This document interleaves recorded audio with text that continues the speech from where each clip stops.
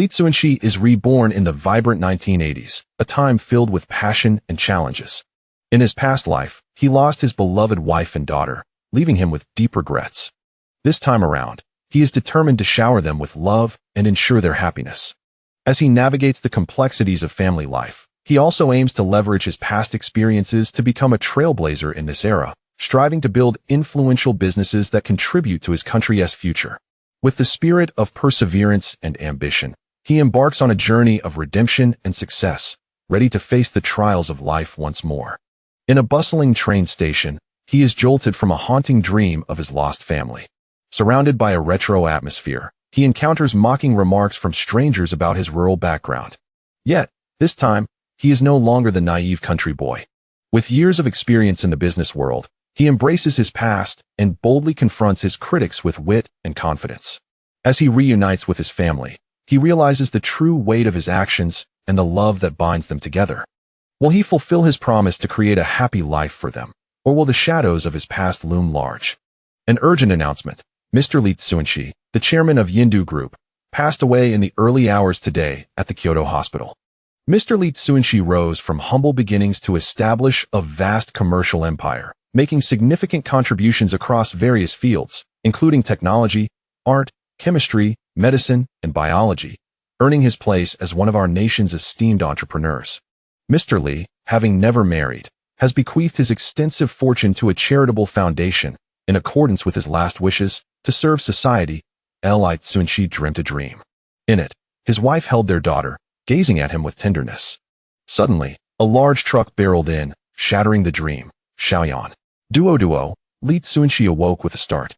He opened his eyes to find himself in a bustling hall, surrounded by hurried travelers dressed in retro attire, evoking a sense of nostalgia for the 1970s and 1980s. "Where's this place?" he asked, bewildered. A middle-aged man nearby chuckled and scolded him. "Have you lost your mind? This is the capital station. We are heading to Yangcheng, planning to return with a fortune. Your fierce mother-in-law will surely stop berating you for being a freeloader." Capital station? Yangcheng. Forgotten memories of Li Cunxi began to resurface. In 1981, hailing from a rural background, he followed his educated wife back to the capital, shamelessly taking up residence in his mother-in-law's home. The marriage was met with fierce opposition from his wife's family, who found it laughable for a city girl to marry a countryman. Moving in only worsened their disdain to Li Cunxi was a native countryman, honest and simple, yet he possessed a sense of pride. The cold mockery from his mother-in-law's family weighed heavily on him, fueling his determination to succeed. Finally, in the summer of 1983, opportunity knocked. His robust friend, a fellow educated youth, invited him to Yangcheng to join relatives in business. After years of frustration, Li Cunxi was resolute in making a name for himself, leaving a letter behind and embarking on the journey to Yangcheng. Fortune smiled upon him, and within 6 months, he became a household name, 18,000 Yuan individual. When he returned to reunite with his wife and daughter, he was met with horrific news. Upon learning of his departure, his wife had pursued him to Yangcheng, only to meet with a tragic accident, resulting in the loss of both her and their child. "Passengers of train 15, please prepare to board," the announcement echoed. His friend nudged him with 2 heavy bags, urging him to move. The other 2 companions shouldered their packs and headed towards the ticket gate. "Gao go, I can't bear to leave Xiaoyan and the kids. I want to go to Yangcheng. I truly apologized." Li Cunxi bowed deeply, picked up his own bag, and turned to leave. "You coward. Have you forgotten how your mother-in-law scolded you? A freeloader. A country bumpkin. If you go back now, you'll never hold your head high in your wife's family again." Gao Dazhuang berated him angrily. Li Cunxi tightened his grip on his luggage and swiftly exited the station. In this new life, he longed only to be reunited with the wife and daughter he missed dearly. In Yinjia Hutong, several elderly gentlemen and ladies sat at the entrance, engaging in casual conversation. One aunt, spotting Li Cunxi, raised her voice.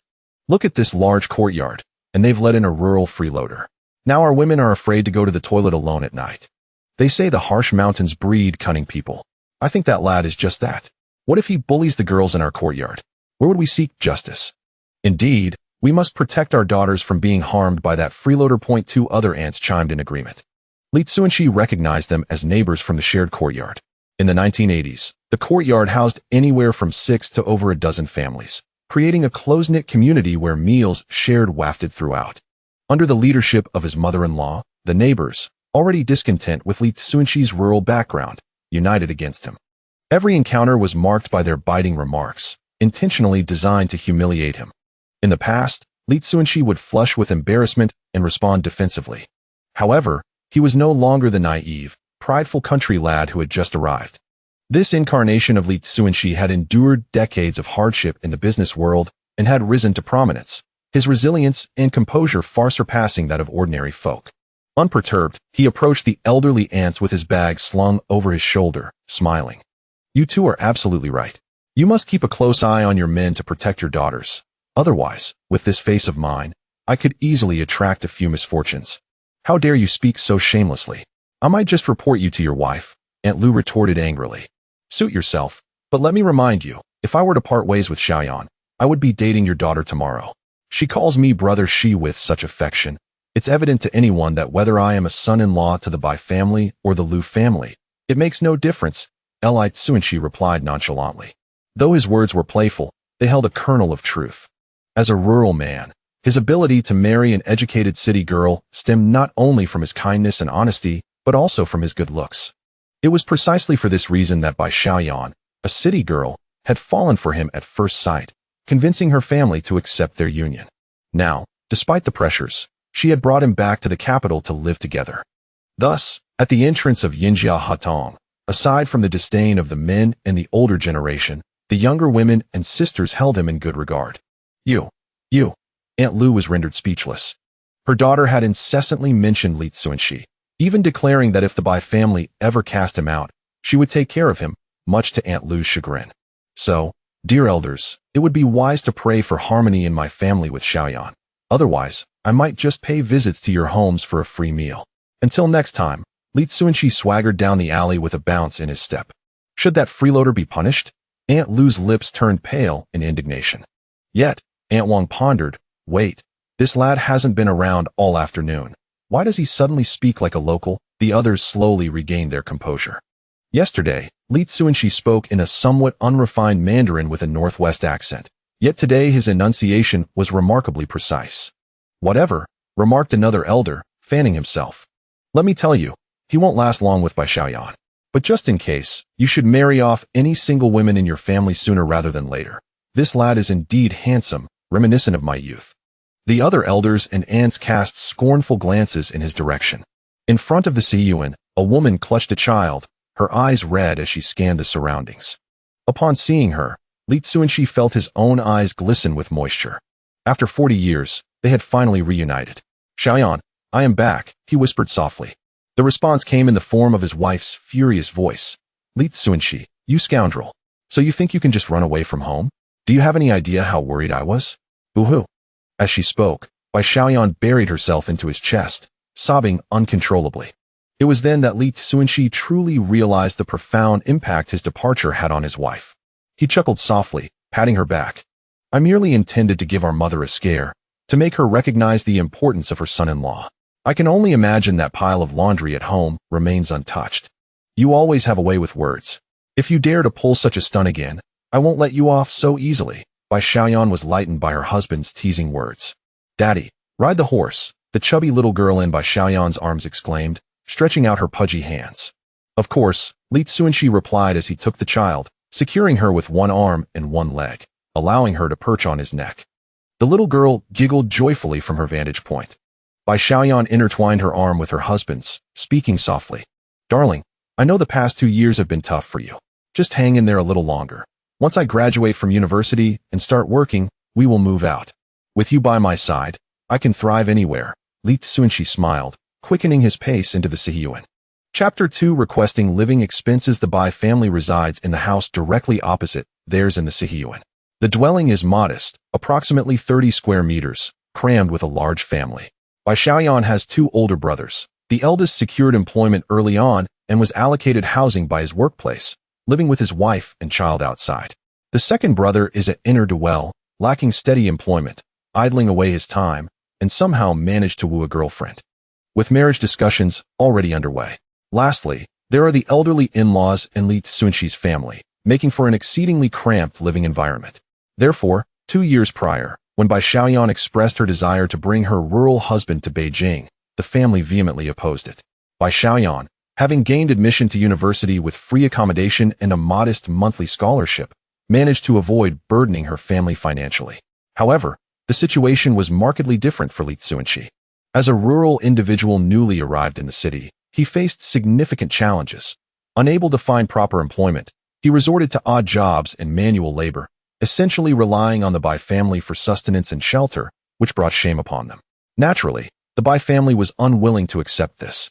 Yet, Bai Xiaoyan's obstinate nature prevailed, as she threatened that if her family refused to accept her husband, she would forego university and remain in the rural northwest. Cutting off all ties. The Bai family, having rarely produced a university student, particularly from a prestigious institution in the capital, was reluctant to lose their daughter and thus had no choice but to acquiesce. Isn't this the son-in-law who yearns to leave home and strive for success? He has barely been gone for 6 hours and has returned dejectedly. Is the capital so vast that he cannot find his way to the train station? If that is the case, I shall personally escort you out of the city, remarked the mother-in-law, Zhang Lan, upon seeing him return. Bai Jiangua, the father-in-law, glanced up from his newspaper, bemused, and commented that if he truly believed earning money was easy, he should expend his energy on securing more odd jobs.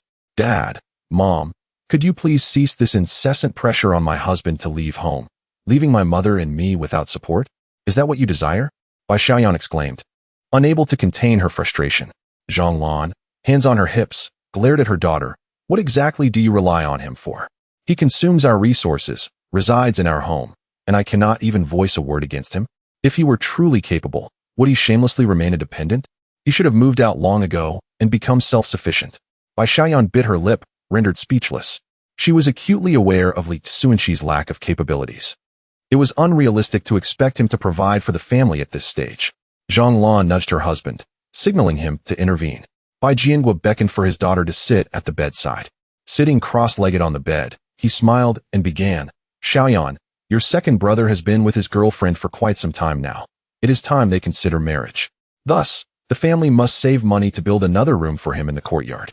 We cannot afford to support your husband and daughter indefinitely. Why not have Li Cunxi take your daughter back to the countryside for 2 years? After your graduation, you can bring them back. This way, we can alleviate some of our burden and save funds for your brother's wedding. The prospect of her brother's marriage was still a distant dream, and the couple was merely using this as a pretext to persuade Li Cunxi to leave the capital.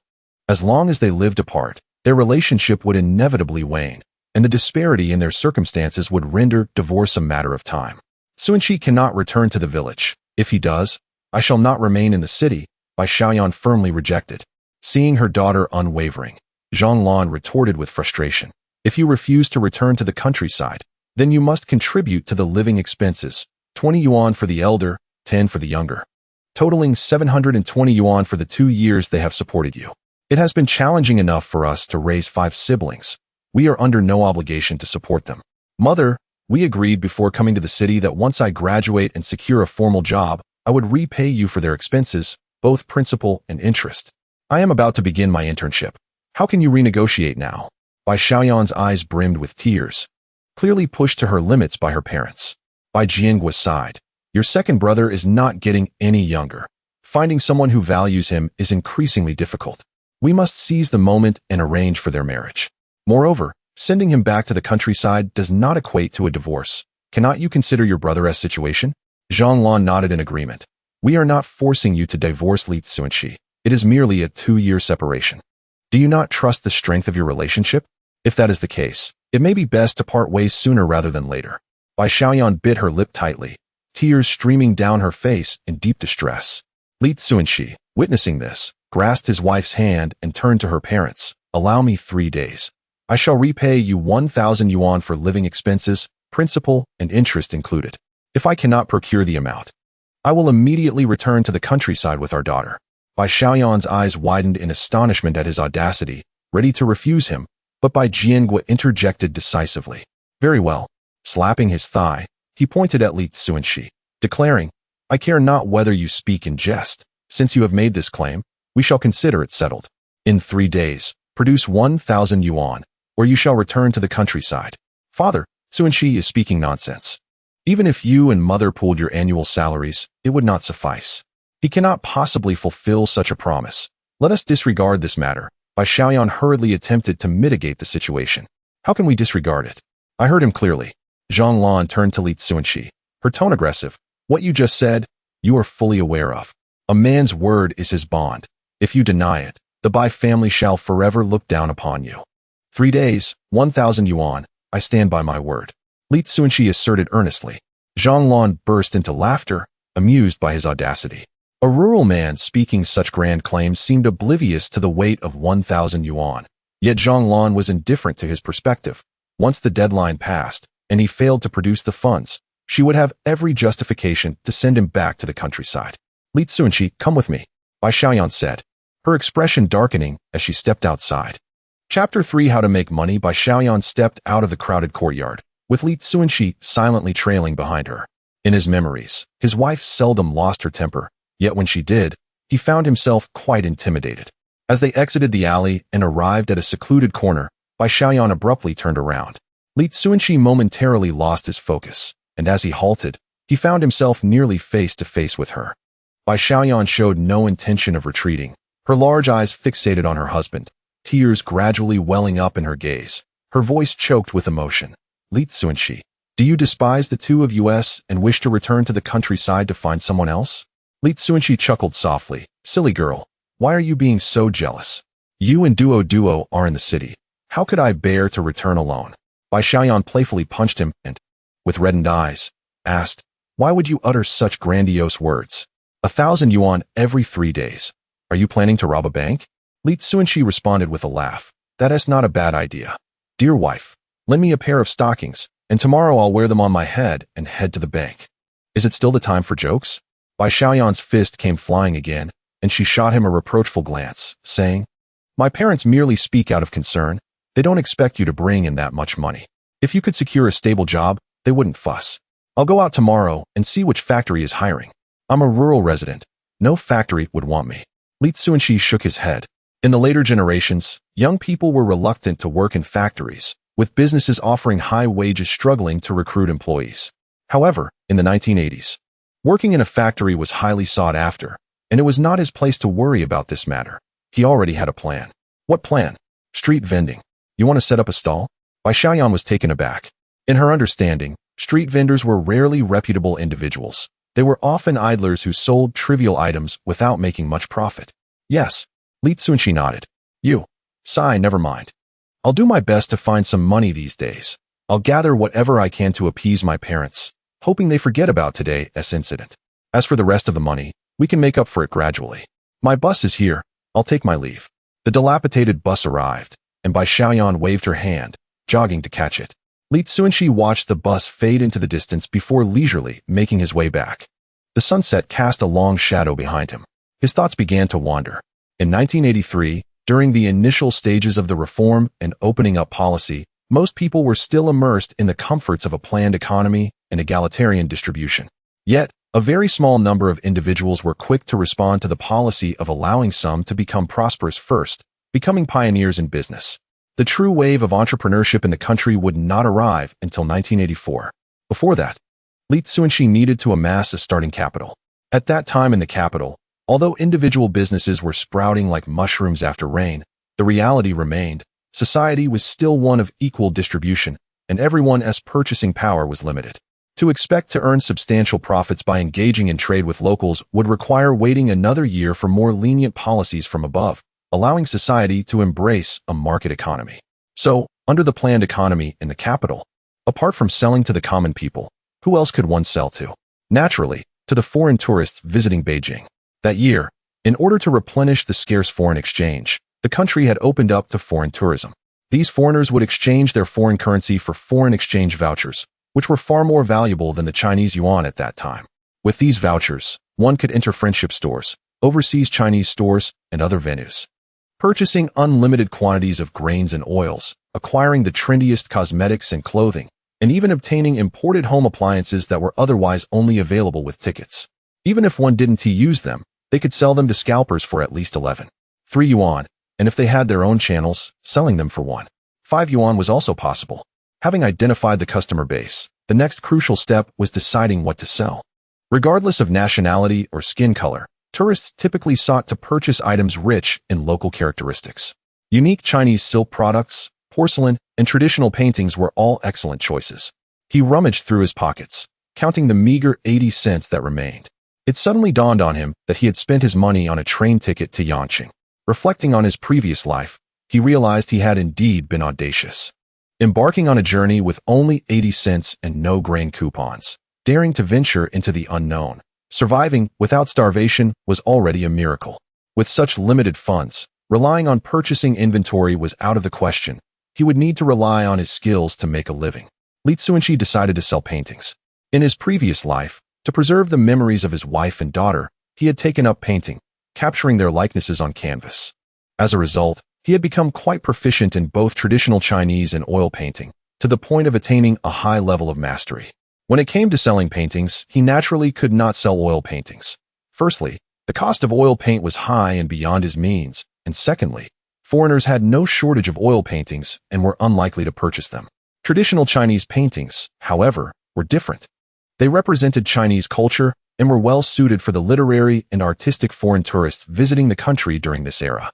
Nonetheless, the tools and materials required for traditional painting were not inexpensive either.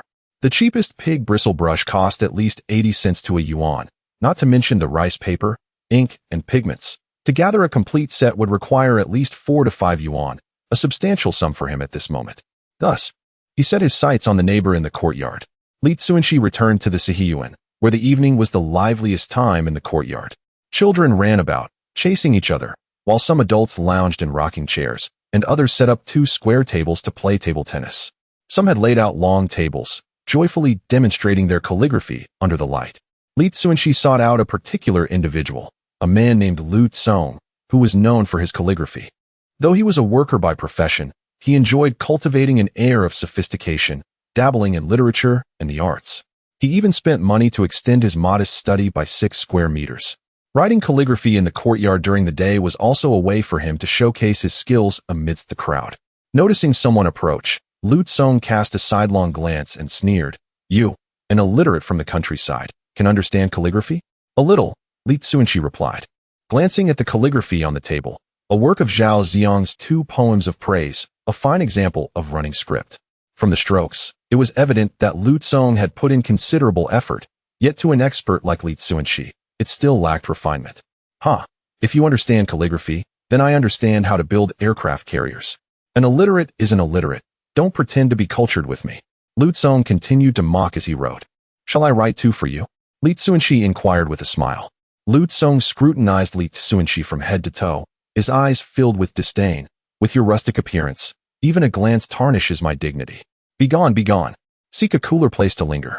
Undeterred by the scorn, Li Cunxi chuckled. If one cannot accept criticism for their poor writing, how can their skills ever improve? It is no wonder that you are constantly overshadowed by that rival in the factory. Who is being overshadowed? Lu Tsong demanded, his countenance darkening as he prepared to unleash his fury. Apart from Lu Tsong, the only other calligrapher in the factory was Old Li, whose skills were undeniably on par with Lu Tsong's. Yet, Old Li's work had inexplicably won the favor of their superiors. Moreover, this Old Li had even secured an award in a certain amateur competition. Lu Tsong, consumed by jealousy, incessantly berated Old Li, making their rivalry the talk of the courtyard. Thus, anyone who dared to mention Old Li in his presence would surely provoke his wrath. "Do you realize where your shortcomings lie? Hand me the brush." "The brush?" Li Cunxi extended his hand towards Lu Kong. After a moment's hesitation, Lu Tsong begrudgingly passed the brush, grumbling, "You better articulate your thoughts clearly, or I shall make your stay in this crowded courtyard unbearable. Watch closely." Li Cunxi rolled up his sleeves, smiling as he wielded the brush and ink. Chapter 4. Selling paintings at the market. Taihu stones and Ichuan stones, arriving from Xinzi. Majestic and timeless, imbued with the colors of antiquity. The vigorous strokes of calligraphy master Zhao Mengfu's Taihu stone ode gradually take shape on the paper. A crowd gathers to observe the spectacle, offering unsolicited critiques of the cursive script on the table. What kind of characters are these? Some large, some small, truly unappealing. They are all crooked. Not even as neat as my granddaughter's handwriting. With a mix of simplified and traditional characters, if this were to be submitted as homework, the teacher would surely reprimand you. Those unversed in the art fail to appreciate the allure of calligraphy. The surrounding chatter dismisses Li Cunxi's work, and as interest wanes, they disperse. Only Lu Tsong remains, struck speechless after reading the first line. Your characters. The reason they pale in comparison to others lies solely in the essence. The essence, he explains, is the emotion, the state of mind, the unity of the artist and the brush. When the brush follows the heart, and the heart is driven by intention, the anger in one's writing reveals itself, and the sorrow in another's is palpable. After Li Cunxi finishes, he gently sets down the brush. Li Cunxi, where did you learn such calligraphy? Lu Tsong's face is adorned with a smile as he adopts a more familiar tone. Li Cunxi's exquisite penmanship compels him to admire. I'm just a country bumpkin, with no spare funds for calligraphy lessons. I've merely practiced for a few years. Don't be modest. Cunxi, I may have spoken too loudly earlier. Please don't take offense. If you have the time, could you guide me on how to cultivate that essence you mentioned? Guide you? I fear I won't have the time. You know my circumstances. If I can't earn enough, I'll have to return to the countryside and farm. Li Cunxi appears troubled. After contemplating for a while, Lu Tsong grits his teeth and pulls out a large bill, discreetly placing it in Li Cunxi's hands, whispering, consider this payment for your teaching. Just don't mention it to anyone. My private savings, if discovered by my spouse, would earn me a scolding. Li Cunxi is momentarily stunned. He had only intended to take advantage of the opportunity to borrow some of Lu Tsong's art supplies, never considering charging a fee. However, with the money now in hand, he finds it unreasonable to refuse and nods. All right then, I'll provide some guidance when I have the chance. By the way, I also want to borrow a few items. Of course, no problem. At this moment, Lu Tsong is in no position to decline. Li Cunxi borrows brushes, paper, paints, and an easel, then spends 2 dimes on the bus to set up a stall in the Yuan scenic area. Surrounding him are vendors selling snacks, soft drinks, and souvenirs. A couple of others are selling paintings, but they are not a threat to Li Cunxi, as they offer framed pieces. Li Cunxi sets up his easel and prepares to paint on site, which is his greatest advantage over other sellers. Moreover, painting live is sure to attract foreign tourists. With more foot traffic, who would worry about sales? Being the first in the area to paint and sell, Li Cunxi captures the attention of other vendors, who mostly come to gawk, convinced he will leave empty-handed. A young vendor selling cigarettes approaches, glancing over with a mocking smile. Brother, is this your first time setting up a stall? I advise you not to waste your effort. Look at that guy selling framed paintings. He has been here for half a month and has sold only one, and that was to a lost foreigner. So, my friend, why not try something else? Your paintings won't sell. Another young vendor selling cigarettes approaches, looking on with a grin. I don't see it that way. There are plenty of foreigners here. Anyone who visits our country must be interested in our unique culture. Isn't ink wash painting one of our national treasures? It's worth a shot. Perhaps someone will want one. Li Cunxi replies with a slight smile. Fine, I won't persuade you further. You'll realize I wasn't exaggerating after a day here. I'm Yuan. What is your surname, my friend? The young man grins widely, offering a cigarette. Li Cunxi. I don't smoke. Li Cunxi looks up briefly, declining the offer. Afterward, he sets down his brush, picks up a signboard from the ground, and writes an advertisement. One line in Chinese, the other in English, self-translated, before affixing it behind the easel. Wow, who would have thought you could speak English? That's quite sophisticated. The sign reads, National Style Ink Wash Painting, created on-site, 51 yuan each. No bargaining. The young man gazes at the sign, astonished. You're out of your mind. That's the price? And you're only selling to foreigners, not to us locals? Li Cunxi smiles faintly, lifting his brush to continue his painting. The young man is left dumbfounded, utterly perplexed by Li Cunxi's mindset. 50 yuan. His parents toil endlessly at a fruit stall for a week to earn that much. 5 minutes later, 4 foreigners approach, initially discussing the sign before gathering to watch Li Cunxi paint. They remain transfixed for over 10 minutes, so engrossed that they hardly dare to blink. The young man beside them stares in disbelief. No way. Could he really sell something? Finally, Li Cunxi completes his work, and the 4 foreigners nod in approval. One of them, attempting to speak in halting Chinese, exclaims, Ni hao, je fu hua, kui mai ge wo ma? Of course, but you'll need to wait a moment. It needs time to dry. Li Cunxi responds. The foreigner's eyes light up. He has spoken in English, fluently, and with an authentic American accent. Oh my goodness, I've finally met a Chinese person who speaks English. Your pronunciation is impeccable. If I only heard your voice, I might think you were one of us. Thank you, Li Cunxi humbly replies. Li Cunxi speaks 8 languages, English being just one of them.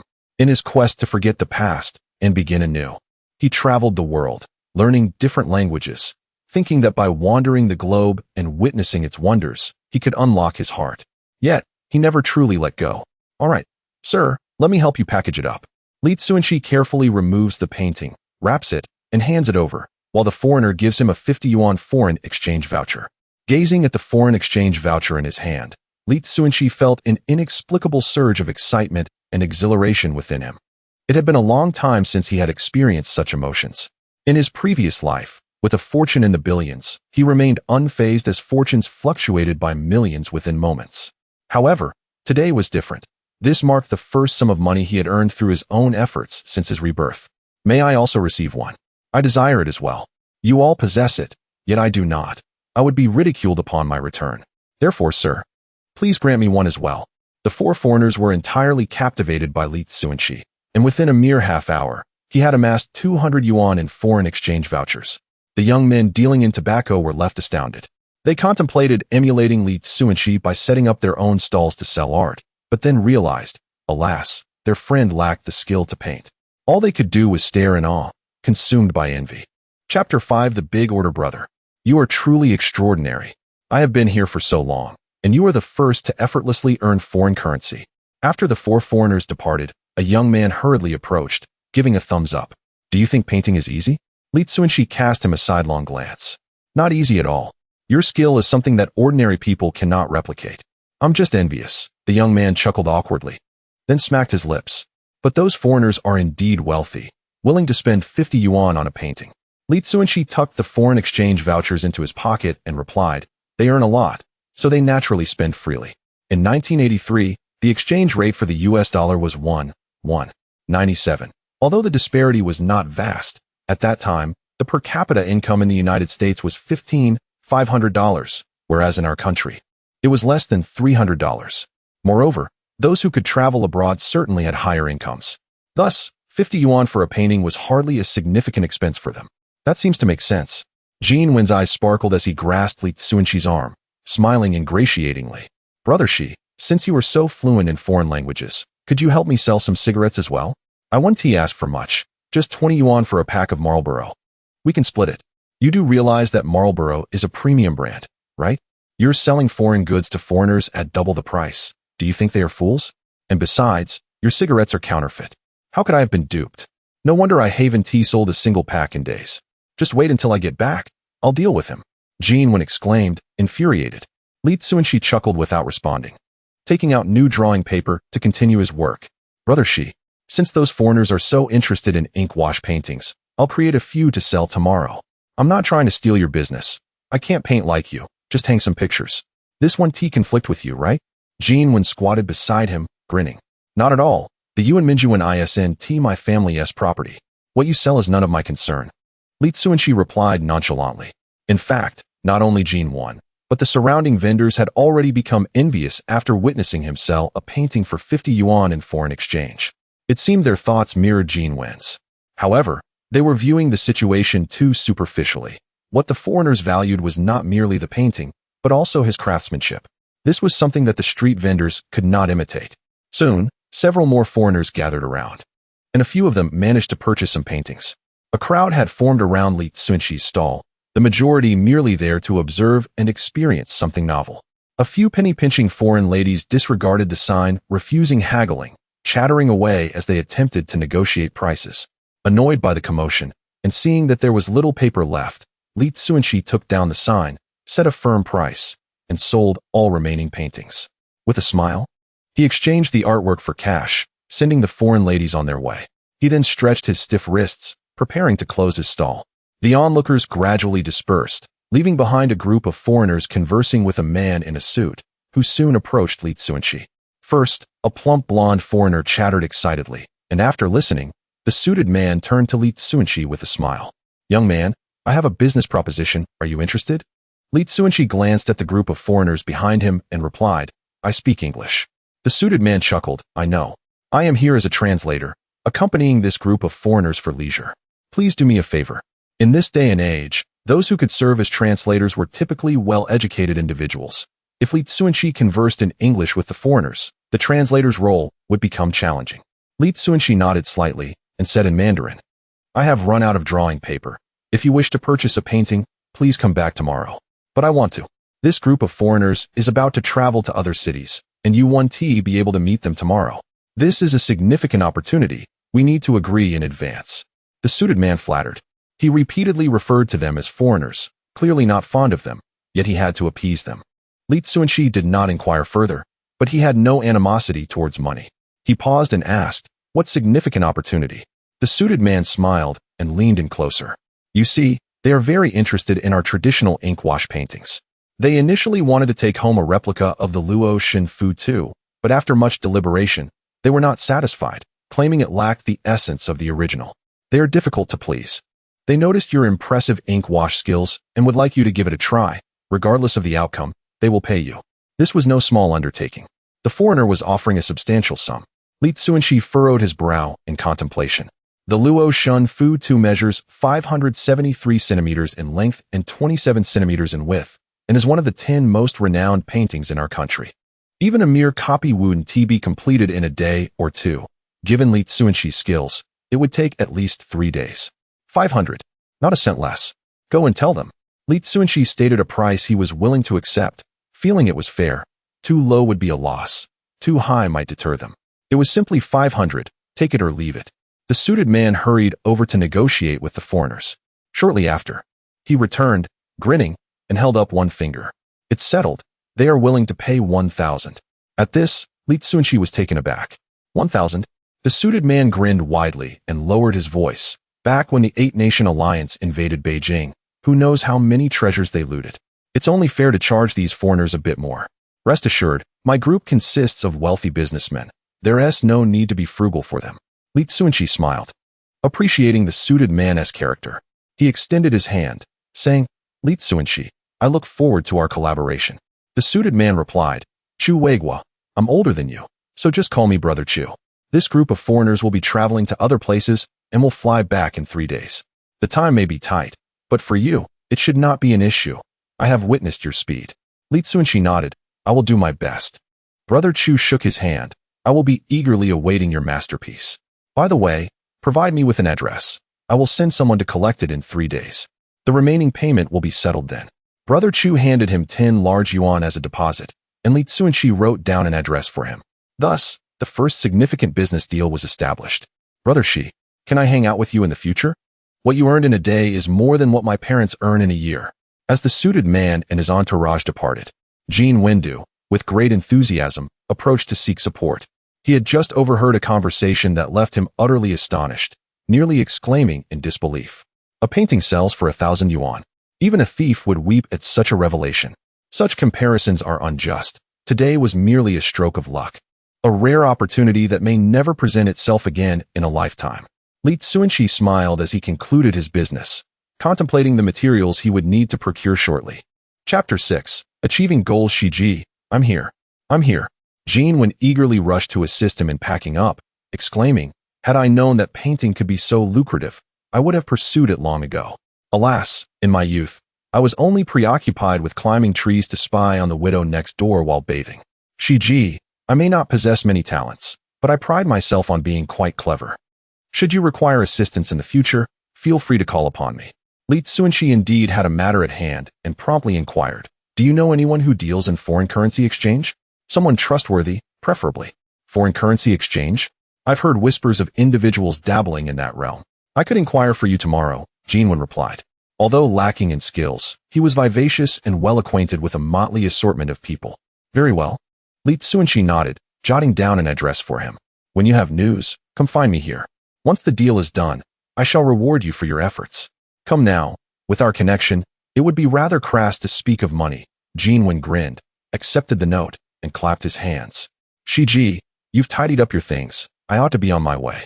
Once I have news, I will inform you without delay. Thank you. Li Cunxi waved him off as he departed from the scenic area.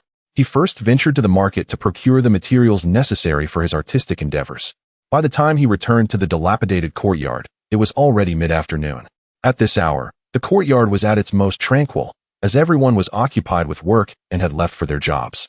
Upon entering his room, Li Cunxi secured the door and extracted a considerable wad of cash from his pocket, comprising both coins and foreign currency notes. He meticulously straightened and organized them one by one. After completing his count, he exhaled deeply, a smile blossoming across his face. 150 yuan, not to mention 600 in foreign currency notes. Once he found a suitable channel to convert the foreign currency into cash, he would have enough to gather 1,000. This did not even account for the final payment due in 3 days. Li Cunxi carefully stowed the cash and notes, prepared his materials, and positioned the purchased Luo Shun Fu 2 painting before him, ready to replicate it. The printing technology of this era was rather rudimentary, having lost all intricate details. Fortunately, his solid foundation allowed him to mimic it, albeit with some difficulty. As dusk approached, the sounds of neighbors chatting filled the courtyard, bustling once again as the workday ended. Creak. The door swung open. Bai Xiaoyan entered, humming a tune. Upon seeing her husband painting inside, she paused momentarily, then approached with surprise, saying, "Oh, I had no idea you could paint. And quite well, I must say.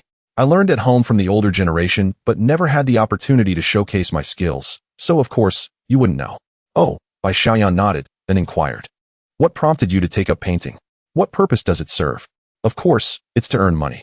Are you planning to set up a stall to sell your paintings? Can anyone really buy them? If no one buys them, then what is the point of painting?" Li Cunxi chuckled. Bai Xiaoyan's eyes lit up as she leaned closer, whispering, "How much can you sell them for?" "You'll find out in a few days." Li Cunxi replied with a smile, intending to surprise his wife once he received the final payment. "Now you're keeping me in suspense." Bai Xiaoyan playfully punched him. Having completed a phase of his painting, Li Cunxi set down his brush to stretch his stiff wrist. Bai Xiaoyan, watching him with concern, took his hand, gently massaging it while saying, "Regardless of how much you sell, I don't care. As long as my parents know that my husband can earn money through his own abilities." Li Cunxi felt warmth in his heart. Bai Xiaoyan had always stood by his side. Reflecting on this, he inwardly scolded his past self for being so foolish, sacrificing such a wonderful wife for the sake of his pitiful pride. He wrapped his arms around Bai Xiaoyan, leaning in to kiss her, but she blushed and quickly pushed him away. "My parents will be back soon. It wouldn't be proper for them to see." "That's all right. They haven't returned yet," he teased. "Don't be silly, really, Li Cunxi. If you don't let go, I might get angry." Bai Xiaoyan, both flustered and indignant, stepped on Li Cunxi's foot in a playful manner. Li Cunxi finally relented, giving her cheek a teasing bite as he laughed. "Based on your earlier words, once we buy a house, we can be affectionate freely at home, right?" Bai Xiaoyan shot him a reproachful glance. "Dream on. We need to resolve our current matters first. I'll go prepare dinner. Once it's ready, I'll call you. Don't overexert yourself. Make sure to rest adequately." "All right," Li Cunxi agreed verbally. Once Bai Xiaoyan exited the room, he picked up his brush once more, resuming his replication. Time was of the essence, and the task was formidable. He needed to hasten his progress. The Bai family gradually returned home, and the dishes were soon laid out on the table. "Dinner is ready, dear," Bai Xiaoyan called from outside. Li Cunxi rubbed his tired eyes and stepped out of the small room. Upon seeing him emerge with a sleep-laden expression, his mother-in-law's face darkened instantly. "This lazy donkey. Give him a little nudge, and he'll trot around." Yet some people are even lazier than a donkey. They make grand promises and remain unfazed while sleeping the day away. Isn't that infuriating? Bai Jiangwo glanced at Li Cunxi, who was assisting with the dishes, and raised his glass, remarking, "Some wish to sleep. Let them be. When the time comes and they fail to deliver on their promises, it will be their own faces that bear the consequences." The room was small enough that Bai Xiaoyan had overheard everything. Bringing out the last dish, she defended her husband, saying, "Dad, you've misunderstood. Cunxi wasn't sleeping. He went out and even landed a painting job that could earn him quite a bit. You're defending your husband, and now you're even helping him to lie?" He asked from a rural background. What level of education could he possibly have? He can barely recognize a few characters, let alone paint. It's ridiculous to think someone would pay him to paint. Zhang Lan interjected with a glare at her daughter, slamming her hand on the table.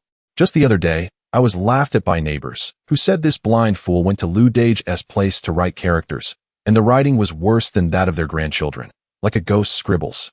Who would be foolish enough to pay for that?" Bai Xiaoyan, unable to bear her mother's harsh words, stood up and walked towards the room. Her husband's artwork was inside, and she wanted to show it to her mother to prove her husband's capabilities. However, Li Cunxi stopped her, saying, "You know your mother's temperament. Even if you take the painting over, it won't silence her. Let her speak. I can endure this little bit of provocation.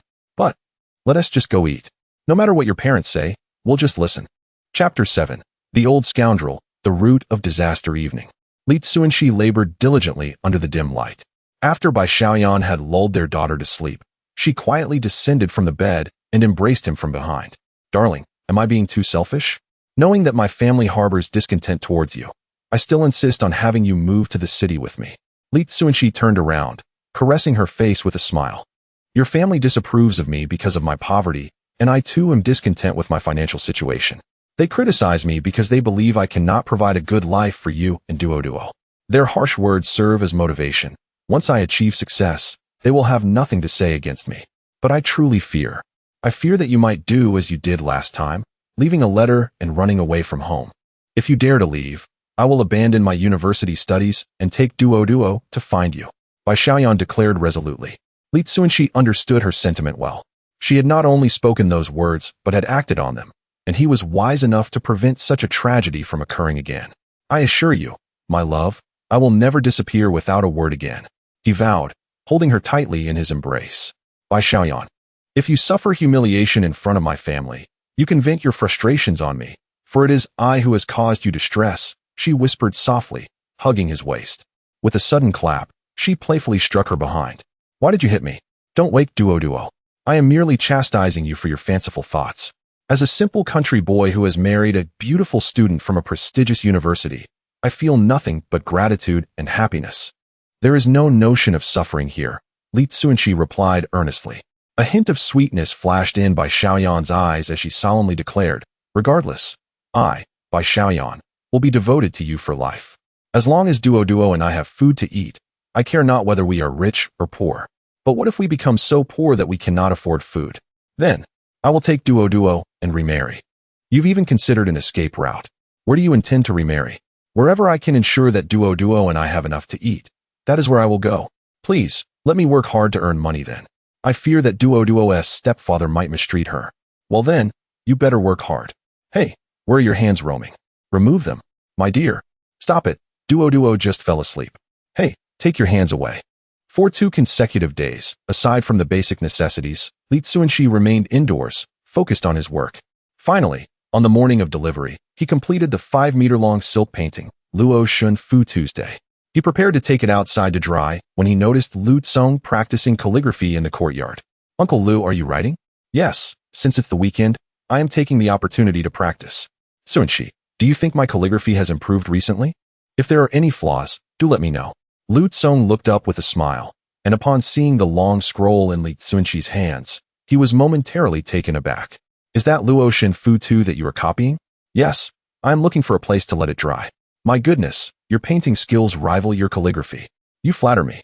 Please place the painting on my desk to dry, lest some unfortunate child in the courtyard ruin it." "All right." Li Cunxi, without hesitation, spread the damp sections on the table and secured them with a paperweight. Ding-ling-ling. The sound of a bicycle bell echoed from outside. He turned to see Yuan, a familiar face from Yuan.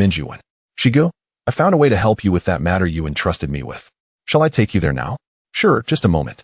Li Cunxi glanced at Lu Tsong, who waved his hand. "Hurry along. I will keep an eye on this painting. It will be safe." "Thank you, Uncle Lu." Li Cunxi hurried towards Yuan. Lu Tsong watched Li Cunxi's retreating figure and mused. "I never imagined this rural lad to be such a prodigy. He can write and paint remarkably well. Old Bai and his wife truly failed to recognize a gem. With these skills, he will never go hungry." Creak. The bicycle came to a stop in front of a long-haired man. "Wangu, I brought the person you asked for. It's quite a coincidence that the two of you live in neighboring alleys. Calling you neighbors would not be an exaggeration," Yuan chuckled. "Ah, that is indeed fate. Brother, care for a cigarette?" The long-haired man produced a cigarette and offered it to Li Cunxi. Li Cunxi politely declined, getting straight to the point. "Wangu, how do you conduct the exchange?" The long-haired man lit the cigarette, took a puff, and exhaled smoke. "The going rate is 1 for 1. 3. It's the same everywhere, so don't bother comparing prices." He flicked off some ash and continued, "How much foreign exchange certificates do you plan to exchange?" "If it's 0. 8. You'd better leave right away. I don't have time to entertain you. Li Cunxi produced a stack of foreign exchange certificates and waved them. A total of 640 yuan. Care to exchange? Well, I didn't expect you to be quite the wealthy one. Apologies for my earlier rudeness. May I examine them? The long-haired man's demeanor shifted instantly, his smile broadening. Li Cunxi handed over the certificates, and the long-haired man meticulously checked each one for authenticity, while Li Cunxi kept a watchful eye on his hands, wary of any trickery. In these times, deceit was no less prevalent than in his past life. The long-haired man was experienced. While he inspected, he engaged in casual conversation. What is your surname, brother? You seem unfamiliar. Li Cunxi. Wang Defa.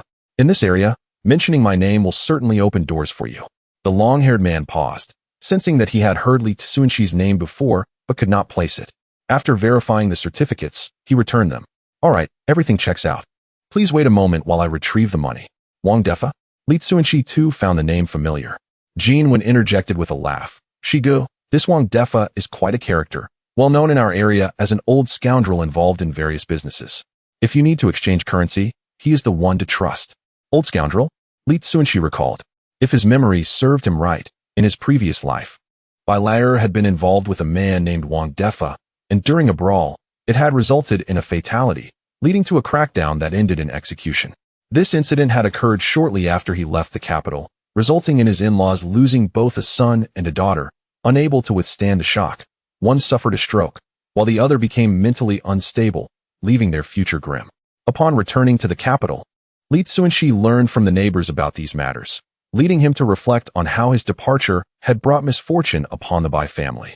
Consequently, he decided to take his parents-in-law to one of the nation's finest nursing homes to ensure they could enjoy their twilight years in peace.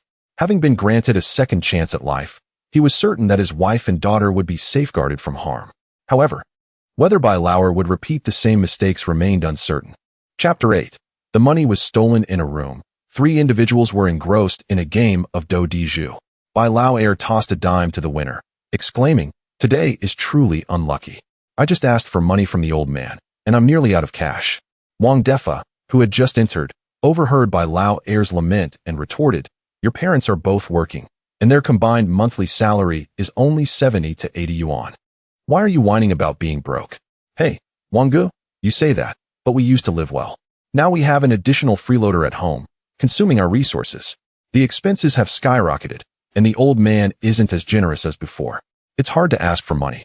As Bai Lao spoke, he shuffled the cards. Guess what? A big client came today, exchanging over 600 yuan in foreign exchange vouchers. After the transaction, I'll treat you all to a meal at a restaurant. Wang Defa took out a key, opened his iron box, and skillfully counted out 78 notes after moistening his fingers. Bai Lao casually remarked, "That's quite a sum. I hope it's not from a foreign client. You better treat him well. Where would a foreign devil come from? The person exchanging money lives in your alley, named Li Cunxi." Wang Defa stuffed the money and ration tickets into his pocket, locked the box, and prepared to go out for the transaction. "What did you say his name was?" Bai Lao threw the cards down on the table, astonished. "Li Cunxi? How do you know him?" "I know him all too well. The freeloader I just mentioned is him." Bai Lao slammed the table. Wang Defa paused. Bai Lao often cursed this person, and they had all grown tired of hearing it. Wang Defa was perplexed. "Hold on. If your freeloader is getting all these foreign exchange vouchers, how did he manage that? Suddenly becoming rich must mean he either stole or robbed them. If he robbed them, he is too cowardly to have the guts for it. Therefore, he must have stolen them. That's why he had the audacity to tell my parents that he'd hand over 1,000 yuan for living expenses every 3 days, thinking he could rely on theft. Does that mean the foreign exchange vouchers in his possession are stolen?"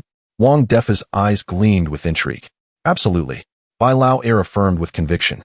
"A loser like Li Cunxi has no other means but to steal. Since these vouchers are ill-gotten, why not rob him? Surely, he wouldn't dare report us to the authorities." Bai Lao suggested. "Are you out of your mind? This is a sensitive time. You want to rob him openly? If things go south, we'll both end up in deep trouble." Wang Defa pondered deeply, then turned to Bai Lao. "Your brother-in-law, does he have any flaws? Anything like gambling or debauchery counts. We need to think of a way to set him up." Bai Lao scratched his head, contemplating for a long time, before looking up seriously and asking, "Does being poor count? What do you think?" "Who isn't poor?" Wang Defa chuckled in exasperation. Bai Lao scratched his hair again, then slapped his forehead. Come to think of it, besides being poor, I really can't find any other flaws in that kid. He is handsome, and he particularly enjoys playing the hero. My sister mentioned he even saved a few drowning children back in the countryside. So that's what my sister sees in him. Wang Defa slapped his thigh. I've got an idea. What idea? Bai Lao Er asked curiously. Everyone, come here. I'll share the plan with you. Wang Defa beckoned the others and, after detailing his scheme, sauntered out of the courtyard. Brother, I sincerely apologize. I didn't expect to receive such a big deal today. I don't have enough cash at home and need to find someone to gather it. How about this? There's a park by the moat. You wait there for a bit while I find someone to get the cash together. Once I have enough, I'll come to you. How long will it take? At most, 15 minutes. All right. Li Cunxi agreed. Shigu, will you head over by yourself? I have something to attend to, so I'll take my leave first. Yuan pushed his old bicycle, preparing to say goodbye. Wait a moment. Li Cunxi pulled out a large bill and handed it to him, patting his shoulder with a smile. Thank you for your hard work. Ride slowly on your way back. Hey, this is too much. You should keep it. Yuan pushed the money back, saying, Shigu, you're destined to do big business in the future. I'm not asking for anything. Just remember me when you need help. All right, I'll keep that in mind. Well then, I'll take my leave. Yuan was a decent fellow, quite clever, and importantly, he had a fighting spirit, which Li Cunxi appreciated. Upon arriving at the park, there were many people strolling about, including elderly folks with their grandchildren. After waiting for about 10 minutes, someone suddenly exclaimed, Hey, someone has fallen into the water over there. It was a girl who appeared unable to swim. Quick, find the administrator. We can't let this turn into a tragedy. Following the commotion, Li Cunxi saw someone thrashing in the river. Without a second thought, he shed his coat and jumped into the water to swim towards the drowning person. He held the girl securely, instructing her not to panic as he pulled her towards the shore. In the brief moment he looked up, he spotted a familiar figure on the bank. They exchanged glances, and the figure vanished into the crowd. Bai Lao Er? A sense of foreboding washed over Li Cunxi. He hastily brought the girl to the shore, and with the help of an elderly man, managed to rescue her. Ignoring the cheers from the onlookers, Li Cunxi began searching through his coat, turning it inside out. But he could not find the stack of foreign exchange vouchers. The money was stolen. Suddenly, he turned to find the girl he had just rescued had also disappeared. Hey, what happened to that girl? She just ran off without even saying thank you. What kind of manners is that? Such a waste of a kind-hearted young man. The elderly spectators grumbled. Li Cunxi's expression darkened. He set me up.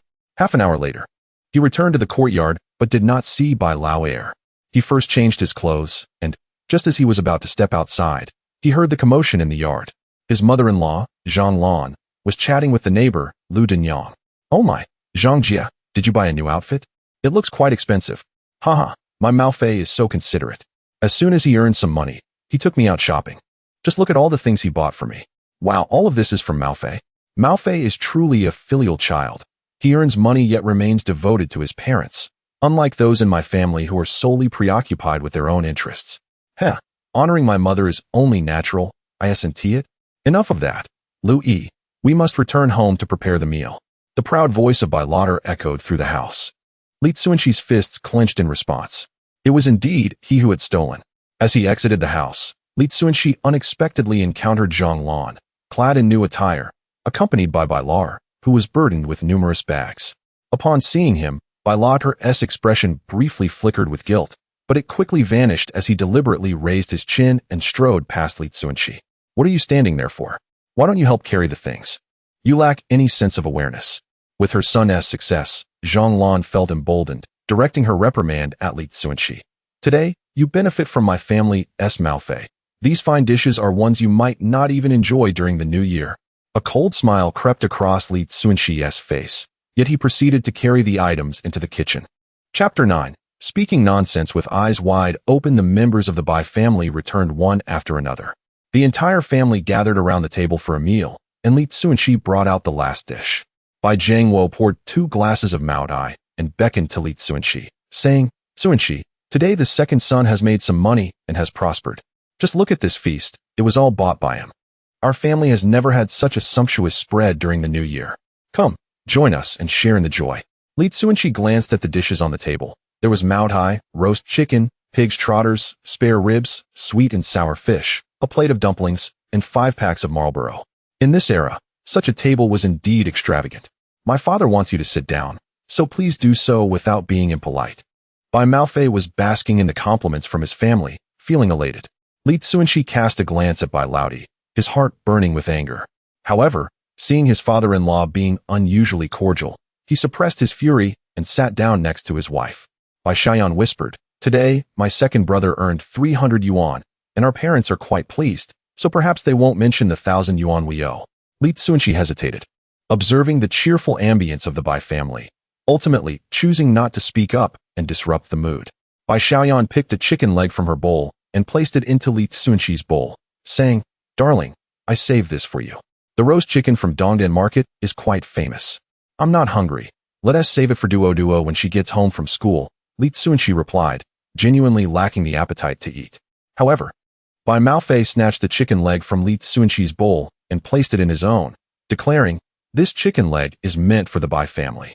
You two are outsiders and cannot partake. Bai Laodi, do you even know where your money comes from?" Li Cunxi could not help but question. Bai Maofei took a sip of his drink, maintaining his composure as he replied, "Of course, it's from my business earnings. Are you suggesting it came from you?" Li Cunxi retorted with a cold laugh, "It certainly did not come from me. Rather, it was stolen from me. At the Huqing Park, while I was busy rescuing someone, you pilfered 640 yuan in foreign exchange vouchers from my pocket." Upon hearing this, the Bai family was momentarily stunned before bursting into laughter. "Li Cunxi, if you're going to fabricate a lie, at least make it believable. With your capabilities, earning even a single yuan is a challenge. How could you possibly have 600 yuan in foreign exchange vouchers? Have you ever seen one? You're just envious of our second son's ability to earn money. Bah, you're nothing but a good-for-nothing." The elder Bai couple mocked. Bai Maofei looked triumphantly at Li Cunxi. "See? Nobody believes you. Do you know why? Because you are a worthless loser. No one believes you can make money. Bai Maofei, you had better confess. It's a period of strict enforcement, and if I report you, you may not be executed, but you'll never see the light of day again," Li Cunxi stated calmly. "You dare threaten me? Fine, let us go report it. We'll see whether they arrest you or me," Bai Maofei responded with bravado, convinced that Li Cunxi's funds were ill-gotten and that Li would not dare to report him.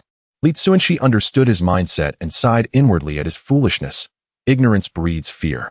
First and foremost, he knew his money was clean. If he reported it, given the large sum involved, Bai Laodi would undoubtedly be arrested and face execution. However, he could not do that. Bai Maofei was a rogue, but he was also Xiaoyan's elder brother. If he were to act justly against his own kin, it would ultimately be Bai Xiaoyan who suffered the most. Caught in the middle, for the sake of his wife, he had to endure. Seeing that Li Cunxi had fallen silent, Bai Maofei was delighted, convinced that he had him cornered. "Why the silence? Mom and Dad, did you see that? He's feeling guilty, and doesn't he dare report me? He's accusing me of stealing money. I think he's gone mad with poverty. Look at him. Does he seem like someone capable of making big money?" Bai Maofei grew even more brazen. Enough. Bai Xiaoyan could no longer contain herself. She stood up, slamming her hand on the table. "Bai Maofei, that's enough. I know what kind of person my husband is. As his wife, I am most aware. He would never wrongfully accuse anyone without reason. I trust my husband. He isn't reporting you for your sake, and yet you keep slandering him.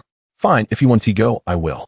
When you get arrested and face execution, I will act as though you are no longer my brother." Bai Xiaoyan turned and stormed out. Li Cunxi held back his emotions, rising to grab her arm gently, comforting her. "It's all right, my love. It's just a small amount of money.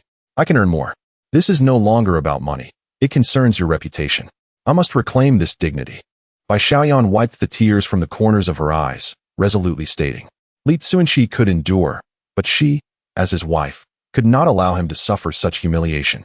Bai Maofei pounded the table in anger, pointing at Bai Xiaoyan and scolding, "You little brat, I am your brother. 20 years of relationship means something. You would rather believe this country bumpkin than your own brother?" Realizing he could not win the argument against his sister, Bai Maofei turned to Zhang Lan to complain, "Mom, did you see? Xiaoyan has been brainwashed by Li Cunxi. He is a disaster. We cannot keep him in the Bai family any longer. Li Cunxi, you really are pushing your luck. Today my son earned a lot of money, and I was in a good mood, even considering forgiving you for a few days. But look at you. Not only are you not being humble, but you're also slandering my son. I will not be so lenient anymore. What about the 1,000 yuan you promised? If you can't produce it, get back to your countryside." Zhang Lan was thoroughly enraged. "Exactly. The 3 days are up. Where is the money you boasted about? Show it to us." Bai Maofei continued his mischief. Li Cunxi remained silent, merely glancing at the clock on the wall before returning to his room to retrieve the cash that had yet to dry. Fortunately, he had kept the cash in his pocket, and it had not been stolen by Bai Maofei. Do you think I'm foolish? Trying to fool me with 100 yuan? Where's the other 900? If you can't come up with it, get out of my Bai family. Maofei, throw his things out. Zhang Lan commanded. Her face darkened. Bai Maofei was gleeful and charged into the room. Bai Xiaoyan hurriedly blocked him and pulled out a thick stack of change from her pocket. Her eyes reddened as she said, I still have some here. Altogether, it's over 100. We can stay in a hotel for a while. Mom, please give him a few more days. Very well, let him stay at the hotel. As soon as he brings the remaining money, I will allow him to return. Mom, that's not what I meant. I beg you, don't kick him out. Once I start working, I will hand over my entire salary to you. Please let him stay. Do not feign pity. This approach is futile for Mother.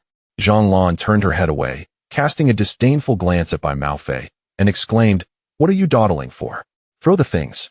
You heard Mother's words, little sister. Do not blame your brother for being heartless. Bai Maofei grinned, circumvented by Xiaoyan, and entered the house, haphazardly stuffing Li Cunxi's belongings into a woven bag before tossing it at Li Cunxi's feet.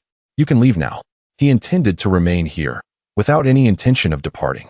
Bai Xiaoyan, resolute, snatched the bag back and hurled it into the house, as if leaving behind the luggage would ensure Li Cunxi's stay. Li Cunxi, if you are a man, take your belongings and leave. Do not have your wife plead on your behalf. The father-in-law, Bai Jiangwo, spoke in a deep voice, his gaze towards Li Cunxi filled with disappointment and disdain. Had he honored his promise and returned to the countryside with his belongings, Bai Jiangwo might have regarded him with some respect, but the reality was starkly different. This further confirmed that Li Cunxi, as a son-in-law, was akin to mud that could not be molded. Dad, the entire family was united against her husband, and Bai Xiaoyan's tears streamed down her face as she prepared to kneel in supplication. Li Cunxi swiftly grasped her, drawing her into his embrace, and softly reassured her, It's all right, my dear, we need not plead with anyone. But I do not wish for you to return to the countryside. Who said I would go back? My dear husband is not going anywhere. But what about the remaining money? Do not worry, assistance will arrive shortly. Li Cunxi lifted his gaze, peering through the crack of the door, and noticed a figure approaching, a smile unexpectedly gracing his lips. Chapter 10 Money arrives. The half-open door was pushed open. Cunxi, your painting is dry. I have brought it for you. Lu Tsong entered, holding the painting. Upon seeing Bai Xiaoyan nestled in Li Cunxi's embrace with reddened eyes, he inquired, Did the couple have a quarrel? It's nothing. Just a bit of discord between spouses. It's all settled now. Li Cunxi patted his wife. Bai Xiaoyan rose to wipe her tears, stammering, I'm fine. Oh, I almost forgot. There's a man in a suit outside, claiming to be looking for Cunxi. He certainly carries himself with authority, arriving in a car. Cunxi, who is he to you? Lu Tsong handed over the painting, suddenly slapping his thigh. A man driving a luxury car? How could Cunxi possibly know someone like that? Perhaps he has the wrong address. Bai Maofei expressed his doubts. He's specifically looking for Li Cunxi. Could he be mistaken? Lu Tsong gently urged. Li Cunxi nodded, taking the painting and stepping out of the room. Outside stood a young man in a suit with a buzz cut, smoking a cigarette. He was not the one, Chu Weigua, who had commissioned the painting and appeared to be just in his early 20s. As the young man saw Li Cunxi emerge with the painting, he quickly tossed aside his cigarette, extinguishing it with his foot, and approached, saying, You must be Li Cunxi, right? Brother Weigua is busy. I'm here to pick up the painting for him. Li Cunxi handed over the painting. The man, not from the local area, spoke with a southern accent. He opened a portion of the painting, glancing at it. I don't understand these things, but it looks quite nice. That group of foreigners should be pleased. Brother Weigua has found the right person. He then produced an envelope from his waist. Count it. If there's more, you needn't return it. If there's less, I'll make up the difference. That's unnecessary. I trust Brother Chu. Li Cunxi accepted the money, pocketing it directly. Indeed, you are a straightforward person. I must deliver the painting. That group of foreigners is waiting at the airport. I can't be late. Let us have a meal together sometime. The young man patted Li Cunxi on the shoulder before getting into a blue sedan and driving away. It truly was someone who drove a car. When did Li Cunxi come to know such a wealthy individual? Not everyone who drives a car is necessarily wealthy. He could be a driver, Li Cunxi thought. I didn't know there was such a relative in the city. Xiaoyan never mentioned it. The Bai family whispered among themselves. Upon returning to the room, Zhang Lan coughed lightly and said with a serious demeanor, "Li Cunxi, I warn you one last time. Take your things and return to the countryside, or I'll chase you away with a broom." Li Cunxi remained silent, handing over a thick envelope. "This is the remaining 900 yuan. Please count it." Zhang Lan was taken aback, incredulously opening the envelope to reveal cash, quickly pulling out several brand new bills, displaying them to everyone. "How could you possibly have money left?" Bai Maofei, equally astonished, rushed over to verify its authenticity. Hearing this, Bai Jiangwo suddenly furrowed his brow, his expression shifting unpredictably. "Your hands are filthy." Zhang Lan slapped his hand away, moistening her palm before starting to count the money. After finishing, her eyes widened in disbelief. The way she looked at Li Cunxi seemed as if she was seeing him for the first time. She spat into her palm again and recounted. "Exactly 900. Is that enough?" Bai Jiangwo broke the silence. "Yes, it's enough. 900. Not a single bill missing," Zhang Lan remarked with a strange expression. Bai Xiaoyan, in tears from frustration, clung to Li Cunxi's arm and pleaded, "Dad, Mom, can my husband stay?" Zhang Lan remained silent, her face darkening. "If you don't want him here, I can stay at a hotel." Li Cunxi understood that his mother-in-law couldn't lose face and proactively offered them an option. Bai Jiangwo slammed down his wine glass and stated, "Put your luggage back. Our Bai family keeps their word. If we were to drive you away now, what would others think of our family?" Since Dad agreed, then Mom, what do you say? Bai Xiaoyan blinked at her mother, whose face had turned a shade of thunder. Zhang Lan was seething. Her face already felt hot. This stubborn girl was adding fuel to the fire. "If you don't say anything, I'll take the money back. With this much money, my husband and I can find a place to live in the suburbs." Bai Xiaoyan reached out to snatch the money. Zhang Lan hurriedly shoved it into her pocket, glaring fiercely at her daughter. "You ungrateful girl, always pushing me to the edge. You'll be the death of me. I must stand by my husband. Just say the word, can he stay?" Bai Xiaoyan insisted. "Let him stay if you want. I'm not the one chasing him away." Zhang Lan was infuriated, her teeth grinding. "That's wonderful, husband. We want to have to be apart." Bai Xiaoyan exclaimed excitedly. Li Cunxi smiled. "Yes, we want to be apart." Bai Maofei glared at him, seething with anger, and shouted, "What is there to be happy about? You've gathered the money, but what about your earlier accusation of me stealing? You even dared to slander your own family. Who would want to live under the same roof as you?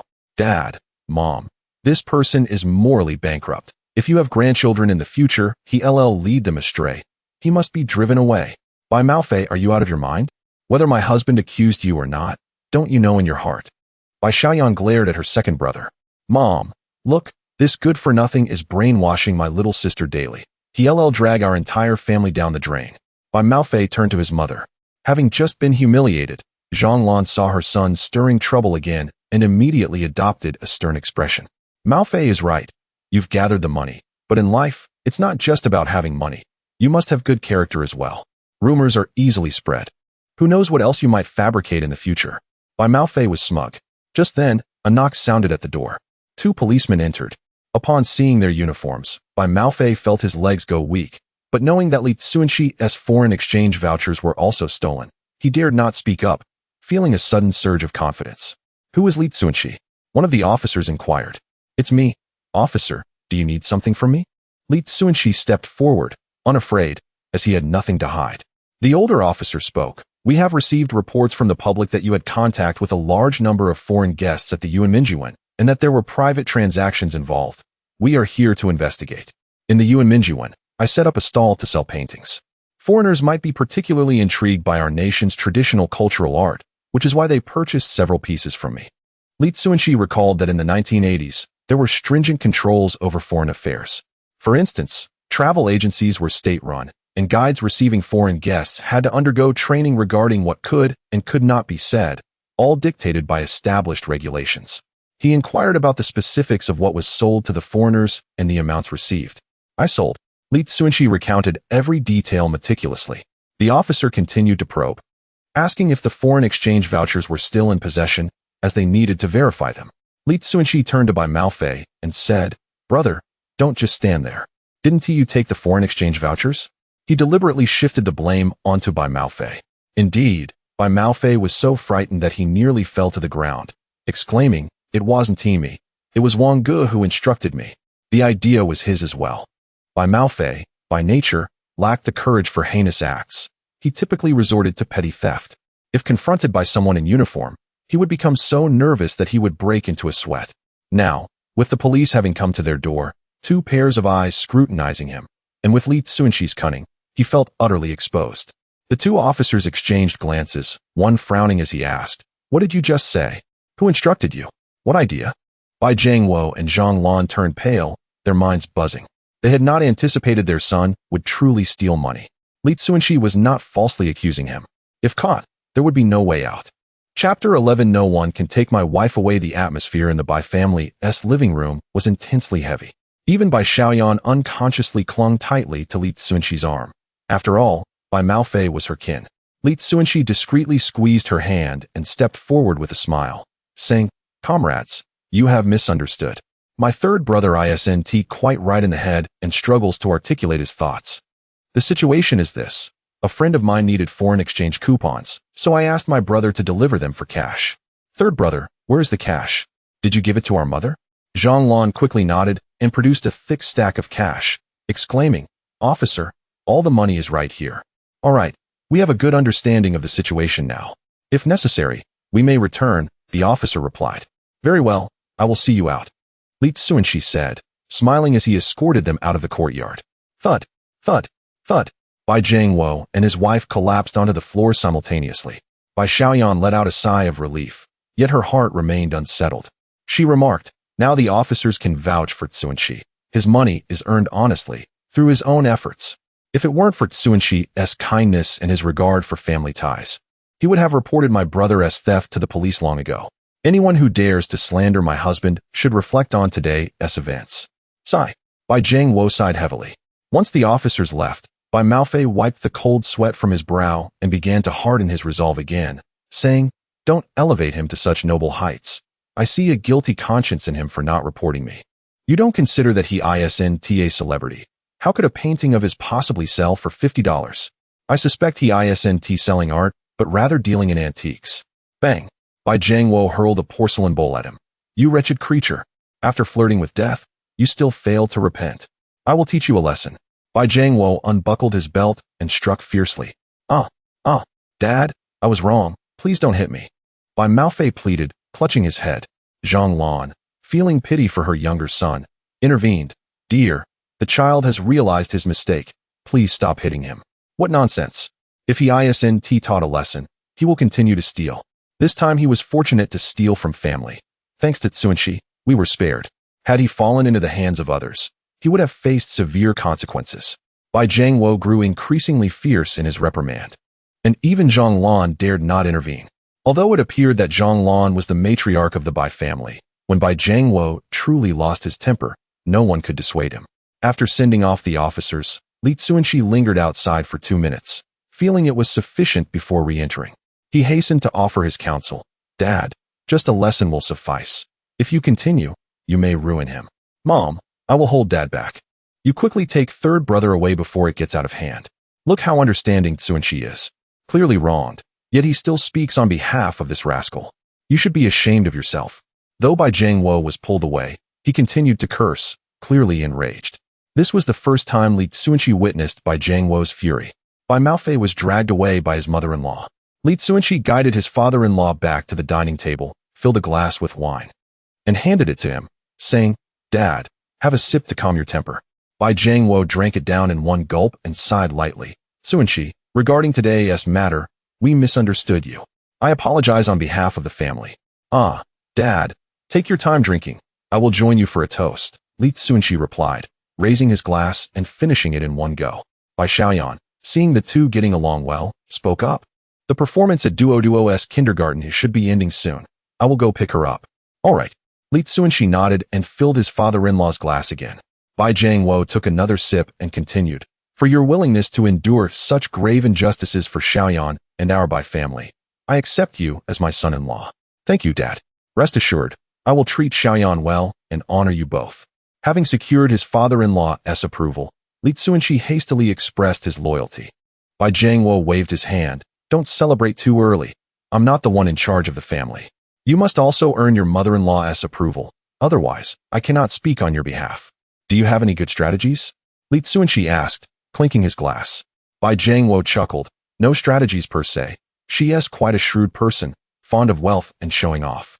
If you succeed and bring her pride, she will treat you like a beloved son. If you remain unsuccessful, she will nag you daily, just as she does now. What level of success defines making it? Li Cunxi inquired further. I can tell you that Xiaoyan had a classmate in high school who was interested in her. That 3-story villa not far from home is his family's. Now, he resides in Hong Kong, reportedly running a large business and returning once or twice a year. Always bringing gifts for your mother-in-law, expensive ones at that. In her eyes, he might be the ideal son-in-law. Bai Jiangwo smiled. Hey, doesn't he know Xiaoyan has a husband? Why is he so eager to send gifts? Shouldn't he have a bit of dignity? Li Cunxi felt a twinge of jealousy. He does know, but he said he can wait. With the opening up of reforms, his family is also considering investing back here. Besides, he received education from Hong Kong and isn't bothered by previous marriages or children. So, Xiaoyan isn't without suitors. You must treat her well. Bai Jiangwo's words carried a hint of warning for his son-in-law. Li Cunxi raised his glass with a smile, saying, Rest assured, I will ensure she leads a life devoid of worries. Let us see how you perform. Bai Jiangwo clinked glasses with him and drank it all down. Before long, Bai Xiaoyan returned with their daughter. As soon as Li Duoduo entered, she stretched out her chubby little hands, asking to be held. Li Cunxi bent down and picked up his daughter. It was evident that in the week they had been apart, she had gained at least 2 or 3 pounds. Ultimately, his mother-in-law, with her sharp tongue yet soft heart, didn't show much warmth towards him in front of his face. But she had certainly been sneaking treats to Li Duoduo behind his back. That evening, Bai Xiaoyan brought a basin of foot-soaking water, saying, Darling, you've worked hard, let me wash your feet. I can manage myself. Li Cunxi quickly reached for the basin. Bai Xiaoyan, however, would not relent, wrinkling her nose. Is it not acceptable for a wife to wash her husband's feet? Do you no longer regard me as your wife? Seeing Bai Xiaoyan's determined demeanor, Li Cunxi could only comply and sit obediently at the edge of the bed as she removed his shoes and socks, placing his feet into the water. Is the water temperature suitable? Perfect. Li Cunxi gazed at his wife with tenderness in his eyes as Bai Xiaoyan gently massaged his feet, a soft smile lingering on her lips. Husband, you have worked hard. Please take a good rest at home these days. I believe my parents will not say anything. She gently admonished as she picked up a towel to wipe her husband's feet. Li Cunxi remained silent, his thoughts preoccupied with the Hong Kong classmate mentioned by his father-in-law. He held complete confidence in his future development. However, at present, he felt inferior to his wife's classmate in every aspect. Moreover, the other party had the support of a mother-in-law. If that person were to return and vie for his wife, did he truly possess the capability to keep her by his side? Husband? Bai Xiaoyan noticed her husband's furrowed brow and gently caressed the space between his eyebrows, seemingly wishing to smooth away the worries in his heart. Li Cunxi came back to his senses and instinctively embraced his wife, saying, Wife, you are mine. No one can take you away. Bai Xiaoyan smiled sweetly and teased, That may not necessarily be the case. You see, I am quite popular at school. Oh, is that so? Then I must tie you up at home to prevent anyone from stealing you away. Li Cunxi tightened his grip around his wife's hand, as if wanting to draw her closer to his heart. Perhaps sensing her husband's unease, Bai Xiaoyan pressed her face against his chest and murmured, My husband is the best in the world. I wouldn't care for any other man. Indeed, my wife is the only one in the world. No one can take her away, Li Cunxi responded softly. It was merely a 3-story villa. Within 6 months, he would ensure that his mother-in-law could live there, and at that time, how could that Hong Kong fellow compete with him? Chapter 12 New Opportunities. The following day, Li Cunxi arrived at Yuan, equipped with his painting tools. With idle time at home, he thought it more prudent to paint and potentially earn some foreign exchange vouchers from the foreigners, striving for early success and gaining the approval of his future mother-in-law. As he stepped into the park, a bicycle came barreling towards him. Fortunately, it was not moving too quickly, and he managed to grasp the handlebars, bringing the bike to a halt. Are your eyes on your backside? Can't you see the road? He exclaimed. To his surprise, the rider was Yuan. With a bitter expression, Yuan replied, Sorry, Shigo. I was a bit preoccupied and didn't notice the people ahead. Even if you're troubled, you must pay attention to the road. If there is something bothering you, let me know. Perhaps I can help, Li Cunxi inquired with concern. He held Yuan in good regard and was open to a deeper friendship. Yuan sighed deeply, lit a cigarette, took a couple of puffs, and finally spoke. The city management has been on a rampage inside. Not only did they confiscate my cigarettes and printed paintings, but they also fined me 20 yuan. Damn it. I was already the subject of ridicule for setting up a stall, and now I'm left with nothing. What bad luck. Li Cunxi patted Jinwen on the shoulder in a gesture of comfort. Jinwen forced a smile, saying, I'm just venting a bit. Honestly, it might be for the best that I'm not running the stall. Shigu, you haven't been around these past few days, but you wouldn't believe how infuriating those art students are. They watch you paint live, and the foreigners give them 50 cents in foreign exchange vouchers for the artwork, leaving us with hardly any profit from selling printed paintings. 50 cents? Isn't that akin to making the foreigners free labor? Li Cunxi furrowed his brow. He had anticipated the trend of selling paintings would catch on at Yuan Mingyuan and lead to price wars. However, he did not expect the competition to be so fierce. 50 cents was absurd. Even with relentless effort, one could hardly earn a few yuan a day. It seemed the path of painting was effectively closed off. Who could disagree? Haven't we suffered enough from the Eight-Nation Alliance? Instead of joining forces against the foreigners, these students are waging a price war, harming their own kind. They are nothing but the pawns of imperialism. I spit on that. Jinwen's frustration grew. Come on, don't cast such harsh judgments. I suspect those students are simply well off. They can afford to sell their paintings at low prices as a means of honing their skills. Perhaps you're right, but it still irks me. You, Shigu, have worked hard to show everyone a profitable path, only for it to be ruined by that group of students. Let it go. I'll treat you to a soda to cool your temper. Li Cunxi headed to a roadside soda stand. Boss, 2 bottles of orange soda. He tossed 3 dimes onto the counter. The two of them squatted by the side of the road, slowly sipping their drinks. Li Cunxi asked, what are your plans? Jinwen took a swig of soda and replied listlessly, my parents recently set up a new fruit stall over at Xiushui Street, complete with permits. I intend to take over. Xiushui Street? How could I forget about that place? Li Cunxi exclaimed, his face lighting up with excitement.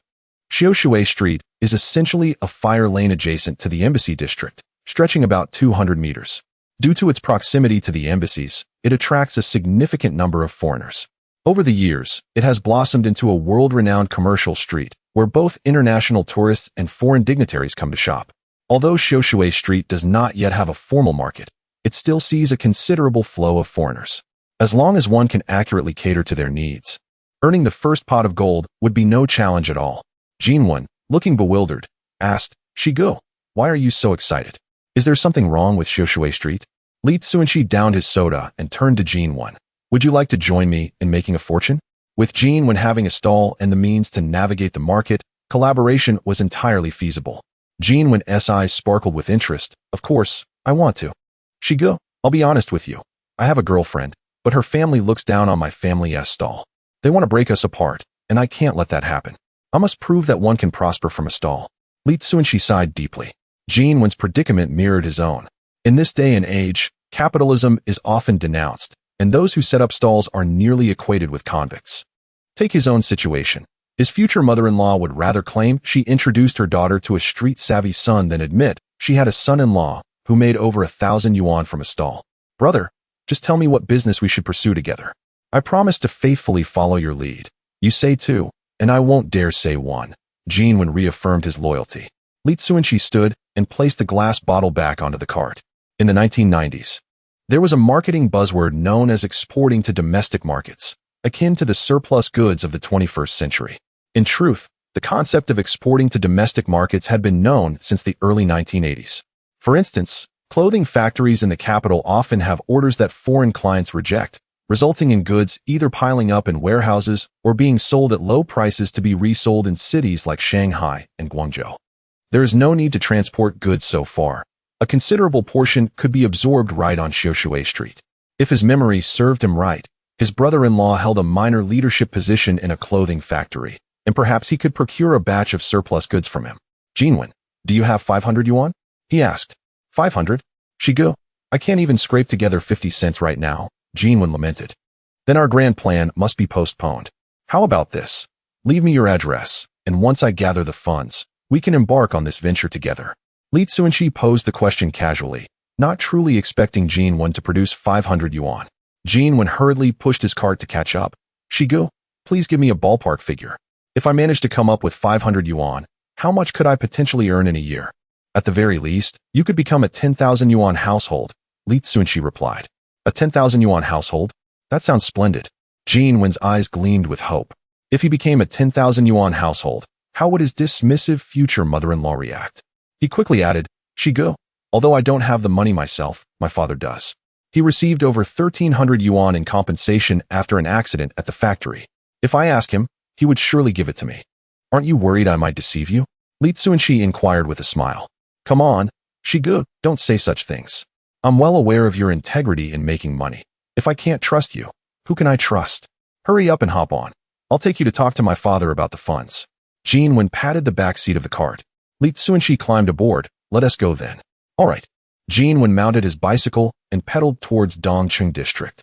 2 hours later, the two arrived at Xiaoshui Street. Jin Wen leaned over the bike, fatigued as if he were a child. Hey, Shigu, have you spotted that first stall? That is my parents' stall. Li Cunxi glanced around the modest street, which featured only a handful of stalls, mostly clustered at the entrance. At the southern end, there was a fruit stall, a vegetable stall, a vendor selling popsicles, another selling sunflower seeds, and yet another offering candied hawthorn, all focused on edibles. At the northern end, there were 2 clothing stalls, with a limited variety predominantly in solid colors, along with vendors selling socks, floral arrangements, and various sundries. At that moment, 2 foreigners were perusing the sundry stall. The proprietor, clearly lacking proficiency in foreign languages, gestured wildly at the foreigners, demonstrating the usage of his products. Ultimately, one of the foreigners produced a $1 foreign currency note and acquired a scratcher. After resting for a moment, Jin Wen led Li Cunxi to the fruit stall. The stall was modest, merely a pushcart, offering a simple selection of apples, with a sign outside stating 3 mao. Whether this referred to 3 mao per jean or 3 mao per piece was left for the foreigners to decipher. Dad, this is my friend Li Cunxi. He is quite impressive. Able to sell a painting to foreigners for 50 foreign currency notes. Hello, Uncle Jin, Li Cunxi greeted with a smile. Haha, I'm not interested in your dubious acquaintances. Spare me the introductions, Jin Fu replied, casting a sidelong glance at Li Cunxi, his expression unfriendly. Jin Wen felt a pang of embarrassment and stepped forward to reason with his father. Dad, if it were my former friends, you could scold them, as they truly are a disgrace. But Shigu is different. He is talented, speaks proper foreign languages, and besides, Shi Ji's wife is a student at our Jingcheng University. They are both educated individuals. You ought to show them some respect. Chapter 13. The apple stand. Jin Fu sneered coldly, remarking, whether he can endure it or not is of no concern to me. I do not rely on him for my livelihood. Why should I show him any respect? In his memory, his son had never brought home anything of worth, and conversely, any reasonable person would disdain associating with such a rogue as his son. Dad, you hit the nail on the head. Your son is indeed relying on Shigu to make a fortune, which is why he wants to borrow 500 yuan from you for a business venture. Jin Wen bluntly stated his intentions. How much? Jin Fu thought he must have misheard. Jin Wen spread his 5 fingers and shook them. Just 500. Jin Fu burst into laughter, cursing vehemently. You dare ask for 500 yuan? I am your father, not a money god. Get lost, get lost. Don't waste my time with your nonsense. Dad, I truly wish to undertake something significant this time. Just consider it a loan of 500 yuan. I promise to return double within a year. Jin Wen persisted, unrelenting in his request. Jin Wen, I will count to 3. If you do not leave, do not blame me for striking you in front of all these people. Jin Fu declared, beginning to unbuckle his belt. 3, 2. Li Cunxi, sensing the impending conflict, stepped forward to restrain Jin Wen. If we can't get it, let us think of another way to gather the capital. Shigu, rest assured, I will definitely get that money. You step aside to avoid my father's wrath falling upon you, Jin Wen urged, pulling Li Cunxi back. With a thud, he knelt before his father. Dad, I truly wish to do something meaningful this time. Please, have mercy and lend me the 500 yuan as capital. I will bow to you. As he spoke, he lowered his head heavily to the ground. Thump, thump. Each impact echoed in the air. Jin Fu furrowed his brow. In his recollection, his son had never pleaded like this. Even when asking for money from home, he would shout and throw things if he did not get his way. Now, however, he had softened and learned to humble himself. Could it be that he genuinely wished to accomplish something? Yet 500 yuan was no trivial amount, and he did not trust Li Cunxi, the stranger, so he hesitated to agree. Moments later, Jin Wen's forehead was already bruised, and it seemed he was only a few more knocks away from drawing blood. Enough, stop knocking your head on the ground. You're making a fool of yourself. I'll agree to lend you the money. Jin Fu finally relented, unable to bear the sight of his son in pain. Then come with me to get the money at home, Jin Wen urged eagerly. Jin Fu waved his hand dismissively. I cannot give you any money. Are you toying with me? Do you believe I would rather throw myself against this wall than let you have a son to bury you? Jin Wen threatened, pointing at the embassy's white wall across the street. Jin Fu glanced at Li Cunxi and said calmly, Didn't you say this kid can make money? Very well, from today onward, this fruit stand is yours. I will help you stock the fruits. After deducting the cost and stall fees from the daily sales, you can keep the profits. Once you earn 500 yuan, I will reclaim the stand. Dad, you can't be serious. With this poor fruit, how much profit can there be? By the time we save up 500 yuan, it will be too late. Jin Wen's face fell at his father's proposal. Jin Fu pulled out a small stack of foreign currency notes from his pocket and waved them in front of Jin Wen. Do you see this? Today's earnings, 3 yuan in renminbi plus 4 foreign currency notes, after costs, that's a net profit of 6 yuan. If you manage it well, earning 100 yuan in a month is no problem. In 5 months, you will certainly gather 500 yuan. But Jin Wen wanted to protest, yet Li Cunxi pressed his hand on his shoulder and smiled. Thank you, Uncle Jin, for providing us the opportunity to prosper. He understood Jin Wen's father's intentions. He did not regard him as a significant player in this scheme. Rather, he wanted his son to manage the stand diligently, relying on this business to support himself. It must be said that parents, in their devotion to their children, often toil endlessly. In truth, he too was striving tirelessly to provide the best for his wife and daughter, ensuring they would not have to worry about material concerns. Since Shigu has said so, let us start selling apples, Jin Wen responded lacklusterly. All right, I will go to the front to join your mother at the stand. This fruit stand is entrusted to both of you, Jin Fu said, rising with difficulty and limping away. Li Cunxi softly remarked, Jin Wen, you have a good father. Once you start earning, be sure to honor him. Of course, Jin Wen smiled faintly, yet upon seeing the fruit stand, his expression soured again as he asked Li Cunxi, Shigu, are we really going to sell fruit here? Of course. We have no capital for anything else. Moreover, your father mentioned this stand can earn several yuan a day. It's much better than working for someone else, Li Cunxi replied. He picked an apple from the stand, took a bite, and the sweet and sour flavor burst in his mouth, reminiscent of the old Guoguang apples. It possessed a more complex flavor compared to the later popular Honey Crisps, which were purely sweet. Jin Wen rolled his eyes and grabbed an apple, wiping it carelessly on his sleeve before taking a large bite, chewing as he said, Don't heed my father's exaggeration. That 3 yuan in foreign currency notes must have come from some foolish foreigner who bought apples at 3 yuan a pound. Such a thing happens maybe once a month. Usually, the profit is at most 1 to 2 yuan, and considering rainy days, it may take a year to accumulate 500 yuan. Actually, your father's apples are quite competitive. Their sweet and sour profiles are exceptional among Guoguang apples, Li Cunxi remarked. Hey, Shigu, you're absolutely right. My dad's apples are handpicked by relatives from Qingda, ensuring each one is delicious and tangy. Then it's settled. Since they are premium Guoguang apples, pricing them a bit higher is entirely reasonable. Li Cunxi took down the sign from the stand, retrieved his brush and ink from his art supplies, and added a 1 and a decimal point before the 3, transforming it into 1. 3. Shigu, are you planning to sell them at 1? 3 per pound? Many foreigners here have lived in Longhua for years and are familiar with the approximate prices. If the price is too outrageous, they won't buy, Jin Wen gently advised. Li Cunxi chuckled, crossed out the 1. 3, and wrote below it in English, Premium large apples, original price 1. 3 foreign currency notes, now on sale for 0. 7 foreign currency notes per pound. Buy 3 pounds, get 1 pound free. Beneath the card, he crafted a passage extolling the remarkable qualities of his apples, claiming they were a rarity among thousands. According to scientific research, the premium apples he sold were perfectly balanced in flavor, offering a delightful sweet and sour taste that appealed to the human palate.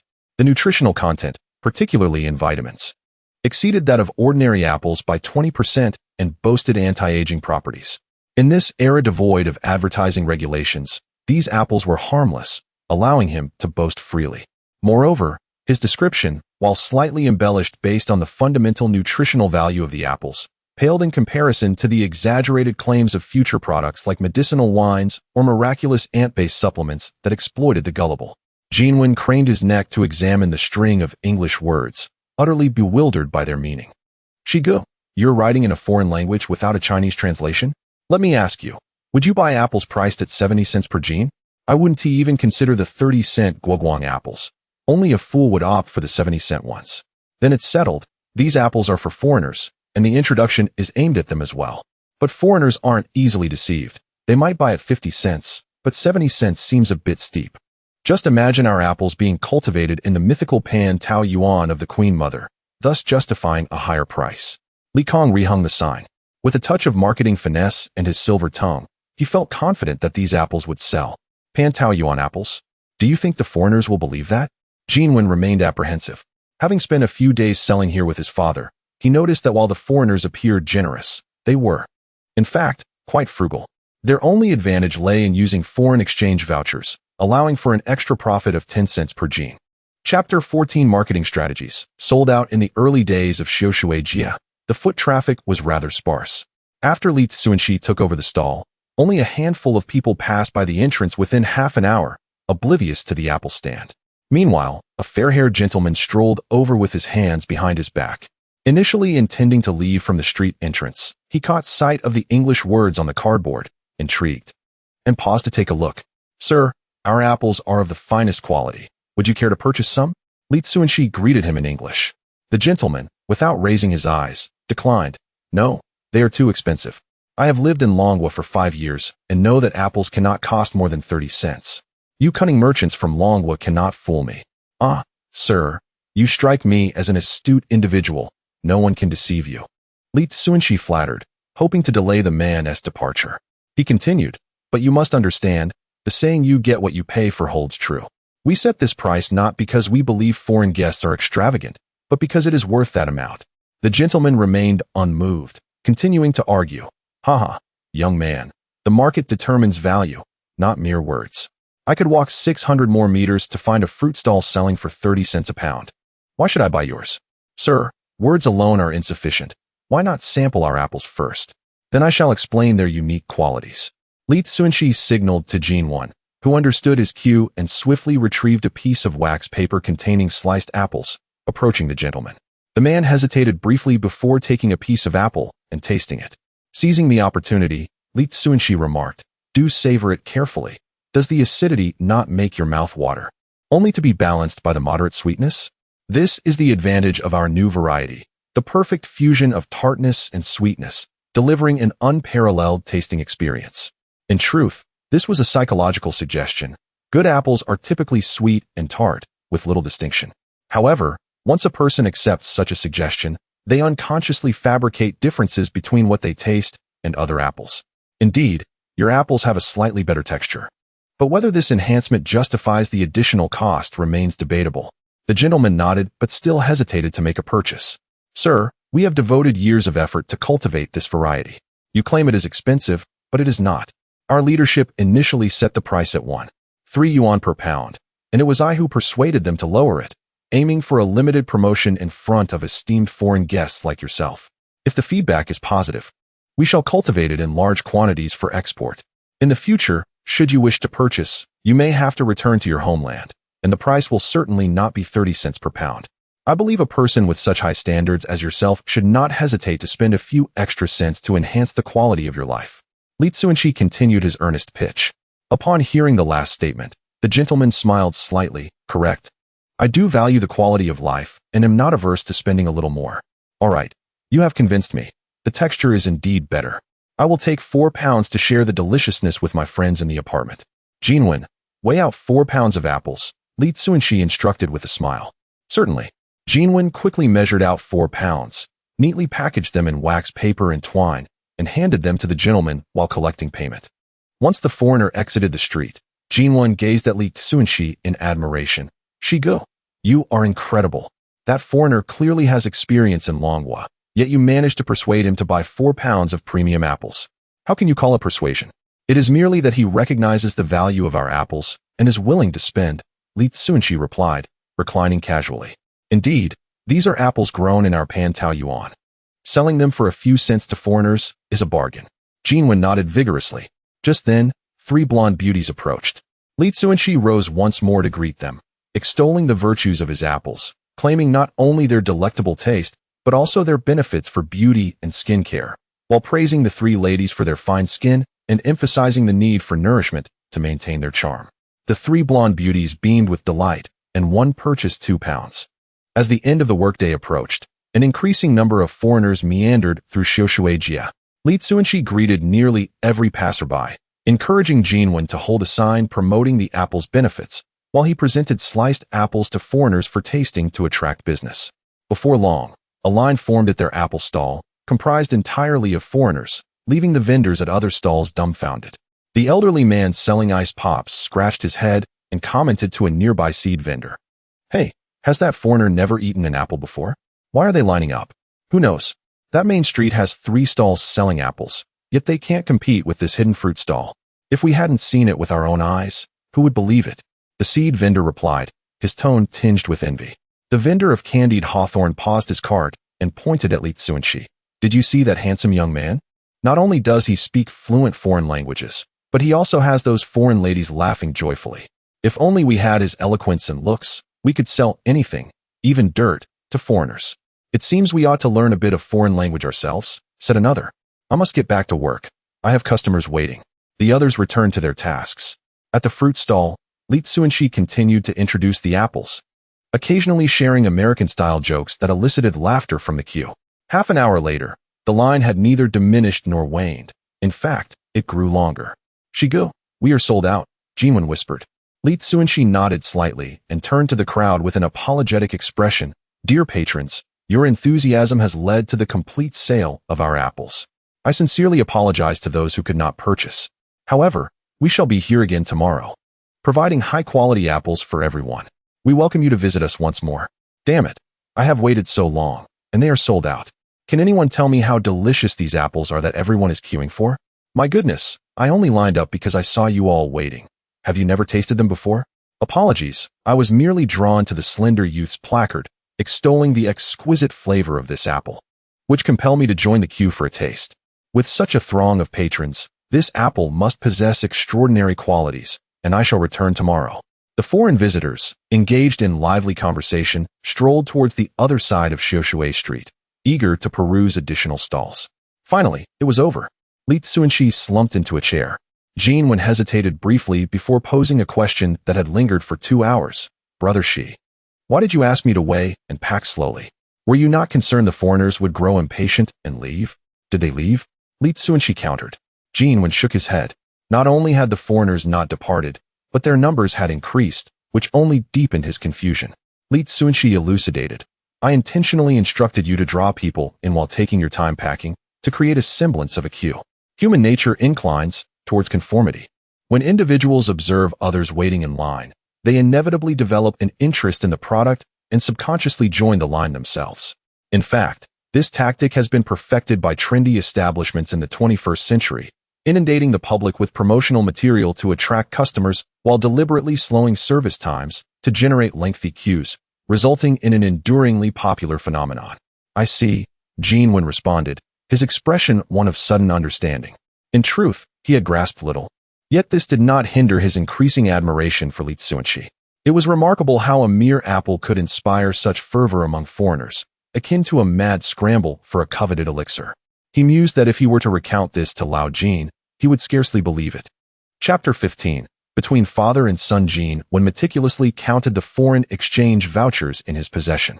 Due to a promotional event offering a bonus of 1 pound for every 3 pounds purchased, he managed to sell over 70 pounds of apples for 38.6 foreign exchange vouchers, equivalent to 50 yuan. This translated to approximately 0.7 yuan per pound, and after deducting over 13 yuan in costs, they made a net profit of more than 36 yuan. "Shigu, at this rate, we will accumulate enough capital in no more than half a month," he exclaimed with excitement, glancing at Li Cunxi. Li Cunxi stretched lazily and poured cold water on Yuan's enthusiasm, stating, "Do not get ahead of yourself. This business has too many limitations and cannot be sustained for long. Given this flow of customers, we might earn a maximum of just over 200 yuan before it all falls apart. The apples sell well because you can charm them with your words and marketing skills, leading many foreigners to impulsively purchase. However, their repurchase rate is nearly zero, and the flow of foreign customers is limited, making sustained operation quite challenging. What should we do then?" Yuan inquired. We must find ways to increase the added value of our products and elevate the average transaction value, thereby extracting the highest profits from the limited number of foreign customers. Cunxi pondered for a moment before extending his hand. You calculate the capital, give me the profits, and I will purchase some tools for tomorrow's stall. Forget about calculating the capital. Just take it all, and we will settle with the old man later. What is fair. If we have agreed on the terms, we shall adhere to them, as this is the essence of contractual spirit. All right. Yuan pulled out 10 1 yuan notes and handed the remainder to Cunxi. Cunxi stuffed the money into his pocket and pointed to the bicycle. Lend me that bike as well. Do we even need to speak of borrowing? Just ride it away. I will have to ride the cart back anyway. Yuan replied as he began to gather his belongings and load them onto the cart. Make sure to bring several thermoses of hot and cold water tomorrow. If the hot water is insufficient, then borrow some. Also, pick up all the trash on the ground. We must present ourselves as civilized merchants. After giving a few more reminders, Cunxi mounted his bike and departed. Yuan hummed a tune and continued to tidy up. At that moment, Yuan limped into the street. Noticing that his son had already packed up, he teased. What is this? It's not even dark yet, and you're closing up? Did you sell not even a dime's worth? Your friend is useless. Even if I let a dog sell things here, it might fare better. Yuan, looking down as he picked up apple peels, responded, Old man, you're only 50. How can you be so blind? The cart is empty of apples. If I don't pack up, am I supposed to sell air? As Yuan approached the cart and saw it completely devoid of apples, his heart sank. He was well aware of the foot traffic on Xiaoshui Street, and it was inconceivable that over 70 pounds of apples could be sold out in a single afternoon. He suspected that his son, finding it too bothersome, had merely offloaded the apples at a loss to someone else. With this thought, fury ignited within him, and he seized a crate to throw at his son. Yuan, who was busy humming and cleaning up, was caught off guard and ended up receiving a blow. Who dares to ambush me? Do you believe I want to deal with you? Yuan, having been raised in the streets, was no stranger to conflict and was about to retaliate with the crate, only to realize he was facing an enraged father. Understanding the situation, he helplessly asked, Dad, I haven't done anything to provoke you. Why are you hitting me? You little beast, I let you sell fruit here, and in the blink of an eye, you've packaged and sold it off at a loss. Do you think your old man, limping with fruit to Xiaoshui Street, does not exert effort? You're already in your 20s, yet you're still idling away your time. Today, I will make sure you understand that I regret ever having you as a son. As Yuan raised the crate again, Yuan quickly stepped forward to block him. Dad, you're my biological father. Who says I sold the apples at a loss? I assure you, the two of us sold over 50 yuan worth of apples, and there are still many foreigners who didn't get a chance to buy. Bah, you shameless liar. You can't even lie properly. Selling over 70 pounds of apples for just over 50 yuan. Do you think the foreigners are fools? Yuan spat at his son and prepared to strike again. Yuan hastily produced 10 foreign exchange vouchers. This is your capital. Take it. Upon seeing the vouchers, Yuan's expression softened slightly, yet he still questioned, You claim to have sold over 50 yuan. These vouchers only amount to a maximum of 13 yuan. Where did the rest of the money go? Shiga said this business wouldn't last long and that we must increase the added value. So I took the money to buy new tools. I know you don't believe me, but allow me to explain how Shiga sells the goods. After that, if you still don't believe me, you can do as you wish. Seeing his father silent, Yuan pulled out a sign filled with English words and animatedly recounted their selling experiences. As he spoke passionately, he began to gesticulate. Watching his son's animated demeanor, Yuan gradually set down the crate and fell into contemplation. He recalled his son as a child, always mischievous, appearing small yet possessing a fierce spirit. He would fight with a fervor that left the other children in the alley fearful. His method of teaching his son was solely through discipline, often resorting to physical punishment. Yet, his son remained unchanged, steadfast in his ways, and he could not truly bring himself to harm his own child, leading him to adopt a more lenient approach. Over time, his son became known as the idler of the alley. But the son before him now seemed different, though he could not pinpoint how. Dad, do you think Shigu is impressive? Yuan looked at his father with hopeful eyes. Yuan, seemingly distracted, responded, You really admire that Cunxi? Yuan nodded vigorously, absolutely. When I saw him conversing confidently with foreigners at Yuan Mingyuan, I felt a pang of envy. At that moment, I knew I had to befriend him. Following him, I believed I could achieve something. Yuan patted his injured leg and pondered for a moment before speaking. I don't trust him, but I am willing to trust my son. Let us go. We shall venture to the apple stall, and tomorrow I will witness firsthand how this remarkable person manages to attract foreigners to buy apples. Great. Dad, you sit in the back. I'll take you. Jean assisted his father onto the cart, released the brake, and pedaled vigorously away on the tricycle. Jean Fu settled in the back, lighting a cigarette, while images of Li Cunxi filled his mind. A fine young man, not too old.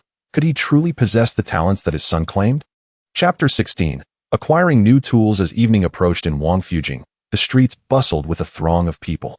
Li Cunxi pedaled his bicycle around the vicinity and found a trader dealing in foreign exchange vouchers at a hotel named Longjun. The two discreetly slipped into a narrow alley where they exchanged the vouchers for renminbi.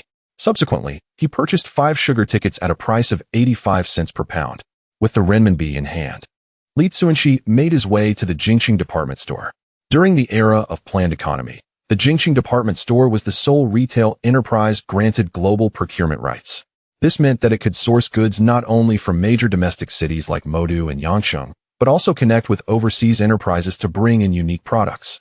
Due to this policy, the variety of goods available at the Jingxing department store was unparalleled across the nation. Li Cunxi entered the department store, following the crowd. Outside, darkness had settled, but inside, the lights illuminated the space as brightly as day. The expansive area featured wooden counters displaying an array of products. Each counter was manned by a sales clerk who offered no greetings. They only responded curtly when approached by a customer. Li Cunxi was accustomed to this demeanor, knowing that sales clerks at that time were on a fixed salary, and their indifference or even rudeness did not affect their paychecks. He made his way to the home appliance section. The 1980s felt distant, and his memories of home appliances were limited to radios, sewing machines, and televisions. However, in this era, rice cookers, refrigerators, washing machines, and air conditioners could be assembled with foreign parts, albeit not produced domestically, and sold at the department store, though few could afford them. After browsing, he finally found the juicer he desired. The juicer from the 1980s bore a close resemblance to modern designs, featuring a motor connected to blades, encased in a cheap plastic shell. Yet, the item that would cost just $19.99 with free shipping in the 21st century was priced at a staggering 95 yuan now and required 4 industrial coupons. It was neither affordable nor worth the expense, which was Li Cunxi's immediate conclusion. Unable to afford new, he resolved to seek second-hand alternatives.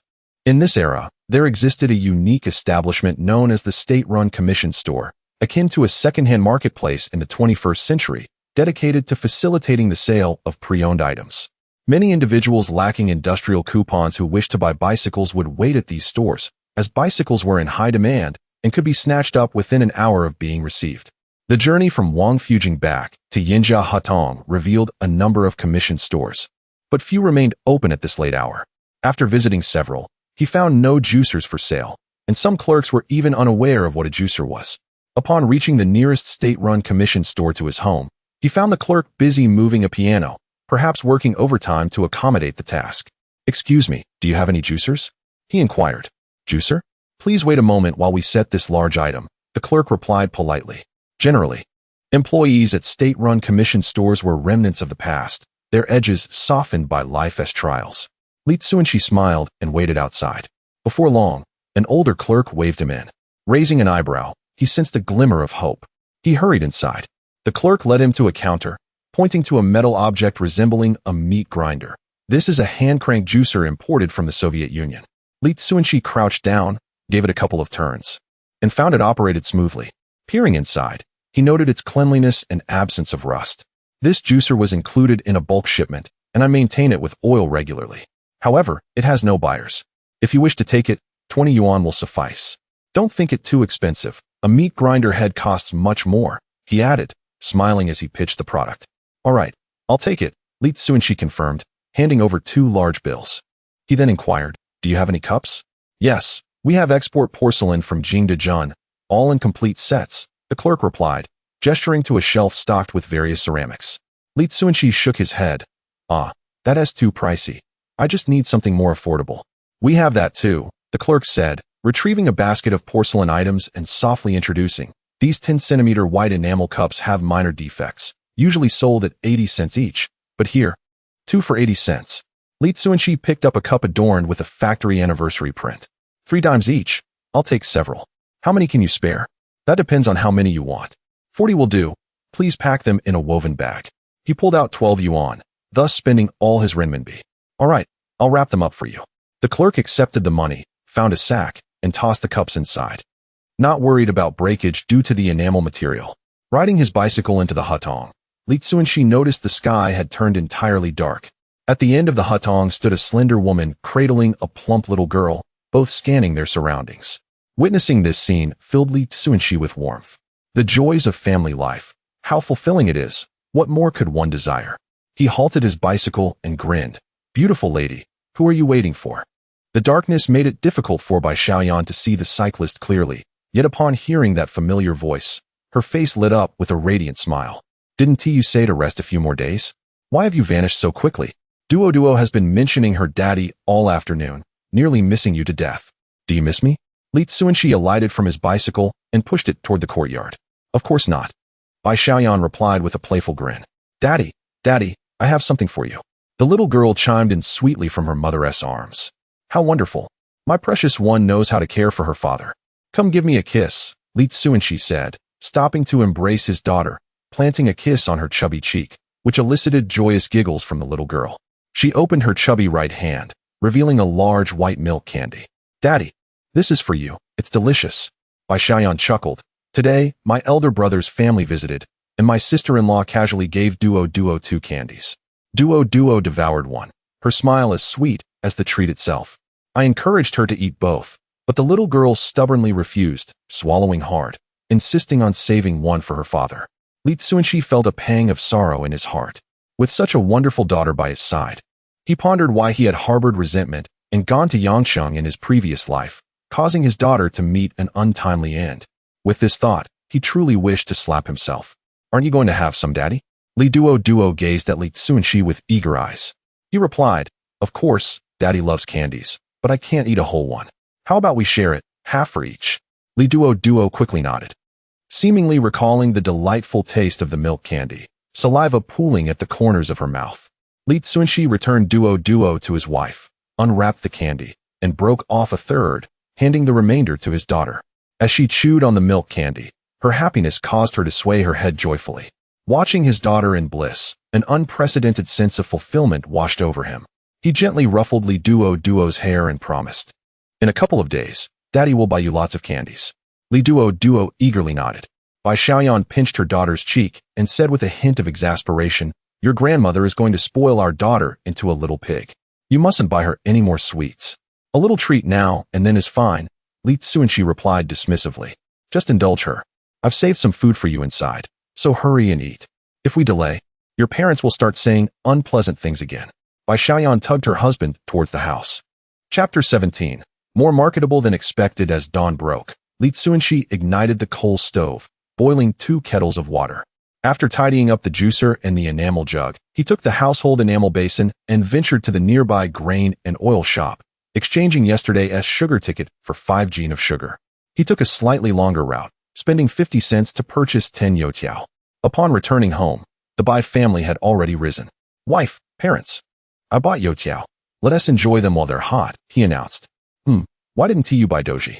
Bai Jiangwo inquired as he sat down, surveying the table. I forgot to bring the bowls, so I didn't buy any. I've boiled some hot water. You can dip the youtiao in it, Li Cunxi replied, pouring a bowl of water for his father-in-law from the thermos. In this era, as industrialization was just beginning, plastic bags were not yet widespread. One had to bring a basin to fetch food, and since he decided to buy breakfast on a whim, he hadn't prepared extra utensils. Bai Jiangwo said nothing further and picked up a youtiao, dipping it in the water as he began to eat. Zhang Lan approached the dining table, muttering, What is up with the second son? He didn't come home at all last night. He's an adult now. He can sleep wherever he likes. We can't control him.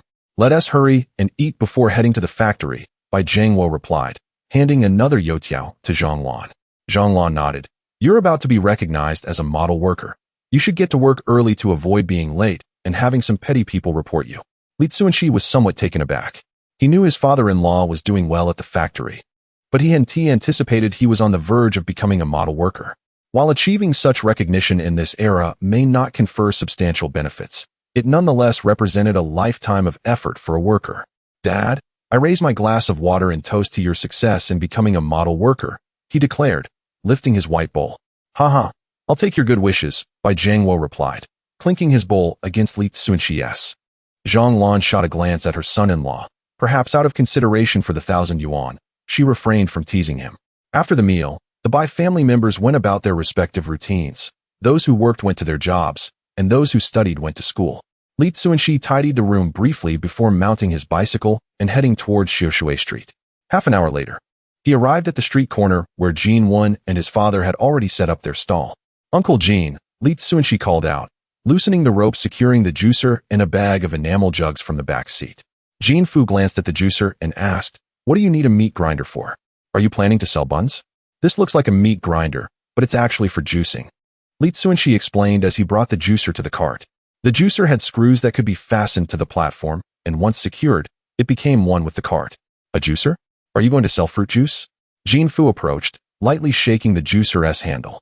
Having been a skilled craftsman before his layoff, he quickly grasped its operational principles, realizing that the only difference from a hand-cranked meat grinder lay in the filter at the head. "Yes, I'm selling fruit juice," Li Cunxi confirmed, directing Yuan to stack the enamel jugs on the cart. Fu scoffed, "Young lad, do you know how much soda costs a bottle?" "About 20 cents, Li Cunxi replied, pulling out the white sugar from his cloth bag and pouring some into the juicer after confirming the water was cool. Fu continued, "Then how much does it cost to juice an apple? Although guoguang apples are sweet and sour, they don't yield much juice. If you mix in some sugar water, it would still cost about 30 cents a cup." Li Cunxi answered every query. "Exactly, your juice costs more than the retail price of soda. What is the appeal in that? If you can't even calculate your costs, you're not cut out for business." Fu's disappointment was palpable. He had once held hope that Li Cunxi could guide his son down a proper path, but now it seemed they were equally unreliable and unrealistic. Li Cunxi smiled faintly, remaining silent as he took out paper and pen to write a new advertisement for the juice. A cup of freshly squeezed apple juice, a healthy and vibrant life. Foreigners drink fresh juice not only for its health benefits, but also for its palatable taste. Simply put, once their material needs are met, they begin to consider health and weight loss.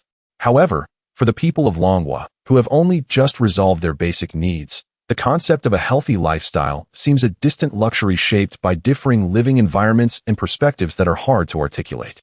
After finishing the ad, he wrote 3 and crossed it out, then noted a limited time tasting price of 1.5 yuan. In the 1980s, Coca-Cola was priced around $2 abroad. For foreigners, a cup of freshly squeezed juice was not considered expensive. Yuan, wash 2 apples for a test, Li Cunxi instructed softly. This old-fashioned juicer had the advantage of a wide opening, eliminating the need to chop the fruit into small pieces as required by electric juicers. "Shiga, they're washed," Yuan handed over the apples. Li Cunxi took them, tossing them all into the juicer. Placing an enamel jug at the outlet, he began to shake the handle. Before long, a pale yellow juice began to flow. He grabbed the thermos from beneath the table and added some sugar water. "Let me taste it." "All right." Yuan lifted the enamel cup, took a sip, smacked his lips as if savoring the flavor. "It's decent." Yuan then brought it to his father. "Dad, you should try it too." Fu took a sip and offered an objective assessment. "Not bad, but it doesn't taste as good as soda." Li Cunxi nodded. "Uncle is right. It indeed doesn't compare to soda. Knowing it's not as good as soda, yet you still want to sell it for 1.5 yuan a cup. Do you think foreigners are foolish?" Just as Fu finished speaking, a foreigner with limited Chinese approached. "Oh my. There's freshly squeezed juice here. I'll take a cup, please." "Sure." Yuan promptly washed the apples, tossed them into the juicer, and eagerly took over the juicing task, vigorously shaking the handle. Li Cunxi picked up the thermos, smiling as he explained, "Sir, concentrated juice has a mediocre taste. We need to mix it with some honey water to enhance its flavor. As the saying goes, boasting isn't illegal. If you can say honey water, then avoid referring to sugar water, which is a cheap commodity." Of course, the foreigner shrugged. After adding sugar water, Yuan eagerly handed over the juice, awkwardly speaking in his broken English, "Here, for you." The foreigner raised his cup, took a sip, and gave a thumbs up repeatedly. After finishing, he inquired, "Do you come here every day?" "I'd like to have a cup of juice for breakfast every day to replenish my vitamin C." "Certainly. We will subsequently introduce watermelon juice and some health-oriented blended fruit juices. Please do assist us in introducing more clients. Li Cunxi replied with a smile.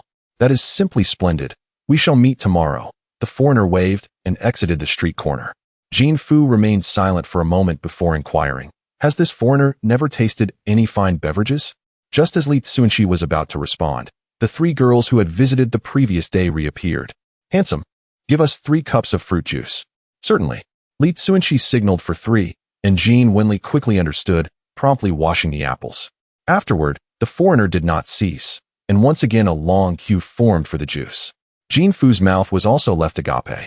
His mind raced, yet he could not fathom why the foreigner would choose to spend more on apple juice when there were inexpensive and delightful sodas available. It was not only Jin Fu who was astonished.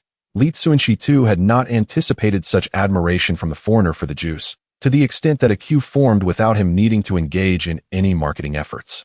Why was this the case? It certainly could not be solely due to the flavor of the juice. The only remaining explanation was that the foreigner found it exceedingly cost-effective. It appears that freshly squeezed juice is, in fact, more expensive abroad than he had initially imagined. Chapter 18. The First Bucket of Gold. Seeking new business opportunities just after mealtime. All the apples at the stall had been sold out. Li Cunxi took a sip of water and inquired of Jin Fu. Uncle, can we still get more apples today? Upon hearing this, Lao Jin suddenly became flustered. He was completely in awe of Li Cunxi, even feeling a deep sense of respect for this young man who could speak fluent foreign languages. He quickly stood up and replied, we get our apples from the outskirts late at night, and the people picking them are all at home now, so I'm afraid we can't restock. However, there might still be about 20 more Jin left from Wa's mother. 20 Jin? It's quite a hassle to make the trip, so let South just close up for today, Li Cunxi stated plainly, announcing to the customers that they were sold out. Lao Jin, however, quickly interjected, actually, Qianmen isn't far from here.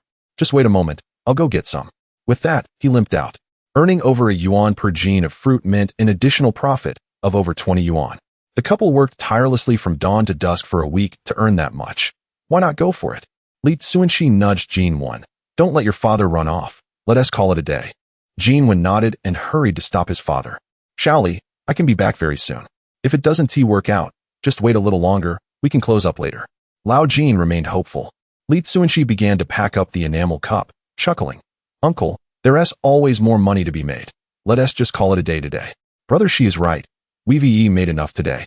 Look, we earned a total of 165 yuan, with the costs being at most 40 yuan. We made quite a profit today. Jin Wen held a stack of foreign exchange coupons, his face beaming with excitement. Lao Jin grinned widely, his wrinkles crinkling together. Whether they made money or not didn't concern him much. The compensation from home and the money made over the past 2 years were sufficient to help his child marry and build a house. What truly brought him joy was seeing his son on the right path. With that thought, he unsteadily approached Li Cunxi. Shaoli, I may have said some harsh words before. Please don't take them to heart. To be honest, it's truly a blessing for Jin Wen to have someone like you as an older brother. Li Cunxi glanced at him and responded with a smile. Uncle, there's no need for formalities. Friends should support one another. And there's no question of who is superior. Lao Jin rubbed the back of his head and chuckled. Well, anyway, I'm leaving Xiao Wen in your hands. If he misbehaves, just let me know, and I'll take care of him. Dad, what are you saying? If brother she says something, I wouldn't dare disagree. Besides, brother she is helping me make big money. Why wouldn't I listen to him? Jin Wen reaffirmed his loyalty, fearing that Li Cunxi might not take him along on the path to wealth.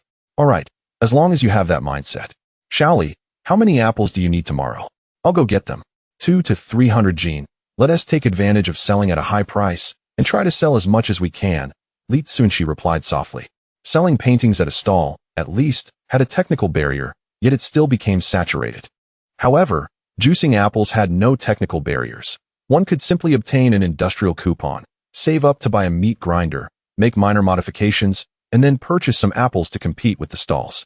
Thus, it was inevitable that there would be a second and third stall selling juice on Xiaoshui Street.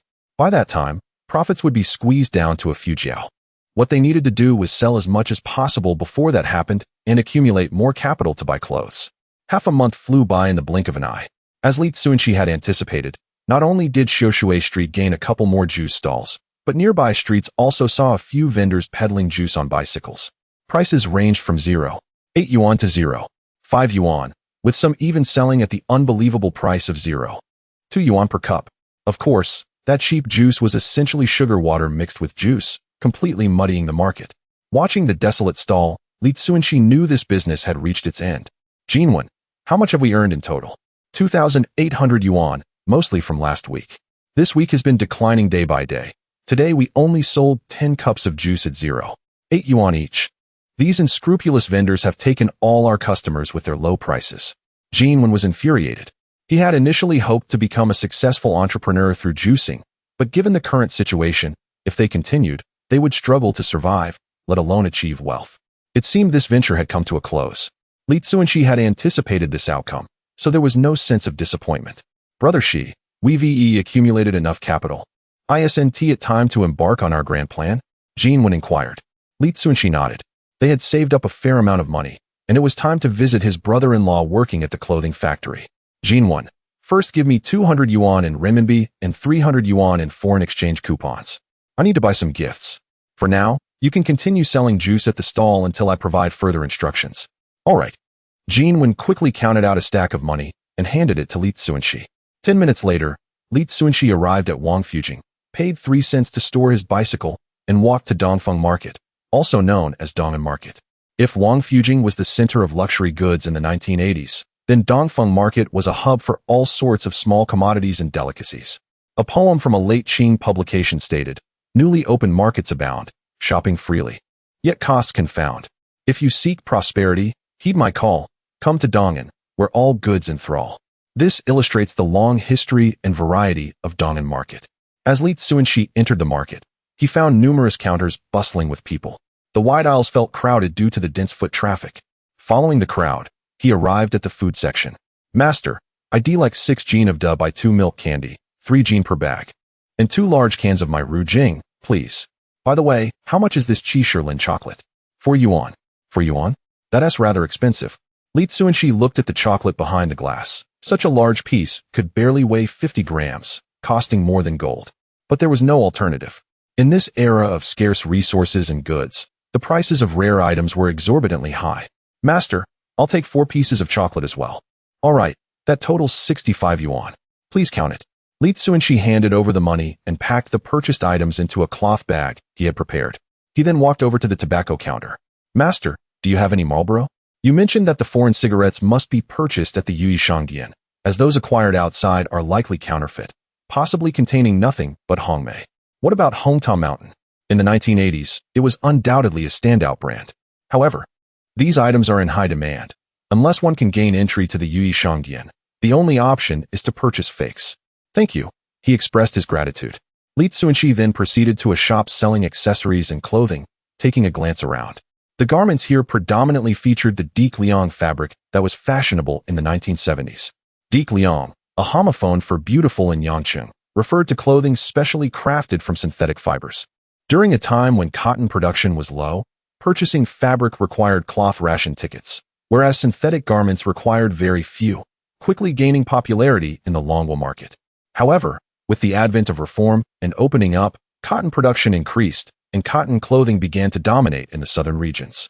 These garments, being quite outdated in style, would likely not appeal to his fashion-forward elder sister-in-law. It seemed a visit to the Yuan was inevitable. Nevertheless, during this era, entry to the Yuan was not granted freely to locals. In theory, only foreigners were permitted, but they often disliked having their identities scrutinized. Consequently, the guards outside the store could only identify individuals by their appearance. If one bore a foreign visage, they were not questioned. However, if they appeared Asian, they would be stopped for inquiry. To gain entry, one had to pose as a Chinese expatriate. He glanced at his own attire, an old, faded Zhongshan suit made of coarse fabric from his hometown, which bore signs of wear and patching. The saying goes, 3 years of new, 3 years of old, and 3 years of mending. It was evident to anyone that he was a local. Thus, to enter the Yuan, he would need to change into something more appropriate, if not particularly fashionable. Consequently, he spent 6 yuan on a velveteen shirt and another 10 yuan on a pair of gray trousers. As for shoes, he continued to wear his wife's newly purchased old Beijing black cloth shoes. With his upright posture, handsome features, and fluent foreign language skills, he believed he could easily deceive the guard. Chapter 19. The The friendship store, an unexpected encounter with my wife at the entrance of the Cunxi friendship store. An array of small cars was parked, starkly contrasting with the other shopping malls. The comings and goings were predominantly foreign patrons with golden hair and blue eyes, though a few individuals of Asian descent could also be seen. Cunxi, feeling confident, strolled towards the entrance with his hands in his pockets. "Hey, buddy, can't you read?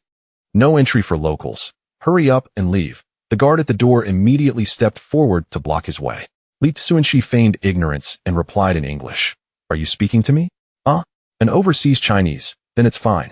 Please come in." The guard quickly switched to a cordial demeanor, bowing slightly and gesturing for him to enter. It was perplexing. Cunxi muttered a curse in English and stepped inside, while the guard maintained his smile. In his mind, it was only the foreigners who could afford to curse. Upon entering the friendship store, he was greeted by a stylishly uniformed salesperson who approached him with fluent foreign language skills. "Sir, I see you are alone. Would you like me to introduce some products to you?" "No, I want to browse on my own," Cunxi replied with a smile. "Very well, if you need anything, feel free to call for me." The salesperson slightly bowed and stepped aside. It was Cunxi's first visit to the friendship store, and he was quite intrigued. From the decoration and layout alone, it bore no resemblance to the shopping malls of the 21st century. The smooth ceiling was lined with fluorescent tubes, reflecting beautifully off the marble floor. The counters were unlike the solid wood ones found in department stores. They resembled the semicircular glass counters and square glass display cases of future establishments, showcasing an array of exquisite handicrafts. The store was busier than he had anticipated, with various foreigners indulging in shopping under the attentive service of professional sales staff. With his hands clasped behind his back, he strolled over to the tobacco and alcohol section, where the shelves were stocked with Moutai gift boxes, whiskey, and Remy Martin, among other beverages. The selection of cigarettes was equally comprehensive, including Hometown Mountain, Yuan, Marlboro, and Sanwu, all at very reasonable prices. For instance, a pack of Marlboro cost only 3 yuan in foreign exchange certificates, making it easy to double the price when sold outside. "Miss, please get me a pack of Marlboro." "Certainly." The sales assistant retrieved a pack of Marlboro from the counter and placed it in a plastic bag. Indeed, it was a plastic bag, adorned with the imprint of the Cunxi friendship store. In the 1980s, this bag was as coveted as a modern-day LV purse. "Thank you." Cunxi smiled as he accepted the bag and moved towards the ladies' section, where he spent 50 yuan on a bottle of perfume, a brand he had never heard of, yet it was undoubtedly a foreign product that his aunt and uncle would surely appreciate. Carrying his purchases, he passed through the clothing area, where mannequins adorned in luxurious furs and leather jackets were displayed, with prices ranging from over 100 to thousands of yuan in foreign exchange certificates. Cunxi was quite intrigued, as his wife's birthday was approaching. He intended to find a suitable outfit for her as a birthday gift. "Xiaoyan, do you think this outfit suits me?" A familiar voice echoed. Cunxi paused in surprise. How could his wife be in the friendship store? Through the gaps between the garments, he caught a glimpse of a fashionable girl. She wore a light blue blouse paired with a gray plush coat, complemented by fitted jeans and slightly curled hair, an epitome of the 1980s Hong Kong style. The girl set down a leather jacket, expressing her dissatisfaction. "Another not bad? After a whole day of shopping, that's all you can say?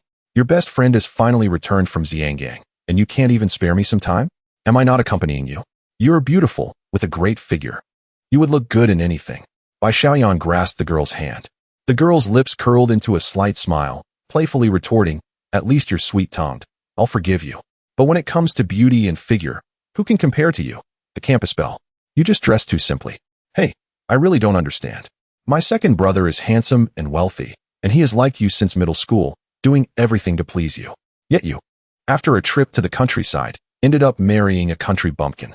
What is more outrageous is that you brought him back to the capital, allowing this slacker to live off you, forcing you to scrimp and save. You're clearly a stunning university student, yet you dress like a beggar. Su Yanran, if you belittle my husband again, I might get angry." Bai Xiaoyan's voice turned a shade darker. Su Yanran shrugged, seemingly unconcerned. "How am I belittling him? Isn't he a country bumpkin? Isn't he living off your family? Isn't he making you save money to support the household? I'm leaving. You can shop alone." Bai Xiaoyan abruptly yanked her hand away from her friend and stormed out. Observing this, Cunxi stepped back, hiding behind a pillar. Su Yanran hurried after her, grasping Bai Xiaoyan's hand, exclaiming, "After all these years of friendship, can't you say a word about your man?" Bai Xiaoyan puffed her cheeks, remaining silent. Su Yanran shook her head. I really don't know what kind of spell Li Cunxi has cast on you. The Bai Xiaoyan I remember was beautiful, graceful, and very assertive. But when it comes to Li Cunxi, you act just like those naive girls who have never seen the world. Bai Xiaoyan shot her friend a glare, still saying nothing. Well, have you really developed a grudge against me? Fine. Don't be angry. I'll give you a nice gift later. Su Yanran pulled a heavy key from her exquisite bag. Bai Xiaoyan recognized the key's purpose and frowned. My second brother said he can't return because of business on your birthday, so he is sending you a car for convenience. A Jeep 212, just like the one we drove earlier. As Su Yanran spoke, she attempted to place the key into Bai Xiaoyan's hand. Bai Xiaoyan pulled her hand back, her expression cold. Is your brother out of his mind? Who gives away a car? If he has money, he should keep it for his own wife. I don't want it. You'll eventually be my brother's woman. What is wrong with receiving a car? Hurry and take it. I'll start teaching you how to drive tomorrow. Su Yanran continued to push the key into Bai Xiaoyan's pocket. Bai Xiaoyan stubbornly covered her pocket, her anger boiling over. Su Yanran, enough. I'm already married. I have a husband, and aside from his gifts, I cannot accept anything from other men. Su Yanran scoffed. Has he ever given you a gift? Do not let me guess correctly. After his arrival in the capital, every time your birthday comes around, does he not say, my dear, I apologize. When I achieve something, I will make it up to you. I tell you, this only proves that you do not occupy a significant place in his heart. He does not regard you with the seriousness you deserve. Bai Xiaoyan pursed her lips, her expression tinged with a hint of grievance. It seems I have struck a chord. Very well, let us set aside the matter of gifts for now. Let us visit the children's store to buy toys, and then take Duo to Dong Lai Shun for lamb. Although I may not hold much affection for your husband, your daughter is akin to my own niece, and she deserves my affection. Su Yanran unceremoniously took Bai Xiaoyan by the hand and led her away. Li Cunxi stepped out from behind the pillar, letting out a heavy sigh. In truth, he was even more despicable than Su Yanran had portrayed him. In his previous life, under the oppression of his mother-in-law, he lived in a state of profound insecurity, sensitivity, and repression. During these 2 years in the capital, he had paid no heed to the feelings of the mother and daughter duo, hardly even mentioning birthdays. His wife had never voiced any complaints, yet from her recent expression of grievance, it was evident that she cared. He must ensure his wife has an unforgettable birthday. Li Cunxi glanced at the luxurious leather jackets worth thousands and shook his head slightly. No gift of his could possibly compare to a small Jeep worth tens of thousands. Since he could not compete materially, he would strive to create a surprise for his wife that would render her birthday truly memorable in other ways. Chapter 20 Encounter with Chu Weigua. Li Cunxi settled his bill at the counter, clutching 2 bags, his mind wandering as he exited the store. At the front of the friendship store, a sharply dressed man was engaged in a phone call at the reception desk. Boss, as an English translator, why have you assigned me to lead a French tour? I cannot speak French. Please send someone else. What? There is no one else. How am I supposed to manage this group of foreigners? You expect me to overcome this obstacle? Forget it. I'm hanging up. In a fit of frustration, the man slammed the receiver down onto the desk. Li Cunxi, passing by, caught the man's angry outburst and instinctively turned to look, recognizing the man in the suit as Chu Weigua, who had introduced him to a lucrative deal at the Yuan. Approaching with concern, Li Cunxi inquired, Brother Weigua, what has happened to provoke such anger? Taken aback by Li Cunxi's presence, Chu Weigua quickly waved his hand dismissively. Don't even mention it. This incompetent boss failed to arrange for a French translator and wants me to take the blame. Well, I have no intention of doing it. Let those foolish foreigners stand there in confusion. Come on, let's go for some hot pot. As he spoke, he draped an arm around Li Cunxi's shoulder and led him outside. Li Cunxi chuckled. Actually, I know a bit of French. How about I help you lead the tour? Chu Weigua halted, appraising Li Cunxi skeptically. You can speak French? Is that true? Li Cunxi shrugged. I figure a dead horse can still be treated as a live one. Besides, you have no other options, so consider it a favor for the last time you helped me with business. Hey, don't say that. Last time, I owed you a favor. Without you, I would still be scrounging for art to trade with those foreigners. Chu Weigua gently corrected him. He was a man who clearly distinguished between gratitude and grievances. Favors must be repaid, without any ambiguity. We can discuss this later. For now, let me help you with the tour. We can't keep the foreigners waiting. Please hold on to these bags for me. Li Cunxi handed the bags to Chu Weigua. After a moment's hesitation, Chu Weigua reluctantly accepted the bags. Well, give it a shot. If it doesn't work out, Don't force it. This job was imposed on me by the old man, and honestly, I've been wanting to quit for a while. Losing it wouldn't matter. With a smile, Li Cunxi approached the group of foreign tourists, addressing them in French. Ladies and gentlemen, I am Li Cunxi, and it is a great honor to serve as your translator for this shopping excursion. Please feel free to ask me any questions. Haha, young man, your Parisian accent is quite authentic. Have you lived in Paris? A French lady inquired unexpectedly. Yes, I did spend some time in Paris, Li Cunxi replied with a smile.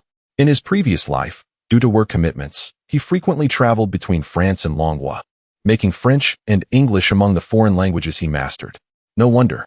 Upon hearing that Li Cunxi had lived in their country, the French tourists instantly felt more at ease. Esteemed guests, let us proceed inside.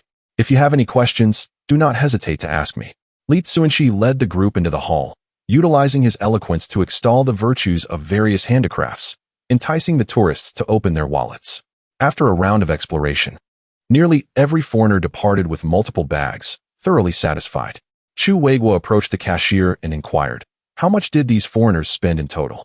To his knowledge, the French, despite their wealth, often held their home country, known as the fashion capital and the city of romance, in high regard and tended to be frugal, typically opting for inexpensive souvenirs.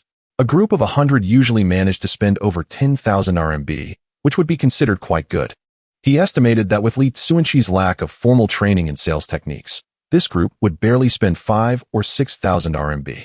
The cashier, recognizing Chu Weiguo, glanced at the ledger and revealed her astonishment. My goodness, these foreigners spent over 90,000 RMB, averaging 900 renminbi per person, breaking our store's record for tourist group spending. 900 renminbi per person. Are you certain there is no mistake? Chu Weiguo asked for clarification. The cashier nodded earnestly. Wow, my brother is incredibly impressive, truly managing to persuade those foreigners. Chu Weiguo hurried out of the friendship store. At that moment, Li Cunxi was engaged in heartfelt farewells with the group of French tourists, as if parting from close friends. Chu Weiguo was taken aback. They had only known each other for less than 2 hours, yet Li Cunxi had formed such a profound bond with the aloof French tourists. It was astonishing, unbelievable. Once the foreign bus departed, Chu Weiguo approached. Li Cunxi reclaimed his bags, saying, Brother Weiguo, I have not let you down. Chu Weiguo gave a thumbs up. Brother, I'm not exaggerating. In my life, I have seldom admired anyone. From today onward, you are one of them. Quickly tell me how you managed to get those stingy French tourists to spend. Simply appeal to their tastes, flatter their pride in French fashion, romance, and cuisine. Praise them to the heavens, and they will naturally be inclined to spend, Li Cunxi explained matter-of-factly. Chu Weiguo smiled silently. It was evident that without a deep understanding of French culture, one could not flatter them effectively. Superficial praise would only backfire. Ultimately, it was Li Cunxi's eloquence and depth of knowledge that made the difference. Well, now I owe you another favor. Let us go to Baiyanyafang for some roast duck. Isn't there typically a long line at that restaurant? Perhaps another time. Li Cunxi had passed by Baiyanyafang several times. Even in the 1980s, the queue could stretch from the street corner to the alley. Rest assured, my friend, whenever we go, there will always be a table available. Chu Weiguo led Li Cunxi to a Cunxi car. Upon seeing the vehicle, a flicker of surprise crossed Li Cunxi's eyes. In this era, driving such a car indicated that one's family was not merely prominent. It seemed that Chu Weiguo's family background was more impressive than he had anticipated. Brother Weiguo, I have other matters to attend to. Let us reschedule for another day. Li Cunxi politely declined once more. He needed to hurry and deliver gifts to his brother-in-law, hoping to acquire a batch of clothing for export conversion. All right, I will come find you at Yinjia Hatong when I have time. By the way, here is my business card. Call me if you need anything. Chu Weiguo retrieved a business card from the car. Li Cunxi accepted it and rode away on his bicycle. His brother-in-law, Bai Maoqi, had moved out of his unit 2 years ago, living about 8 to 9 kilometers from Yinjia Hatong. The vehicle came to a halt before a cylindrical building. Li Cunxi alighted, carrying his belongings, and approached an elderly man seated at the entrance, seeking respite from the heat. Excuse me, sir?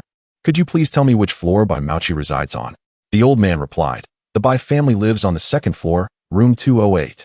Casting a glance at Li Cunxi, the old man's eyes shifted to the bag in his hands. Goodness, young man, are you here to present a gift to Bai Maoqi? And from the friendship store, no less. He is merely a group leader at a garment factory, not even an official. Is he truly worth such an expense? Li Cunxi chuckled softly and proceeded into the hallway.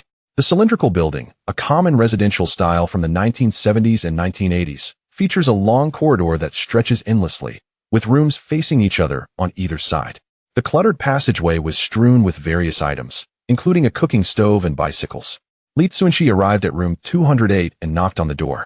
Chapter 21. Presenting gifts to the brother-in-law, a sound of footsteps echoed as the door swung open, revealing a tall woman. She donned a sky-blue short-sleeve blouse paired with a cream-colored, fluffy pleated skirt.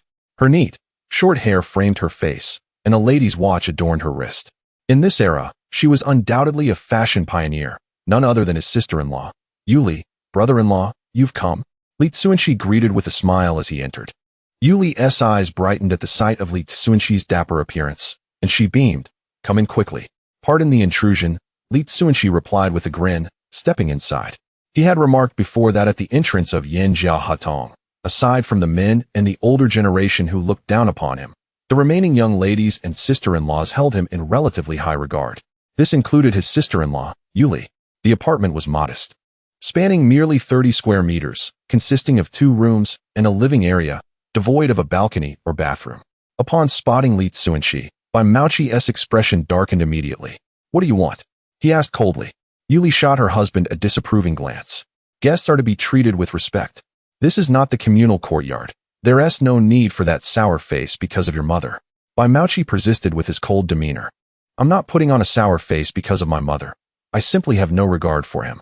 Xiaoyan is beautiful and educated. Why should he have won her affection? Does he deserve it? Whether he deserves it or not is between the two of them. I personally think you're unworthy of me, Bai. If you cannot speak kindly, then keep your mouth shut and refrain from provoking conflict, Yuli retorted, hands on her hips. Glaring at him, Bai Maoqi immediately lost his temper, sulking as he focused on the book in his hands. Cunxi chose to ignore Bai Maoqi's barbs and presented a bag containing perfume to Yuli. Sister-in-law, as this is my first visit, I brought a small gift, an internationally renowned perfume. I have sampled the fragrance, and it is perfectly suited to your noble and graceful demeanor. Huh, how sweet your words are. If I may say, Xiaoyan made a wise choice in selecting you. When seeking a partner, one should not choose a handsome charmer, but rather someone who is earnest, Yuli replied, amused. She had already noticed the bag from the friendship store. A woman at her factory had acquired such a bag and used it daily, exuding a sense of pride. To claim she was not envious would be disingenuous, even if one were to scour the entirety of Beijing. No one would pass up the chance to visit the friendship store and procure something delightful. If you don't believe me, just sit at the entrance of the friendship store, and you will see plenty of young men and women peering through the windows, eager to catch a glimpse inside. To her surprise, today she too received something from the friendship store. Sister-in-law, do take a whiff and let me know if you like it. If it doesn't suit you, the friendship store offers exchanges, Cunxi said cheerfully. The friendship store indeed allowed for returns and exchanges and had a dedicated foreign guest service department, offering service that was in stark contrast to the attitudes of local salespeople. Oh, Yuli exclaimed joyfully as she accepted the bag and delicately extracted the exquisitely packaged box inside. Look at this, foreign goods are simply exquisite. This packaging must be worth a fortune. She carefully unwrapped the box, fearful of damaging it. Cunxi then approached his brother-in-law, pulling out a pack of Marlboro cigarettes from the bag. Brother, you must engage in social gatherings at the factory. Offering these cigarettes will certainly leave a good impression. If you don't like them, I can bring you some Yuan or Hongtishan instead. Bai Maoqi glanced at the pack of Marlboro, frowning. These cigarettes and perfume must not be cheap. How do you afford such luxuries when you hardly work? Did you perhaps ask Xiaoyan for money? Marlboro was not commonly found in the domestic market at that time. He knew this because the factory had business ties with foreign merchants, and the management kept a few packs on hand for entertaining foreign guests, reportedly acquired from scalpers at a minimum of 7 yuan per pack. I have recently been selling goods at Cherishing Street, where there are many foreigners, and I have collected a fair amount of foreign exchange vouchers.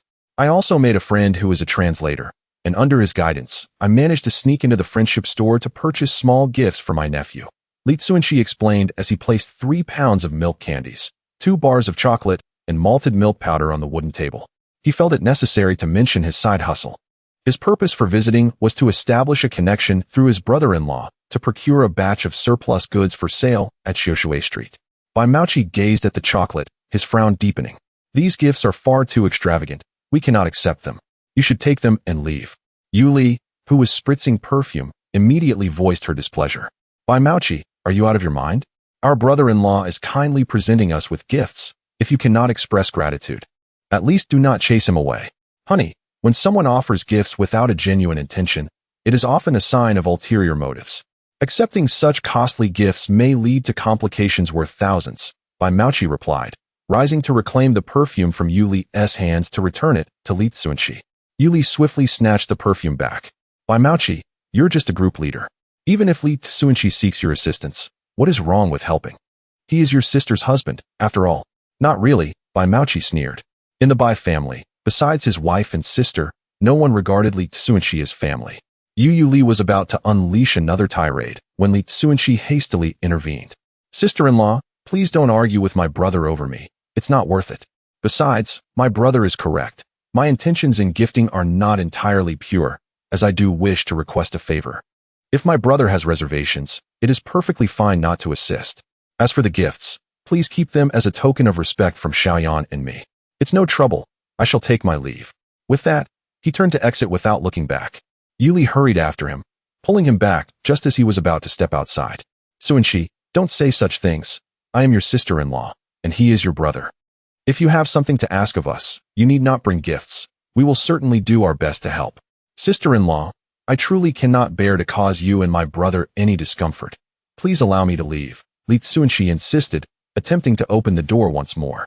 Yuli boldly positioned herself in front of the door, shouting at her husband seated on the sofa. "Bai Maoqi, you scoundrel. I am giving you two choices. Either pack your things and return to your mother's place, or assist Cunxi with his matter." Bai Maoqi's eyes widened in disbelief. "You want to kick me out? If you choose to remain here, then I shall take the child back to my maternal home. At that time, do not beseech me to return." Yuli was consumed by anger. As the issue at hand transcended merely whether her husband would assist Li Cunxi, it pertained to her dominion over their household. Should her husband refuse to relent, she would indeed make her way back to her parents' abode. Bai Maoqi, witnessing his wife's genuine fury, promptly opened a pack of Wan Bao Lu and remarked, "Pray, share your concerns. I shall see if I can be of assistance." This was more agreeable. Yuli transformed her ire into a smile and said to Li Cunxi, "Cunxi, if you have anything to discuss, do not hesitate to confide in your brother-in-law. I shall fetch you an apple to wash." Chapter 22. The jealous wife Li Cunxi procured a stool and positioned himself opposite Bai Maoqi, articulating his desire for surplus foreign trade goods. Bai Maoqi replied in a subdued tone, acknowledging that the factory indeed possessed a considerable number of foreign trade returns, yet they had all been appropriated by certain Southerners. However, they cannot have taken everything, can they? Li Cunxi surmised. He was acutely aware that in this era, long-distance transportation was monopolized by state-owned enterprises, and the capacity was severely limited, rendering personal service nearly impossible. If individuals sought to engage in long-distance trade, they could only carry a few burlap sacks and utilize passenger trains for transporting goods. Thus, a Southerner, at most, could only carry a few sacks in one trip. Recognizing that evasion was futile, Bai Maoqi relented. "How much are you looking to acquire?" 2,500 yuan, Li Cunxi replied. "I do not want pure polyester fabric. Even if cotton is unavailable, at the very least, a cotton-polyester blend will suffice. Ideally, I would like to select the fabric myself." Li Cunxi smiled, confident in his knowledge that after 1980, domestic cotton production steadily increased, and by 1983, cotton was no longer scarce. People could purchase ample cotton cloth in the market without needing fabric coupons. Moreover, the raw materials for polyester had also experienced a significant surge in production, leading to vast inventories in state-owned factories that could not be adequately absorbed through state channels. In 2 months, a discussion paper regarding the necessity of fabric coupons would be released, and by the beginning of the year, these coupons would be entirely abolished. Southern textile factories would release new lines of pure cotton and blended fabric garments, further constricting the survival space for state-run garment factories that primarily produced polyester. A wave of closures of state-owned garment factories would ensue. During this tumultuous time, his brother-in-law lost his job. Struggling to find work, he faced the devastating loss of siblings and the illness of parents, which ultimately led him to alcoholism and a subsequent divorce from his sister, Yuli. Li Cunxi felt partially responsible for this outcome. Therefore, in both emotional and rational terms, he felt compelled to assist his brother-in-law through this challenging phase of unemployment. "Oh, you seem quite knowledgeable," even aware of blended fabrics. Very well, come to the factory gate tomorrow, and I shall take you to obtain the goods, Bai Maoqi conceded. Thank you, brother, Li Cunxi gently expressed his gratitude. Bai Maoqi waved his hand dismissively. There is no need for thanks. I am merely doing this for the sake of Xiaoyan. Let me offer you some heartfelt advice. Engaging in street vending is a rather disreputable endeavor. Should Xiaoyan learn of it, she would undoubtedly mock you. If you truly care for her, you ought to seek a respectable occupation. I will consider it, Li Cunxi responded, his tone somewhat perfunctory. The disdain for street vendors or self-employed individuals was a pervasive sentiment throughout the entire 1980s. Yet so what? Historically, they stood at the forefront of the reform and opening up tide, enduring contempt and misunderstanding while amassing wealth unimaginable to the average office worker through their own endeavors. After enjoying dinner at his brother's home, Li Cunxi returned home late at night.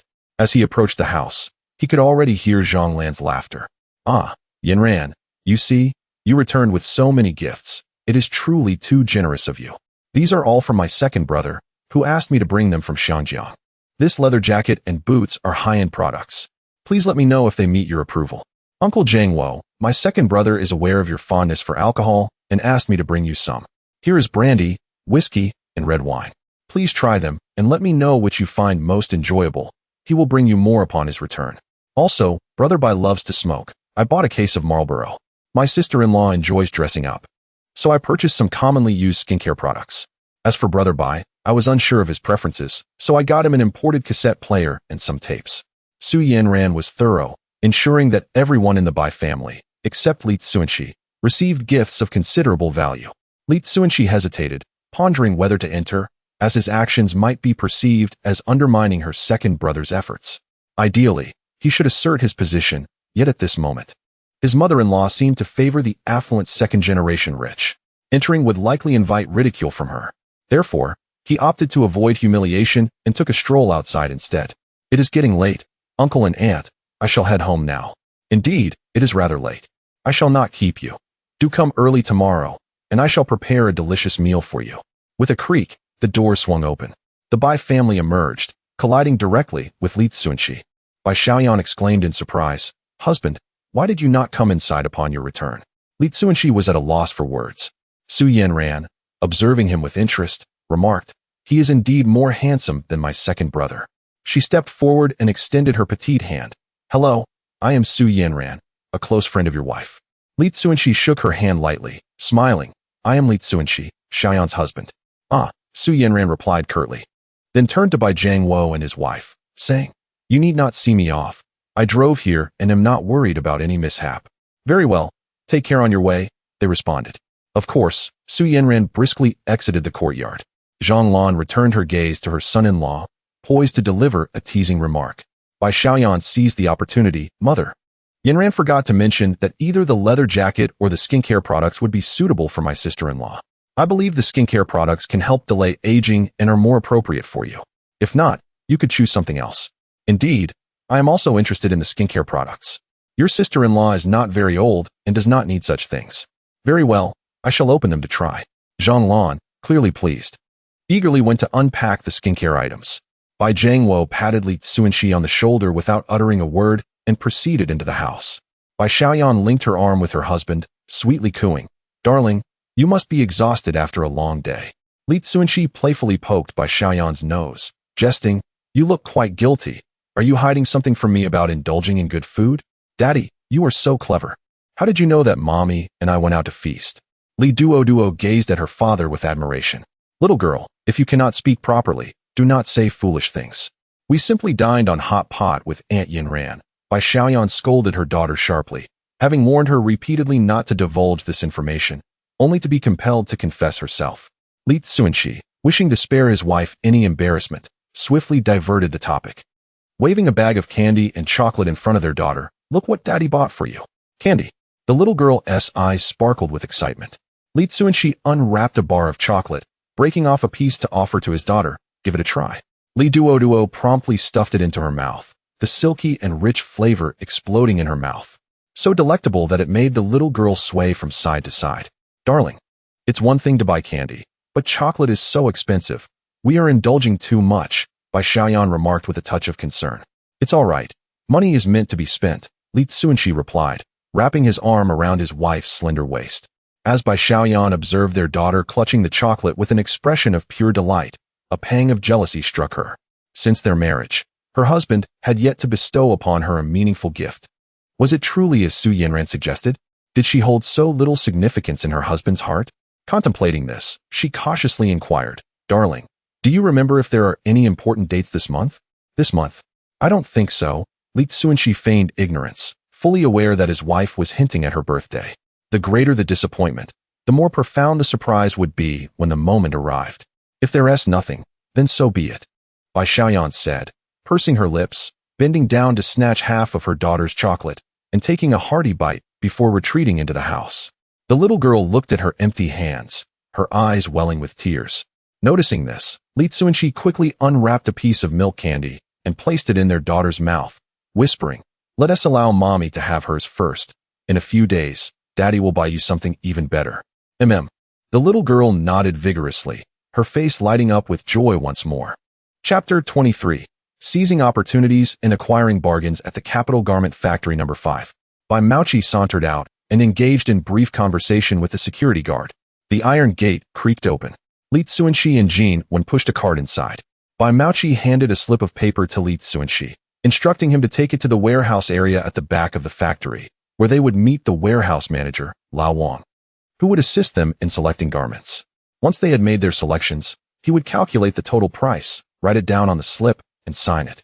They would then take the slip to the finance department to settle the payment, and subsequently present the receipt to collect the goods. Understood? Yes, I understand. Li Cunxi accepted the slip.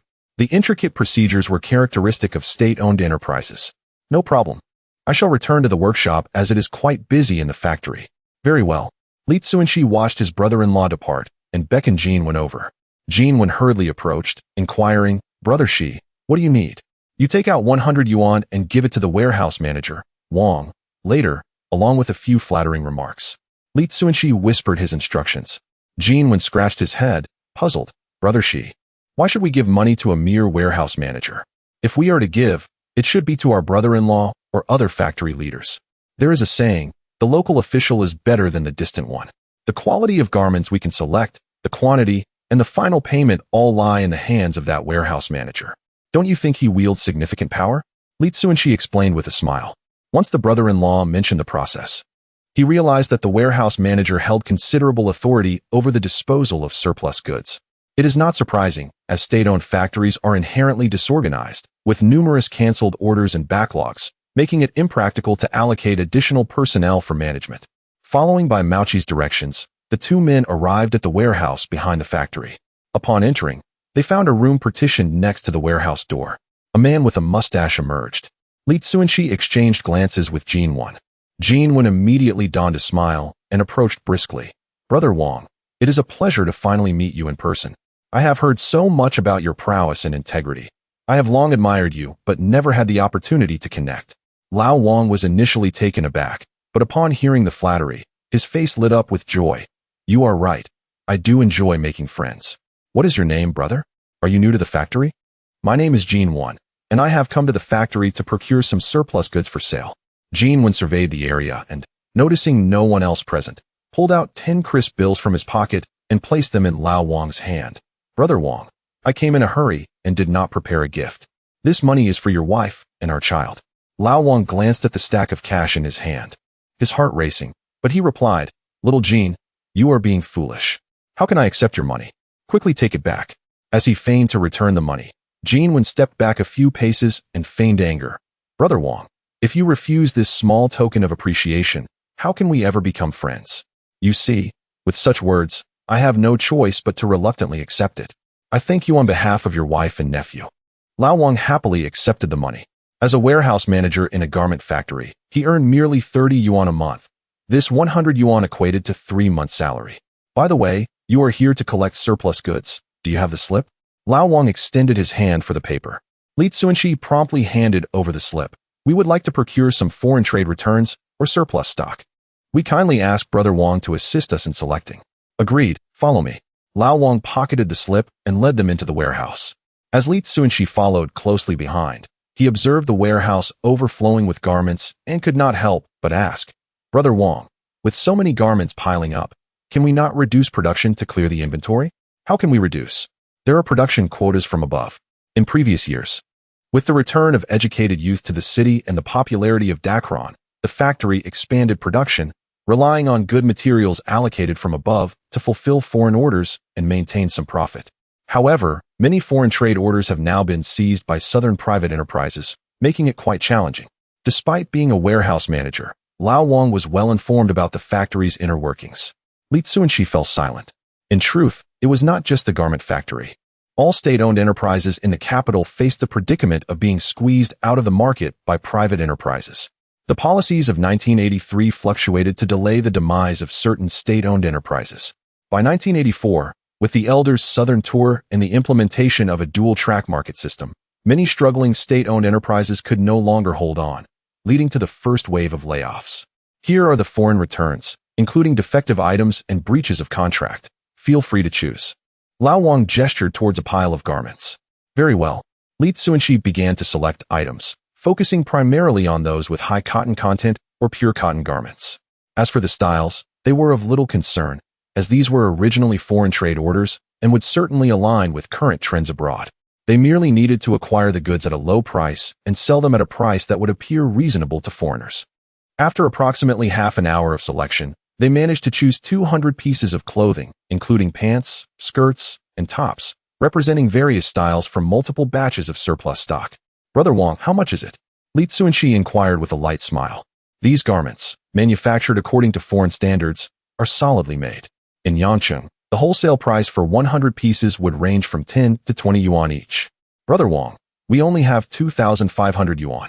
If it's more than that, please let us know. Our friendship will endure, so do not hesitate. Yuan chimed in cheerfully. Lao Wang seemed to ignore him, bending down to count. 100 pieces of premium Dacron at 8 yuan each, and 85 defective foreign trade items, all polyester cotton blends, at 20 yuan each, totaling exactly 2,500 yuan. Upon finishing, he pulled out the slip and a pen, wrote down the figures along with his name, and handed it to Li Cunxi. Make sure to pack them in burlap sacks, securely tied, so no one can see what's inside. Understood. Yuan, you pack the clothes while I go settle the payment. After giving his instructions, Li Cunxi left the warehouse and headed straight to the finance office to pay, collect the receipt, and return to the warehouse to assist Yuan in packing the clothes. After a flurry of activity lasting several minutes, they finally finished packing the garments. Brother Wang, when you have time, let us share a meal together. Choose any place at Badalu, Li Cunxi suggested with a smile. Lao Wang pondered for a moment. The day after tomorrow, perhaps. That works. I will have Yuan come to the factory gate to pick you up. Farewell. The two men pushed their cart of clothing towards the exit. Once outside, Yuan finally asked, Brother Shi, how much did Lao Wang give us off? Li Cunxi extended his hand and gestured to 300? Huh, this lad is quite perceptive. That 100 was well spent. Yuan nodded in satisfaction. However, the truly impressive one is still Shigu. Exchanging 100 for 300, though not substantial, is indeed a saving. Li Cunxi softly corrected him. It is 3,000, not 300. 3,000. Yuan's eyes widened in astonishment. Indeed, for our garments containing 60% cotton, he calculated the price as if they were polyester. For our pure cotton, he counted them as cotton polyester blends, and he even miscounted 15 pieces, saving us at least 3,000. Li Cunxi reiterated, My heavens, brother, I feel compelled to kneel and pay my respects. 100 exchange for 3,000? This is more lucrative than bank robbery. At that moment, Yuan's eyes were filled with nothing but admiration. To him, Li Cunxi was not merely an older brother. He was akin to a deity of wealth. By the way, have you managed to obtain the iron wire I asked for? Li Cunxi inquired once more. Rest assured, the tasks you entrusted to me were executed with precision, just like a well-oiled machine. Yuan patted his chest and continued, I had a friend procure the iron wire from his factory. And we have also purchased the necessary connections for our stalls. My father enlisted a few friends, and they worked overtime last night to construct the canopy for our stalls, ready for direct display. Very well, let us head to Xiushui Street and set up. Li Cunxi hopped onto the cart and sped forward. Chapter 24. Profits fall short of expectations, Xiushui Street. A group of individual vendors assisted Lao Yuan in clearing the debris left after erecting the stall. Ever since Li Cunxi arrived, The foot traffic on Xiaoshui Street had noticeably increased, bringing a surge in business for all the vendors along the street. Everyone harbored a sense of gratitude towards Li Cunxi, and they were all willing to lend a helping hand in whatever capacity they could. Lao Jin, have you bought 3 stalls? Are you planning to expand your juice stand? Inquired Zhu San, a fellow vendor who had jumped on the juice-selling bandwagon. As the second vendor to sell juice on this street, he had earned several hundred yuan over the past half-month, but with an increasing number of juice stalls, his daily earnings had dwindled from dozens to just a few yuan. If Lao Jin at the street corner expanded his stall and lowered prices, Zhu San feared his juice business would suffer even more. Lao Jin took a drag from his cigarette and replied nonchalantly, "Our boss has said that you all are being too ruthless in business. You could easily maintain higher prices and earn substantial profits together, yet you insist on slashing prices to seize market share. He feels it's futile and is contemplating quitting." I see. Zhu San sighed in relief upon realizing they weren't expanding the juice business. Yet, he soon slyly inquired, "Has your boss thought of another lucrative venture?" Having tasted success from following trends, he was eager to continue. Clothing, Lao Jin answered candidly, feeling no need to hide the truth. Soon enough, everyone would know once the clothes were displayed. Clothing? You'll just be wasting your efforts. I switched to selling juice because clothing wasn't moving.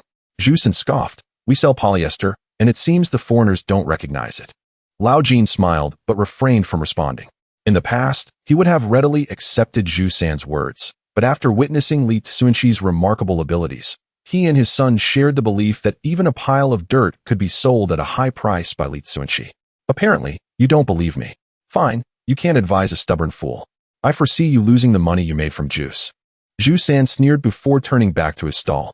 Before long, Li Cunxi returned riding a cart. Lao Jin quickly extinguished his cigarette and stepped forward to lift the sack. "Father, I can manage," Jinwen hurried to intervene. Lao Jin shot a glare at his son. "I'm not too old to move." Jinwen had no choice but to relent and pick up another bag. Li Cunxi arrived at the stall, observing the rolls of wire, picked up a pair of pliers, and swiftly fashioned a simple triangular hanger. "Jinwen, make a few more hangers like this." "Uncle, I've sorted the clothes into bags. Just take them out one by one, and don't mix them up." After instructing them, he took out paper and pen and began drafting an advertisement. He wrote clothing clearance sale, leaving the prices blank for now. He intended to gauge the demand first. In any case, earning double would be satisfactory, while tripling would be even better. Once sales were robust, he would organize promotional activities to clear the inventory. After a flurry of activity, the cotton garments were neatly hung in the stall, while the blended fabrics were deliberately disordered at the front to create an impression of a clearance sale. Women shopping would naturally stop to examine the clothes, as if it were an instinct, without Li Cunxi having to beckon. The stall was soon surrounded by foreign women selecting garments. "Do you have this in a smaller size? How much for this piece? Could you help me reach that floral shirt hanging up?" A chorus of inquiries erupted from the group of foreigners. Lao Jin and his son were somewhat bewildered.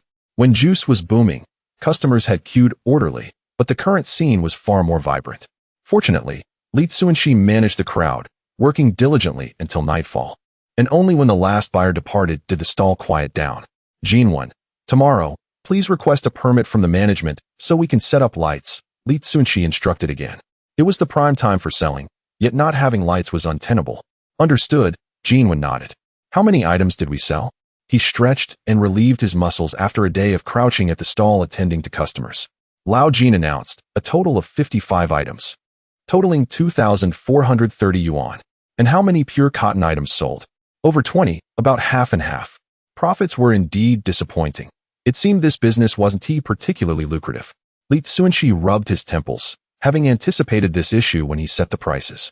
If he quoted the pure cotton garments above 65 foreign exchange coupons, potential buyers would immediately walk away. Similarly, if he priced the blended fabrics over 40 foreign exchange coupons, interest would also wane. It appeared that the formerly naive foreigners had become quite discerning. "Shigo, we've only sold about 30% and are nearly breaking even. How can you say it's not profitable?" Jinwen questioned, puzzled. "We can't always acquire goods at low prices. If we consider a total cost of 5,000 yuan, the average cost per item is over 25 yuan. For 55 items, that's over 1,400 yuan in costs. We've only made less than double that, and accounting for the 0.3 premium on foreign exchange coupons, it's barely a true profit." Li Cunxi made a rough estimate. A profit of double was typical for small businesses, but splitting it between two people meant it was hardly substantial. Yuan scratched his head, not fully grasping the concept. Lao Jin understood most of it and explained through analogy. It's akin to us buying apples for 1.5 cents and selling for 3 cents. From that perspective, the profit seems minimal, but the volume compensates, making it acceptable. Given the circumstances, there are no better ventures available, so let us proceed this way for now. At least we acquired this batch at a low price. Selling it out should yield a profit of 10 to 18,000 without issue. Li Cunxi then pulled Yuan aside, lowering his voice. You must maintain a good relationship with Lao Wang and aim to procure 2 or 3 more batches of low-priced goods to gather more capital for larger endeavors. Rest assured, I'll handle him well, Yuan confidently asserted. Then let us close up for today. Li Cunxi collected a few garments hidden in the corner, which he had carefully selected for his wife from the factory's warehouse. Leaving Xiushui Street, he made his way to the department store, purchasing paints and tools for oil painting, and took a moment to visit the 3rd floor, where he bought 5 grams of gold from the jewelry counter, thin gold bars that were reasonably priced at 154 yuan for that weight. He planned to use it to complement his wife's wedding ring and wedding photo in celebration of her upcoming birthday. Chapter 25. The test of the wife's best friend. Upon returning home, Su Yanran was engaged in conversation with Zhang Lan. Li Cunxi scanned the room and, not finding his wife's presence, inquired, "Where is Xiao Yan?" "Your wife is busy with her thesis and will be staying in the dormitory for the next few days. However, I suspect this is merely an excuse. It seems you have upset her and she wishes to avoid you." Su Yanran remarked with a smirk of schadenfreude. Li Cunxi cast a sidelong glance at Su Yanran, musing to himself that if it weren't for her meddling behind the scenes, his beloved wife would not be so irate over a mere birthday. Nevertheless, this situation offered him the perfect opportunity to prepare a surprise gift for his wife's birthday during their current Cold War. Rising, Su Yanran announced, "Aunt, I shall return home now. I will inquire about Ge's whereabouts for you. But do not fret. He is likely out spending money for leisure, and once the funds are depleted, he may return." "I hope so." It was commonplace for Ergu to vanish for 7 or 8 days, but to be gone for over half a month is deeply unsettling for me as his mother, Zhang Lan expressed with concern. Li Cunxi offered words of comfort. "Mother, rest assured. Ergu will be fine." He recalled from his previous life that Ge's execution coincided closely with the date of his wife and daughter's tragic accident, which was approximately a month away. Hence, he believed Ergu should be safe for now. "You dare say that? You are even more worrisome than Ergu. Let me remind you, your monthly allowance of 1,000 yuan was based on previous expenses. Starting next month, it will be reduced to 80 yuan, no exceptions," Zhang Lan asserted. She had heard from her daughter that Li Cunxi's street vending was quite profitable, earning over 10 yuan a day. However, she understood that such a livelihood was not sustainable long-term, so she intended to maximize her demands while he was still earning, lest she end up supporting this impoverished man in the future. "Very well," Li Cunxi replied readily. Zhang Lan recognized that she would be losing out, but thought nothing of it, planning to raise the amount again next month. Su Yanran seized the opportunity to interject. "Aunt, look at how much you toil, worrying about household expenses. You may not know, but my sister-in-law comes from an ordinary family in Yangqing. Yet after marrying my elder brother, she resides in a grand villa and has servants attending to her. Her life is no different from that of a nobleman in ancient times. Alas, it seems our Xiao Yan has no such fortune." Zhang Lan's distress deepened as she shot a reproachful glare at the instigator of her woes, Li Cunxi, and was poised to chastise him. Su Yanran interrupted once more. "Aunt, I didn't drive today. Let Cunxi accompany me." Reluctantly, Zhang Lan suppressed her ire and coldly instructed, "You go see Su Yanran off." "Understood," Li Cunxi affirmed, opening the door and softly saying, "Miss Su, after you." "There's no need for such formality. Just call me Yanran." Su Yanran replied with a sweet smile, casually linking her arm through Li Cunxi's. He attempted to withdraw his arm, but she tightened her grip. Resigning himself, he quickened his pace, curious about her ulterior motives. "Do you need to ride a bicycle?" "No, my home is not far from the alley. About a kilometer," she replied. They walked in silence for approximately 10 minutes until they arrived before a 3-story foreign-style building. The house, clearly decades old, had a chipped white exterior, showcasing European architectural style, likely built before the founding of the nation. "Miss Su, you have arrived," Li Cunxi stated coolly. "I already told you, just call me Yanran," she insisted, moving closer to him, her crimson lips brushing against his ear as she whispered, "Cunxi, to be honest, I fell for you the moment I laid eyes on you. I'm home alone tonight. Would you care to stay and keep me company?" Li Cunxi narrowed his eyes, wrapping an arm around Su Yinran's waist as his face inched closer. Su Yinran glanced at a vague figure by the door, a smirk forming in her heart. "Will you not reveal your true colors?"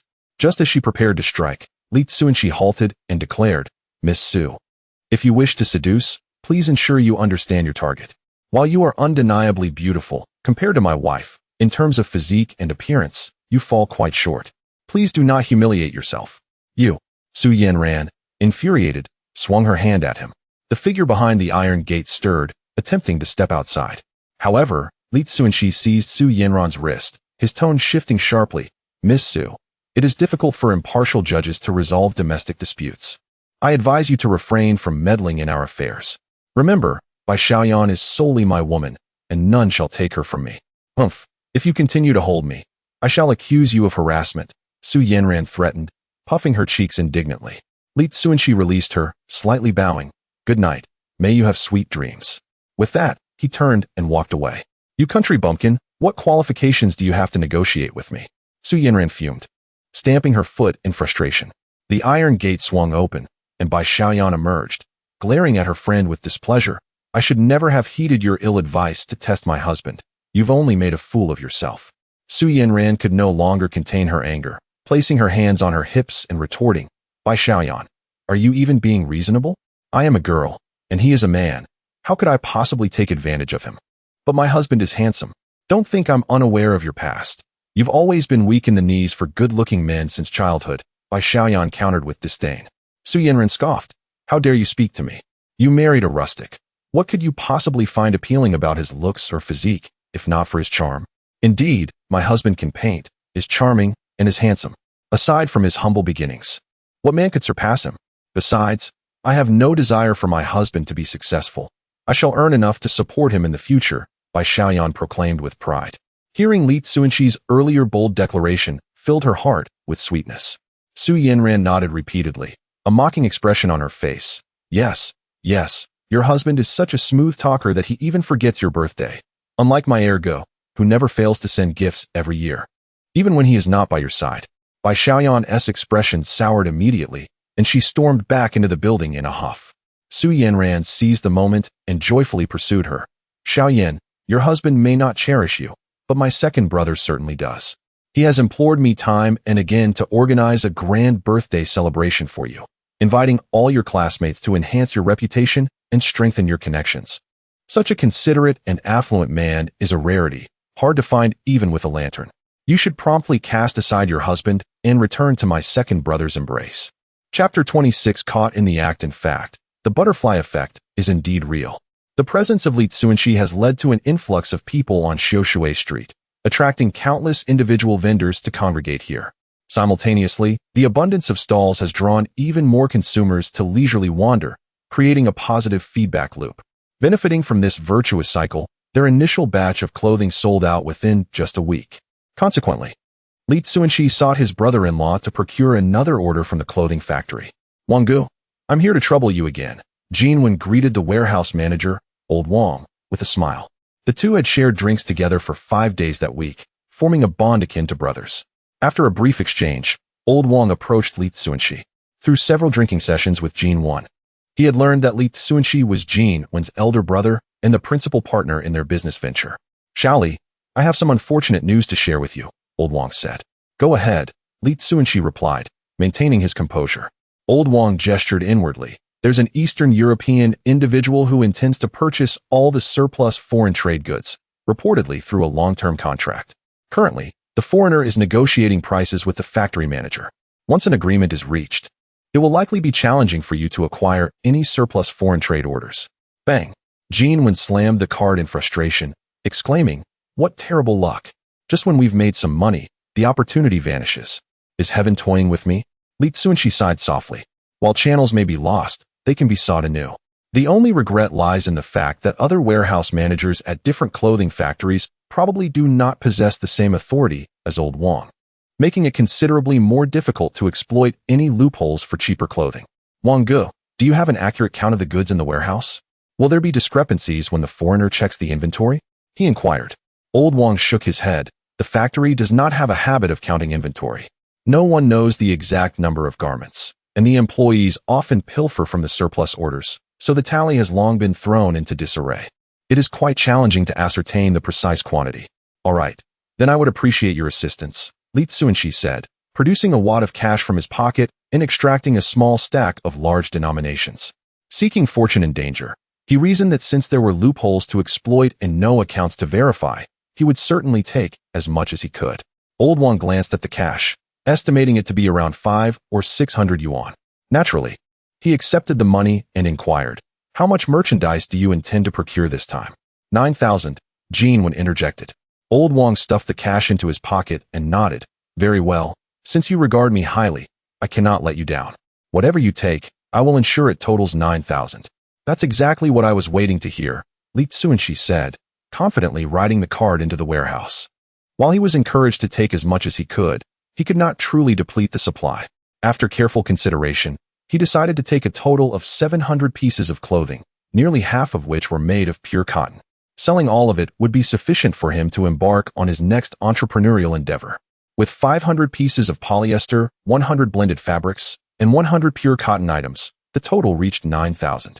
I have already signed the documents, so hurry and make the payment and take the goods to avoid encountering the factory manager and the foreigner during their inspection, which could complicate matters. This time, Old Wang was also too lazy to count, casually fabricating a couple of numbers to reach 9,000 and handed over the note, urging him softly. Upon hearing this, Cunxi dared not delay, instructing Yuan to load the cart while he hurriedly made his way to the finance office to settle the payment and obtain the invoice, then raced back to the warehouse. Just as he was nearing the warehouse, a Shanghai-branded car sped past and came to a halt right in front of the entrance. A tall foreigner with brown hair and a rotund middle-aged man simultaneously exited the vehicle. Cunxi thought to himself that this was bad news and quickened his pace towards the warehouse. "Manager Liu, I hope the price you offer is the lowest. Otherwise, I shall be quite disappointed. Mr. Li, rest assured, we are providing you with the absolute lowest price." The two continued their discussion as they swiftly made their way to the innermost part of the warehouse, where they collided with Yuan and Old Wang, who were in the midst of loading the cart. Manager Liu, Old Wang, sensing trouble, panicked and dropped the sack he was holding. Li glanced at the goods on the cart and inquired in a calm tone, "Manager Liu, these goods they are loading cannot possibly be the items I purchased, can they?" "Old Wang, what is going on here?" Manager Liu questioned sternly.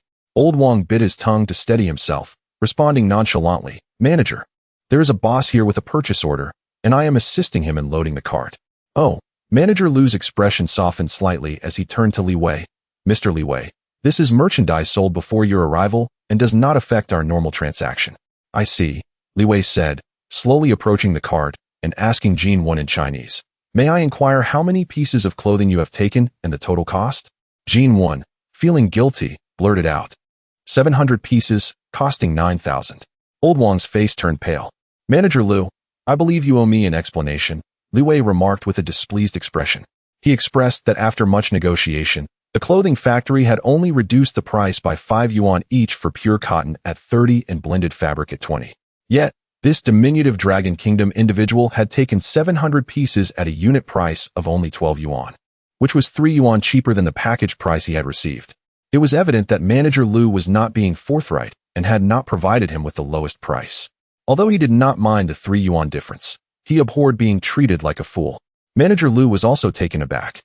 The foreign goods they were distributing had always been sold at a uniform price, 30 for pure cotton and 20 for blended fabric. Anything below that price would not receive an invoice from the finance department.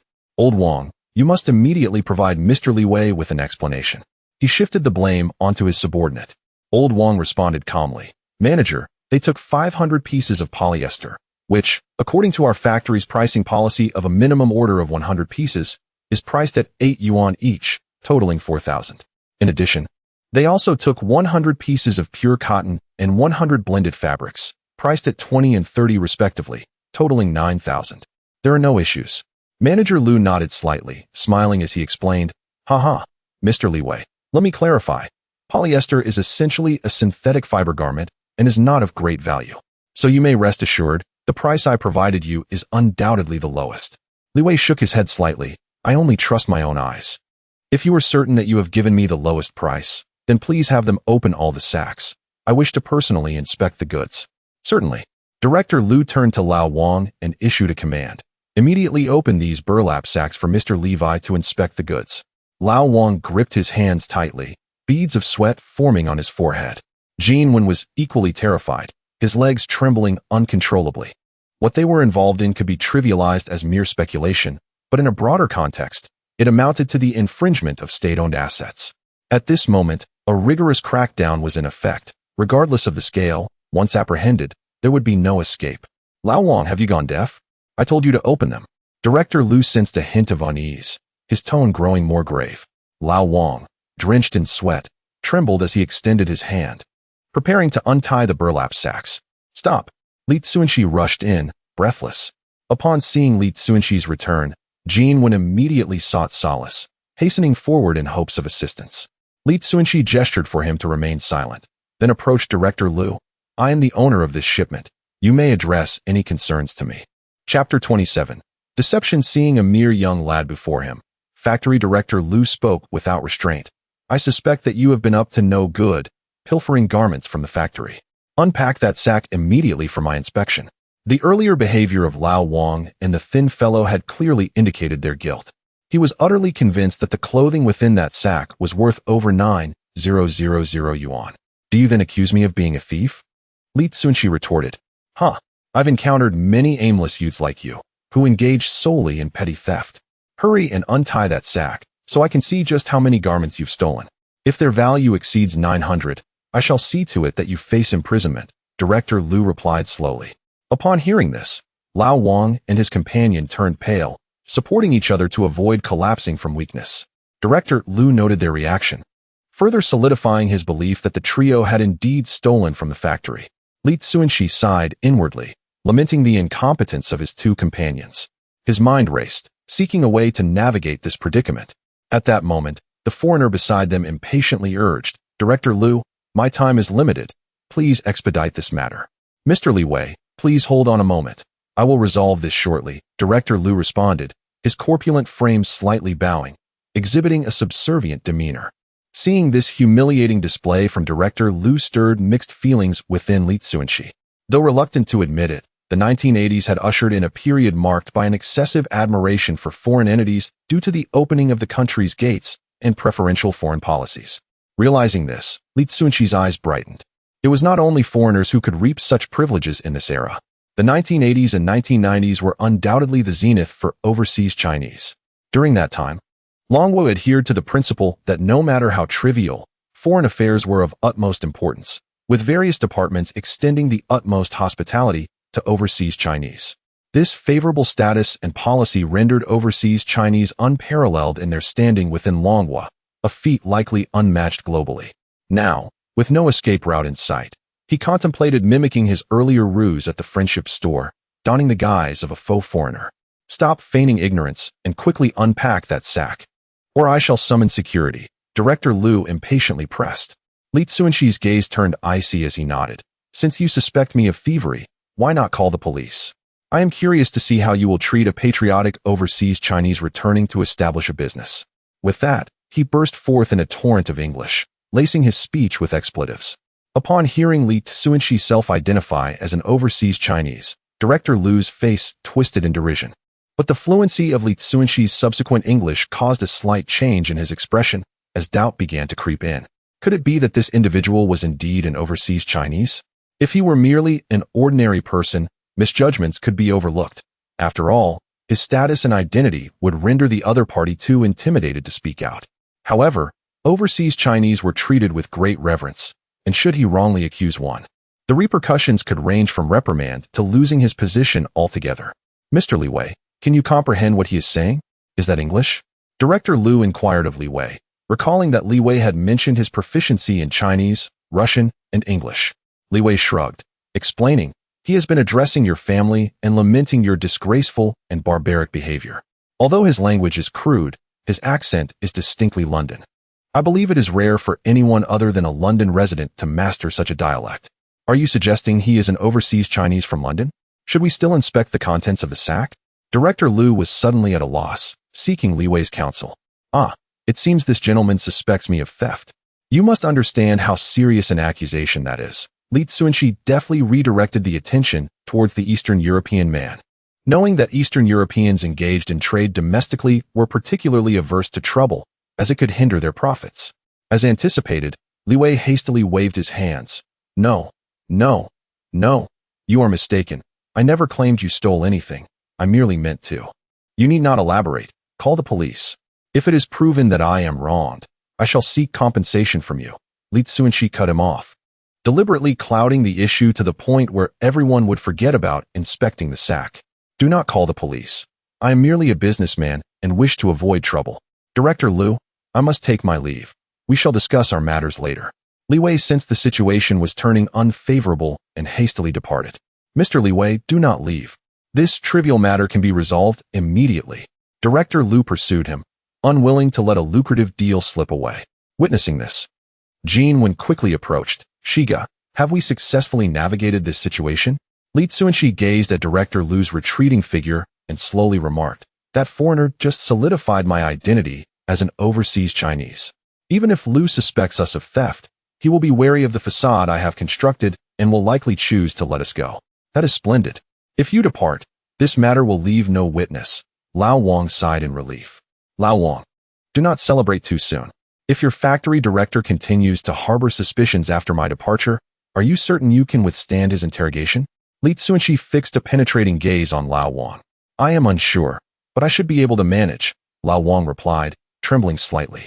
Li Cunxi smirked. Given Lao Wang's demeanor, a mere display of interrogative technique would surely make him divulge everything, potentially ensnaring them all. Thus, he needed to devise a foolproof plan. After a moment of contemplation, he wrapped an arm around Lao Wang's neck and stated emphatically, Lao Wang, you ought to resign from your position as a warehouse manager and join me in seeking fortune. I will offer you a salary of 150 a month. For Lao Wang, remaining at the factory was akin to living with a ticking time bomb. It was far more reassuring to leave with Li Cunxi. Moreover, with the factory on the brink of closure, departing early might not be a bad decision. Absolutely not. I have a secure job. How could I possibly give that up? Lao Wang vehemently shook his head. In this day and age, a job is akin to life itself. Losing one's job is tantamount to losing one's life. Li Cunxi replied nonchalantly. Lao Wang, we are currently in a period of severe crackdowns. Even trivial matters can lead to dire consequences. Consider this carefully. Losing your job is far better than losing your life. Lao Wang's expression fluctuated between uncertainty and anxiety. Yuan also spoke up, advising, Old Wang, the fact that Shigu is willing to help you prosper signifies his regard for you. If you miss this opportunity, you shall remain a mere pauper, calculating pennies and struggling through life. No, I cannot afford to lose this iron rice bowl. Old Wang still refused. Li Cunxi took a deep breath, firmly grasped Old Wang's shoulders, and said with a serious tone, Old Wang, you may not need to leave the factory, but remember, regardless of how that fat Liu deceives you, do not yield. As long as we do not get caught red-handed, he has no evidence to trouble us. Do you understand? Old Wang nodded repeatedly. You must not relent, otherwise, we are all finished, Li Cunxi reiterated. During the crackdown, how many wrongful convictions emerged? If Old Wang confesses, even without tangible evidence, both he and Yuan would be apprehended. Yuan glared at Old Wang with resentment, saying, Old Wang, you should heed Shi Ji's advice and quit. Old Wang gave a bitter smile, remaining silent. Li Cunxi then recalled something and softly said, Old Wang, hand that 500 yuan to Yuan, lest it be discovered during a search in the factory and you cannot clarify. Old Wang nodded and passed the money to Yuan. Director Liu returned. Do you still wish to report this, Director Liu? Li Cunxi inquired coldly. Director Liu's expression fluctuated before finally settling into a smile. It was a misunderstanding, merely a misunderstanding. I was overly suspicious. You may leave. Do you owe me an apology? Li Cunxi pressed. I apologize for any distress caused. I bow in apology. Director Liu bent at a 90-degree angle in contrition. Those who reach the position of director can be both rigid and pliable. When softened, they could easily bow, even kneel if necessary. Humph.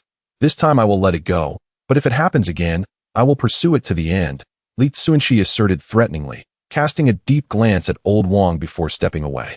Yuan hastily loaded the last 2 sacks onto the cart and followed. Director Lu watched the departing figures. His face dark as coal. After so many years in leadership, when had he ever endured such humiliation?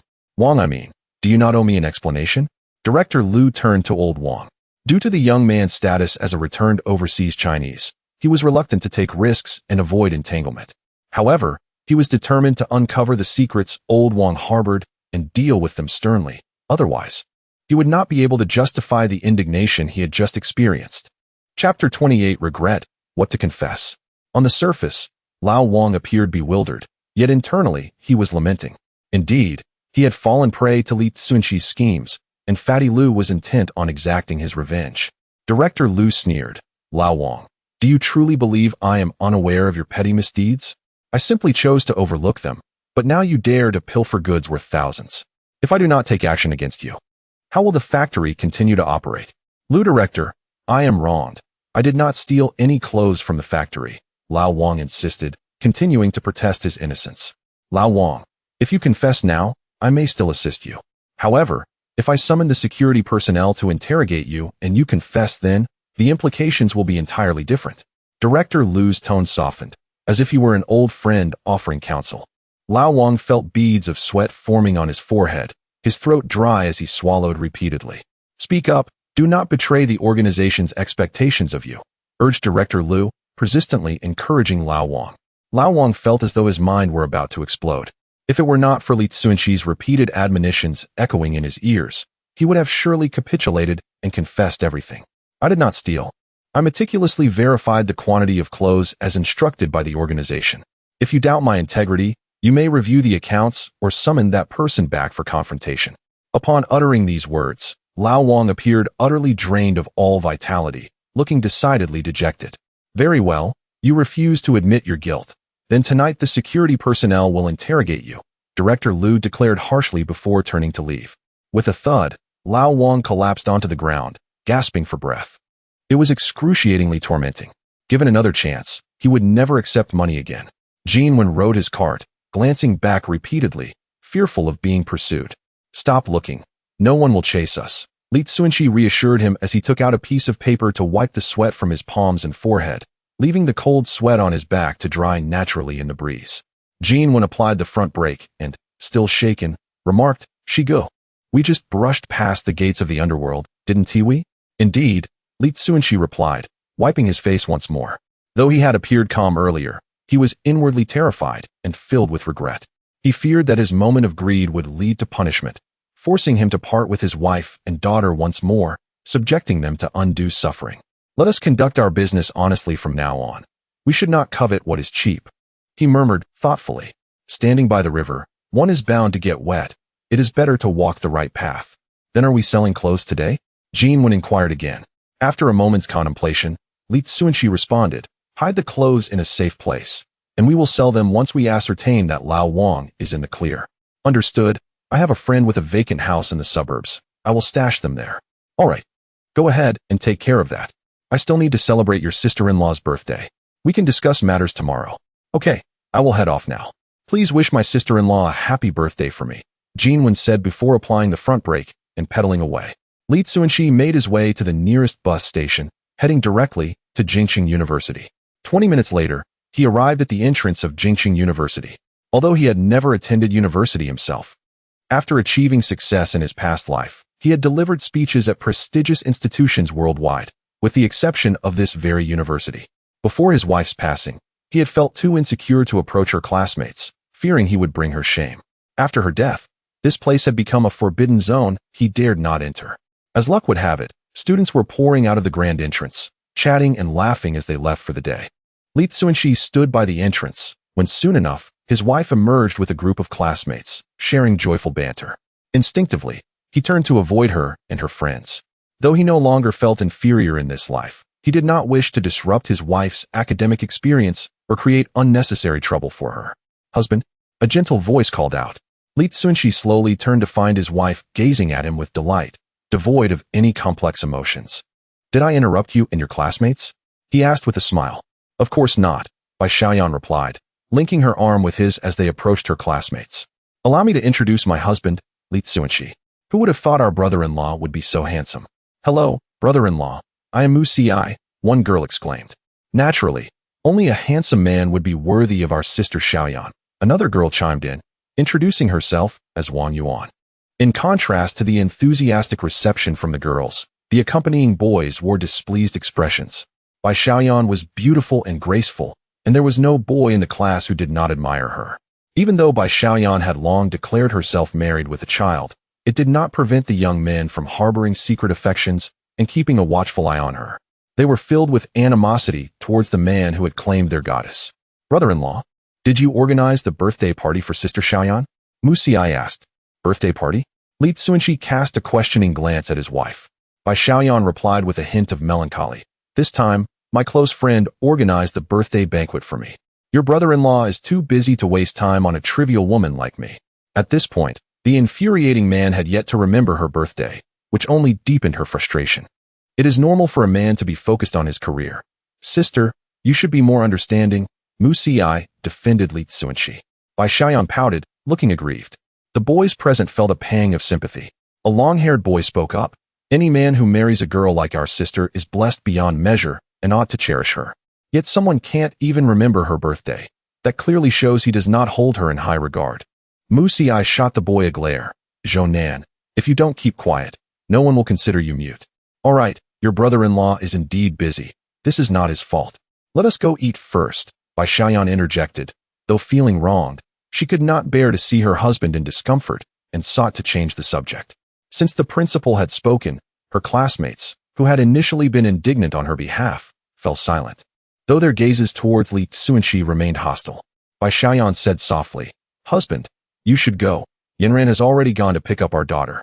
Li Cunxi nodded. Chapter 29. The birthday feast at Pierre Cardin Maxim's restaurant, inaugurated in 1983, stands as the first Western dining establishment in the capital to engage in Sino-foreign cooperation. A group of individuals arrived at the restaurant via public transport. Su Yanran had arrived early, cradling Li Duo as they awaited at the entrance. Father. Upon spotting her father, Li Duo immediately sought his embrace. Unfortunately, a gaggle of female students, enchanted by the rosy-cheeked little girl, took turns holding her close, leaving Li Duo with no opportunity to connect with her father, much to her distress. What brings you here? I don't recall extending an invitation, Su Yanran remarked with a hint of annoyance directed at Li Cunxi. Yanran, please speak politely, Bai Xiaoyan interjected with a disapproving glare at her friend. Su Yanran weakly defended herself. I was concerned that this country bumpkin might embarrass himself by not knowing how to navigate a Western meal. I have yet to embarrass myself. I am merely accompanying my husband in this endeavor, Bai Xiaoyan retorted, taking her husband's hand and leading him towards the restaurant. Su Yanran observed Li Cunxi's retreating figure and ultimately smirked. Very well. Let me show you the disparity between you and my second brother. Perhaps you will reconsider your approach. Upon entering the restaurant, Bai Xiaoyan and the students were immediately awestruck by the opulence of the interior. The lavish chandeliers and European-style sconces complemented one another, while the walls were adorned with gilded floral wallpaper and renowned oil paintings. Among its unique features were the vibrant stained glass windows, reportedly handcrafted by artisans from France. Although the establishment had yet to officially open, Su Yanran mentioned, my second brother is well acquainted with the owner of this French franchise. We can sample the dishes and simultaneously celebrate Xiaoyan's birthday. Leading the group to an elongated salon, she pointed out the striking rectangular dining table. My heavens, this is extravagance beyond measure. Cunxi exclaimed softly, as the others, akin to Lu Lao in the Grand View Garden, marveled at their surroundings. Su Yanran approached Li Cunxi and nudged him with her elbow, teasing, this must be your first time in such a high-end venue, right? You mentioned knowing the owner. Does your family engage in the clothing business? Li Cunxi's response was non sequitur. How did you know?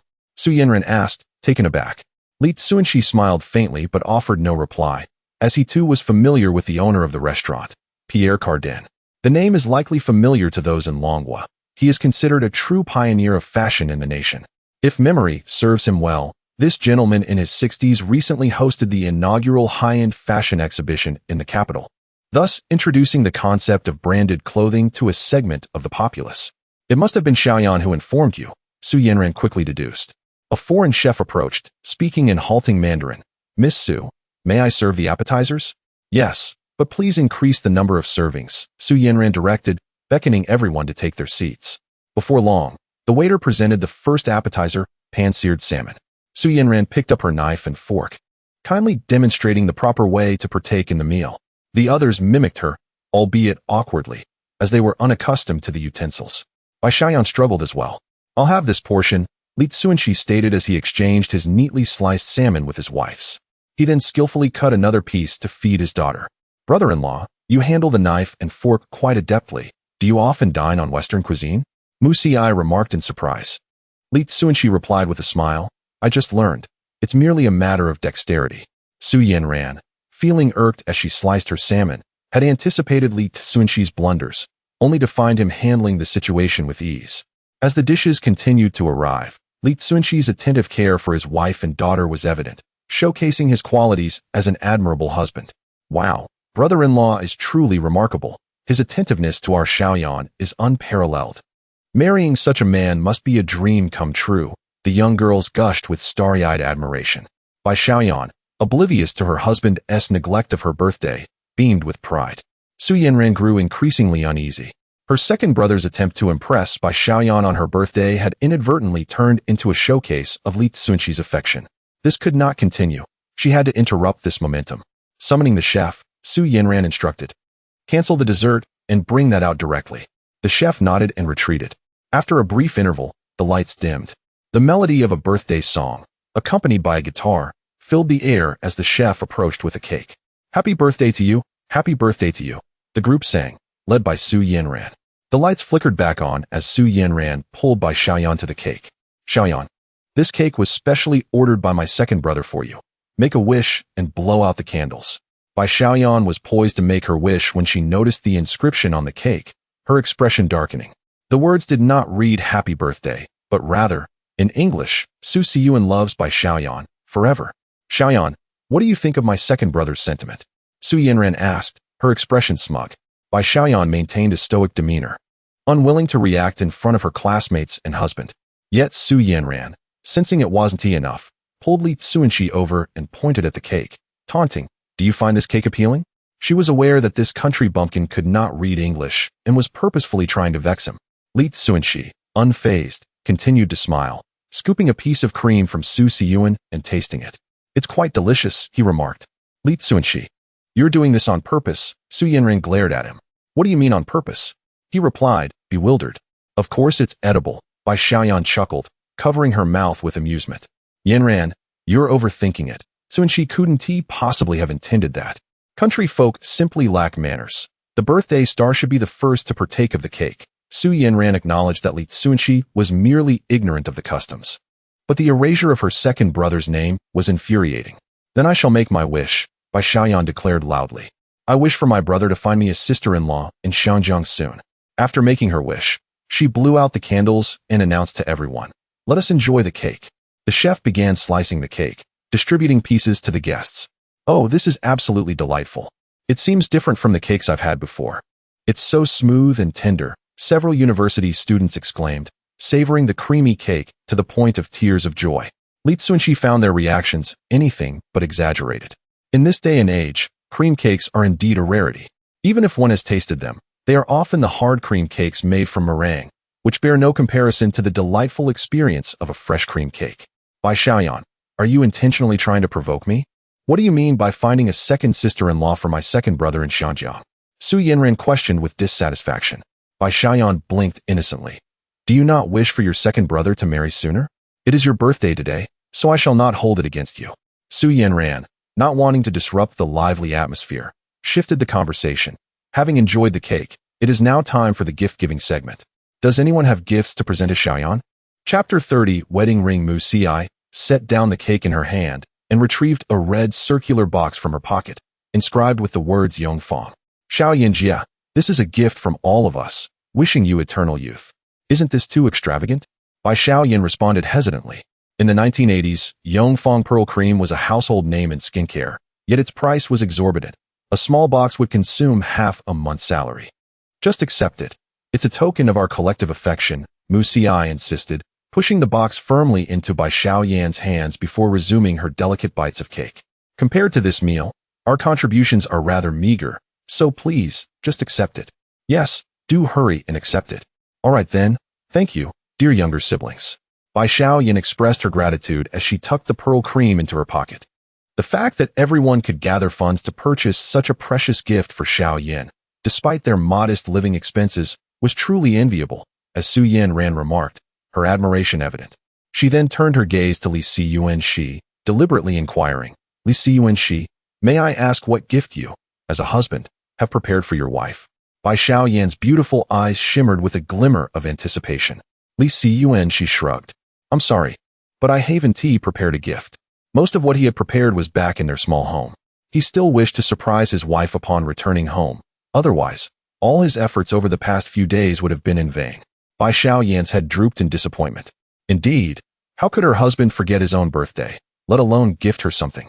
What was she really expecting? Moreover, her husband had been working tirelessly at the market lately, contributing significantly to their household. Why should he remember her inconsequential birthday? She constantly reassured herself and found excuses for him. Li Yuan, Bai Xiaoyan. Do these names hold no weight in your heart? Even if you hadn't planned to prepare a gift, you could have claimed to have forgotten it at home or intended to surprise her. Yet, your reluctance to even fabricate an excuse implies she means nothing to you. Su Yanran's remark, laced with sarcasm, pushed Bai Xiaoyan, already feeling disheartened, to her breaking point. The wave of grievance surged within her, and tears began to flow uncontrollably. Plop, plop. The sight of a beautiful woman crying, like a pear blossom drenched in rain, was heart-wrenching.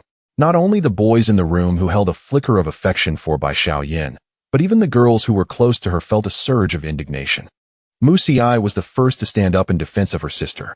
Brother-in-law, even if you are busy with work and forgot my sister's birthday, it's still inappropriate to state it so bluntly. That is truly hurtful. Exactly. Our Xiaoyan is a student of a prestigious university and is as beautiful as a flower. And you, a mere country bumpkin from the northwest. If it weren't for Xiaoyan bringing you to the city, you'd still be tilling the fields. How ungrateful. Su Yanran seized the opportunity to point out Li Yuan, she's humble origins. Huh. So it turns out a lazy frog has taken a swan's meat. And you still don't appreciate Xiaoyan? I truly feel sorry for her. Li Yuan, do you think Xiaoyan is dispensable now that she has borne your child? Let me tell you, many pursue her in our college. Losing her would mean nothing to you. A chorus of boys rallied against him. Seeing this, Bai Xiaoyan hurriedly wiped her tears and, with a slight tremor in her voice, said, I was simply moved by everyone's gift and shed tears. Please don't misunderstand. In a marriage, remembering a birthday is a romantic gesture, but forgetting it is also understandable. There's no need to escalate it. Li Yuan, look at this. Even at this point, Xiaoyan is still defending you. I reiterate, if you don't cherish her, many will. Su Yanran pulled a box from her pocket and slowly opened it, revealing a dazzling diamond ring. Wow, what a beautiful ring. It must be quite expensive. The women in the room were instantly captivated by the ring. In Longhua, the first diamond ring was introduced in 1986, and it wasn't until 1992 that dedicated diamond counters emerged. Prior to that, people were rather uninformed about diamonds. This is a gift from my second brother to Xiaoyan. He personally went to France for this ring, seeking the finest designer to create it. Su Yanran boasted with pride. Yanran, this is far too precious. I cannot accept it. Bai Xiaoyan gazed at the glimmering diamond, realizing its significant value. Oh, it's not expensive. It's merely my brother's heartfelt gesture. Su Yanran took the ring, lifted Bai Xiaoyan's hand, and began to place the ring on her ring finger, casting a triumphant glance at Li Yuan. Don't say this simpleton from the countryside would even understand the meaning behind a diamond ring. What could be more humiliating than a husband watching his wife accept another's diamond ring? At the very moment Bai Xiaoyan slipped it on, Li Yuan snatched the ring away, stating calmly, this ring cannot be accepted by my wife. Su Yuan's petty antics were truly nauseating. He thought Li Yuan couldn't comprehend English, using the cake to profess his love for his wife. Now he was brazenly presenting a wedding ring to his wife, assuming he could take advantage of her ignorance regarding its significance. Just wait. He would settle the score when he confronted that scoundrel in person. Bai Xiaoyan assumed her husband was merely jealous and cooperatively said, Yanran, I appreciate your brother's sentiment, but please take back the ring. Li Yuan, could you stop being so patriarchal? It's one thing not to prepare a gift yourself, but you also disallow your wife from accepting gifts from others? To act like this as a man is utterly repulsive. Su Yanran snatched the ring back from Li Siyuan and shoved it into Bai Xiaoyan's palm. Bai Xiaoyan, I'll say this. This ring represents our friendship. Accept it, and we remain the best of friends. If you refuse, I will leave immediately and sever all ties. Bai Xiaoyan glanced between her friend and her husband, ultimately taking the ring and placing it on her finger. Su Yanran smirked slightly, defiantly looking at Li Siyuan. With a deep sigh, Li Siyuan retrieved a ring from his pocket and said, "Actually, I prepared a ring as well." Bai Xiaoyan, whose hand was adorned with the ring, suddenly paused, looking at her husband in surprise. "I intended to surprise you at home, but it seems I must bring it out early." Li Cunxi held his wife's delicate left hand, gently sliding a uniquely twisted gold ring onto her ring finger. He then picked up his own similarly shaped ring, lightly touching it against hers, and softly said, "My dear, happy birthday. Back when we married, our family was in dire straits, and I could offer you little. Now, allow me to bestow upon you a wedding ring. This ring is no ordinary piece. It is crafted by your husband with a hammer and a chisel, meticulously fashioned to ensure that there is no other pair like it in this world." Bai Xiaoyan's beautiful eyes shimmered with tears as the feelings of grievance and disappointment evaporated in an instant. Li Cunxi tenderly wiped away the tears at the corners of her eyes, saying, "Do not cry. There are so many classmates present." Bai Xiaoyan gazed joyfully at the ring adorning her finger, finding it increasingly enchanting. She eagerly displayed it to everyone, exclaiming, "Look at this ring. Isn't its design exquisite? It's quite distinctive. To think that a man personally crafted this ring for his wife is truly romantic. It's no wonder Sister Xiaoyan chose brother-in-law." Regardless of the circumstances, brother-in-law did not forget Sister Xiaoyan's birthday, which signifies his love for her. The group of students chimed in with their sentiments, yet only Su Yanran scoffed, remarking, "This crooked ring pales in comparison to my second brother's diamond ring." Chapter 31. The final emotion. To say you lack experience is an understatement. Listen well, this is called the Mobius strip, symbolizing endless love and eternal unity. Li Cunxi explained softly. "What a nonsensical notion. Where is the symbolism in that?" "You must be fabricating stories," Su Yanran replied with disbelief. Bai Xiaoyan gazed at the ring on her fourth finger, a smile gracing her lips as she said, "Cunxi isn't making things up. There indeed exists a mathematician who discovered the astonishing phenomenon of the Mobius strip, which has numerous applications in modern life, such as in some mechanical belts.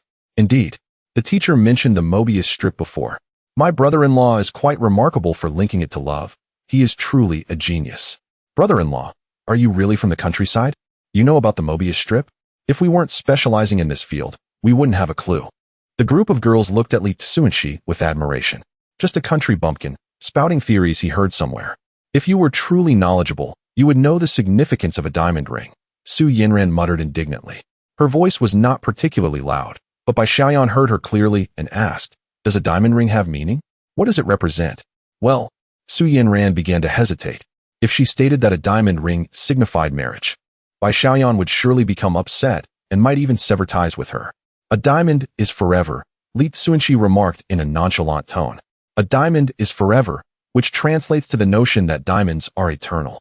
However, a more widely recognized translation among the populace is the advertising slogan established after 1993, when diamond engagement rings were introduced in Longhua. "Diamonds endure eternally. One is everlasting." Since that time, the people of Longhua have fallen prey to this high-end deception of natural diamonds, binding the meaningless diamond to the concept of beautiful love, thus providing immense profits to the wealthy individuals who monopolize diamond mines. Su Yanran looked at Li Cunxi in astonishment. This country bumpkin actually knew that phrase. What did he just say? A male student asked in confusion. The others also appeared perplexed, as prior to 1983, English was not a scoring subject in college entrance examinations, leading to a lack of emphasis on the language among university students, many of whom began learning the alphabet only in college, rendering their vocabulary quite limited. "Honey, when did you learn English? Your intonation is quite similar to that of our foreign teacher," Bai Xiaoyan remarked, her gaze fixed intently on her husband. In truth, she had noticed many changes in her husband recently. He had become more composed and reserved, which gave her a sense of security. This transformation was not unwelcome, yet it felt somewhat unfamiliar. Li Cunxi glanced at the visibly anxious Su Yanran and chuckled. "Wasn't I just selling trinkets at Shui Street? While doing business with foreigners, I picked up a few phrases. Didn't that sound like something those foreigners would say?" He harbored disdain for Su Yanran, but did not wish for his wife to lose a childhood friend because of him. Thus, he refrained from divulging the meaning of the diamond ring to avoid further contention between the two. Quite so. I almost thought you could speak English, Bai Xiaoyan laughed, covering her mouth. At the alley entrance, Li Cunxi and his companions stepped out of the jeep. Bai Xiaoyan looked at her friend in the car and smiled. Yanran, thank you for helping me organize the birthday party. All my classmates and I had a wonderful time. If you must thank someone, express your gratitude to my second brother. He found the restaurant and ordered the cake. He handled every aspect of the event. I merely assisted with the guests. Su Yanran deflected all credit to her brother. Li Cunxi grinned. Then please extend my thanks to Miss Su's second brother.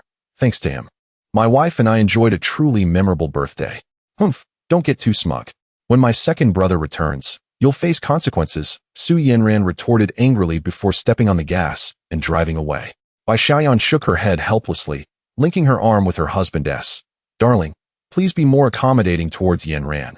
She is my only close friend, and she treats me so well. Well enough to have you bring me along as her second sister-in-law. Li Cunxi scoffed. You know she wouldn't abandon you. Just let her be, all right? Bai Xiaoyan pleaded playfully, shaking her husband's arm. All right, stop shaking.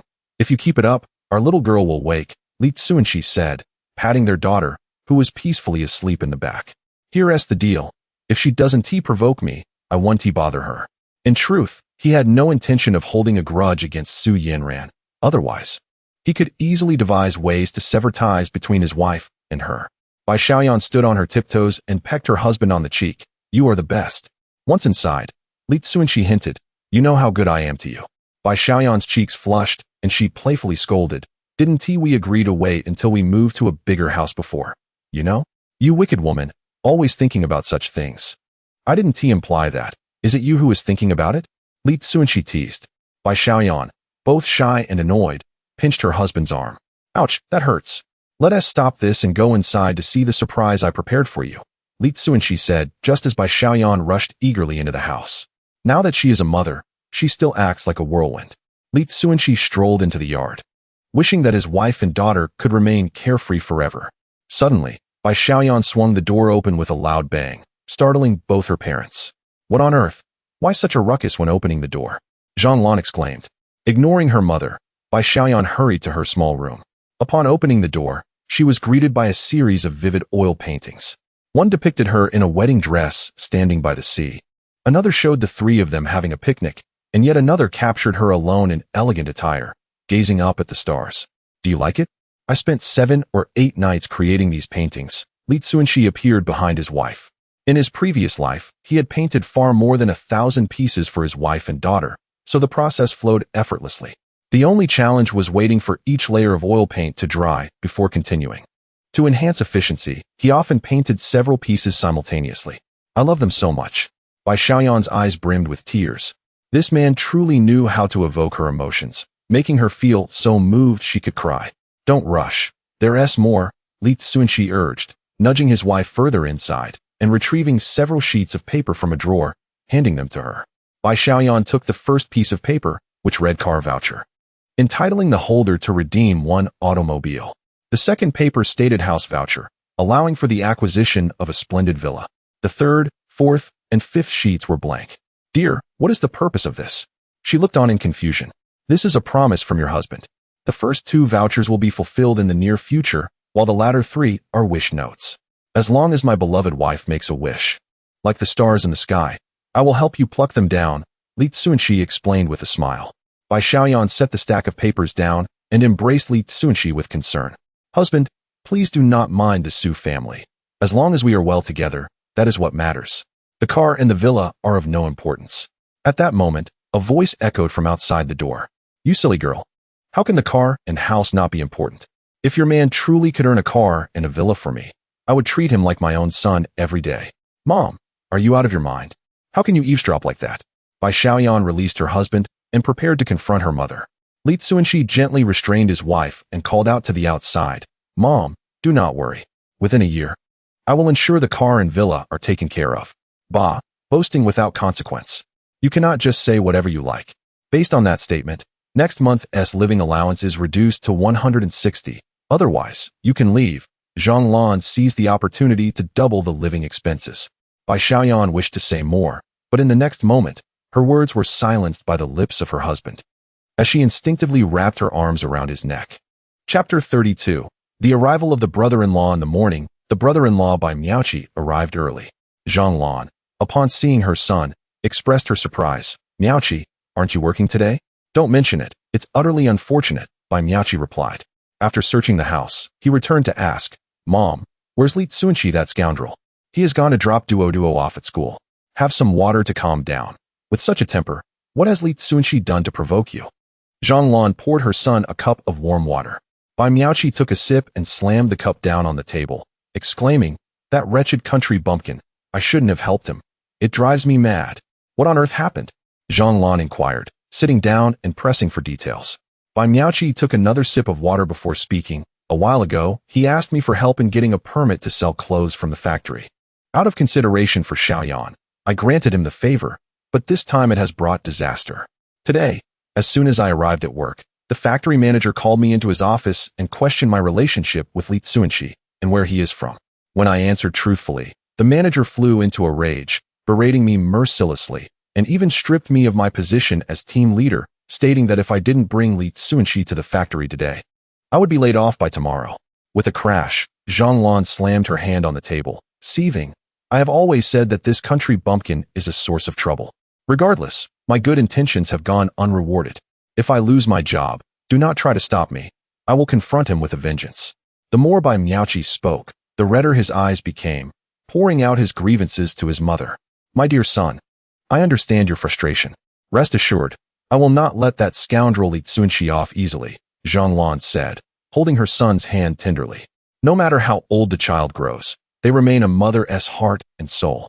Seeing her son on the verge of tears made her wish for nothing more than to eliminate Li Cunxi. 10 minutes later, Li Cunxi returned home and was startled to find Bai Miaoqi inside. He had been preoccupied with whether old Wang would disclose anything. However, he had forgotten that Bai Miaoqi had helped him with the permit. The factory manager, tracing the matter back, could easily connect Bai Miaoqi to him. Li Cunxi, you scoundrel, Bai Miaoqi exclaimed, rising angrily and charging towards him, throwing a punch. Li Cunxi stepped back 2 paces, evading the blow, and managed a wry smile. Brother, hitting me won't solve the problem. Let us sit down and discuss it. Bai Miaoqi paid no heed, continuing to throw punches, all of which Li Cunxi deftly avoided. Son, although Li Cunxi is despicable, you still need to rely on him to keep your job. Calm down, Zhang Lan interjected, stepping in front of her son. Though she yearned to see Li Cunxi punished, she understood the importance of clarifying how he had offended the factory manager, Lu, and finding a way to quell his anger. Once her son's job was secured, she could deal with Li Cunxi accordingly. Bai Miaoqi took a few deep breaths, suppressing his fury. Li Cunxi, how exactly did you provoke Manager Lu? Did that fat Lu not mention anything about me? Li Cunxi was somewhat taken aback. He had assumed that Lu had already informed Bai Miaoqi of the theft. Bai Miaoqi shook his head. Aside from hurling insults at him, Manager Lu had not elaborated on the reasons for his anger. Hearing this, Li Cunxi chuckled. Since Bai Miaoqi was unaware of the details, it seemed that Manager Lu was embarrassed and did not wish to clarify the matter. Upon reflection, it made sense. Unless Manager Lu could pry the truth from old Wang, he could not take action against Li Cunxi without evidence. At most, he could make things difficult for old Wang and Bai Miaoqi within his authority. To break the stalemate, it was simply a matter of appeasing Manager Lu. Brother, do you know what Manager Lu enjoys? Li Cunxi swayed slightly, grateful that in his previous life, he had dabbled in free fighting, or else he might have taken a few punches from his brother-in-law. What do you intend to do? Bribe Manager Lu? Li Cunxi, don't be foolish. Our Manager Lu is a man of integrity, Bai Miaoqi reprimanded sternly. Li Cunxi nearly burst out laughing. That rotund man was a paragon of virtue? If one considered a man who had gorged himself during the upheaval of the 1980s to be virtuous, then he too could claim to be a model citizen in his past life. Just the tie embroidered with Hermes that Manager Lu wore cost over 200. It was clear that Hermes was not available in the domestic market at that time. It must have been a gift from a foreign businessman. The motives behind such gifts were all too evident. Had he not been flustered, he would have noted this detail and threatened Manager Lu with it, escaping unscathed without needing to play the part of a foreigner. Brother, giving gifts does not equate to bribery. It is simply understanding social etiquette, he said, unwilling to delve deeper into explanations with his rigid brother-in-law. Zhang Lan surprisingly echoed her son-in-law, eldest. Although Li Cunxi may lack education, he is indeed more astute in social dealings. In this situation, if you don't offer a gift, you might lose your job. After some internal conflict, Bai Miaoqi reluctantly said, I think I heard the director mention that manager Lu enjoys wandering around Fuchang Street after work. Fuchang Street. Isn't that the second-hand market? Your manager has a penchant for junk? Zhang Lan explained that Fuchang Street originally belonged to a man named Jin Matzi, who used to sell unwanted items in the alley. As more people began to gather, it eventually transformed into a street dedicated to second-hand goods. Li Kong smiled silently. The market didn't only sell junk, it also had antiques. After the tumultuous events, many invaluable treasures were discarded as the four olds, leading numerous citizens to sell them off as worthless items. It appeared that manager Lu was a connoisseur of cultural artifacts, frequently visiting to search for treasures. With this in mind, Li Cunxi resolved to cater to his interests. Brother, I shall visit Fuchang Street. Please wait for me at home. With that, he mounted his bicycle and left the yard. No, I must accompany you. What if you run away? Bai Miaoqi proclaimed, following closely behind. Fuchang Street, located in the West City, consists of 6 alleys. Aptly named First Alley through 6th Alley. It is more commonly known as Tianxiao, where various entertainers and performers gather. The two navigated through the streets and ultimately arrived at the second-hand market located on 5th Alley of Fuchang Street, where vendors lined the 100-meter stretch, primarily selling furniture. Li Cunxi, are you truly intending to present these trinkets to Director Lu? Bai Miaoqi inquired. Rest assured, he will undoubtedly appreciate them. Li Cunxi picked up a porcelain dish from a nearby stall. The vendor softly remarked, Comrade, this is a fine item. Just this price will suffice. After finishing, he made a gesture indicating 8 fun. Li Cunxi asked with a smile. The vendor's expression darkened as he snatched back the porcelain dish, cursing, if you're not buying, don't cause trouble. This is a treasure. I want to part with it for less than 80. Li Cunxi chuckled softly. After all, it was 1983, and numerous vendors were increasingly aware of the practice of passing off modern porcelain as antiques to deceive buyers. However, at this time, the art of forgery had not yet evolved into a full-fledged industry, and those with a modicum of knowledge about antiques could still easily discern the genuine from the fake. For instance, the porcelain dish bore the inscription Made in Longhua on its reverse, clearly indicating it was export porcelain. Chapter 33. The intricacies of human relationships. The two strolled around, yet Li Cunxi found no exquisite antiques. Instead, he stumbled upon numerous pieces of Wangwali and Zitan furniture from the Ming and Qing dynasties. However, these items paled in comparison to the value of a modern, compact double-door wardrobe. He doubted that even a gift to Fatty Lu would be accepted. What are you actually searching for? Bai Miaoqi inquired impatiently. Antiques, of course. Do you think I am after mere second-hand goods? Replied Li Cunxi as he approached a freshly set-up stall, where the vendor was still busily displaying his wares. The items were eclectic, evidently sourced from the countryside. Bai Miaoqi scoffed. Where do you think all these antiques are hiding for you to pick? Li Cunxi nodded, picking up a jar and softly remarked, have you seen this peach-patterned porcelain plate? It's a counterfeit. Although it bears the Yongjing mark, there was no such thing as porcelain in that era. It's clearly an imitation from Jingda Zhan. Kid, if you're not buying, stop disrupting my business and leave, the vendor snapped irritably. Li Cunxi set down the plate, grinning. Brother, don't be upset. I'm merely enlightening a friend. How about this? To make amends, I'll purchase something from your stall. You just need to tell me the prices. The vendor, unsuspecting, began quoting prices for the various porcelain and old items, ranging from a mere dozen yuan to several hundred. Originally, he intended to price the peach plate at 80, but after hearing Li Cunxi call it fake, he offered it for just 25. Have you decided what to buy? The vendor asked, noticing Li Cunxi's indecision. Nothing particularly appealing, and your items are rather pricey. They're almost equivalent to 2 months of my salary. Li Cunxi shook his head and turned to leave. Desperate, the vendor rushed forward to grab Li Cunxi's arm. Kid, you said you would buy? If you're deceiving me, you want to leave here today. Come now, why are you so anxious? Let us do this. Li Cunxi bent down to pick up the plate again. You don't have anything genuine here, so I'll take this plate. The peach design is quite lovely. I'll use it as a decorative dish. However, 25 is too steep. How about 20? If you refuse, you might as well beat me up. I could use a month's worth of living expenses. Fine, just pay up. The vendor suppressed a laugh. He had obtained the plate for merely a yuan and stood to gain significantly. Li Cunxi produced 2 large bills and asked, "Do you have something to wrap this in?" "Yes, just a moment." The vendor rummaged through his cart and produced a stack of newspaper to wrap the plate. Li Cunxi placed the plate into his cloth bag and stepped outside. Bai Maoqi hurried to catch up, exclaiming, "Are you out of your mind? You know the plate is fake, yet you spent 20 on it. This is practically our monthly living expenses." "Don't worry, this plate is genuine," Li Cunxi replied with a smile. A porcelain plate from the Yongjing era is valued at least several hundred in an antique shop today. In 30 years, it could sell for millions. But you just said it was fake. Are you trying to deceive me? Bai Maoqi questioned, still struggling to grasp the situation. Li Cunxi sighed. "My dear brother, if I don't downplay its worth, he would surely overcharge us, perhaps even demanding an outrageous sum of 2,000. Do you think everyone is as cunning as you? Gaining something through deceit is dishonorable." Bai Maoqi looked at him disdainfully as Li Cunxi shook his head. The elder son of the Bai family was so earnest it was amusing, while the younger one was so sly it was disheartening. Truly a testament to the saying that 1 grain of rice nurtures 100 varieties of people. Half an hour later, they arrived at the factory's entrance. Bai Maoqi followed closely behind, greeting the gatekeeper. They rode their bicycles to the front of the office building. "Li Cunxi, are you certain that factory director Lu will accept your gift?" Bai Maoqi remained skeptical. "Rest assured, he certainly will," Li Cunxi replied with a smile, stepping into the office building.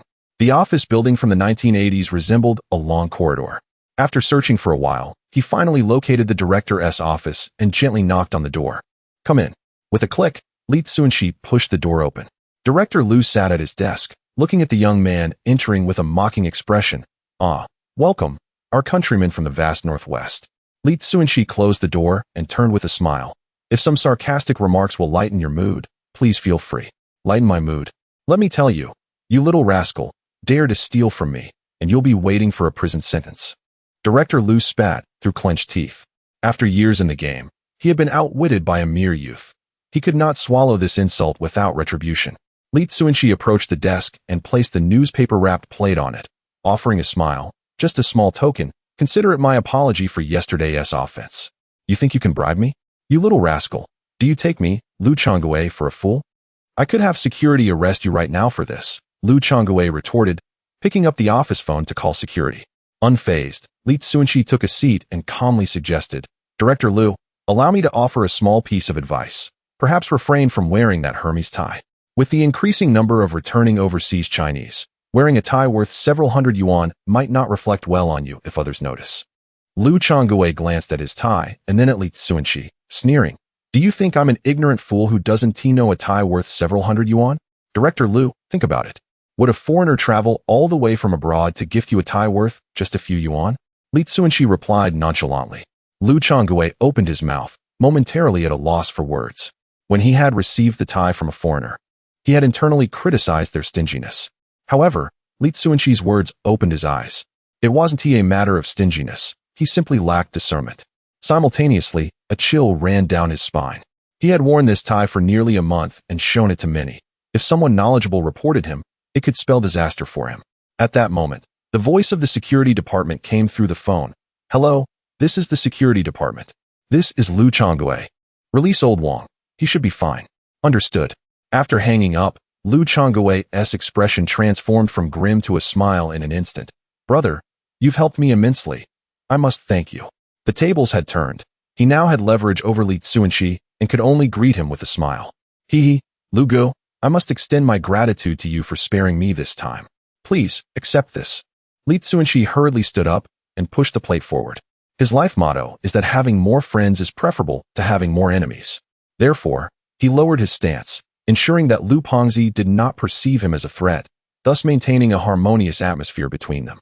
"All right, my dear brother, such goodwill." Lu Changwei smiled as he began to unwrap the newspaper, his peripheral vision catching the beaming expression of Li Cunxi. In his heart, he could only think of 2 words: seasoned. This young man navigates social situations with greater finesse than he does. Were he to operate within the system, he would undoubtedly thrive. He took out the plate and examined it closely. Moved, he remarked, "This peach blossom watercolor plate from the Yongjing era, a product of the official kiln. I presume you acquired it from an antique shop. It must be worth at least 1,000. "I found it at Fuchang Street," Li Cunxi replied candidly. Lu Changwei was once again impressed. "My brother, Your eye for these things is remarkably sharp. It seems there is someone knowledgeable in your family. Indeed, there is an elder at home with considerable expertise in this field, Li Cunxi softly concurred. He was not particularly fond of antiques, yet some matters are beyond personal preference. In business, once you reach a certain level, it is not merely quality and innovation that prevail, but rather the nuances of human relationships. When your circle is filled with antique enthusiasts, to integrate yourself, you must inevitably cultivate an appreciation for their passions. Chapter 34. Apple brand jeans. Lu Changwei carefully wrapped the plate in newspaper and placed it gently into the drawer. He looked up with a smile and said, "Having received such a generous gift, I must reciprocate. From now on, whenever you wish to procure goods, you may come directly to me. For pure cotton, we shall adhere to the prices of Daiquanliang. As long as the quantities are reasonable, I will ensure your needs are met." Since Li Cunxi held a leverage over him, it was best to keep him tethered to a chain of mutual benefit so that he could rest easy at night. "Thank you, Brother Lu, for your support, but I'm not planning to replenish my stock lately, so there's no need for you to trouble yourself on my account," Li Cunxi politely declined. Lu Changwei was exceedingly greedy. One could never tell when he might cause trouble. While it was acceptable to cultivate friendships, it was wise to avoid entanglements of excessive interest to prevent being drawn into complications. "My dear brother, if you do not allow me to assist you, I shall feel uneasy about accepting such a gift," Lu Changwei hinted. Li Cunxi was well aware of Lu Changwei's insinuation. After some contemplation, he responded, "There is indeed a small matter I would like to trouble you with. Could you assist in restoring my brother-in-law's position as team leader?" In truth, being a team leader was merely a nominal role, one that involved meddling in others' affairs without any remuneration, and losing it was hardly a great loss. Yet, his brother-in-law was stubbornly proud, believing that being a team leader bore significance. This request would not only restore his brother-in-law's position, preventing any future resentment, but also silence Lu Changwei's insistence on offering favors. "Is that all? Just restoring the team leader's position?" Lu Changwei seemed dissatisfied with the response, but then recalled something and nodded. "Very well, consider it done. I shall not impose further." Li Cunxi quickly stood to take his leave, fearing that Lu Changwei would make additional promises that he would find difficult to refuse. "I will see you off," Lu Changwei said, rising as well. Outside the building, Bai Maoqi was pacing nervously. Lu Changwei and Li Cunxi emerged from the office simultaneously. "Bai Maoqi," Lu Changwei called out. Bai Maoqi hurried forward, a bit awkwardly. "Director, you called for me?" Lu Changwei patted Bai Maoqi on the shoulder, his smile warm. "Bai Maoqi, I was indeed somewhat stern this morning, but it was to spur you on. Now, I am reinstating your role as team leader." "Really? That's wonderful. Thank you, Director Lu." Bai Maoqi bowed repeatedly. Lu Changwei chuckled. "If you wish to express gratitude, it should be directed towards your brother-in-law. By the way, next month, our factory will hold a competition for the position of Deputy Workshop Director, and each factory leader can nominate one person to participate. Initially, I intended to nominate Lu Chong from the second group, but your brother-in-law fervently recommended you, so I am giving you the nomination. Prepare well, and strive to stand out and be appointed as a cadre in our factory." "I can become a cadre." Bai Maoqi was taken aback by the sudden joy, feeling somewhat flustered. Li Cunxi cast a knowing glance at Lu Changwei. It seemed this old acquaintance was not entirely at ease with him and intended to use his brother-in-law's future as leverage to caution him against reckless behavior. That was acceptable. His brother-in-law was exceedingly rigid and principled. If he could successfully navigate the competition for a cadre position, it might not be a misfortune for him and the Bai family. "My dear brother, look at how pleased your brother-in-law is. He hardly knows how to respond," Lu Changwei remarked, gazing at Li Cunxi. "Once your brother-in-law becomes a cadre, he will be family, and we must avoid infighting.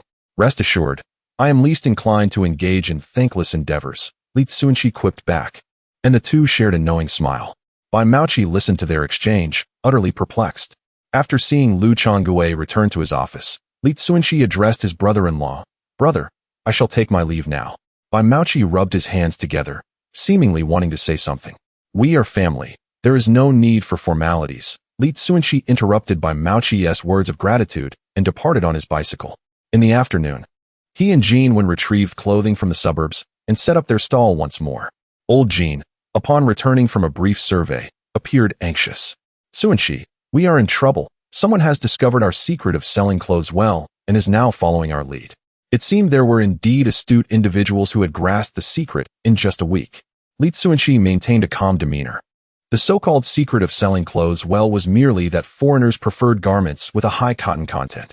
In the 1960s and 70s, the popularity of Daiquanliang led people to mistakenly believe it was superior to pure cotton until the abolition of clothing rationing in early 1984 allowed a plethora of novel blended garments to flood the market, gradually shifting perceptions. Cunxi, why aren't you worried? If they undercut us like they did with juice, we will incur losses. Old Jean fretted like an ant on a hot pan. Fear not. The variety of clothing styles is vast, making direct competition unlikely. Besides, the production costs are high and profits slim. No one would be willing to sacrifice their margins, Li Cunxi reassured him. However, I am curious about their styles. You keep an eye on the stall. I shall investigate the situation. Li Cunxi dropped the clothing he was holding and made his way to the stall in the middle of the street. Boss Li, here to guide us in our work. A man with a distinctive mustache greeted him with a smile. Guidance is too grand a term. It is mutual learning, Li Cunxi replied. He recognized the man as Zhu San, a sharp-minded individual who had quickly capitalized on their success in selling juice to make a small fortune. He picked up several pieces of clothing, which were indeed blended fabrics, and guessed they were likely exported from a clothing factory in the capital. Boss Li, your mind is astute. You knew foreigners prefer cotton. I put these out yesterday and sold 1,000 yuan in a day, netting over 300. You are indeed my benefactor, Zhu San effusively praised. Your ability to make money is your own merit. Do not attribute it to me, Li Cunxi responded. And please do not place such grand labels on me. We cannot bear them.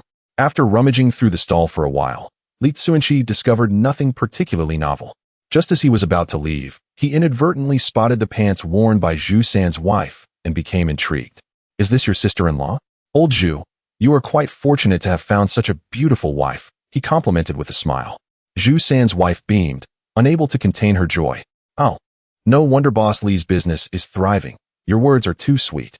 Sister-in-law, I speak only the truth.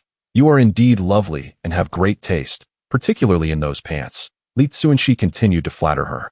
Zhu San's wife twirled, proud, and declared, aren't they beautiful? Apple brand jeans. Li Cunxi nodded, acknowledging the beauty of the jeans. He expressed his desire to purchase a pair for his wife, wishing to see her adorned in them. He was aware of the brand, Penguazai, the foremost denim label in Longhua, renowned for its extravagant advertisements on television and radio. In this era, it seemed that every man and woman aspired to own a pair of Penghua jeans. However, he recalled that the prices of such jeans were exorbitant, rendering them unattainable for many young people who resorted to imitations made from labor cloth. You're fortunate. This is the last pair available at the boutique. Zhu San's wife continued to sway her hips, showcasing her trousers. Sold out. I recall these jeans weren't cheap, Li Cunxi remarked in astonishment. When had the purchasing power of the people in Longhua become so robust? Indeed, they cost 108 for a pair. Thanks to your recent windfall, I could afford to buy them for her. Zhu San's face displayed a mixture of pride and concern for his wife's indulgence. It seems Zhu boss truly cherishes his wife. Well then, I shall not disturb you any longer, Li Cunxi said as he turned to leave. It appeared he had underestimated the vanity of people. Yet, upon reflection, in the 21st century, there were individuals who traded a kidney for an iPhone. It was not uncommon for someone to save their salary for half a year to purchase a pair of Penghua jeans. Moreover, most households in the capital were dual income, and who among them lacked a few hundred kuai in savings? Affording jeans was merely a matter of willingness to spend. He murmured to himself, perhaps I could share in this opportunity. Shiga share what? Jean 1, returning on his bicycle, overheard Li Cunxi's words. Nothing much. I was contemplating a new business venture. Have you seen Lao Wang? I did. He pulled an all-nighter for the security department. When I arrived, he was still sound asleep. I left the money with him, Jean when quietly reported. All right, keep an eye on that stall with your Uncle Jean. I'm off to the department store, Li Cunxi replied before cycling directly to the mall. After searching the department store, he finally located the counter selling Penghua jeans. A number of young women were trying on the form-fitting jeans, clearly a popular item. He picked up a pair of jeans, memorizing the design of the label, and then departed the mall, hurrying home. Chapter 35. The arrival of Bai Lao Air at the entrance of the alley, Li Cunxi pedaled vigorously to catch up with his wife, who had just returned from school. Darling, would you care for a ride? Bai Xiaoyan shot her husband a disapproving glance. I've already walked home. What is the point? Come on, I can take the scenic route. It would be delightful to have you along, Li Cunxi persisted, unable to resist her husband's charm. Bai Xiaoyan reluctantly climbed onto the back seat, wrapping her arms around his waist. Let us go then. As Li Cunxi promised a detour, he leisurely pedaled down the road. The warm evening breeze carried a hint of coolness, and the setting sun cast a golden path along the street. Their shadows stretched infinitely in the fading light. Bai Xiaoyan held her husband tightly, her expression innocent. It's wonderful to have you in my life. Li Cunxi smiled gently, preparing to respond with a sweet sentiment when a familiar figure caught his eye. Wife, I think I spotted Ergo. Which Ergo? Bai Xiaoyan asked, momentarily bewildered. Li Cunxi was nearly exasperated. Of course, your dear second brother. Are you longing for Su Ergo from Shanjiang? Not at all. It's all Su Yinjin's fault, constantly mentioning Ergo. After such a long absence, how could he possibly react? Bai Xiaoyan pouted, taking a deep breath. Li Cunxi replied, let us not dwell on that. Hold on tight. I'll see if I can catch up with your second brother. Understood, dear. Please don't be upset, Bai Xiaoyan said obediently, embracing her husband like a child who had misbehaved.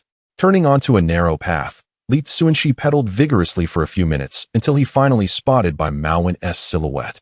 Just as he was about to catch up, Bai Xiaoyan inadvertently called out, Ergo. Hearing her voice, Bai Maowen glanced back and immediately took off running. Li Cunxi chased for a while, but ultimately lost him.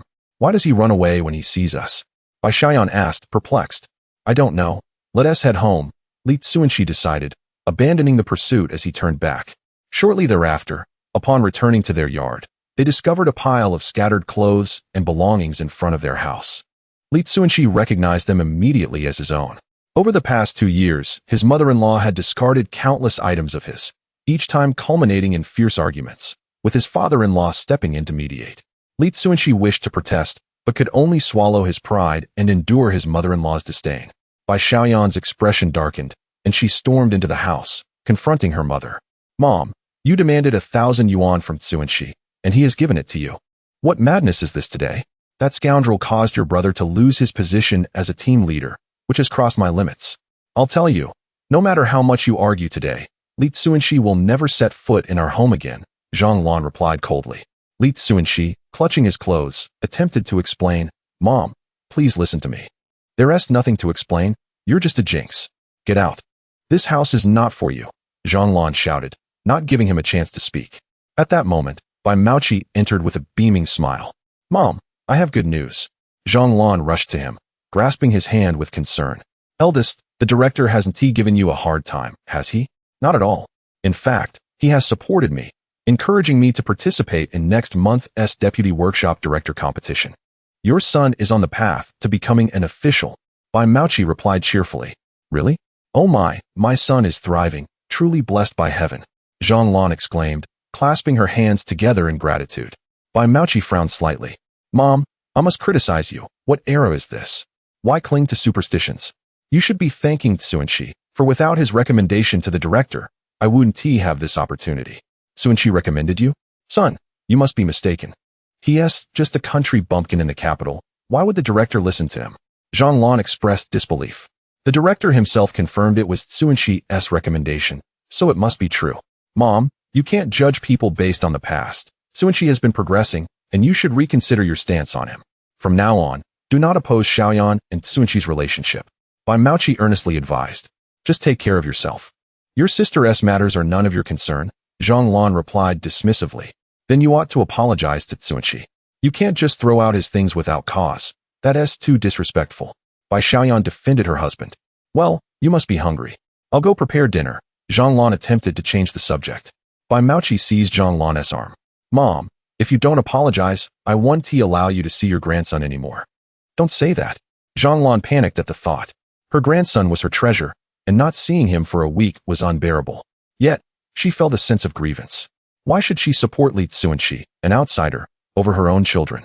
Then hurry and apologize, Bai Maoqi urged once more. Reluctantly, Zhang Lan approached Li Cunxi, preparing to speak. Before she could begin, Li Cunxi interjected, It's merely a misunderstanding. There's no need for you to apologize, Mom. Although his mother-in-law treated him poorly, she cared for her daughter, Duo, with great attention.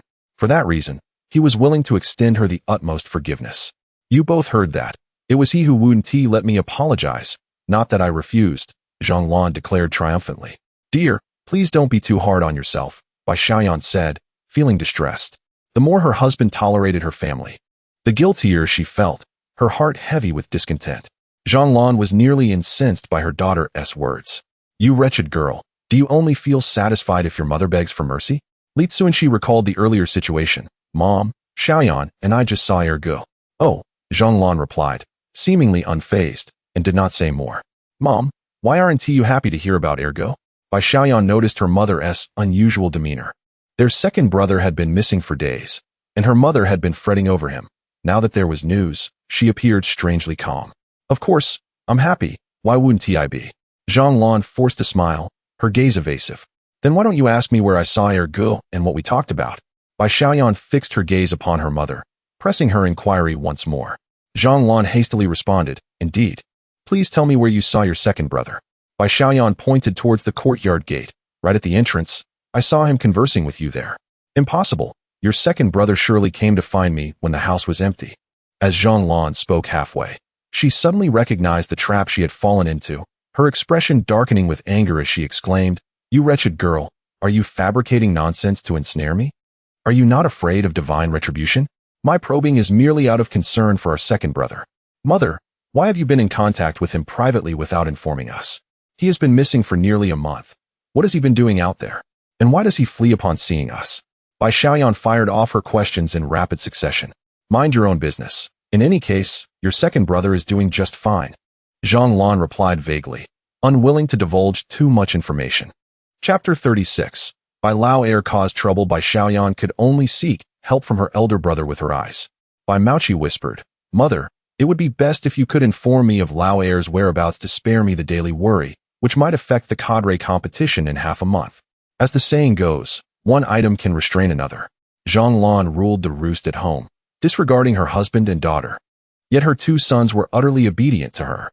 When her eldest son inquired, she hesitated for a moment before divulging the whereabouts of her younger son. It's nothing serious. Lao Air saw Li Cunxi making money in business, so he started a small venture of his own. Now, he lacks capital and borrowed 1,500 yuan from me, promising to return 10 times that amount in a month. Asking for money from home is not something to be proud of. He insisted that I keep it from you, so I kept it a secret. Zhang Lan hurriedly explained to her eldest son. Bai Xiaoyan widened her eyes and trembled as she said, You gave all 1,500 yuan to Ergo? Have you lost your mind? What do you mean I've lost my mind? Your second brother is destined for greatness. I must support him.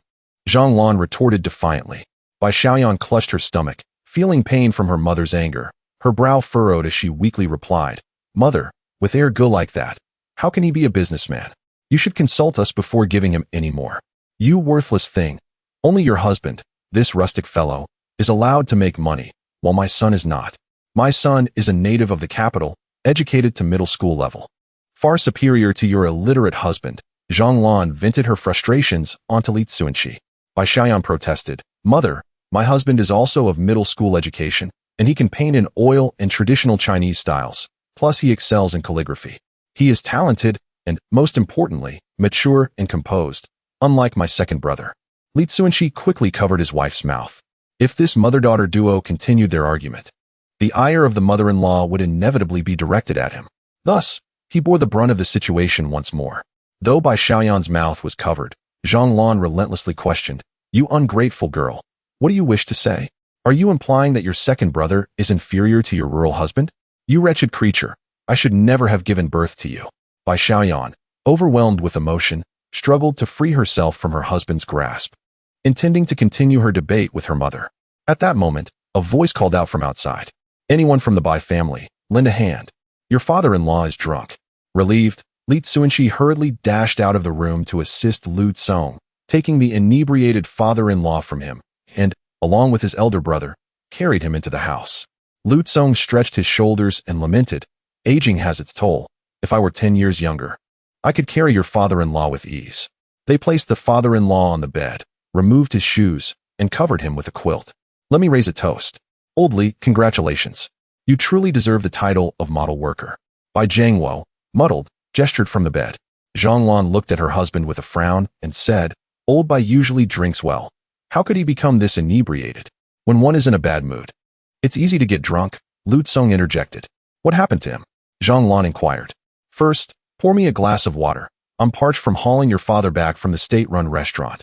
Lu Tsong replied, making himself comfortable by the bedside. Bai Xiaoyan poured a glass of water and handed it to Lu Tsong, who gulped it down and requested another. While Bai Xiaoyan was busy pouring, he explained, Your old man turned down the nomination for the model worker, allowing old Li to swoop in. Old Bai declined the model worker nomination? That's impossible. He has been fixated on it for nearly half a month, even dreaming of his acceptance speech after winning the award. Zhang Lan reacted with disbelief. Bai Xiaoyan echoed, I also can't believe Dad would reject the model worker evaluation. Uncle, is there some hidden truth here? Lu Tsong took the second glass of water, drank it, burped softly, and said, You'll have to ask your precious son about that. All three in the room turned to Bai Mouchi, who looked utterly confused. Lu Tsong waved his hand, not the eldest, but that rascal of the second. Old Lu, speak plainly. Why the insults? How is my son a rascal? Zhang Lan immediately took offense at her son's denigration. Lu Tsong sneered. Your precious second son has been borrowing money at the factory under the banner of Old Bai, promising to repay tenfold in a month. Seeing the high returns and Old Bai's reputation, many lent him money. Borrowing at that rate. Who would believe it? Li Cunxi interjected. With Old Bai still at the factory, why wouldn't they trust him? Lu Tsong countered. That's true, Li Cunxi realized. The factory workers knew each other well. As long as Old Bai held his position, the debts would be acknowledged, and lending money to Bai Maowen was like finding a windfall. I knew ergo wouldn't he change, Bai Xiaoyan said, holding her forehead, feeling utterly drained. I wasn't he finished. The 1-month deadline was still distant, and no one at the factory had mentioned it. Everything was peaceful.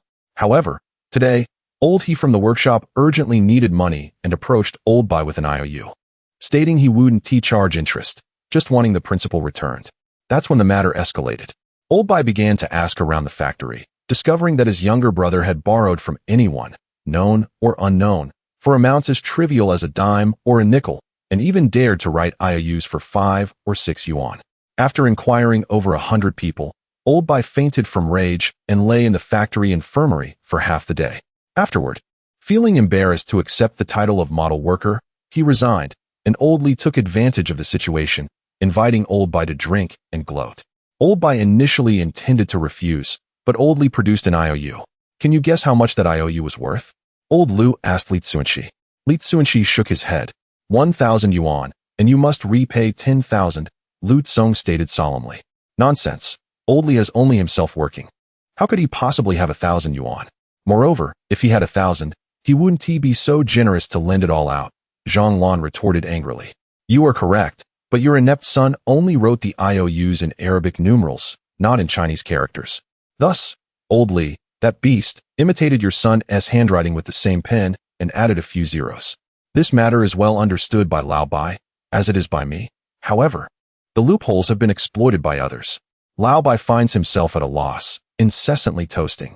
Yet Lao Li remains resolute, asserting that the money he lent to your son is genuine currency. Should the repayment fail upon maturity, he threatens to report your son to the police for fraud, fervently declaring that in these times of strict enforcement, should your son be apprehended, the consequences could be dire. Lu Tsong, already at odds with Lao Li, is now indignant, as if he were the one being wronged. Upon hearing this, Zhang Lan felt a wave of darkness wash over her, collapsing to the ground. Mother! The Bai siblings rushed to support her. Pinch her acupoint, Lu Tsong commanded. Bai Mouchi desperately pressed on Zhang Lan's acupoint, and after a brief moment, she slowly regained consciousness, exclaiming, Why are you saving me? Let me die. It is all ruined now. I warned you that ergo would cause trouble. Yet you refused to listen. Now, all the money at home has been depleted, and we are burdened with debts. Don't even mention wanting to die. I too wish for death. Bai Xiaoyan continuously reproached her. Zhang Lan, upon hearing this, felt a surge of anger and retorted towards her daughter. How dare you say that? If you had chosen Su Yuan, would your second brother have needed to borrow money everywhere, causing such a catastrophe? Very well. If Su Yuan is so wonderful, then you should divorce your father and marry him. I will not concern myself with your brother's matters any longer. Bai Xiaoyan stormed off in anger. Go on, leave. If you do, I shall hang myself immediately, Zhang Lan wailed on the floor. Bai Mouchi remained silent, lost in thought about whether his younger brother's borrowing debacle might affect his own promotion. Meanwhile, Lao Bai, lying in bed, babbled incoherently, alternating between laughter and tears, while Lao Lu, seated beside the bed, sipped water and observed the unfolding drama, relishing the chaos. Chapter 37 Repayment of Debt. Li Cunxi felt overwhelmed. Had he known that his younger brother would cause so much trouble, he would have identified him as the thief last time and sent him off to his fate. Eldest brother, stop dawdling. Help me lift mother up and persuade her. I will find a way to settle the money. Uncle Lu, please don't leave just yet. I need you to give me some insight on how to repay this debt. After speaking, Li Cunxi hurriedly rushed out. Outside in the courtyard, Bai Xiaoyan squatted in a corner, hugging her knees and softly sobbing. Li Cunxi walked over slowly, crouching beside his wife, and gently said, "My dear, I actually envy you." Bai Xiaoyan lifted her head, her eyes glistening with tears as she asked, "What do you envy about me? Do you envy my unreasonable mother or my troublesome younger brother?"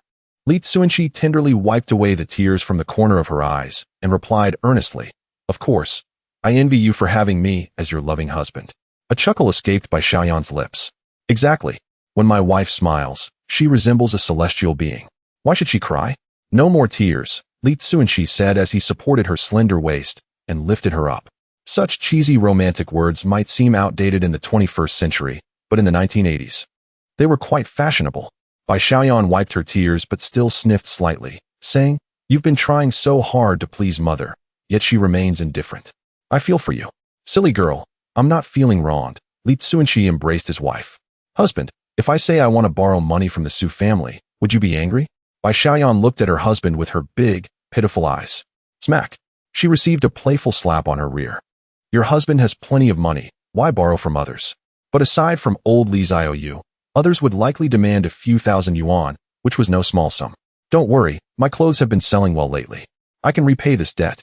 Just sleep well, and I promise that by tomorrow, everything will return to normal. And don't mention the Su family again, or else. Why do you keep hitting my backside? I'm not a child. Hee. Because it feels good. You rascal." The couple shared a tender moment in the courtyard before holding hands and returning indoors. Zhang Lan had returned to her chair, but still looked dejected. Bai Xiaoyan softly said, "Please stop sighing. Cunxi will repay the money borrowed by my brother." "With what? If it comes to that, you might as well ask Su Yanran.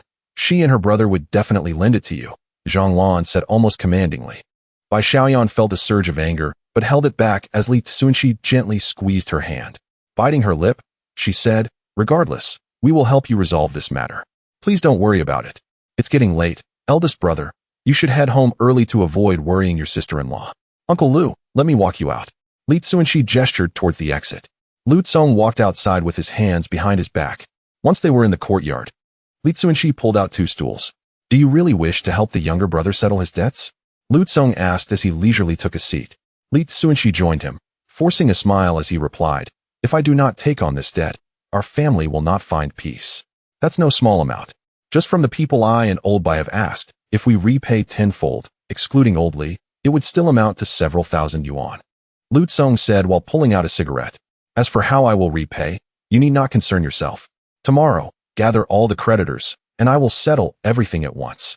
After speaking, Li Cunxi raised his head to gaze at the moon. In his view, matters that could be resolved with money were not significant.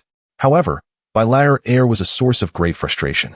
Even before the day of confrontation had arrived, this foolish lad was already courting disaster. He could not afford to clean up after bilateral air every time. A permanent solution was needed to put an end to his antics. After chatting with Lu Cong for a while longer, they each returned to their rooms to sleep. The next day, Li Cunxi rose early and rode his bicycle to Jinwen's home, collecting the foreign currency notes worth 780 yuan that he had sold the previous day. Upon returning home, the entire Bai family was already awake. Bai Jiangwo sat on the edge of the bed, lost in thought.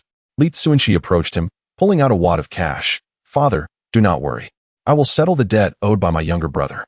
"But this is still insufficient," Bai Jiangwo said with a worried expression. "Have no fear. I have a way to persuade them to waive the interest. Now let's eat quickly." Li Cunxi assisted his father-in-law to the living room, where Zhang Lan had prepared 5 bowls of noodles. 4 adults and 1 child managed to share a meal for breakfast. "I will take Duo to school," Bai Xiaoyan said as she picked up their daughter. "Kiss." Duo eagerly presented her little face to her father. Li Cunxi placed a kiss on her cheek, and only then did the little girl, satisfied, follow her mother out of the courtyard. "Mom and Dad, You shouldn't ride your bikes to work today. Please walk. I will resolve my younger brother's debt during lunch.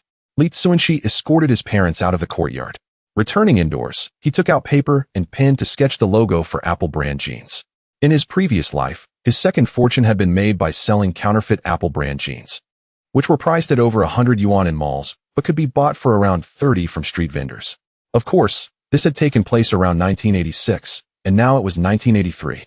There were only a few domestic manufacturers producing denim fabric, and they were overwhelmed with orders, unable to spare the resources to counterfeit Apple brand jeans.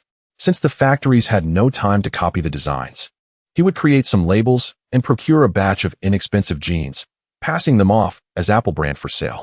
The jeans logo had two parts. One was the ingredient list printed on the inside, adorned with an Apple graphic, and the other was a piece of artificial leather measuring 2 by 3 inches, stamped with the letters textwood.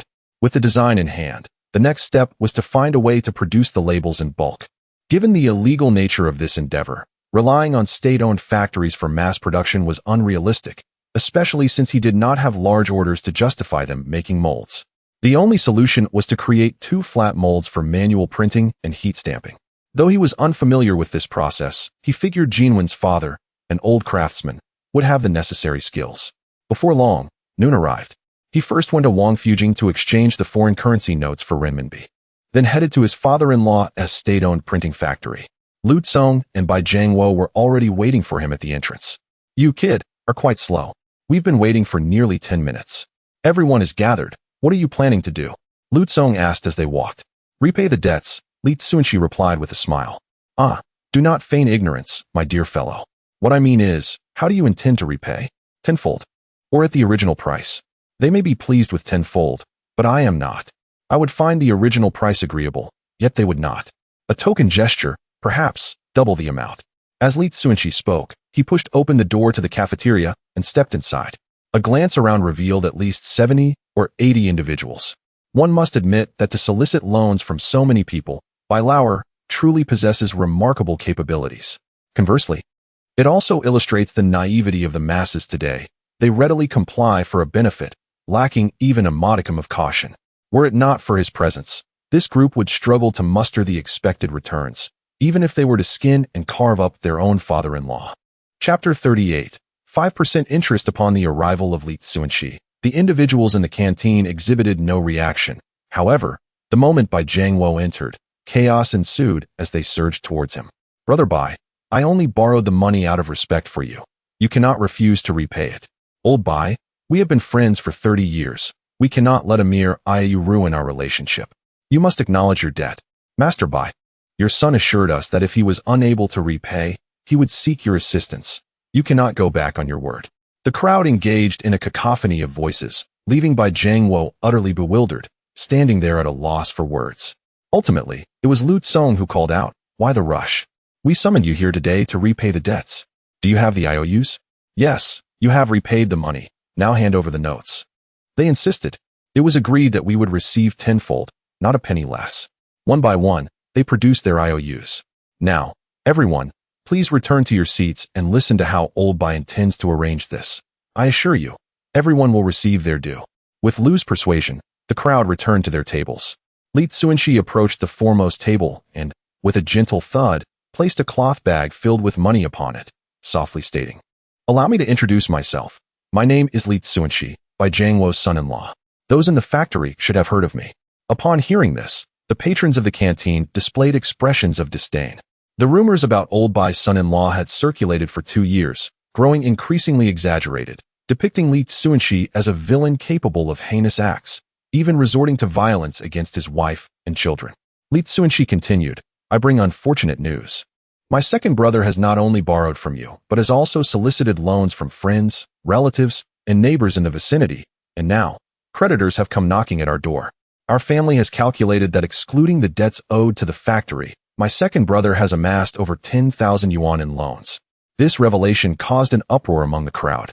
Each household could barely scrape together a few hundred yuan in savings, and 10,000 yuan was an astronomical figure for them. Bai Jiangwo scratched his head, perplexed. Was anyone really blocking the door for money? He had not been informed of such matters when he left home today. "What do you mean by this, Li Cunxi? Are you suggesting that your family has no intention of repaying the debt?" A middle-aged worker questioned with a scowl. The money will certainly be repaid. This morning, my father-in-law instructed me to gather the individuals from the lending agency and sell off our household items, radios, furniture, bicycles, while also withdrawing over 300 yuan from the bank. In total, we have managed to gather less than 600 yuan.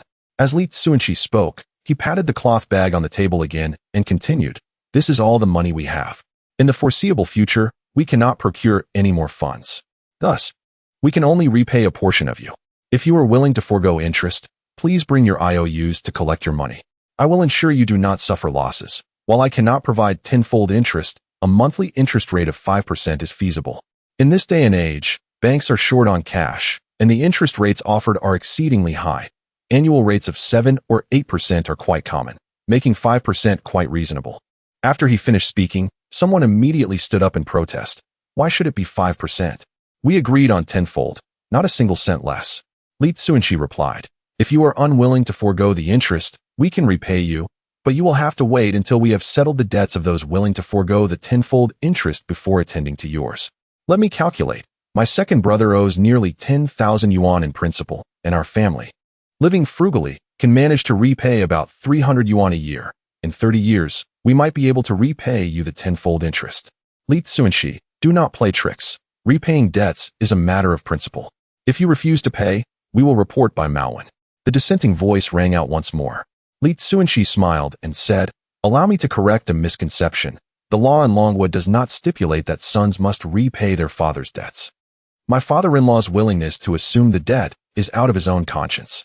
If you insist on causing a scene, we can involve the police to deal with by vowing. If he were to pass away, the debt would cease to exist, and we would be free of obligations." With this, the crowd fell silent, their gazes fixed on the IOUs in their hands, revealing their inner turmoil. "Let me remind you, we only have 600 yuan available. First come, first served. Those arriving late will have to wait for my father-in-law to repay them slowly over the course of months, possibly even years." Upon hearing this, many could no longer remain seated and approached the table with their IOUs. "I have 3 yuan. I will take it at 5%. "Very well. That will amount to 4 yuan and 50 cents. Here you go." Li Cunxi counted out the money and promptly tore up the IOU. As one person took the lead, others quickly followed suit. "Hello, I have 100. A scrawny man with a sharp face presented his IOU. Li Cunxi glanced at it, his lips twitching at the sight of the clearly different handwriting on the numeral 1 and the 2 zeros following it. His foolish second brother had written the IOU using only Arabic numerals, leaving a gap for exploitation. "I can give you the money, but you must sign this IOU to affirm its authenticity." "Sure, hand me a pen. I will sign immediately," the man eagerly replied. "There is no need to rush. I should inform everyone that if the borrowed amount exceeds 10 yuan, you must also sign your name on the IOU. My wife is a student at Cunxi University and knows a handwriting expert in criminal investigations. If any forgery is discovered, we will report it to the authorities." In this era of strict crackdowns, fraud can lead to severe consequences, including death. I urge everyone to act with integrity and avoid testing the law. After Li Cunxi finished speaking, he produced a pen and wrote a receipt, handing over 150 yuan to the man, saying, "I have counted the money for you. If you have no objections, let us proceed with the signature. I made a mistake. I actually meant to say it was 1 yuan. Those 2 zeros were accidentally written by my son." The man hastily corrected himself. Children can be mischievous and cause trouble. "Here is your 1 yuan and 50 cents. Li Cunxi counted out the money and handed it to the man. The queue in the canteen grew shorter. Finally, just before work commenced, Li Cunxi managed to redeem all the IOUs. He estimated that he had exchanged a total of 88 IOUs, amounting to over 400 yuan in principal and interest combined. Among these, 2 individuals had modified their IOUs, insisting that Bai Maowen had borrowed large sums from them, and they too had signed receipts, all of which were exchanged for cash. After all, his words were intended to guard against gentlemen, not to deter scoundrels. It is said that there are no handwriting experts in this era. And even if there were, no one would waste time over a few dozen yuan. "Father, Lu Shu, let us consider this matter resolved. You should return to your work and attend to the selection of model workers without any psychological burden. With that said, I shall take my leave." After delivering his message, Li Cunxi hoisted his cloth bag and stepped away. However, Lao Lu halted him, speaking softly. "There is still one person who has yet to arrive."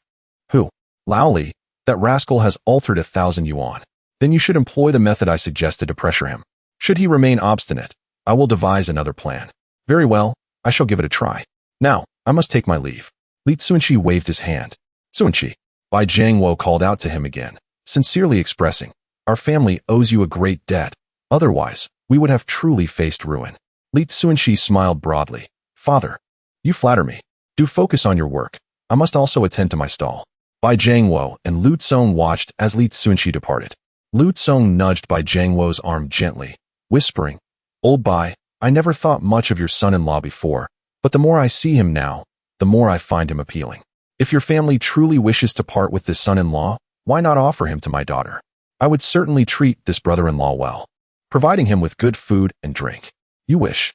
This brother-in-law has my daughter completely under his thumb. No one could pry her away. Alas, while this brother-in-law is indeed commendable, he is still not a son. That unworthy boy, should I encounter him, I would surely break his legs. Bai Jiangwo thought of his youngest son, clenching his teeth in frustration.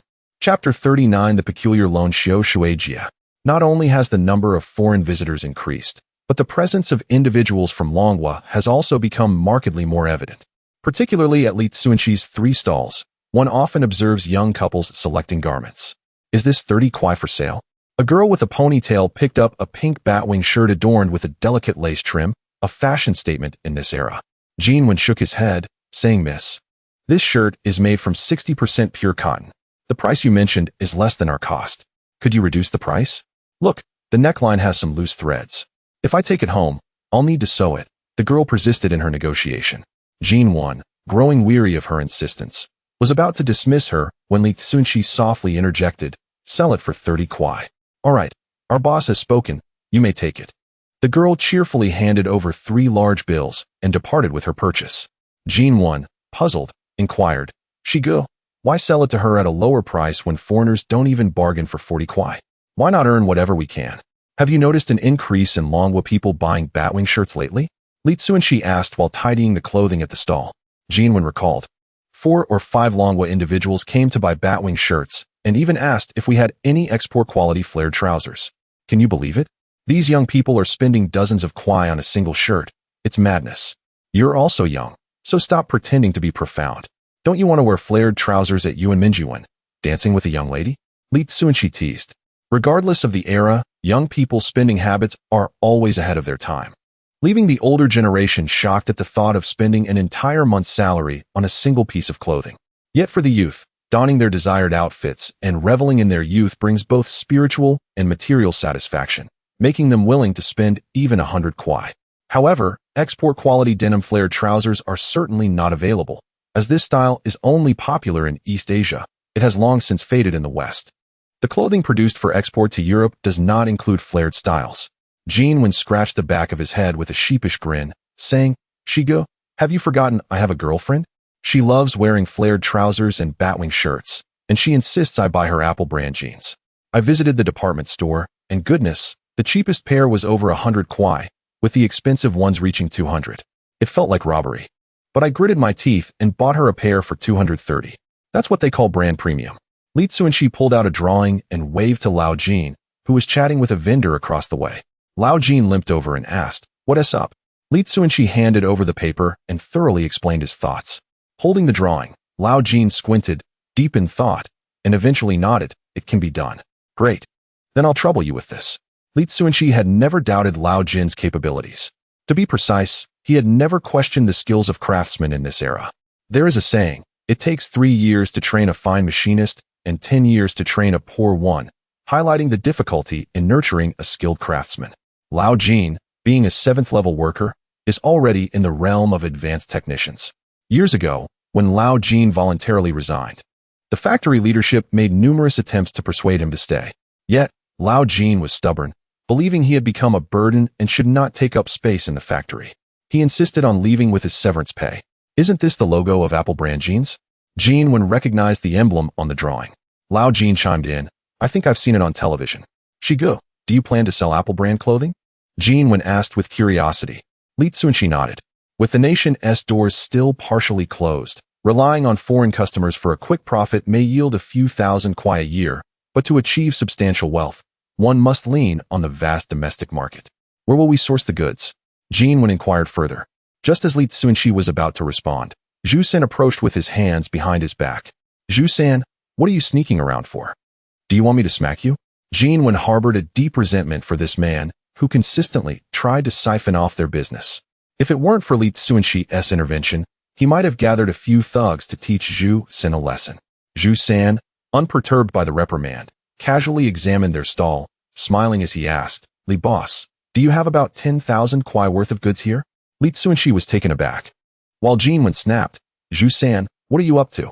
Zhu San shook his head. Nothing, just taking a look at your goods. You all carry on. With that, he returned to his own stall. That fool will get his comeuppance, Wen said with a menacing expression. Slap. Li Cunxi smacked the back of his head, admonishing, we are in business. Rein in that temper. Wen forced a smile. Shigu, you're right. My temper is quite good, but Zhu San is too unscrupulous. He makes me furious.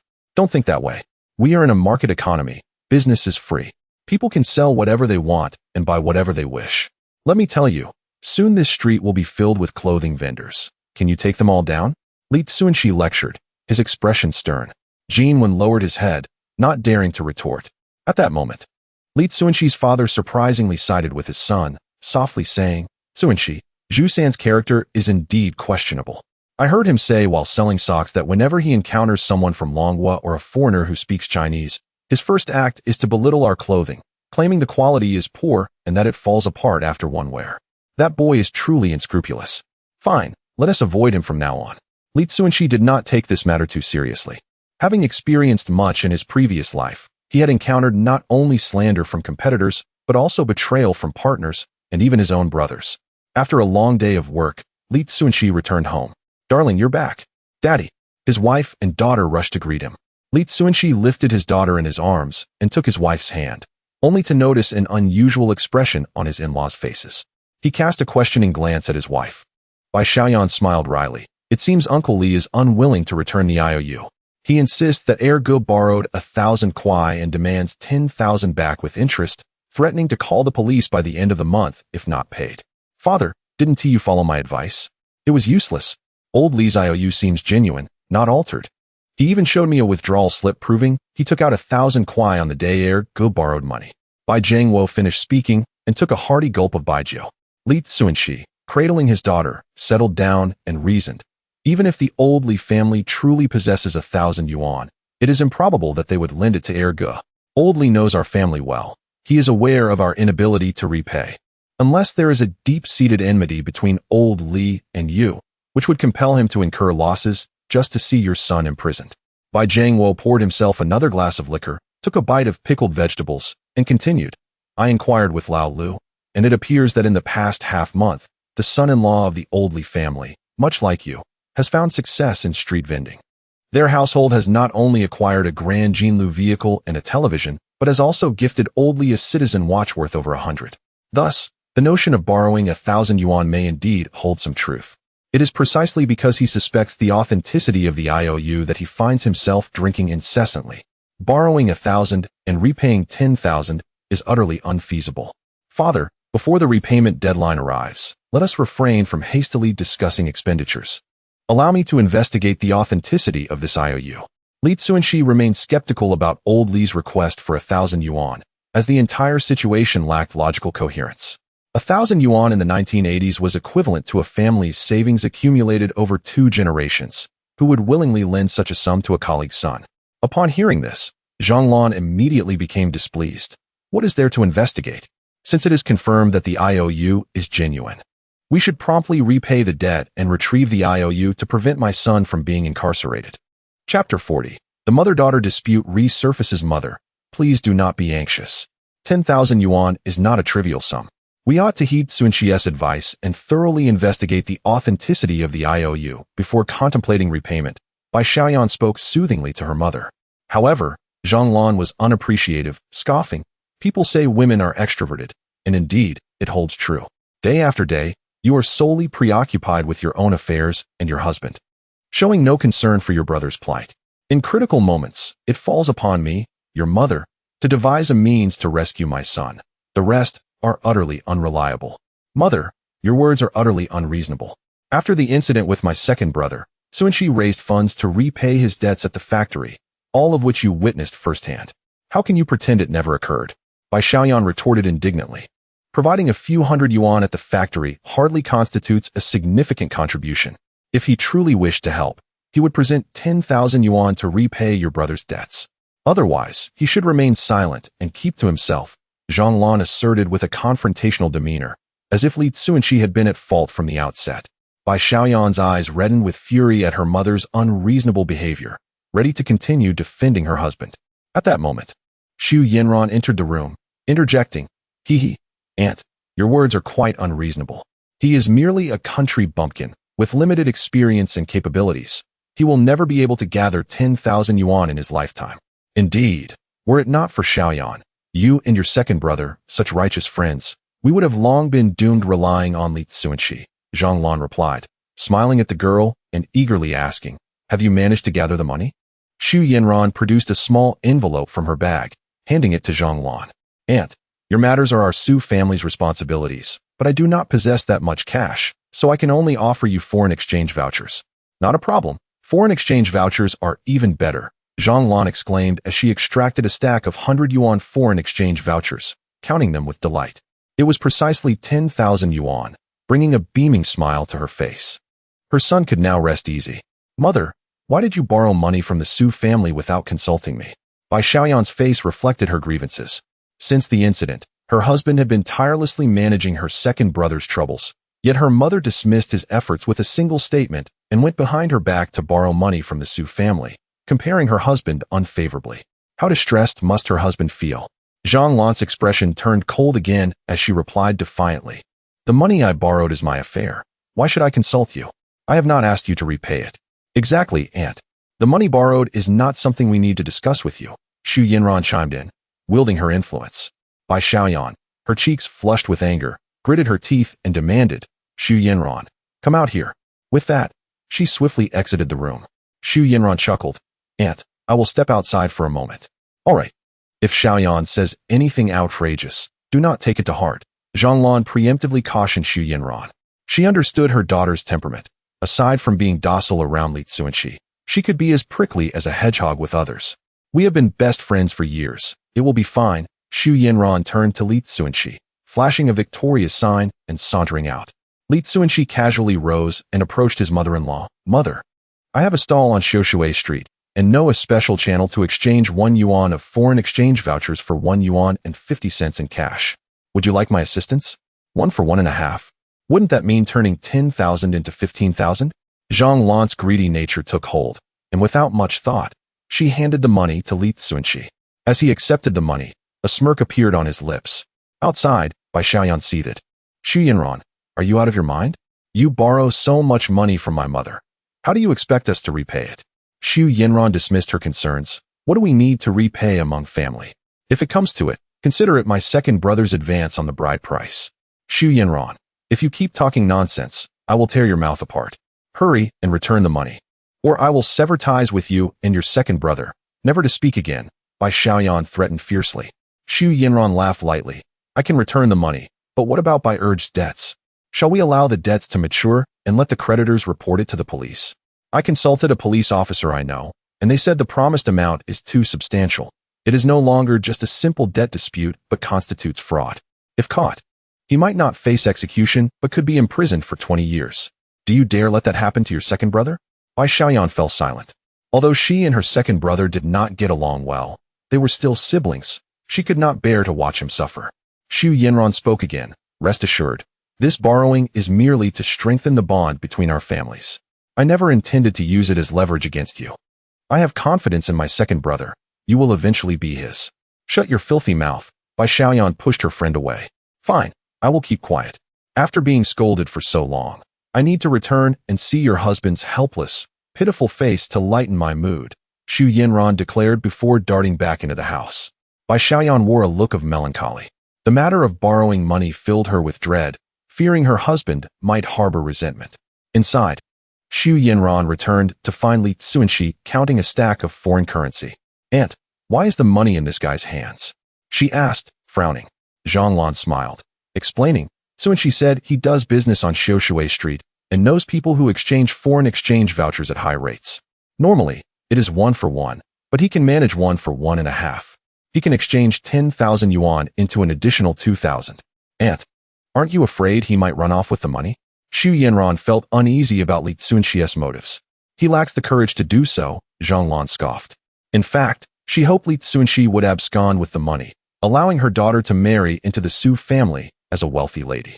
After chatting about mundane matters for a while, Xu Yanran decided to take her leave. I will see you off. I'll accompany you, Li Cunxi, who had remained silent, offered. Xu Yanran nodded, and the two exited the courtyard, climbing into the jeep she had driven. Now that it's just the two of us, feel free to vent your frustrations. Rest assured, I won't tell anyone, Xu Yanran said with a smile, eager to witness Li Cunxi's flustered demeanor. Go to Gowei Hudong, please. Thank you, Li Cunxi replied politely. What? Please take me to Gowei Hudong. Thank you, he reiterated. Xu Yanran, irritated, retorted. Are you out of your mind? You came out here just to hitch a ride to Gowei Hudong, which is less than a mile away. Yes, just a lift, Li Cunxi nodded. You're insane, she scoffed. Su Yanran, in a fit of anger, pressed the accelerator and drove out of the alley, inexplicably delivering Li Cunxi to his destination. Just before Li Cunxi exited the vehicle, she, still unwilling to relent, asked, Are you not upset that I lent money to your father-in-law? Li Cunxi retorted, Why should I be angry? My second brother is your rival in love. Your family has benefited from the Su family's kindness. This is the consequence of accepting favors. If my second brother invites your wife out, she may find it difficult to refuse him due to this loan, and who knows, one day she might end up betraying you. Su Yanran elaborated on the intricacies of the matter, gazing at Li Cunxi with anticipation, hoping to discern humiliation and anger on his face. However, her expectations were not met. Li Cunxi merely left her with his back. As he was about to depart, he inquired with his father-in-law about the lender, Old Li. The moneylender, known fully as Li Jufu, resided in the first courtyard at the eastern end of Dogtail Alley. Chapter 41 Negotiations yield no results. The courtyard of the 1980s was quite similar to others. In this not particularly spacious yard, several houses were crammed together, lacking the orderly layout of a traditional Yuan, often arranged in irregular shapes that formed a unique courtyard. Li Cunxi casually knocked on a door, inquiring about the residence of Li Jufu. He knocked forcefully on the wooden door. Moments later, a thin, short middle-aged man opened the door. Who are you? The man asked curtly. I am Li Cunxi. You should have heard of me. Oh, you are the son-in-law of the Lao Bai family. Please, come in. Li Jufu stepped aside. Upon entering the house, they found the entire Lao Li family of 5 engrossed in watching television. At that moment, CCTV was broadcasting Hui Yuanjia, the first Hong Kong drama introduced to the mainland, which had garnered a tremendous response. Particularly the ending theme The Great Wall Will Never Fall, which was sung by the entire nation. Li Cunxi's gaze caught a familiar figure in front of the television. It was Zhu San, who also set up a stall on Xiaoshui Street. At that moment, a certain illogical thread in his mind suddenly aligned. Bai Lauer had come to borrow money from Lao Li, and Zhu San, being Lao Li's son-in-law, knew that Bai's son-in-law was making money on Xiaoshui Street, thus intentionally lending out 1,000 yuan, planning to extort a hefty sum. Zhu boss, don't you greet me upon seeing me? Li Cunxi deliberately addressed Zhu San, who was ignoring him. Zhu San took about 10 seconds to rise slowly, a broad smile gracing his face as he approached. Oh, Li boss, what brings you to my home? Li Cunxi replied blandly.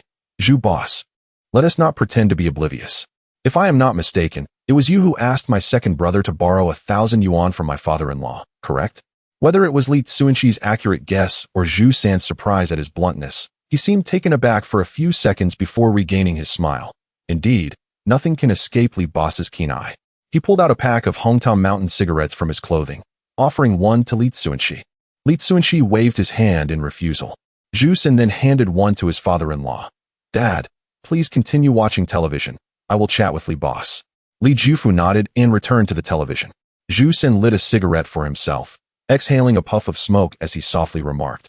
Actually, I have heard of your esteemed name, Li boss, but I could never associate you, the shrewd businessman, with that rumored useless son-in-law.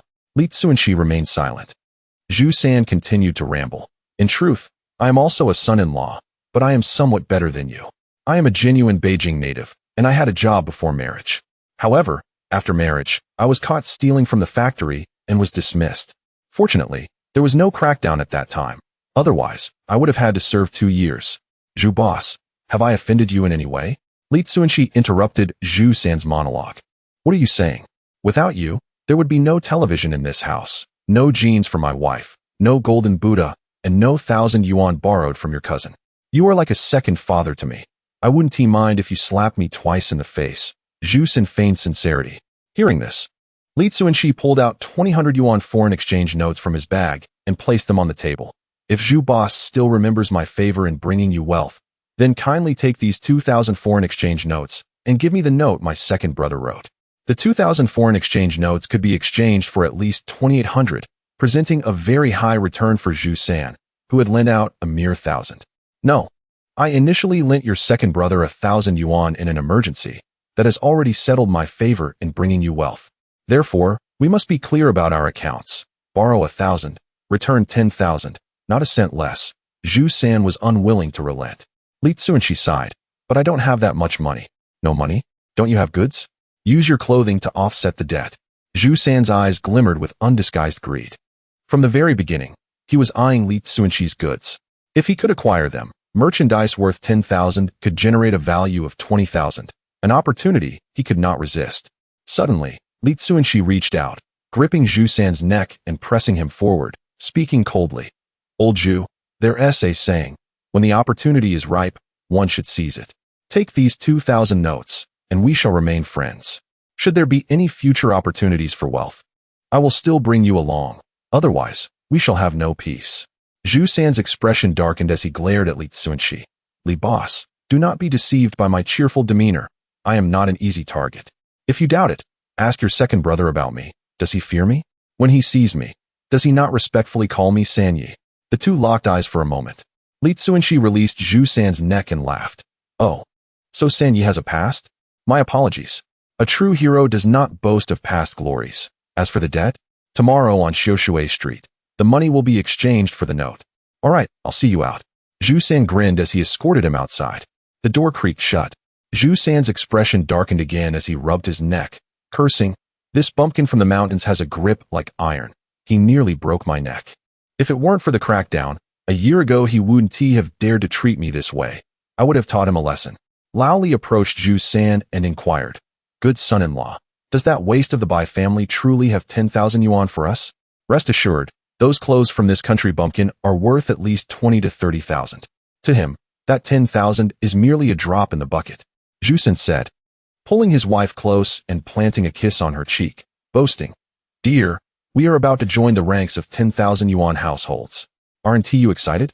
The next day, on Xiushui Street, Yuan stealthily returned to the stall, pulling out 2 stacks of cash and handing them to Li Cunxi. The grandson who exchanged the foreign currency gave us a rate of 1.45, not a cent more. This totals 14,500. As per your instructions, I have singled out 10,000, which is that thick stack. What about the withdrawal slip? Li Cunxi asked again. Oh, I almost forgot. Yuan fished out 2 slips from his pocket, slapping them on the stall. As you instructed, I deposited the 14,500 into the bank and withdrew it immediately. The clerk at the counter nearly cursed my ancestors for this. Thank you for your hard work. Li Cunxi tucked the slender stack of money and the note into his pocket and continued to instruct, "Call Zhu San over." Why summon that jinx?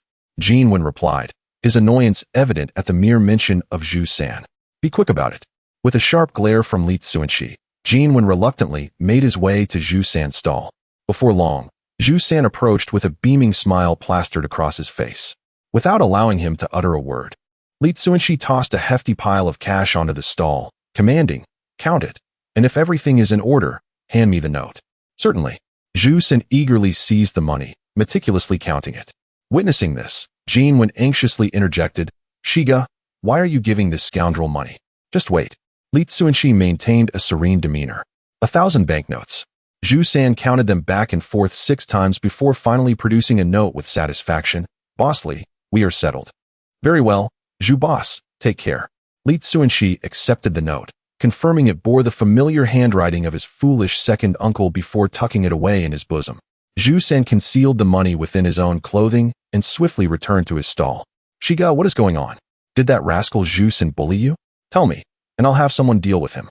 Jin Wen's voice escalated, his eyes beginning to redden with genuine concern.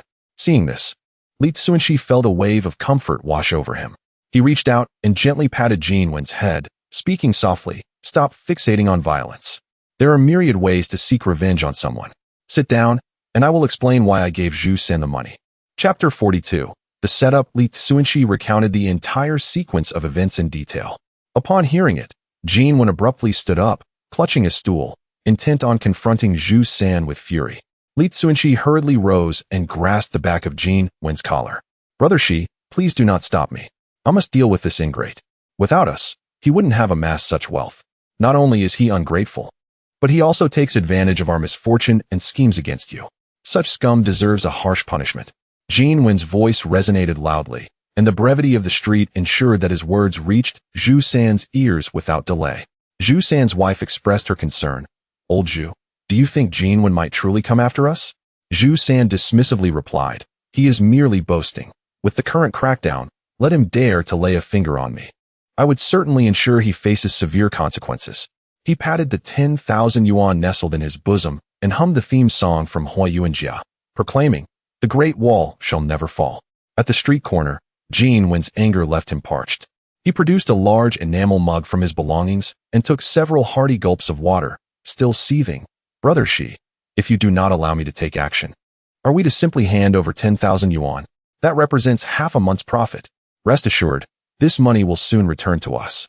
Li Cunxi stretched lazily and turned his head to glance at Zhu San's stall, their eyes meeting for a fleeting moment. Zhu San quickly raised a hand in greeting, to which Li Cunxi nodded in acknowledgement, creating an illusion of harmony. Jin Wen inquired, "How do we retrieve the money we have given away? Shall we resort to robbery?" With this, Li Cunxi replied, producing a deposit slip and flicking it lightly. "What do you mean?" Jin Wen leaned in closer. Li Cunxi shared his plan, and Jin Wen's eyes sparkled with excitement. "All right, I will find someone immediately. Remember, ensure they are trustworthy. If not, we shall devise another plan," Li Cunxi gently cautioned. "Rest assured, the friends I enlist are those with whom I share a bond that could cost lives." Jin Wen vowed with a firm pat on his chest. Li Cunxi handed over the money and the withdrawal slip contained within his cloth bag. The afternoon passed swiftly. Zhu San turned to his wife, saying, "I will first deposit this money in the bank. Keep an eye on the stall." "Go ahead," she replied, rising to attend to the customers. Zhu San, clutching the money tightly, hastened toward the street corner. Upon reaching Li Cunxi's stall, he feigned cordiality. "How is business, boss Li?" "Thanks to you, I am not starving," Li Cunxi replied nonchalantly. "That is splendid," Zhu San thought to himself, "you country bumpkin, trying to act like a boss. When the opportunity arises, I shall see how I can take advantage of you.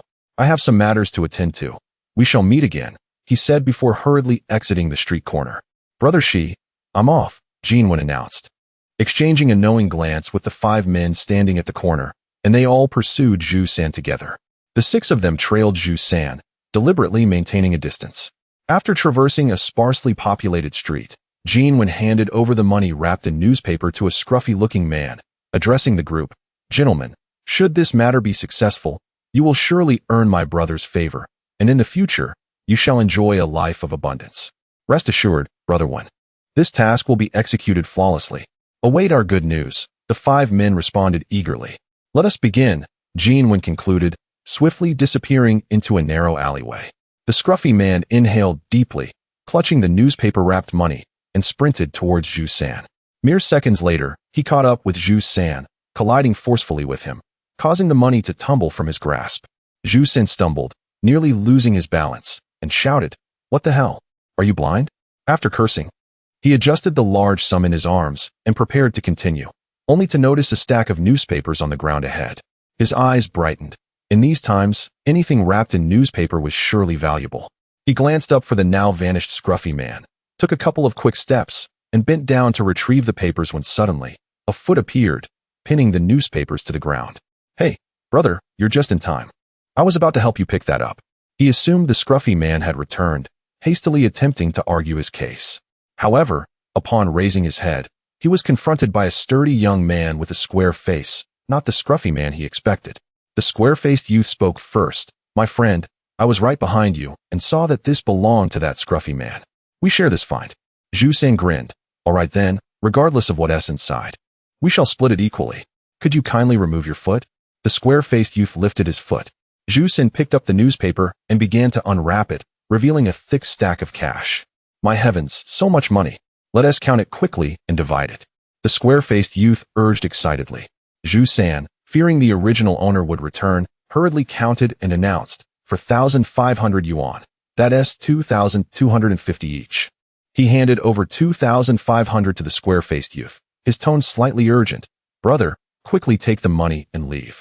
If the owner comes back, we shall have nothing to celebrate. All right, until we meet again, the square-faced youth said, accepting the money and turning to depart. Stop right there. A booming voice approached swiftly. Zhu Xin turned to see the scruffy man closing in at an astonishing speed, not granting him a moment to escape. The money you both hold is mine, the scruffy man gasped, out of breath. Zhu San, realizing the owner had returned, thought it best to avoid trouble and considered returning the money. However, the square-faced youth played the rogue, lazily questioning, you claim this is your money? Do you have proof? Call out to it. Will it respond? Zhu San, hearing this, felt a twinge of greed and chimed in. Indeed, this money bears no name. On what grounds do you assert it belongs to you? Once he caught his breath, the scruffy man straightened up and surveyed the two with a cunning expression. I say to you both, we are currently under strict enforcement. Failing to report found money is akin to theft. If you keep this cash, you risk facing dire consequences. Furthermore, who says my money lacks a name? Open your eyes and take a good look. A portion of this money bears my signature. Zhu San, upon hearing this, flipped through the bills and indeed found a few with a hasty signature, indecipherable in its entirety. The scruffy man continued, the paper bears my signature, and your fingerprints are all over it. Should I report this, neither of you shall escape. Upon hearing this, the young man with a square face hastily thrust the money into Chang Mao's embrace, wearing a conciliatory smile as he declared, Brother, it is merely a misunderstanding. Here is your money back. Let us not escalate this matter. Indeed, it is all a misunderstanding. As gentlemen of Si Jiucheng, we pride ourselves on our magnanimity. I shall return your money, and let us forge a friendship henceforth. Similarly, Zhu San returned the money to Chang Mao. You two cannot leave just yet. I must verify the amount before you depart, or I will have no choice but to contact the authorities, Chang Mao threatened, beginning to count the bills. Zhu San and his companion obediently stood by. Before long, Chang Mao, with a grim expression, remarked, the amount is incorrect. There is a shortfall of 10,000 yuan. You two must promptly hand over the money, or I shall not hesitate to alert the police. Chapter 43. The money has returned impossible. When we took it, there was only 4,005, said Zhu San, glancing at the square-faced youth. The square-faced youth nodded in agreement. Indeed, we can vouch for each other, ensuring that this newspaper only shows 4,005. Bah! You two scoundrels nearly swallowed my money just now.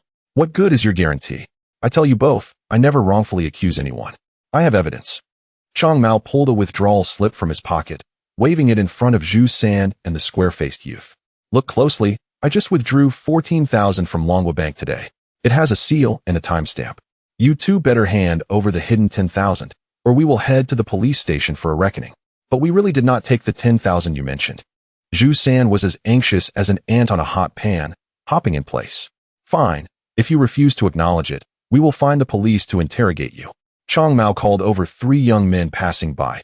Excuse me, brothers, could you help keep an eye on these 2 thieves? I'm going to report this. Brother, we uphold justice, you go ahead. We will make sure to watch these 2 thieves, one of them replied. With that, the 2 men restrained the short Zhu San while another held down the tall, square-faced youth.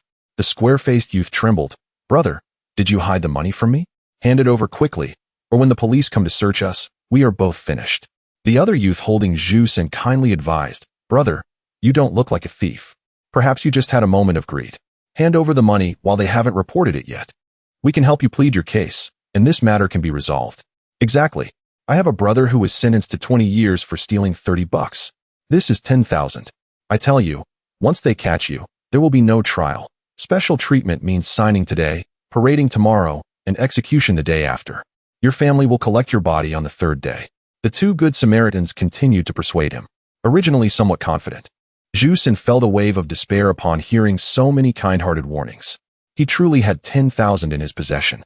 Though he knew that this amount was certainly not the same as Chang Mao's. Would the police listen?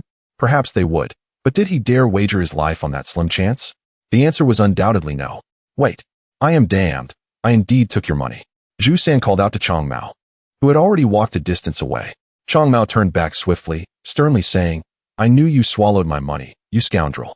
Hand it over quickly, or I will make sure you spend time in jail. I will give it to you, but let them release me first. Zhu San pleaded, brothers, please let him go. Once they loosened their grip, Zhu San's eyes darted around, as if searching for an escape. Don't even think about running. If you dare to run, I will catch you and send you straight to the police station, without mercy, Chong Mao warned, extinguishing any notions of flight in Zhu San's mind. With a bitter expression, he reached into his bosom and pulled out the 10,000 wrapped in cloth. Is this the 10,000 you seek? No need to check. The thickness is unmistakable, Chong Mao replied, unwrapping the cloth and meticulously counting the money. It adds up to 14,005. Tell me, is there any possibility that this money isn't yours? For instance, this 10,000 lacks your signature. Zhu San hesitated, unwilling to relinquish the 10,000 without a fight. Chong Mao calmly stuffed the money into his own pocket, impatiently saying, it is normal for me not to have signed this one out of the 10 or so I signed. I have urgent matters. Consider this your lucky day. With that, Chong Mao hurried off in the distance. Zhu San watched Chong Mao's receding figure, feeling an overwhelming urge to cry. The 10,000 he had just swindled was gone before he could even warm it. Was there no justice left in this world? At that moment, the square-faced youth swung his arm and slapped Zhu San across the face, cursing, what bad luck. You should have handed over the money sooner. You nearly got me executed. From now on, every time I see you, I will hit you. I truly did not hide any money, Zhu San protested, holding his face in sorrow. Bah, you've been caught red-handed, yet you still deny it. You deserve to be hit. A bystander spat at Zhu San. Another bystander, trying to mediate, said, it's not worth getting angry over someone like this. Let's move on. The four left, chatting and laughing, leaving Zhu San standing alone. Feeling wronged and unable to cry, the five men circled back to meet Yuan in an open area. Chong Mao handed the money to Yuan. Brother Yuan, I did not fail you. Yuan took the money, weighing it in his hands before putting it away, asking, did you deal with that fool? I gave him my all with a slap, and he was completely dazed, the square-faced youth said with a grin. That is satisfying. He didn't suspect anything, did he? Yuan inquired again. Chong Mao gave a thumbs up. Brother Yuan, your setup and those pre-arranged dialogues were simply brilliant. You had that fool completely fooled. If we keep this up daily, we will amass great wealth. Smack. Yuan playfully slapped the back of Chong Mao's head like Cunxi would. This is a one-time thing. There will be no next time. Do you really think this is a good deed? I tell you, stay home obediently. I will take you all to great wealth in a while. With that, he pulled out 500 and distributed it among the five of them. This 14,004 is for my elder brother. I can't touch it. Each of you take 100. Don't think it's too little. Tonight at Badalu, you can choose whatever you like, and I'll treat you all. That sounds great. If we can't get a table, let us go to Dongxing Lu. I hear their Shandong cuisine is fantastic. Sounds good. Go ahead and grab a table at Dongxing Lu. My brother, and I will join you later. Yuan watched the five brothers leave, humming a tune as he headed toward Xiaoshui Street. At Xiaoshui Street, Zhu San walked in dejectedly. Cunxi greeted him with a smile. Boss Zhu, back already? Zhu San ignored him, trudging toward his stall. Seeing her husband return, Zhu San's wife casually asked, did you deposit the money? It's lost, Zhu San replied nonchalantly. What just happened was too absurd. No one would believe it if he spoke of it, so it was better to say it was lost. Lost? Then why are you just sitting here? Go look for it. Zhu San's wife tugged at her husband and hastily made her way towards the stall. Zhu San, however, pulled her back with a heavy heart and murmured, I have searched high and low several times, and it has long been picked up by someone else. It was merely a windfall, so let us consider it as though it never existed. Who said it was a windfall? We truly lend out 1,000 in hard-earned cash. You, the extravagant man, have squandered a whole 10,000, and it pains my heart to the core. Zhu San's wife burst into tears, her distress palpable. Her words struck a chord in Zhu San's heart, causing him to feel equally miserable. Not only had he toiled in vain, but he had also lost 1,000. Had I known, it would have been better not to lend it at all. The more he pondered, the more he felt humiliated, and he raised his hand to strike himself, only to remember that his face had already been struck before, causing him to grimace in pain. Just then, Yuan returned and, upon witnessing this scene, nearly stifled a laugh. He patted his bulging belly and said to Cunxi, Brother Shi, The money is in hand. I came to inform you that we shall dine at Dongxinglu later. Yes, you go ahead and order dishes and gather our friends. I must stay a while longer to close the stall, lest Ju San grows suspicious, Li Cunxi replied without lifting his head.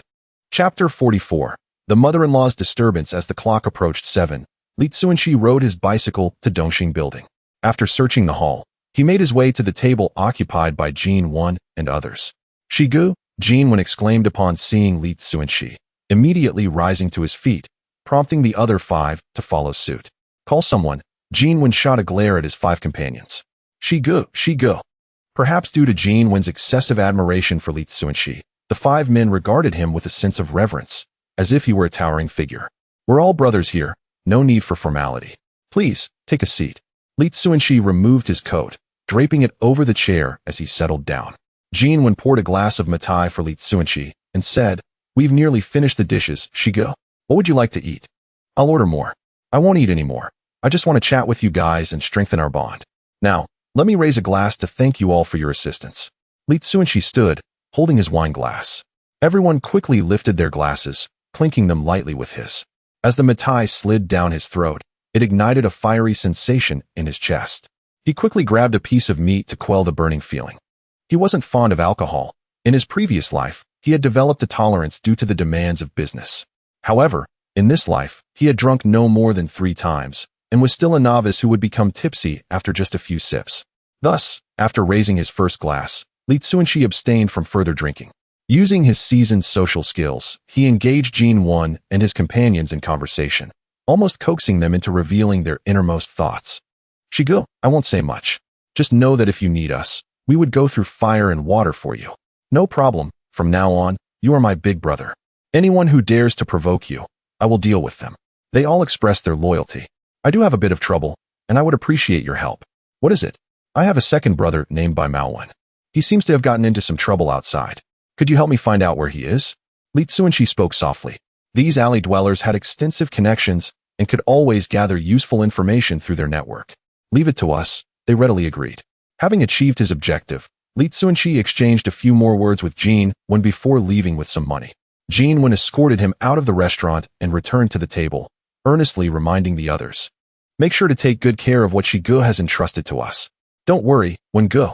With a man like Shigu willing to befriend us alley dwellers, we certainly won't let him down.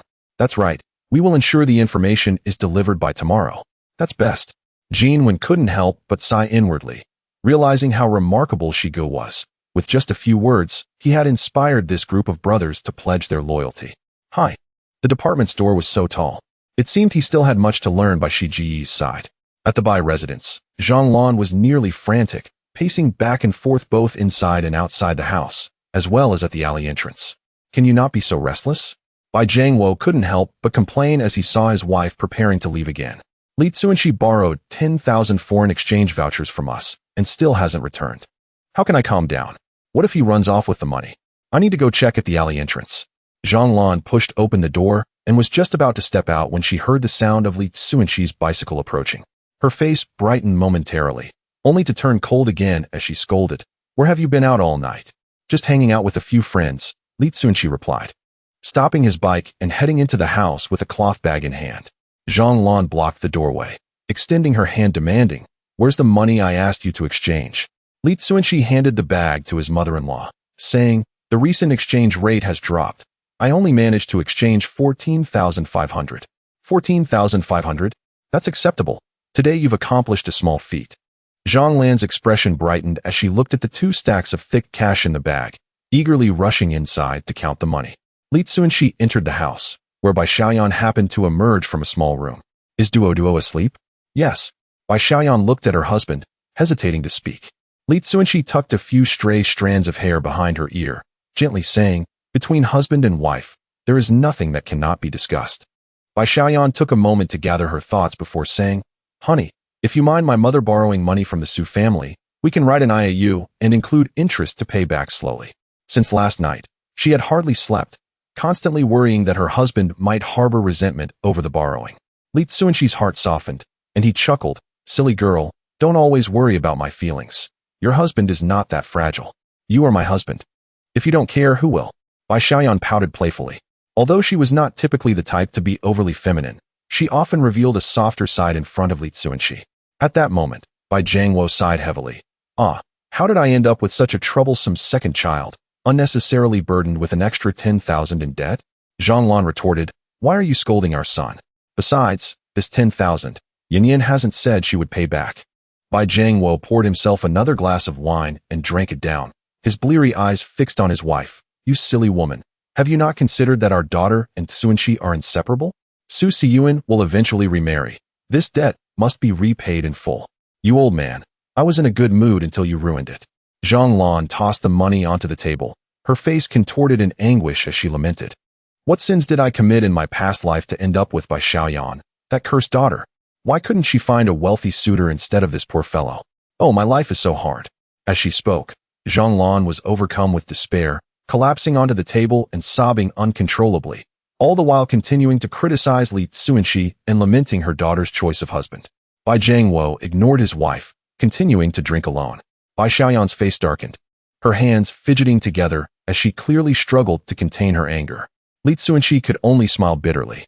His mother-in-law was being unreasonable, his father-in-law was fanning the flames, and his brother-in-law was causing trouble everywhere. He was truly the one suffering. To say something unflattering, the Bai family must have struck gold to have him as a son-in-law.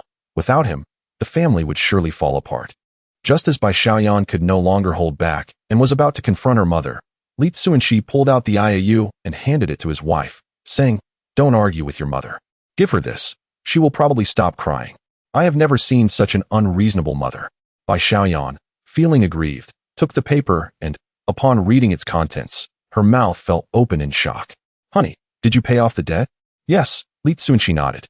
But that's 10,000. How did you manage to get it? I'll explain later. Let's first quiet down your mother so we don't wake Duo. All right.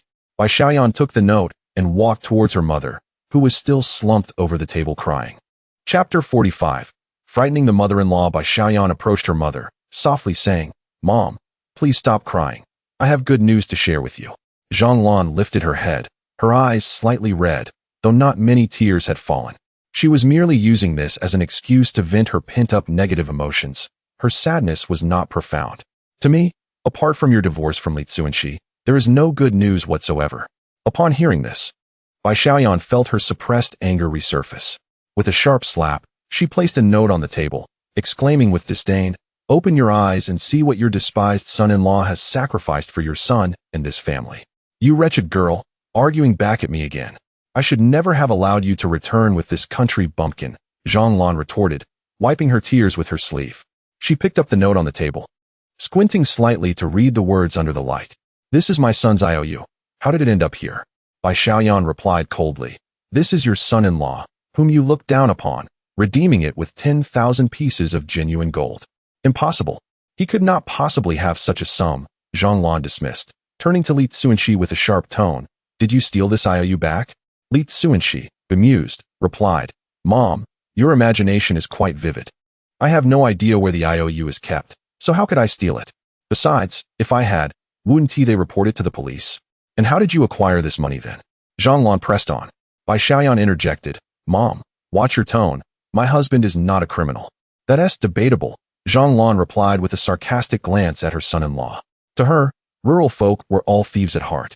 Li Cunxi held his wife's hand to prevent her from arguing further, speaking calmly. To be honest, I raised this 10,000 by selling some of my belongings. I originally intended to buy an antique as a gift for Director Liu, hoping to facilitate my elder brother's promotion to assistant workshop director, paving the way for him to become deputy factory director within 5 years, ranking just beneath the factory head. In the 21st century, there's a saying, only magic can defeat magic. In the eyes of his mother-in-law, her sons were her lifeblood, and the same went for her elder and younger sons. If this son-in-law lost 10,000 to aid her second brother, she would consider it a matter of course, feeling no burden. However, if this 10,000 involved the elder brother, the situation changed entirely. The second brother avoided prison due to this money, while the elder brother, lacking this sum for his connections, might face a bleak future. A mother feels pain regardless of which child suffers. Both are equally dear to her. Do not deceive me. What antique could possibly cost 10,000? Moreover, with the current crackdown, you may intend to give it, but the officials might not accept it. Zhonglan, having lived for decades, was not easily swayed. Unfortunately, she had encountered a master deceiver. Li Cunxi sat on the bench, hesitant to speak. "Ah, have I exposed your deception, rendering you speechless?" Zhang said, smugly. "Mom, if that gives you satisfaction, so be it. The debt of the second brother is cleared, averting prison time, while the elder brother may only miss out on the promotion and feel discomfort for a couple of days. It's a pity, though. I heard from a friend that a document is to be issued, stating that this year, certain contract workers will be converted into formal staff. Do you know what being a formal staff member implies?" Li Cunxi asked Zhang pointedly. Zhang looked slightly anxious, cautiously asking, "What does it imply?" Li Cunxi forcefully slapped the table, speaking gravely. "It means that my elder brother will officially become a civil servant. Once he accumulates enough experience in the factory, his promotion to deputy factory director will make him a deputy section chief. If we maneuver wisely, he may even become a department head in a powerful sector, and who knows, perhaps our Bai family could produce a county magistrate or even a city leader. What a pity, the antique cannot be delivered, and all of this may evaporate into thin air." Hearing this, Zhang felt a wave of dizziness. Her mind consumed by a singular thought. She had harmed her eldest son and diminished the Bai family's chances of having a high-ranking official. "Oh, my unfortunate eldest," Zhang cried out, collapsing onto the table. Bai Xiaoyan cupped her husband's face, turning him to meet her gaze. Their eyes locked for a moment, causing Li Cunxi to chuckle. Bai Xiaoyan quickly realized her husband was indeed frightening her mother. She stood on her toes, whispering playfully into her husband's ear, "You are so wicked. You know my mom cares most about the elder and second brothers, and you are intentionally stirring trouble." Li Cunxi remained silent, leaning in to gently nibble her delicate earlobe, recalling that this was her sensitive spot. Bai Xiaoyan whimpered softly, yielding into his embrace. "Stop it, you," she playfully chided, her voice dripping with affection. As the two indulged in their intimacy, Zhang suddenly stood up, fixing her gaze on Li Cunxi. Bai Xiaoyan instinctively pushed her husband away, looking like a caught spouse. Zhang, ignoring this, gathered the money from the table and handed it to her son-in-law, saying, "Dear son-in-law, use this money to buy the antique for Director Lu. Do not delay my eldest's career." Li Kong chuckled wryly. "Mom, the antique that Director Lu specifically wanted has already been purchased by someone else. Your money would be of no use." "What then?" Zhang face turned pale, her eyes hollow, as if she had lost all hope for survival. Li Cunxi intended this reaction. Only by making Zhang feel the pain would she reconsider her indulgence towards her son. Otherwise, Bai Lair would continue his mischief, potentially endangering his wife and daughter. "Honey, that's enough," Bai Xiaoyan gently reminded. Li Cunxi sighed inwardly. Although his wife often quarreled with her mother for his sake at critical moments, she still felt sympathy for her mother. Truth be told, he had already planned to execute the next phase of his strategy without her prompting. "Mom, actually, there is a bronze artifact in the antique shop priced at 20,000. Director Lu is very fond of it, but I think it is too expensive. It would be a loss for us to give it away." Upon hearing this, Zhang immediately perked up, her voice rising 3 octaves. "Not expensive. Not at all. As long as it ensures my son's smooth rise in his career, I'd be willing to gather even 200,000 for him." Subsequently, Zhang, with a radiant smile, gazed at Li Cunxi as she presented him with 14,500 yuan, speaking in an unusually endearing tone. "Dear son-in-law, here is 14,500. Take it for now. I shall borrow 6,000 from the Su family, and you must promptly purchase that." In her moment of forgetfulness, Li Cunxi kindly reminded her, "The bronze artifact." Zhang nodded with a smile. "Yes, the bronze artifact. Bring it back and hand it over to Director LV. As long as your elder brother successfully ascends to the position of deputy director, you shall henceforth be my beloved son-in-law." Bai Xiaoyan softly interjected, "You are already a beloved son-in-law. Even more so in the future, son-in-law. Accept the money." Zhang looked at Li Cunxi with eager anticipation. Reluctantly, he accepted the money, softly saying, "Mom, please refrain from borrowing money from the Su family. I will find a way to gather the funds. I should be able to raise 20,000. "Very well, I shall await your good news." Satisfied, Zhang departed. Once Zhang and her husband returned to their room, Li Cunxi handed the 14,500 to his wife. "Tomorrow, return this money to Su Yanran. The extra 1,500 can be considered interest." "You truly are deceiving my mother," Bai Xiaoyan remarked, her tone laced with melancholy. "I wonder if you've ever deceived me." Li Cunxi, discerning his wife's thoughts, playfully smacked her backside. Do not indulge in baseless suspicions about your husband. I deceive our mother only to impart a lesson. We must not allow her to think that she can coddle your second brother without consequence.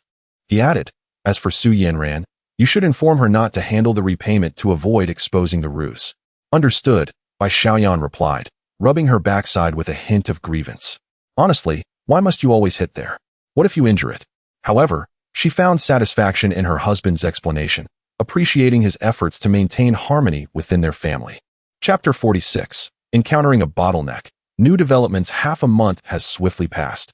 The sales at the stalls on Xiushui Street have dwindled day by day, particularly in recent days, plummeting to below 500. Li Cunxi has taken the time to summarize the reasons for this decline. The consumer base on Xiushui Street is relatively fixed, comprised solely of expatriates living and working nearby. The limited variety of clothing styles fails to entice repeat purchases from those who have already bought, and there is insufficient new traffic to sustain sales, leading to a continuous downward trend. To break this impasse, it is imperative to expand the range of clothing styles. Over the past 2 weeks, he has scoured the garment factories surrounding the capital. The export clothing available here tends to be strikingly similar, and the procurement thresholds are quite high. A minimum of 100 pieces per style is required, which does not align with his needs. Consequently, to introduce new items, he must venture to places like Yangcheng, which is known for its thriving light industry. Shigo, I have news about Bai Maowen.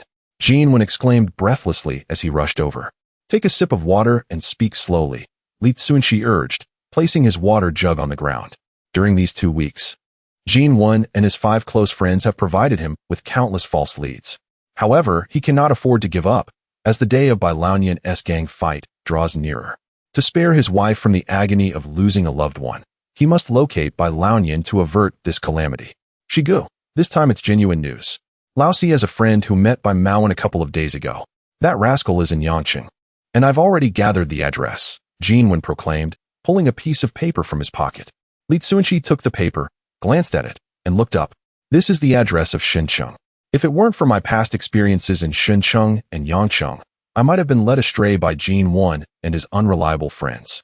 Shenzhen, marked by the Elder S delineation as a coastal economic zone, lies adjacent to Xiangjiang and can now be said to encompass a myriad of benefits. Thank goodness for your vast knowledge, Shigu. Otherwise, we might have been doomed, Yuan lamented. In truth, the distance between the 2 locations is merely a few hours' travel, which is not overly far. What concerns Li Cunxi is Bai Laonian's purpose for going to Shenzhen. In his recollection, the early 1980s in Shenzhen saw the emergence of various industries, with the Shenzhen Stock Exchange still a distant prospect. Due to its proximity to Xiangjiang, smuggling activities were quite rampant. Could it be that Bai Laonian has turned to smuggling? Such an endeavor requires a complete closed-loop industrial chain, and outsiders often find themselves ensnared in traps, losing their fortunes. Jia, old Yuan arrived at the stall on his bicycle. Yuan hurried to assist his father. I'm merely limping on one leg. I don't need help dismounting, old Yuan retorted, shrugging off his son's assistance. Yuan chuckled bitterly. Here I am trying to be filial, only to be met with scolding. Where's the sense in that? Old Yuan paid no mind to his son, and, limping, approached Li Cunxi, producing 2 square iron blocks from his cloth bag and placing them on the stall. This is the 18th version. If it's still not satisfactory, I'll continue to refine it. Li Cunxi retrieved paper and ink from his pocket. He spread the paper, upon which, besides his drawn Apple brand design, were stamped letters mirroring the design. Upon closer inspection, one could discern several discrepancies. He picked up the larger iron block, dipped it in ink, and pressed it onto the paper, comparing it to his drawing. Old Yuan, visibly anxious, resembled a student awaiting exam results. Li Cunxi then took the smaller block, stamped it on the paper, and nodded in satisfaction. This time it resembles the design by 90%. Let us proceed with this draft. Old Yuan beamed with delight. For these 2 molds, he had been forced to transform from a mere mechanic into a master engraver, tirelessly chiseling away at the letters. Even the slightest error would necessitate starting over, a process that proved exceedingly arduous. Shigu, now that the molds are complete, shouldn't we move on to our next plan for wealth? Yuan inquired, leaning closer. As his savings grew, the current sales of 300 to 400 yuan per day at the stall no longer satisfied his burgeoning ambitions. Indeed, prepare to exchange our cash for 100 yuan foreign exchange notes, and arrange an introduction letter. We will buy train tickets to Yangqing for procurement. And do not forget to visit the dealer to exchange for some national grain coupons. I anticipate we will need them, Li Cunxi instructed softly. In this era of a planned economy, people lacked identification cards, and most social interactions required introduction letters, needed for marriage, purchasing train tickets, and even staying at guest houses. When he first arrived in the capital, he encountered numerous hurdles, as the local brigade could not issue a letter, and neither could the county. Ultimately, it took a sympathetic leader in the city to facilitate a letter and proof of entry into the capital, enabling him to settle in. A month prior, when he sought a ticket to Yangqing, he similarly had to present a mountain of documents and made several trips to the neighborhood committee. Fortunately, due to his amicable relationship with the committee director, Old Wang, he was granted a special privilege that allowed him to secure the necessary letter smoothly. However, for him, the greatest obstacle to leaving is not the introduction letter, but rather his wife, by Yuan. Following the last incident, she had hidden nearly all documents proving his identity to prevent him from leaving home again, and had informed Old Wang not to issue him any introduction letters. Thus, to embark on his journey, he must obtain his wife's permission, which presents a significant headache. I understand, I will take care of it immediately. Jian replied eagerly before hastily cycling away. Old Jian chuckled. Cunxi, since you are heading off on a journey, it's best to return home early. I can manage things here. All right. Also, please ask Annie to sew a few more pockets into Jian's clothes, Li Cunxi reminded before taking his leave. Huh. Old Jian momentarily failed to comprehend, but quickly grasped Li Cunxi's intent, nodding in agreement. Rest assured, I will sew them securely so that not a single cent will be lost. With that, Li Cunxi mounted his bike and departed. Half an hour later, he arrived home. It was precisely 4 in the afternoon, and the residents of the shared courtyard had yet to return from work, rendering the surroundings quite tranquil. Li Cunxi parked his bicycle, retrieved the groceries from the rear seat, and made his way to the communal kitchen. The kitchen, though modest in size, featured 2 stoves built from bricks, and the walls, stained from years of smoke and fire, were barely recognizable in their original color.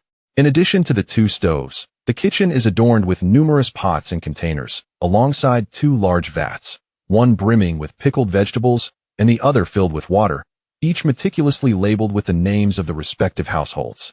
However, within the courtyard, apart from the essentials of daily sustenance, kitchen utensils are generally shared without distinction. One imperative remains. After utilizing these implements, they must be thoroughly cleaned for the convenience of the next user. In theory, igniting a fire should not pose a challenge for Li Cunxi. Yet, having not engaged in this skill for several decades, he found himself somewhat out of practice.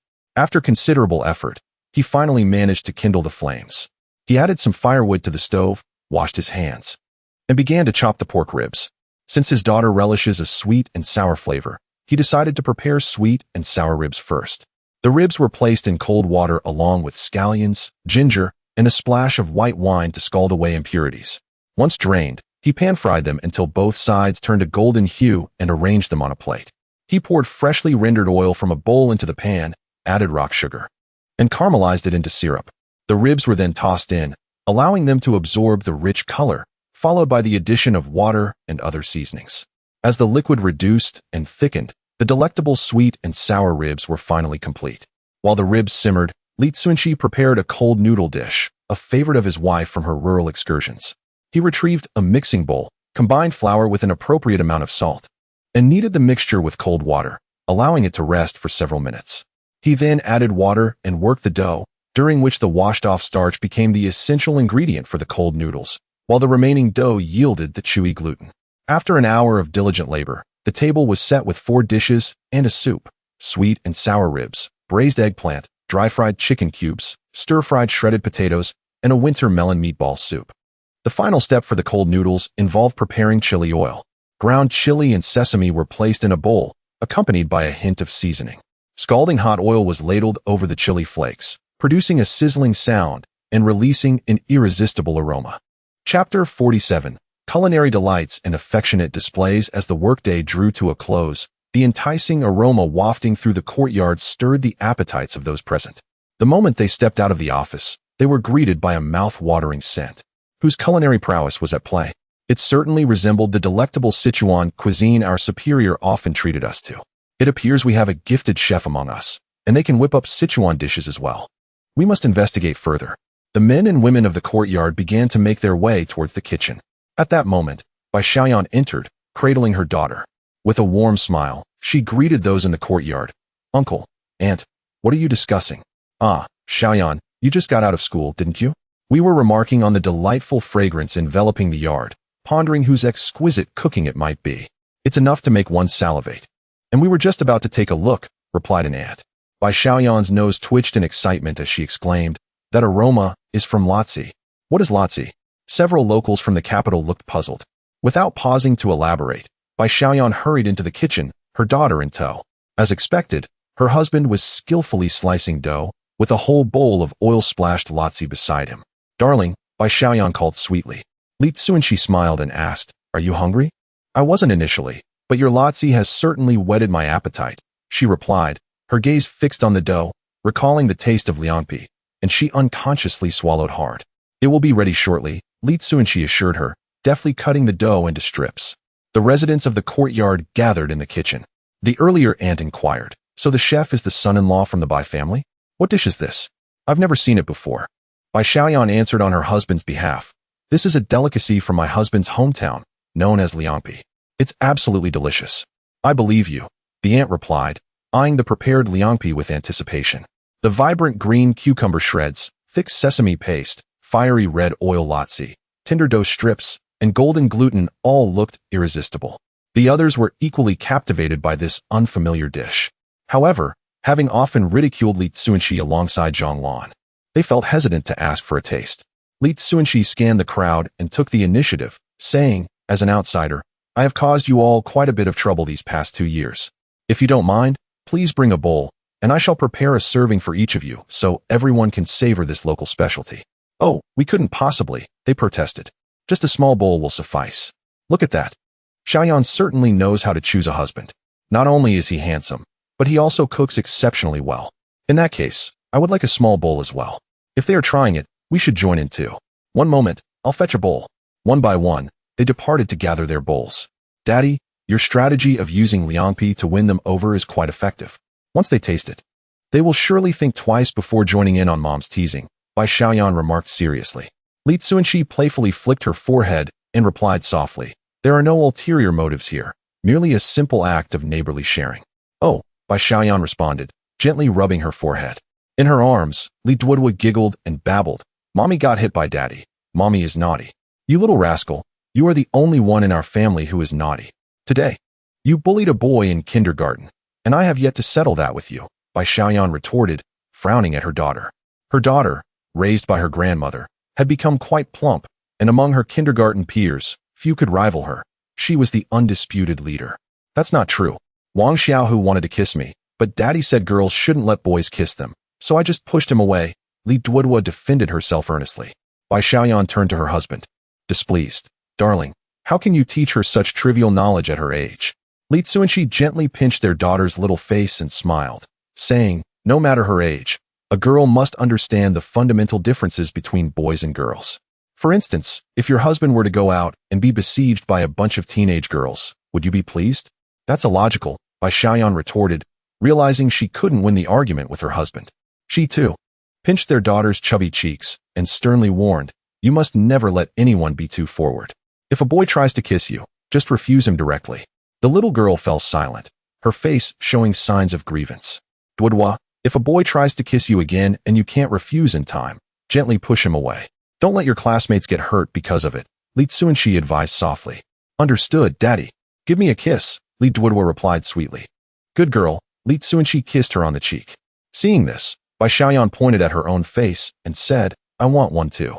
Reluctantly, Li Cunxi obliged and kissed his wife again. Just then, the aunt who had come for a bowl witnessed the scene. Oh dear, it seems I arrived at an inopportune moment. Should I step outside for a bit? What are you talking about? Another gentleman arrived shortly after. The aunt explained. The young couple was just being affectionate. The gentleman then realized, should we give them some privacy? You all continue. I'll head home first, the aunt said. Bai Xiaoyan, feeling embarrassed, quickly left with her daughter. Look at that. Even this university student is shy. Young people truly have a thin skin, the aunt remarked, placing a large bowl on the countertop. Li, my family has many members. It wouldn't be excessive to ask for a bit more, would it? Not at all, Li Cunxi replied as he grabbed a handful of dough, added cucumber shreds and gluten, and poured on the prepared sauce, tossing it all together with the latzi. Done. Just look at how appetizing it appears. The Bai family has indeed found a talented chef in their son-in-law, the aunt said, leaving with a satisfied smile. Before long, the entire courtyard had come to request a bowl of liangpi. Fortunately, Li Cunxi had prepared ample portions. Otherwise, his wife might have been left without the liangpi she had been craving, leading to her disappointment. Returning to the house with the prepared liangpi, he found their daughter already devouring sweet and sour ribs. Why haven't mom and dad come home yet? Li Cunxi placed a bowl of liangpi on the table. They went to see the results of the competition at uncle's, Li Duodua replied. Bai Xiaoyan, unable to contain herself, quickly scooped a large portion of liangpi into her bowl, adding a generous helping of gluten. She took a big slurp, savoring the rich and creamy sesame sauce combined with the spicy kick of the oil, an exquisite delight that made her sway with excitement. Li Cunxi finally understood his daughter's animated movements while eating. She had certainly inherited that trait from her mother. He poured a glass of water and handed it to his wife, saying, "Eat slowly. Drink some water to ease the spice." "Thank you, dear," Bai Xiaoyan replied, taking small sips from the glass. Li Cunxi could only assist his wife by bringing the water to her lips. Just then, the door creaked open, and his sister-in-law, Yu Li, entered with a radiant smile. She chided playfully upon witnessing the affectionate scene of the couple feeding each other, remarking, "Is this water for the little sister? How endearing." Zhang Lan shot a disapproving glance at her daughter, muttering about her making a fool of herself. Bai Xiaoyan, her face flushed with embarrassment, took a seat, her overwhelming feelings of shame transforming into a ravenous appetite as she began to slurp on the cold noodles incessantly. Chapter 48 The Opposition of the Wife by Mao Qi and Bai Zhangwo entered simultaneously. Bai Zhangwo gazed at the sumptuous spread before him and exclaimed, "Goodness, this feast is quite lavish. Is it a celebration for the new year?" Cunxi must have anticipated that my elder brother would succeed in his competition and prepared this celebratory banquet in advance. "Everyone, please take a seat and enjoy the meal." Bai Xiaoyan invited several guests to sit down. Zhang Lan glanced at her son-in-law and nodded in satisfaction. "I initially planned to celebrate at the state-run restaurant, but since my son-in-law has prepared such a delightful meal, let us feast at home." The family settled at the table. Bai Zhangwo produced a bottle of red wine, a gift from Su Yanran that he had been saving for a special occasion. Today, with the Bai family welcoming an official into their midst, it was time to uncork it for a celebration. "Cunxi, your dishes are quite impressive. They are a feast for the senses." Bai Maoqi praised as he savored a bite of dry-fried chicken cubes. Yuli served her son a piece of rib and took one for herself, nodding in agreement. "Delicious. Xiaoyan will be fortunate in the future." "Sister-in-law, you and Jia must try this cold noodle. It is absolutely delightful, though a bit spicy. So do give Jia a smaller portion." Bai Xiaoyan enthusiastically promoted her husband's cold noodles.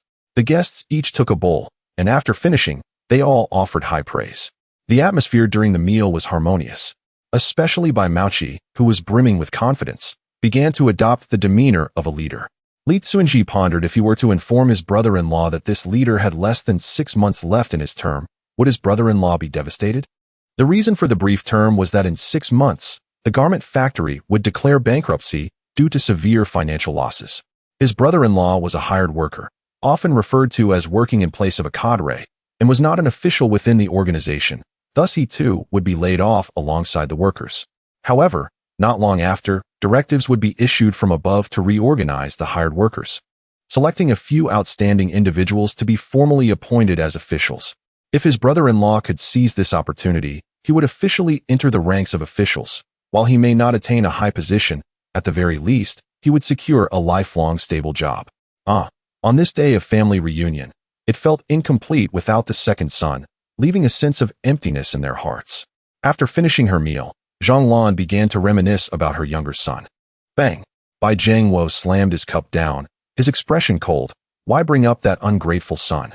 No matter how ungrateful, he is still your flesh and blood. Do you not worry about him?"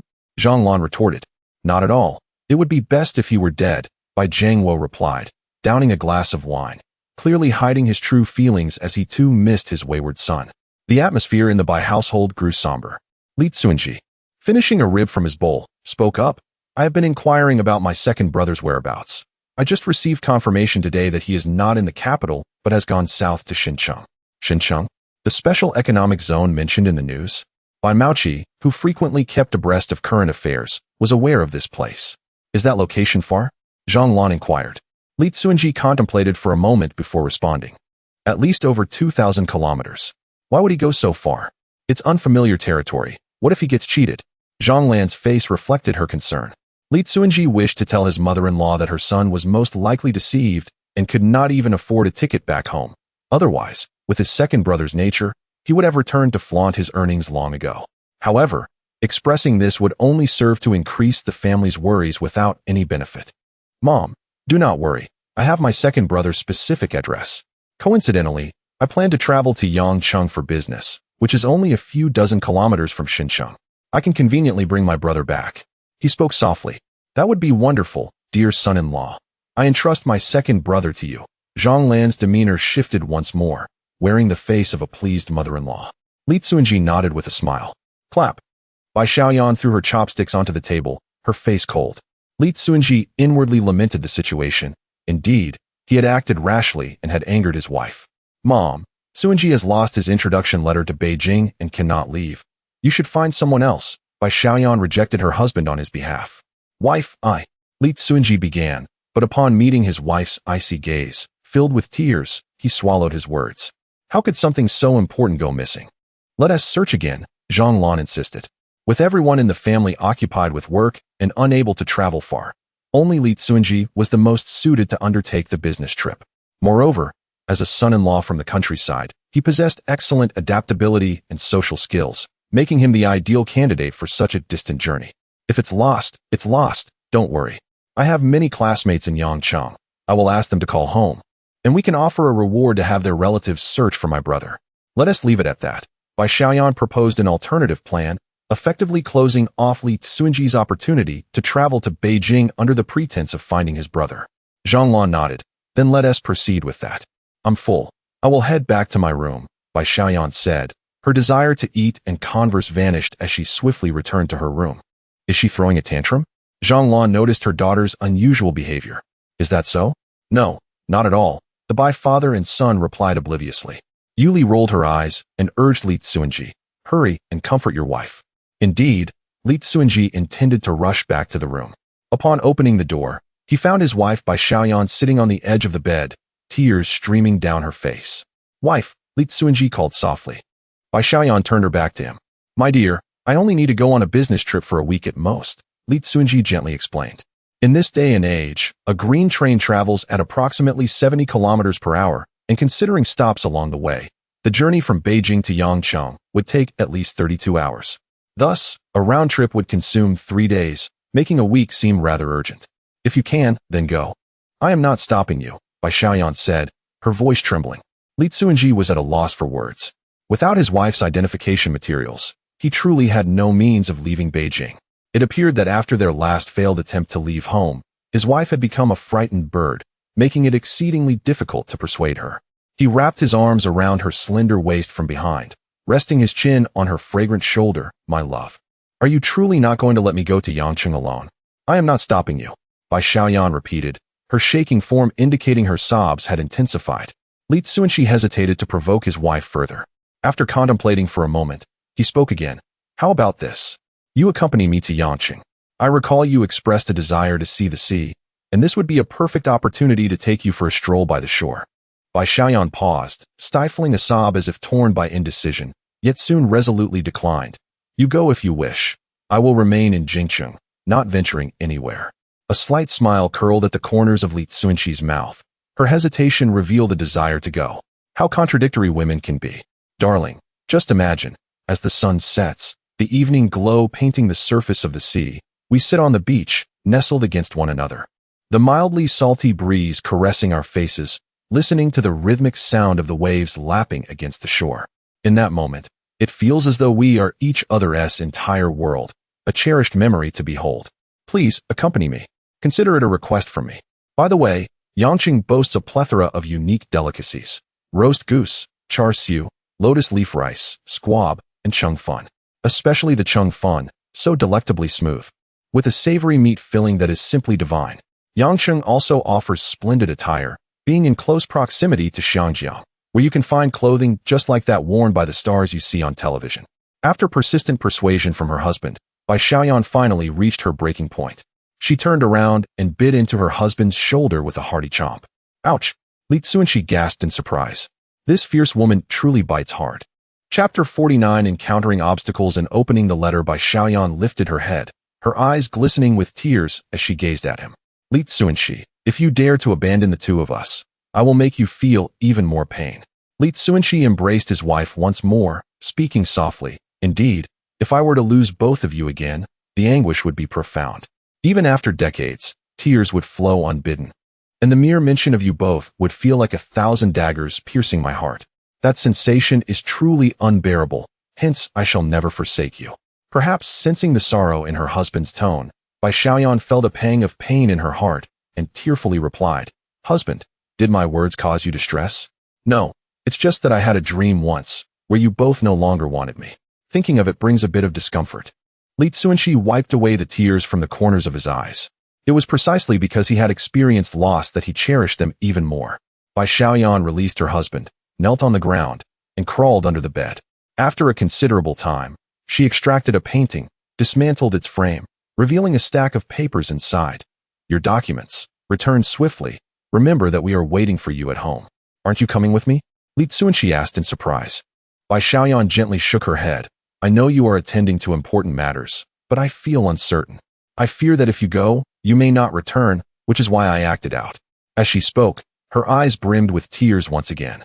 Li Cunxi tenderly caressed her face. Silly girl, it has always been I, the rustic man, who is unworthy of you. I do not understand why you would think I would leave you. You must return, or I will ensure you regret it, Bai Xiaoyan reiterated firmly. Yes, even if my legs were broken, I would crawl back, Li Cunxi vowed, thumping his chest. Suddenly, the door creaked open. Li Duoduo entered, pulling along by Jejia. Mom, Jejia says she wants candy, Li Duoduo said in a sweet voice. Bai Xiaoyan wiped her tears and replied crossly, You little brat, I suspect it's you who wants candy. For the sake of her daughter's health and teeth, she strictly controlled the candy at home. Yet, this clever little girl always managed to charm her grandmother into giving in, especially when it came to candy. Bai Xiaoyan had often clashed with her mother over this issue. Li Duoduo kicked her cousin playfully. Bai Jejia stammered, Auntie, it's me who wants candy.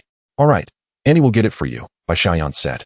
She took out the cabinet key, unlocked it, and tiptoed to retrieve the candy box from the top shelf. Opening it, she took out 4 pieces of Da Bai 2 milk candy and handed 2 pieces to each child. Li Duoduo immediately stuffed 1 piece into her mouth while clutching another, eyeing the candy in Bai Jejia's hand with longing. A classic case of wanting what others have. Bai Xiaoyan shot her daughter a stern look. If you dare to snatch from your cousin, I will truly spank you. Li Duoduo quickly shook her head. Li Cunxi got out of bed and picked up his daughter. Have you forgotten the story of Pinocchio I told you? If you lie, your nose will grow longer. Li Duoduo was frightened and promptly touched her nose. In the future, if you want candy, you must be honest and not deceive, nor encourage others to do so. Do you understand? I understand. The little girl nodded obediently. All right, go play outside. Li Cunxi sent his daughter and niece away, then gathered the various documents from the bed to ensure nothing was overlooked. He looked up and asked, Wife, did I take everything? Take it, but remember, I will only give you a week at most. If you don't return, I will take our daughter to find you, Bai Xiaoyan warned once more. No. Li Cunxi suddenly recalled a troubling incident. In his past life, his wife and daughter had met with a car accident in Yangqing. He had never believed in fate, but now that he had been reborn, he had no choice but to accept it. What do you mean? You don't want us to find you? Bai Xiaoyan's little face fell again. I mean, don't think about such things. How can I not come back? Rest assured, I will definitely return within a week. Li Cunxi nonchalantly brushed it off, secretly relieved that his wife had not agreed to accompany him to Yangqing. Otherwise, if something were to happen, he would suffer a lifetime of pain. The next day, Li Cunxi brought his materials to the neighborhood committee. In the 1980s, the neighborhood committee was rudimentary, typically consisting of small houses of about 10 square meters, with members usually women in their 40s or 50s. Upon entering the office, he scanned the room and noticed that Director Wang, who had previously issued him a letter, was absent. He stopped a middle-aged woman and inquired, Excuse me, is Director Wang not here? Director Wang had a stroke and is being treated at the 3rd hospital. If you need assistance, you can speak to Director Liu, The woman pointed to a short-haired woman in her 40s sitting at a desk. Thank you, Li Cunxi replied, glancing at the personnel list on the wall. Noting that the short-haired woman was Lu Li, the deputy director of the committee. He approached Lu Li and greeted her with a smile. Hello, Director Lu. I would like to go to Yangqing. Could you assist me in issuing an introduction letter? Why not go to your workplace? Lu Li's tone was neutral. I'm unemployed and have no workplace, Li Cunxi replied candidly. Lu Li scrutinized him from head to toe, muttering, You look decent. Yet you're just a drifter. If you're not employed, what is the purpose of going to Yangqing? To seek relatives. My second uncle has been missing for a month, and I've learned he is in Yangqing. My family sent me to bring him back, Li Cunxi explained. In truth, the reason for the introduction letter was not crucial. The main requirement was to have an organization verify your origins to facilitate your travel to the destination. Have you brought the necessary materials? Here, Li Cunxi handed over the stack of documents he had prepared. Lu Li meticulously reviewed the materials. Little Li, these documents are insufficient. Your household registration is not here. We cannot issue you an introduction letter. You must return to your hometown to obtain one, Lu Li stated in an official tone. Upon hearing this, Li Cunxi took out a large bill from his pocket and discreetly offered it. My family is urgently looking for someone. Please think of a way. Lu Li glanced at the money, tossed the materials onto the desk, and replied sternly, Don't try this nonsense with me.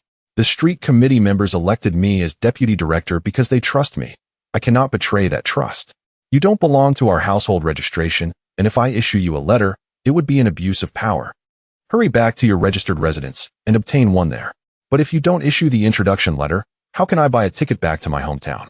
Li Cunxi replied with a bitter smile. Well then, I cannot help with that. If there is nothing else, please leave quickly. The neighborhood committee handles sensitive documents and cannot allow idlers to linger. Lu Li began to usher him out. Li Cunxi had no choice but to leave with his documents in hand. Chapter 50 Seeking Connections. As Li Cunxi stepped out of the neighborhood committee, he unexpectedly collided with Lu Kong. Lu Tsong took the initiative to greet him. Haha, Cunxi, here for some business at the committee? Don't mention it, Li Cunxi replied with a wry smile. After much effort, I finally convinced my wife. But who would have thought that the letter of introduction would be so elusive? This trip to Yangqing has truly been fraught with difficulties. Haha. It seems you've hit a snag. The matter remains unresolved, Lu Tsong inferred from Li Cunxi's response. Your wisdom is unmatched. Li Cunxi recounted the predicament regarding the letter of introduction. Upon hearing this, Lu Tsong looked at him with sympathy. The director Lu you mentioned is my sister. She is quite stubborn. Once she sets her mind on something, not even 10 oxen could pull her back. I advise you not to waste your time with her. Consider alternative means to obtain that letter. With that, he carried his lunchbox toward the committee, as today his brother-in-law was preoccupied with work and had no time to prepare a meal, thus relying on Lu Tsong to deliver it to his sister. Seeing this, Li Cunxi stopped Lu Tsong. Since Director Lu is your sister, would you kindly convey a word to her, urging her to issue the letter? Once the matter is resolved, I will express my gratitude handsomely. I already told you, her nature is akin to that of your elder brother-in-law, rigid and obstinate. My words would bear no weight. You must find another solution. Lu Tsong declined directly, sidestepping Li Cunxi to continue his path. Once again, Li Cunxi stepped forward, extending a finger. If you are willing to assist me, I can offer you. Lu Tsong interrupted with disdain. Are you attempting to bribe me with money? It's futile. I am not in need of money, nor am I greedy for it. Moreover, this is not a matter of finances. I genuinely have no way out. How about a piece of at least Qing Dynasty Yuan inkstone, along with a genuine masterpiece from an ancient master? Li Cunxi proposed his bargaining chips. In his view, there was no one in this world who could not be swayed, including Lu Li. Though he was unaware of what she truly desired, Lu Tsong grasped Li Cunxi's hand. Are you serious? When have I ever deceived you? Li Cunxi replied earnestly.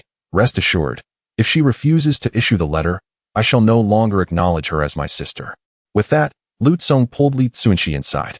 Li Cunxi softly reminded him, Uncle, if Director Lu does not show you any regard, consider what her needs might be that I could assist with. She will definitely give me face, Lu Tsong replied nonchalantly.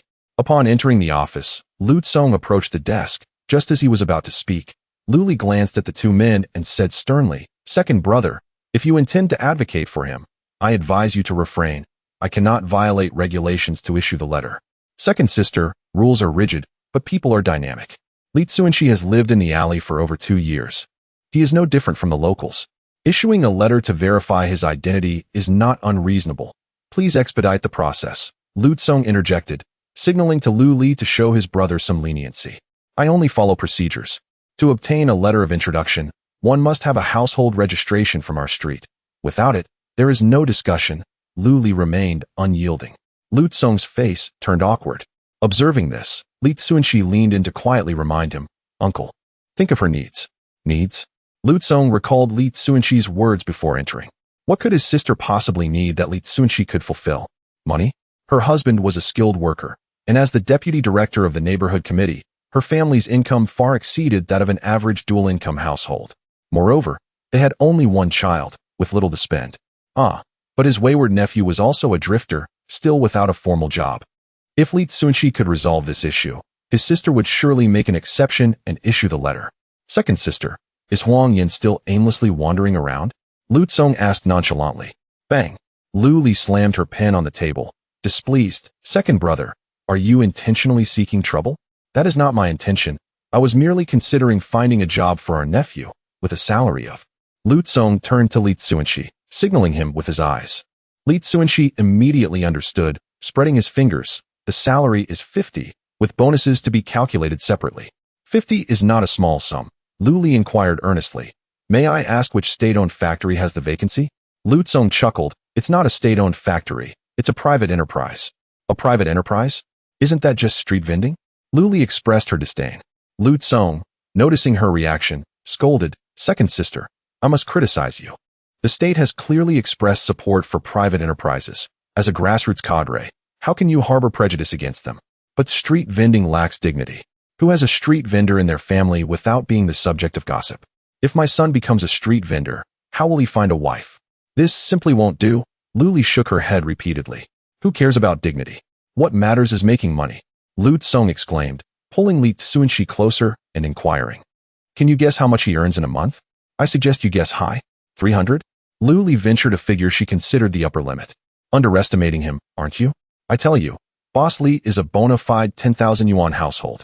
I assure you, if Huang Yan learns properly beside him for 6 months, he too will be a 10,000 yuan household. By then, not only will he find a wife, but your family will be dining out every day.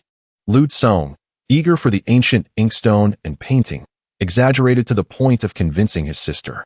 Lu Li sat in her chair, contemplating for a full 5 minutes before finally stating, however, there remains one issue. My son may not be willing to work. Lu Tsong felt as if struck by lightning. In his eagerness to find a job for his nephew, he had overlooked his nephew's character. Even his own father could not control him. If he was unwilling to work, no one could compel him. Madam Lu, if I arrange for your son to work with me, will you issue the letter? Li Cunxi inquired. Lu Li nodded. Precisely. If you can secure a stable job for my son, I can turn a blind eye and assist you in obtaining the letter. No rule could surpass the future of her son. Where is he? At home. All right, await my good news. Li Cunxi pulled Lu Tsong away briskly.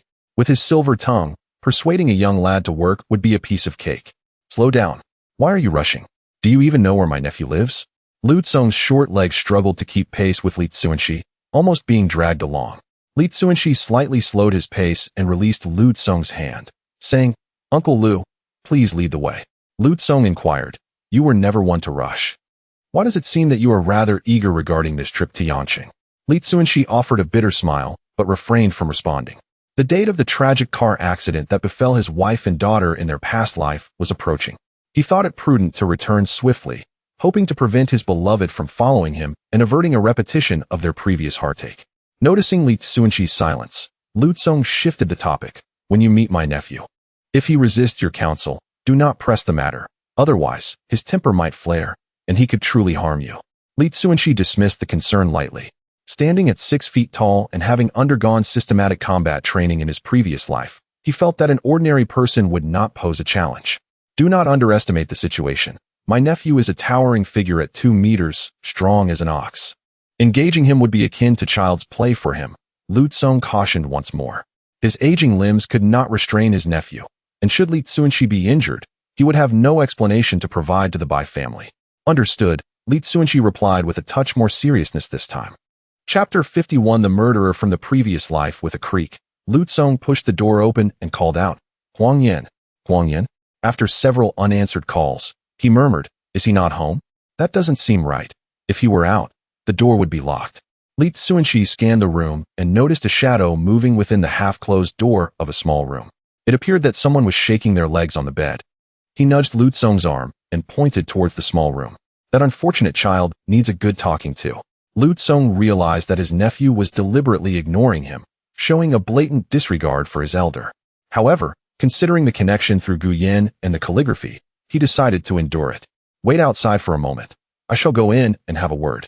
As Lu Tsong entered the inner room, he said, "Huang Yan, your second uncle has found you a job that pays 50 yuan a month, plus commissions. Why not give it a try?" "I'm not going. You're just lounging about at home. Why not earn some money instead of asking for it from the family?" "Oh, second uncle, please, it's not that I'm bothered, but my mother sent you, didn't she? I've already told her I am about to embark on something significant. So why does she keep sending people to annoy me?" "But, there's no but.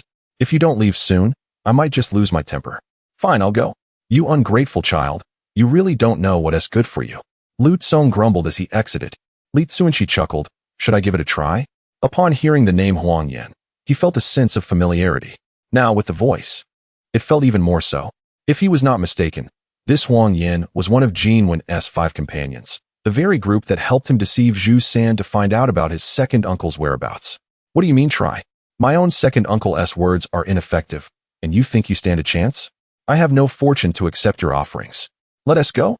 Lu Tsong waved his hand irritably as he walked out. However, Li Cunxi stepped into the small room. On the bed lay a tall young man with a square face, smoking and resting with his eyes closed. "Second uncle, I told you I'm not going. Why are you back?" "Huang Yan," Li Cunxi called out. Upon hearing a voice that was not his uncle's, Huang Yan opened his eyes in confusion. Upon recognizing the visitor, he sprang up and stammered, "Shigu, what are you doing at my home?" Li Cunxi smiled. "Since you call me brother, I shall treat you as my younger brother. Please, I'm practically your younger brother. Do sit down." Huang Yan hurriedly got off the bed, smoothed out the sheets, and invited Li Cunxi to sit. Li Cunxi settled comfortably, observing the awkward yet sturdy young man before him. He asked, "Would you like to work with me?" "I would. I dream about it." Huang Yan's face lit up with excitement. He was acutely aware of Jin Wen's current affluence, which was clear to those of them close to him. Smoking only Hometown Mountain and Union brand cigarettes, dining out with his girlfriend 3 times a day, and possessing every electronic item available in the market, he had even begun to contemplate purchasing a car. He envied it all. Everything Jin Wen had was thanks to this composed and reserved man before him. How could he not wish to follow Li Cunxi? "Lu Cunxi, why do you refuse to heed advice? Aren't you afraid my nephew will give you a beating?" Lu Tsong stood in shock at the scene before him, unable to find words. There sat Li Cunxi like a lord by the bed, while his once bold nephew stood there like an obedient child. What was happening? Was he hallucinating? "Second uncle, do you know Shigu?" Huang Yan asked in surprise. "Your second uncle is a respected elder of mine and also my neighbor." Li Cunxi accorded Lu Tsong due respect. "Oh, second uncle, why didn't you mention this connection earlier? I've been neglectful. Please sit down." Huang Yan enthusiastically assisted Lu Tsong to the edge of the bed. Despite the unexpected warmth from his nephew, Lu Tsong felt no surprise. The way Huang Yan spoke felt awkward, as if he were the outsider and Li Cunxi was the true uncle. "All right, time is of the essence. Let us expedite this." Li Cunxi looked at Huang Yan and spoke softly. "Huang Yan, I will initially provide you with a guaranteed salary of 50 yuan per month, with commissions on clothing sales. Once I return from Yangcheng, we will discuss the specifics. In the meantime, do not idle at home. Visit every marketplace in the capital, spending at least 2 hours at each location to record foot traffic and the age demographics. Ensure you complete this task." Huang Yan stood upright, responding earnestly, "I will follow you and earn a living. Go inform your mother." "Understood." Huang Yan didn't even question why he needed to inform his mother and eagerly trailed behind Li Cunxi as they left the room. What was going on? Lu Tsong scratched his head, pondering for a long time without understanding why his nephew, who disregarded his own father, would so readily comply with Li Cunxi. The 3 arrived at the community committee. Without hesitation, Huang Yan moved a chair from another table and placed it before his mother's desk, eagerly suggesting to Li Cunxi, "Shigu, please sit down and discuss." Li felt a pang of jealousy. Her son had never treated her with such eagerness. Li Cunxi did not sit down but directly inquired, "Your son has agreed to work with me.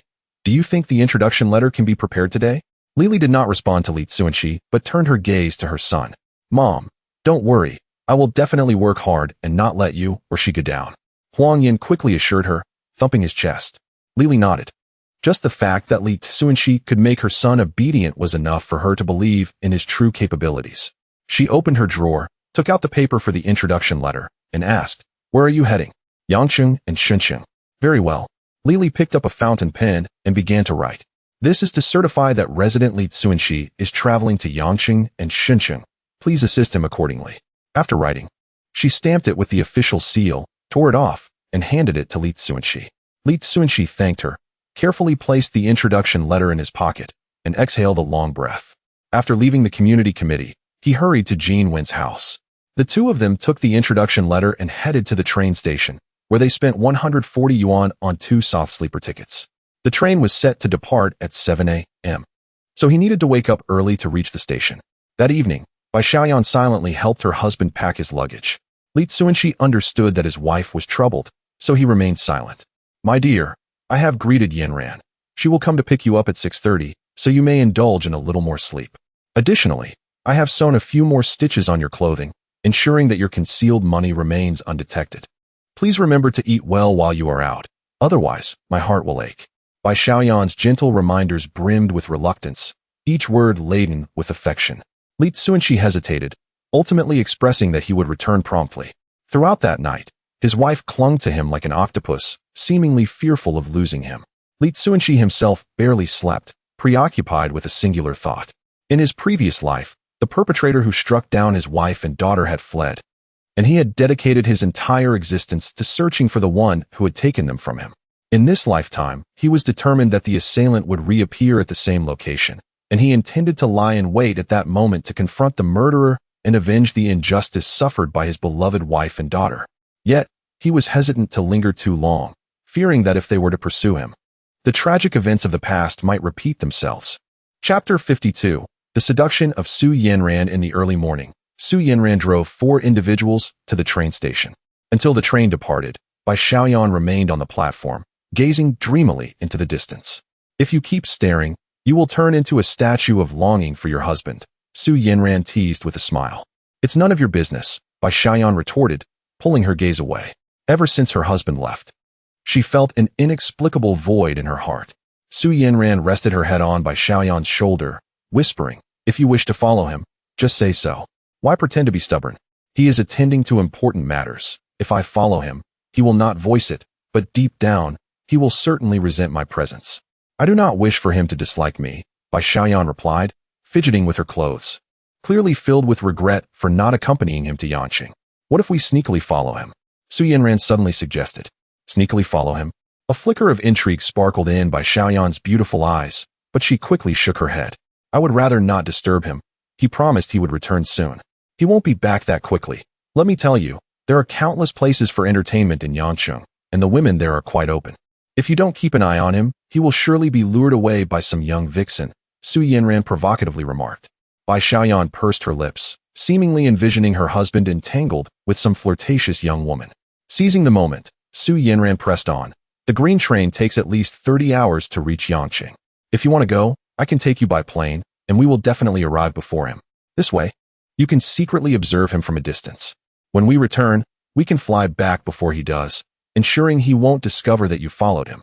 You seem quite eager for me to go to Yangqing. Do you have some ulterior motive?" Bai Xiaoyan looked at her friend with suspicion. Su Yanran smiled. "There is no ulterior motive. The Su family has investments in Yangqing, and I am familiar with that place. I simply want to take you and duo for a couple of days of fun, to extend some hospitality. Is it really just that?" Bai Xiaoyan, knowing her friend well, recognized that Su Yanran always had a strong purpose behind her actions. "Oh, you are so annoying. If you don't want to go, then forget it. You have wasted the arrangements made for you," Su Yanran pouted. After a moment's hesitation, the image of her husband being persistently pursued by a young vixen lingered in her mind, leading her to reluctantly concede. "Since you've arranged everything, I suppose I shall go. I will head to the school to get a letter." "Indeed, for your man, I haven't even had my full 8 hours of sleep. I need to return and catch up on some beauty sleep." Su Yanran turned, revealing a triumphant smile. Hong Kong and Yangqing were indeed the Su family's territories. Once Bai Xiaoyan arrived in Yangqing, Her second brother would surely find some time to join them. At that point, with her and her second brother working in tandem, Yangcheng would become the site of Li Cunxi and Bai Xiaoyan's separation. She could already envision Li Cunxi's desperate expression. On the green train, the atmosphere was bustling and lively. Yuan whispered to Li Cunxi, "Bro, carrying so much cash on us makes me anxious. I can't shake the feeling that someone might rob us." "Stay calm. The more anxious you are, the more others will suspect we have something to hide," Li Cunxi replied with a composed demeanor.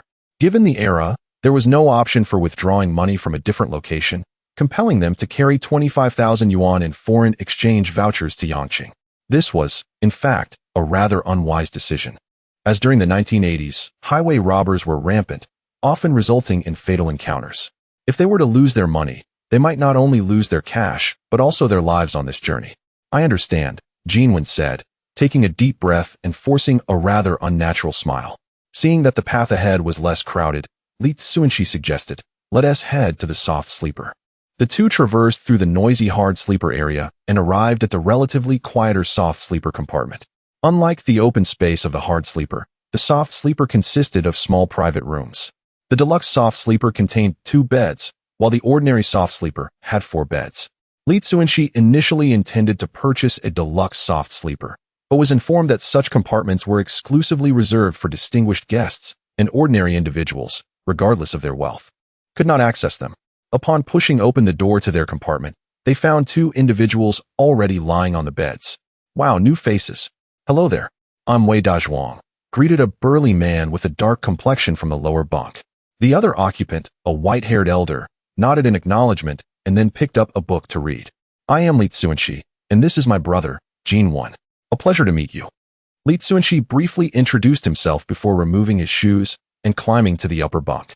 The burly man, Wei Dazhuang, who was diagonally opposite to Yuan, initiated conversation. "From your accents, you must be from the capital. What brings you on this journey?"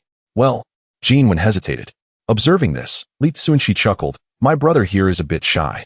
We have been struggling in the capital and heard that the wages in Yangcheng are high. So we plan to find a factory job there to earn some money for a future wife." "Ah, it makes sense to play the part of the impoverished traveler," Wei Dazhuang nodded with a smile, but soon queried, "If you two are struggling, how can you afford the soft sleeper? We have a friend in the railway business who can get us discounted tickets. However, these tickets aren't always available. So we spent an extra half-month in the capital waiting for them to become available," Li Cunxi replied casually. In those days of limited information, as long as he spoke half-truths, others had no choice but to believe him. "You capital folks have it good with your connections. We poor mountain folk are quite envious," Wei Dazhuang said with admiration. Yuan, feeling nervous, responded with awkward smiles. Noticing this, Li Cunxi remarked to Yuan, "You know, I'm really hitting it off with Wei Gu. How about we switch places?" "Sure," Yuan replied, relieved. They quickly exchanged positions. Li Cunxi took the lead in conversation, asking, "Wei Gu, what do you do for a living, and what brings you out here?" Wei Dazhuang grinned. "I am a farmer, and my destination is also Yangcheng, to visit relatives." "Oh, as a farmer, your income can't be high. How do you justify spending over 80 on a soft sleeper?" Li Cunxi feigned surprise, his gaze drifting over Wei Dazhuang. The individual's attire and appearance indeed aligned well with the identity of a farmer. However, as he gazed downwards, he caught sight of a scar on Wei Dazhuang's chest. The scar, resembling a volcanic crater, could only be attributed to one source: a bullet fired from a gun. It seemed that Wei Dazhuang noticed Li Cunxi's gaze and discreetly fastened the button of his collar, responding with a smile. "Although I lack wealth, my sister is working in Yangcheng and has earned some money. Upon learning of my intention to visit her, she insisted on sending me funds to purchase a soft sleeper ticket, so I wouldn't suffer during the journey. She even mentioned that upon my arrival, she would check my ticket. Thus, I had no choice but to indulge myself and experience the comfort of a soft sleeper just this once." "I see," Li Cunxi replied with a light laugh. Following this exchange, the two fell into a comfortable silence. Chapter 53. Targeted. The rhythmic clattering of the train wheels resonated like a hypnotic lullaby, causing heavy eyelids to droop. Before long, the sound of snoring filled the compartment. Li Cunxi turned his head to find that Yuan had dozed off. It seemed the boy had been under immense stress and, upon relaxing, was swiftly enveloped by drowsiness. However, slumber was a blessing. The more he rested, the better prepared he would be for the night shift. In a moment of contemplation, Li Cunxi's gaze inadvertently drifted to Wei Dazhuang on the opposite lower bunk. The man, who had been feigning sleep, suddenly opened his eyes and looked up. Is something amiss? He inquired. Wei Gu, have you served in the military? Li Cunxi asked. In the country, individuals with gunshot wounds are either police officers or former soldiers, and Wei Dazhuang's demeanor did not suggest he was a policeman, by elimination. He could only be a soldier. Wei Dazhuang sat up, unbuttoned his shirt, revealing a gunshot wound on his chest, and retorted, You inferred I was a soldier because of this wound, didn't you? Li Cunxi nodded with a smile. You are mistaken. I am from the northeast, where hunting is commonplace. This wound was an accident during a hunting trip with companions, caused by a misfire. Thankfully, I was swiftly taken to the hospital, which saved my life. Wei Dazhuang explained, his expression tinged with a hint of regret. I see. My apologies for the misunderstanding. Li Cunxi responded awkwardly. Wei Dazhuang waved his hand dismissively.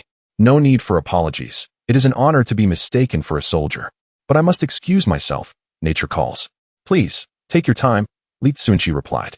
As Wei Dazhuang exited, the smile on Li Cunxi's face faded, replaced by an unfamiliar gravity. To ensure a swift kill of large game like wild boars, hunting firearms are typically shotguns. The homemade guns used in the Northeast operate similarly, utilizing gunpowder to propel iron shot from the barrel. If a gun were to misfire at close range, survival would be nearly impossible. Even if one did survive, the wound would be riddled with shrapnel, unlike the singular nature of Wei Dazhuang's injury. In essence, Wei Dazhuang had perceived him as a naive novice regarding firearms, easily deceiving him with casual remarks. Yet, why would Wei Dazhuang resort to such falsehoods? If this gunshot wound concealed a deeper secret, he could have simply claimed to be a soldier, and Li Cunxi would not have pursued the matter further. After pondering for a while, Li Cunxi could not fathom the reasoning behind it, and ultimately chose to let it be. Before long, Wei Dazhuang returned. Li Cunxi feigned sleep once more, refraining from further conversation. There was no need to engage in dialogue when neither party was being entirely truthful. As noon approached, the sound of the attendant's voice echoed outside the compartment. Nutritional boxed meals are available. Is there anyone who wants a nutritional boxed meal? Time to eat. Jean Wenxian exclaimed, suddenly springing to his feet. Awake now? Li Cunxi inquired as he too sat up. Jean Wenxian gradually regained his senses, instinctively checking to ensure that the 13,000 foreign exchange vouchers he had hidden were still on him. Li Cunxi quickly descended to the floor, slipping on his shoes as he spoke. Let us head to the dining car for a meal. All right, Jean Wenxian said, leaping from the second level but losing his balance and wobbling dangerously. Li Cunxi reached out to assist him, but Wei Dazhuang was quicker, placing a hand on Jean Wenxian's waist and another on his shoulder to steady him. However, in that moment of support, Wei Dazhuang's expression subtly shifted as he gently tapped Jean Wenxian's waist and shoulder, producing a muffled sound. Jean Wenxian's face paled, and he hurriedly stepped back. Wei Dazhuang flashed a hearty smile. You have something delicious hidden in that outfit, don't you? Yes, something tasty. Jean Wenxian quickly replied. Wei Dazhuang beamed even wider, asking, Could you share a bit with me? Jean Wenxian was at a loss for words. Wei Gu, if you're hungry, join us at the dining car. It's my treat, Li Cunxi interjected, attempting to alleviate Jean Wenxian's discomfort. Wei Dazhuang regarded Li Cunxi with a knowing glance before returning to his bunk. He retrieved a corn bun from his pocket and took a bite. This will suffice for me. You two carry on. Very well, Li Cunxi said, nearly dragging the dazed Jean Wenxian out of the compartment. On the way, Jean Wenxian cautiously inquired, Shigu, did I say something wrong? From the moment he touched your money, your words became inconsequential, Li Cunxi replied nonchalantly. With a sharp slap to his own face, Jean Wenxian reprimanded himself. What was I thinking? I truly deserve it. Enough. Let us eat first. After our meal, we can pay to switch to another compartment. If we endure these 20+ hours, we shall consider it a success. As Li Cunxi stepped into the dining car, the enticing aroma of food wafted through the air. Comrades, please do not block the aisle. It interferes with the attendant's work, a female attendant announced as she carried a tray of dishes. Li Cunxi stepped aside to allow her passage, then approached the ordering counter, examining the menu displayed on the board. A bowl of rice costs 10 cents. Shredded meat noodles 60 cents. Spicy chicken 1 yuan and 20 cents. Stir-fried fish pieces 1 yuan. And onion stir-fried meat 50 cents. Given the current wage levels, most passengers aboard would likely hesitate to indulge in such prices. 2 bowls of rice, 1 serving of spicy chicken, and 1 serving of onion stir-fried meat. Li Cunxi ordered, paid, received the corresponding meal tickets, and quickly found a table. Jean Wenxian filled 2 cups with hot water. She go? Have some hot water first. Li Cunxi picked up a cup, blew on it for a moment, and took a sip. She go? I thought about it. We need not fear that fellow. It's 2 against 1. If he dares to rob us, we can handle him together. Jean Wenxian declared fiercely, as if he were striking Wei Dazhuang in the air. It seems he is not alone. Li Cunxi pointed toward the entrance of the dining car. Jean Wenxian turned to look and saw Wei Dazhuang alongside 2 other men, laughing and chatting as they approached the ordering counter. Though their physiques varied, an undeniable aura of ruggedness emanated from them. Xiaoli, Xiaojin, have you yet to eat? Wei Dazhuang greeted with a smile.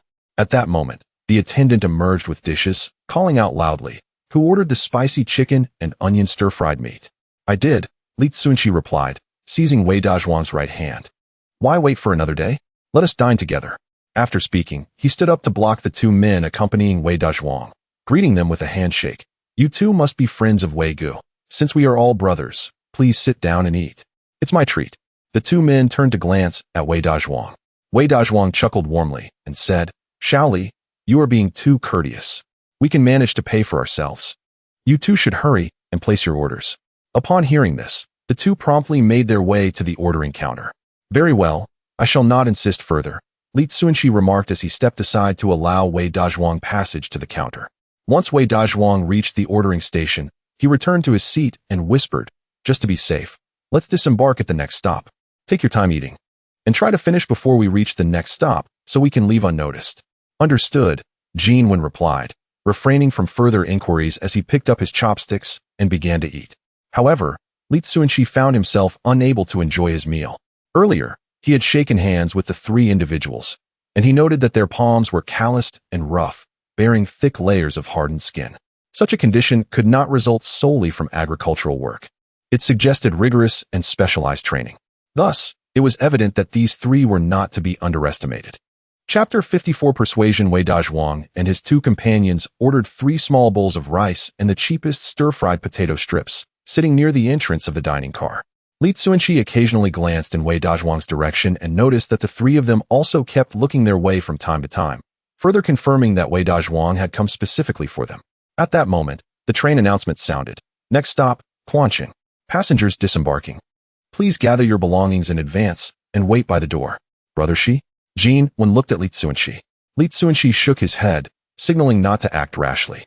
He quickly shoveled a few mouthfuls of rice into his mouth and mumbled, "Use the bathroom as an excuse. Sneak off the train first. I'll stay here to keep them occupied."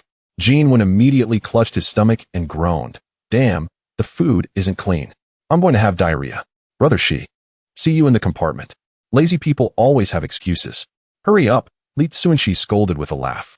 Jean Wen walked past Wei Dazhuang and deliberately greeted him. "Brother Wei, I'm going to take a dump first. We'll chat in the compartment later." Wei Dazhuang, unsuspecting, smiled and acknowledged. Soon, the train slowly pulled into the station. Li Cunxi continued eating unhurriedly until 15 minutes later, when the train gradually began to move. He opened the window directly, climbed out, rolled twice on the ground, and scanned the platform for any sign of Jean Wen. Inside the carriage, Wei Dazhuang was momentarily stunned by the sudden turn of events, but he quickly regained his composure and said in a low voice, "After them." The 3 of them reacted swiftly, jumping out of the window just as the train was leaving the platform. Not far away, Li Cunxi and Jean Wen had just reunited and were about to breathe a sigh of relief when they caught sight of the 3 men leaping from the platform as well. "Damn it, we've really run into train bandits." "Jean Wen, run," he said, then sprinted desperately toward the exit. There were police in the waiting hall. As long as they reached there, they could find a reason to ask the police for help and escape safely. Chase. The 3 men ran at an incredible speed, closing the gap between the 2 groups. Li Cunxi reached the exit and instinctively looked back, but there was no sign of Jean Wen. Moments later, Wei Dazhuang caught up. Just as he was about to continue fleeing, Wei Dazhuang said coldly, "Your buddy has been caught by us. Take one more step, and I'll kill him." Li Cunxi had no choice but to stop and said bitterly, "Big brother, it's just about money. We can give you money. Please don't take a life." Wei Dazhuang walked up to Li Cunxi, lifted his clothes, and revealed a handgun. If you don't want to die, follow me out quietly. If you try to run, I'll shoot you right away. I'm a good shot, so don't test me. No problem, I'll cooperate. Please don't act rashly. Li Cunxi followed Wei Dazhuang's lead toward the exit. In those days, train stations had no security checks. Not only could Wei Dazhuang carry a gun, but even a bomb would have gone unnoticed. Soon, the other two men caught up, dragging Yuan along. Brother Shi, they have guns. Yuan's voice trembled, his whole body shaking uncontrollably. Thud. The shorter man punched Yuan and warned fiercely, say another word, and I'll kill you. Li Cunxi asked, Brother Wei, I already said I'd give you money. Is there really a need to go further out? Wei Dazhuang sneered. If I take your money now and you go to the police, what would we do? Don't worry. Once we're in a secluded spot, I'll definitely let you go. Li Cunxi forced a smile. If they really reached a secluded spot, he would undoubtedly end up a corpse. But with the other side armed, he dared not resist, as if trapped in a hopeless situation. Brother Wei, if I'm not mistaken, you're not just a soldier, but someone who has genuinely been on the battlefield, right? He initiated the conversation. I'm just a desperate man, not a soldier. Stop guessing, Wei Dazhuang replied coldly. Li Cunxi's heart stirred. Wei Dazhuang was undoubtedly a soldier, there was no mistake about that. But why would he deny it? Perhaps he didn't want his actions to tarnish the reputation of soldiers. If that were truly the case, then resorting to robbery and murder must have been a last resort. Li Cunxi continued, Brother Wei, I have the utmost respect for soldiers in my life. If you're facing difficulties and need money, you can turn to me for help. I'll do what I can. There's no need to take such risks by robbing. Thud. Li Cunxi took a punch to the stomach from the shorter man. The intense, cramping pain left him momentarily breathless. Damn it. He swore inwardly, vowing to repay this punch someday. Shut the hell up, the shorter man snapped harshly. After catching his breath, Li Cunxi spoke again. Brother Wei, have you considered that nothing in this world remains hidden forever? If you're caught, not only will you face execution, but your two companions will also die. They are heroes who have shed blood for our country. Why let it come to this? I'll say it again, if you need money, I can lend it to you. There's really no need to rob. The shorter man grabbed his neck and hissed through clenched teeth. You bastard, who told you to talk so much? Li Cunxi felt his breath cut off. In desperation, he recalled a counterattack move he had learned in his previous life. He formed his right hand into a fist and struck the shorter man's Adam's apple hard. The man instantly released his grip, but only for a moment. The shorter man quickly recovered and swung an elbow toward Li Cunxi's chin. Faced with the fierce assault of a retired soldier, Li Cunxi was utterly defenseless. Just as he was about to lose several teeth, Wei Dazhuang grabbed him by the collar and pulled him back, narrowly avoiding the blow. Enough, Wei Dazhuang glared at the shorter man. The shorter man glared fiercely at Li Cunxi, but refrained from attacking again. Li Cunxi rubbed his neck and said sincerely, Brother Wei, I hope you'll seriously consider my words. I genuinely want to help you. Wei Dazhuang remained silent, as if pondering Li Cunxi's proposal. Brother Wei, you shouldn't hesitate. Borrowing money from me carries far less risk than robbing. If I don't have enough cash on me, I can still raise more. Isn't that better than robbing one person after another, risking your life to gather money? Li Cunxi continued to persuade. He was now absolutely certain that Wei Dazhuang's desperate actions were driven by necessity. Squad leader, don't believe him. This guy is too cunning, the shorter man said resentfully. Li Cunxi retorted coldly, don't believe me? Then who should you believe? You fool, use your thick skull and think carefully. What if you're caught? Not only have the honors of your past military service been obliterated, but you will also become a source of shame in the eyes of your comrades. Even your unit number and your former commanders will bear the stain of your disgrace, leaving you unable to hold your head high for the rest of your life. I will end you, you scoundrel. The short man's eyes were filled with rage, and he lifted his shirt to draw his gun. Wei Dazhuang acted swiftly, pinning his subordinate to the ground. Pansy. Calm yourself. The squad leader interjected. He has no idea what we have endured. He is merely spouting nonsense. The short man's voice trembled with emotion. He need not know, nor empathize with our plight, yet some of his words ring true. I should not involve you in this. Wei Dazhuang patted his subordinate's head, slowly lifting his gaze to fixate on Li Cunxi. How can I trust you? Li Cunxi promptly replied, if you're uneasy, let us write an IOU. You can set the repayment date at your discretion, and I shall forego interest. In this way, we establish a lending relationship, and even if I report to the police, they will have no recourse. Wei Dazhuang inhaled deeply, his tone somber. Lend me 5,000 yuan, and I will write you an IOU. Rest assured, I will repay you. Upon hearing this, Li Cunxi finally relaxed. No problem. But may I ask why you require 5,000 yuan? To fund my mother's surgery, Wei Dazhuang replied softly. She raised me my entire life. I cannot bear to watch her perish. Understanding dawned on Li Cunxi. In the early 1980s, the cost of surgery was not exorbitant. A heart operation could amount to a few hundred yuan at most. However, if imported materials were necessary during the procedure, the costs could easily escalate into the thousands. In the 1970s and 80s, 5,000 yuan was an insurmountable figure for most families. Even a mere 1,000 would be beyond their means. He reached into his clothing, extracting 100 yuan foreign exchange notes from 5 pockets. Brother Wei, I confess, my earlier words stemmed from a desire to survive, but they were also sincere. I truly respect you soldiers, and I genuinely wish to do something for those who safeguard our peace. Wei Dazhuang accepted the money, counted it, and stuffed it into Pansy's pocket, instructing, you take this money to the hospital for my mother's surgery fee. I will continue on my path with them. Squad leader, we have the money now, why still accompany them? Pansy asked, perplexed. Wei Dazhuang glanced at Li Cunxi and Yuan, smiling. Having taken their money, we ought to do something in return. I shall serve as their bodyguard to ensure they do not encounter bandits on the road. Yuan nearly succumbed to fear upon hearing this. However, Li Cunxi smiled and remarked, then I shall trouble you, Brother Wei. It was evident that Wei Dazhuang did not fully trust him, fearing he might report them later, thus opting for a one-on-one watch.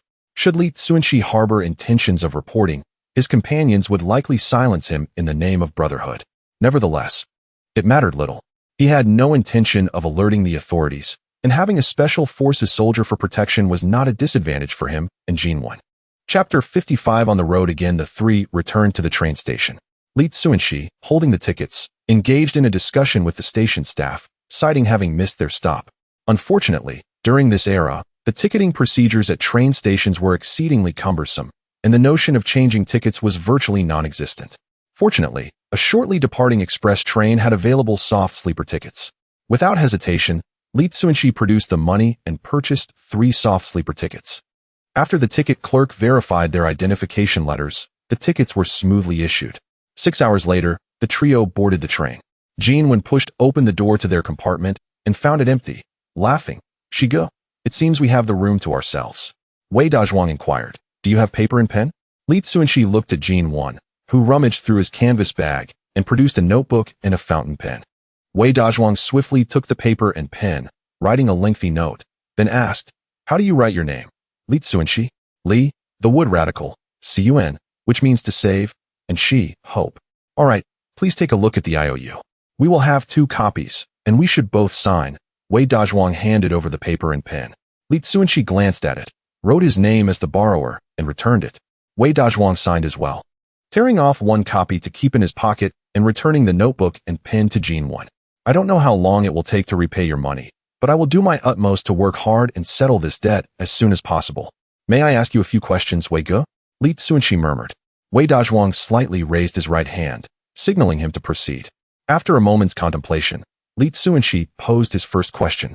Why did you rob us? Yuan smiled wryly upon hearing this. It must have been because I felt the money in my pocket. Li Cunxi refrained from responding. Initially, he too thought Yuan had lost money, but upon hearing the amount Wei Dazhuang required, he no longer believed that.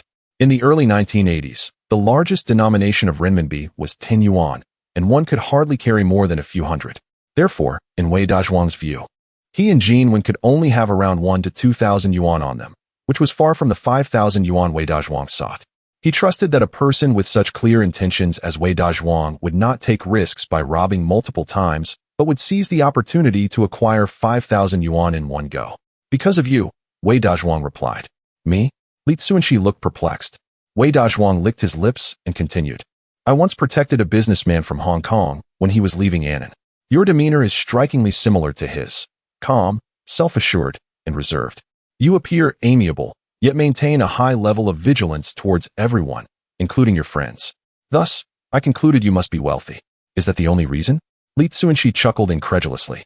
Of course, I wouldn't rely solely on intuition to rob someone. That would be far too risky. Wei Dazhuang took off his shoes, lay back on the bed, and gazed at the bunk. Do you remember that old man in our compartment? Li Cunxi nodded. The old man was probably in his 60s, wearing gold-rimmed glasses and holding a philosophical book, clearly an intellectual.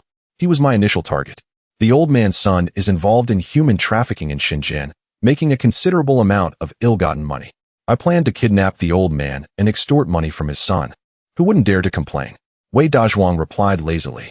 Jean, when curiously asked, "What is human trafficking?" "Human traffickers," Li Cunxi interjected, then sighed. "Then why didn't you just kidnap the old man? Why rob me?" Wei Dazhuang shot a sideways glance at Li Cunxi. "What were you doing running away in the dining car? If you were about to rob me, would I not run?" Li Cunxi answered as a matter of course. "I had no intention of robbing you on the train. I merely thought you seemed quite affluent. I sent my brother to the dining car to get a look at you, intending to follow you after we disembarked to ascertain your address. In case we failed to kidnap the old man, we could target you instead. Who would have thought you would leap out the window? I saw you jump and thought you had uncovered our plan and were about to alert the authorities. I acted on impulse and chased after you." Wei Dazhuang muttered. Li Cunxi was left speechless. Was it possible that this was his own paranoia? "If I had quietly slipped away, would you have not pursued me?" he asked, still not satisfied. "Absolutely not. My primary target was that old man. You were merely a backup. I would never seek the distant when the near is available." "I was right. You share a striking resemblance with that businessman from Hong Kong. When I escorted him out of Annan, he was equally cautious, as if everyone intended him harm," Wei Dazhuang remarked with a hint of derision. Jean Yuan, puzzled, asked, "Shigu, Wei Gu is complimenting you. Why are you not pleased?" In his understanding, businessmen from Hong Kong were major figures, often receiving dedicated leadership upon their arrival in the capital. Wei Dazhuang was clearly praising his brother as a person of significance. "Be quiet." Li Cunxi too removed his shoes and lay back on the bunk, feeling weary. His caution was not mere paranoia. It was a matter of self-preservation. With a wife and daughter, he could not afford to die. One must always consider the next step. If fate were to subject him to a repeat of the midday debacle, he would still choose to leap through the window. Because when the intentions of others are unclear and there is a risk of harm, escaping while they are unprepared is always the best strategy. "Regardless, I must thank you," Wei Dazhuang spoke again. "Indeed, I owe you 5,000 yuan. I can accept your gratitude," Li Cunxi replied without reservation. When dealing with those who have served in the military, one must be forthright. A rare smile appeared on Wei Dazhuang's face. After spending some time with Wei Dazhuang, Jean Yuan felt less apprehensive and initiated conversation. "Wei Gu, you must have been quite formidable in the army, at least a company commander, right?" "Not at all. I was just a basic soldier," Wei Dazhuang replied nonchalantly. "Impossible. You clearly look like a veteran with over 10 years of service." "Jean Yuan, go check the dining car and see if there's anything to eat. I'm hungry." "All right." Jean Yuan intended to leap off the bunk, but, recalling the events of midday, carefully descended the stairs, his shoes clattering as he exited the compartment. "Actually, you need not interrupt him. I truly have nothing to hide. During my time in the army, I made some mistakes and lost the accolades I had earned, which forced my discharge. And I ended up just passing time." Wei Dazhuang spoke with a casual demeanor. However, to Li Cunxi, the indifference he exhibited seemed to mask a deeper concern. Thus, there was no need to pry into his past wounds. "Let us not discuss that. Is our mother's illness serious? I know some people in Beijing and can help arrange for her to be transferred to Xia Hospital." Li Cunxi redirected the conversation. Wei Dazhuang replied with a smile. "With your 5,000 yuan foreign exchange voucher, it is sufficient to cover the expenses for the surgery and subsequent recovery, thus eliminating the need for an additional transfer to another hospital." "That is good," Li Cunxi responded, falling into a contemplative silence. After a short while, Jean Yuan entered the private room, carrying a roasted chicken and 3 flatbreads.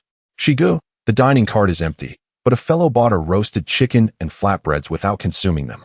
So I paid double the price to acquire them. Let us make do with this. Once we arrive in Yangcheng, we shall indulge in a splendid meal." Li Cunxi took a flatbread and a chicken leg, devouring them with great enthusiasm. Chapter 56. Procuring goods in Yangcheng. The express train halted for a brief period at each city, resulting in a journey of 42 hours before the trio finally arrived in Yangcheng. As they exited the station, a wave of heat enveloped them. "What kind of weather is this? It's sweltering." Jean Yuan loosened the buttons of his collar. Li Cunxi waved at a nearby tricycle.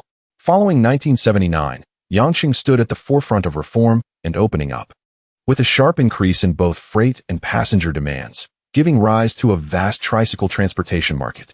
The locals affectionately referred to these tricycles as Sanjiaoji. Although they appeared small, accommodating 3 passengers was not an issue. Where to, handsome? The driver inquired in halting Mandarin. Li Cunxi replied directly in the local dialect, to Sheikh Yuan Road. Realizing he was dealing with a local, the driver's enthusiasm diminished. Get in, Li Cunxi said. Stepping into the vehicle first, followed closely by Yuan and Wei Dazhuang. Hold on tight. The driver revved the throttle, and with the distinctive sounds of a single-cylinder engine, the tricycle sped away. Not far behind, a crown car followed at a leisurely pace. Your man has arrived safely. You can rest easy now, Su Yanran said as she maneuvered the steering wheel onto the main road. This delay in Li Cunxi's arrival had resulted in her sleepless nights spent monitoring the situation. Poor girl. After a night of vigilance, her delicate skin must have lost a significant amount of collagen. Dad. Li Duo pointed excitedly at the tricycle ahead. Bai Xiaoyan pressed her daughter's hand down, a smile gracing her face. You've worked hard. With her husband safely arrived, her worries began to dissipate. It's no trouble. After all, you are my sister-in-law. Su Yanran teased softly. If you keep talking nonsense, I'll tear your mouth apart, Bai Xiaoyan retorted, her face showing displeasure. She realized she shouldn't show kindness to this mischievous woman. 20 minutes later, the trio reached Lianchuan Road. Along the roadside, makeshift stalls brimmed with an assortment of clothing. Many individuals were seen carrying burlap sacks, weaving through the bustling crowd. Wow, it's so lively, Yuan exclaimed. Despite the bustling tourism in the capital city, the leisurely pace of tourists was starkly different from the industrious atmosphere of the people in Yangqing. Don't you feel as if they are brimming with vitality? Li Cunxi pointed out Yuan's unspoken thoughts. This was indeed the confusion he had felt during his first visit to She in his previous life. Only after becoming an ordinary porter did he gradually comprehend it. Indeed, it seems to be just that, Yuan nodded eagerly. The locals, motivated by a system that rewarded hard work, appeared lively as they strived to earn more. Li Cunxi offered a shallow explanation, hinting at a deeper reason. The reform and opening up had unveiled a pathway for the common folk to ascend, igniting their drive to progress. Oh, Yuan nodded, half understanding. Enough talk. Let us go see the clothes, Li Cunxi urged, striding toward the roadside stalls. Decades later, returning to the place where he had made his first fortune stirred a myriad of emotions within him. In the early 1980s, Yangqing boasted an average salary exceeding 100, with consumer capacity ranking among the top 3 in the nation. Consequently, each stall was teeming with young men and women eager to purchase clothing, a scene unimaginable in the capital. Li Cunxi squeezed into a stall, scanning the garments before pointing at a pair of flared jeans and asking in the local dialect, "How much for these?" The female vendor, recognizing a potential wholesale buyer, smiled and replied, "Seeing as you're so handsome, if you buy over 100, I'll give them to you for 35. Let me check the fabric," Li Cunxi replied softly. Evaluating the material meant assessing the thickness of the jeans. After all, denim craftsmanship had remained similar over generations. Even into the 21st century, the most basic ring-spun denim became synonymous with premium jeans, akin to the distinction between membrane keyboards and mechanical ones in later years. The vendor tossed the jeans over to him. As he inspected them, his brow furrowed. Denim thickness was categorized into various weights: 4, 5 ounces, 6 ounces, 8 ounces, 10 ounces, 11 ounces, 12 ounces, and 13. 5 ounces. The Apple brand jeans had a minimum thickness of 10 ounces, while this pair barely measured 4.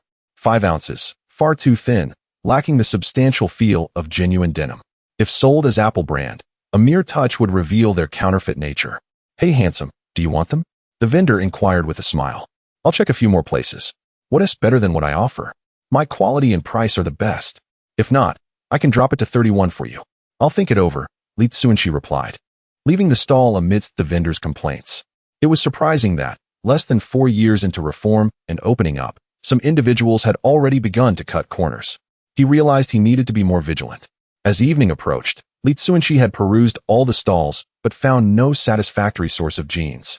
Almost every stall offered jeans with a thickness of 4, 5 ounces, priced around 30 for the expensive ones and 20 for the cheaper. A few stalls sold jeans thicker than 8 ounces, but their prices soared to over 60, with no room for negotiation. Even when he suggested buying more, the vendors were unwilling to sell extra, citing a lack of stock. Rumor had it that across dozens of stalls, they could not muster even 50 pairs of quality jeans. "Brother Shi, if we can't find satisfactory pants, we could just sell the cheap ones for 20 each, and at $60. We could still make over 3 times our investment," Yuan cautiously suggested. Li Cunxi halted in his tracks. Noticing Yuan's anxious expression, he wondered if he had inadvertently angered him. Crouching by the roadside and watching the incessant flow of people, Li Cunxi asked, Yuan, have you ever pondered why the items we sell sometimes struggle to move? Yuan scoffed. Isn't it because that scoundrel Zhu San is trying to snatch our market? Exactly. If we bring back a batch of cheap jeans, we might indeed make a quick profit. But soon enough, others will follow suit, coming to Yangqing for goods and initiating a price war. At that point, we would be back to searching for new products. Don't you think that's exhausting? Li Cunxi questioned further.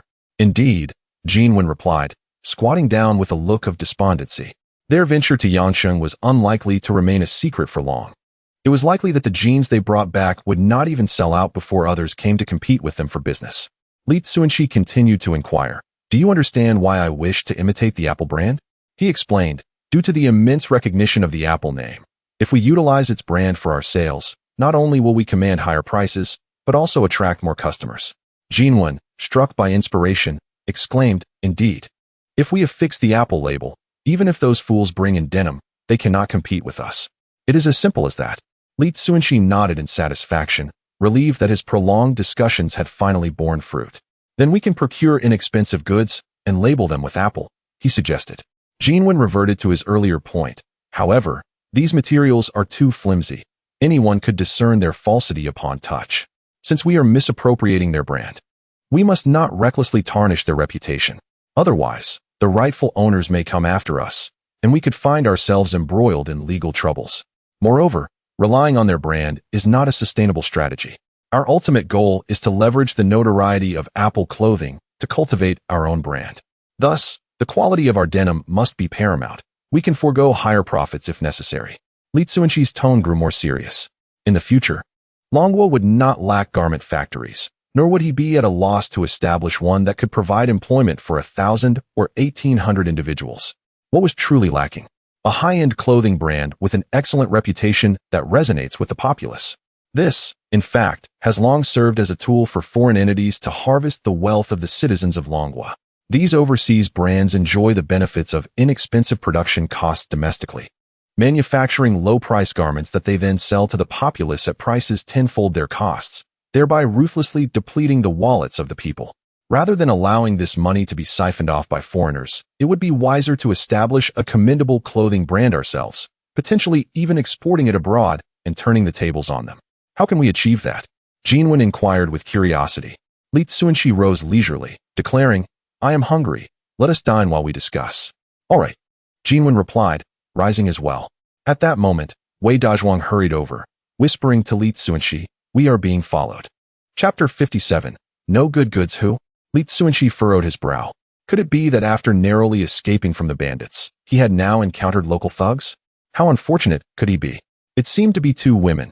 It was too dark to see clearly, and they had already driven away. Wei Dazhuang replied. In fact, he had intended to approach those two women earlier, but was momentarily obstructed by a swarm of cyclists. And by the time he got free, they had vanished. Women? Li Cunxi's face was filled with confusion. This was his first visit to Yangqing. How could he possibly attract the attention of women? It must be because you, Shigu, are too handsome, and they have taken a liking to you, Yuan solemnly analyzed. Wei Dazhuang grinned widely. Little Yuan makes a valid point. Get lost, Li Cunxi laughed and scolded, dismissing Wei Dazhuang's overly sensitive nature. He led the two to a nearby restaurant to savor the local delicacies of Yangqing. Not far away, in a crown car, Su Yanran patted her chest, still frightened. I almost got caught by that big guy. Yes, it scared me to death, Bai Xiaoyan echoed, her heart still racing. If her husband found out that she had secretly slipped into Yangqing to follow and monitor, she would certainly face dire consequences. Su Yanran pondered. Following them like this is not a solution. Once we confirm where they are staying, tomorrow I will send 2 professional bodyguards to keep watch, and then I'll take you and our daughter out for some fun. Bai Xiaoyan nodded slightly. After dinner, the 3 of them checked into a nearby guest house. The guest house was privately owned, generally catering to those who came to Yangqing seeking a livelihood, with very basic conditions. The rooms were all shared dormitories, each containing 2 sets of bunk beds. The price was quite reasonable, at 20 cents per bed. Li Cunxi spent 80 cents for a private room. Yuan took a thermos to the hot water room to fetch 2 bottles of hot water. The three of them soaked their feet in the warm water to relieve the fatigue from their journey. After washing their feet, Li Cunxi lay on the bed, contemplating the plans for the next day. The clothing market in Yanqing was not limited to just one location. Tomorrow he intended to visit other markets in hopes of striking luck. If he found good sources, he would not hesitate to purchase them, even at a slightly higher price, to lay the groundwork for his next plan. A night passed in silence. The next day, the three of them rose early, enjoyed a meal of rice rolls, and took a tricycle to Shisheng. As the oldest trading hub in Yanqing, it had experienced a resurgence after the reform and opening up, with a variety of vendors occupying the entire street, most of whom sold clothing. Shigu, do you think I look handsome? Yuan picked up a pair of sunglasses from a stall and donned them, striking a pose with great flair. Li Cunxi's heart stirred. These sunglasses would soon become a coveted luxury item among the youth. However, in the early 1980s, there was no demand for sunglasses domestically, and thus no corresponding production facilities existed. Consequently, these sunglasses were smuggled in from Xinjiang and did not come cheap. Li Cunxi inquired, "Master, how much for these sunglasses?" $15, the vendor replied, recognizing that Li Cunxi spoke the local dialect. "That's too expensive. How about $8? Li Cunxi countered appropriately. "Get out of here. Give me back my glasses," the vendor retorted, trying to shoo him away. $10. I can't go lower. Li Cunxi raised the offer by 2. He had a rough idea of the vendor's cost, estimating it to be around $6 to $7. The vendor hesitated for a moment, then nodded and said, "Take it. Pay up." Li Cunxi exchanged a glance with Yuan. The sunglasses were still in vogue in southern coastal cities. He could leverage the information gap to purchase a batch and sell it at a high price back in Beijing for substantial profit. Before they knew it, the three had been shopping until noon.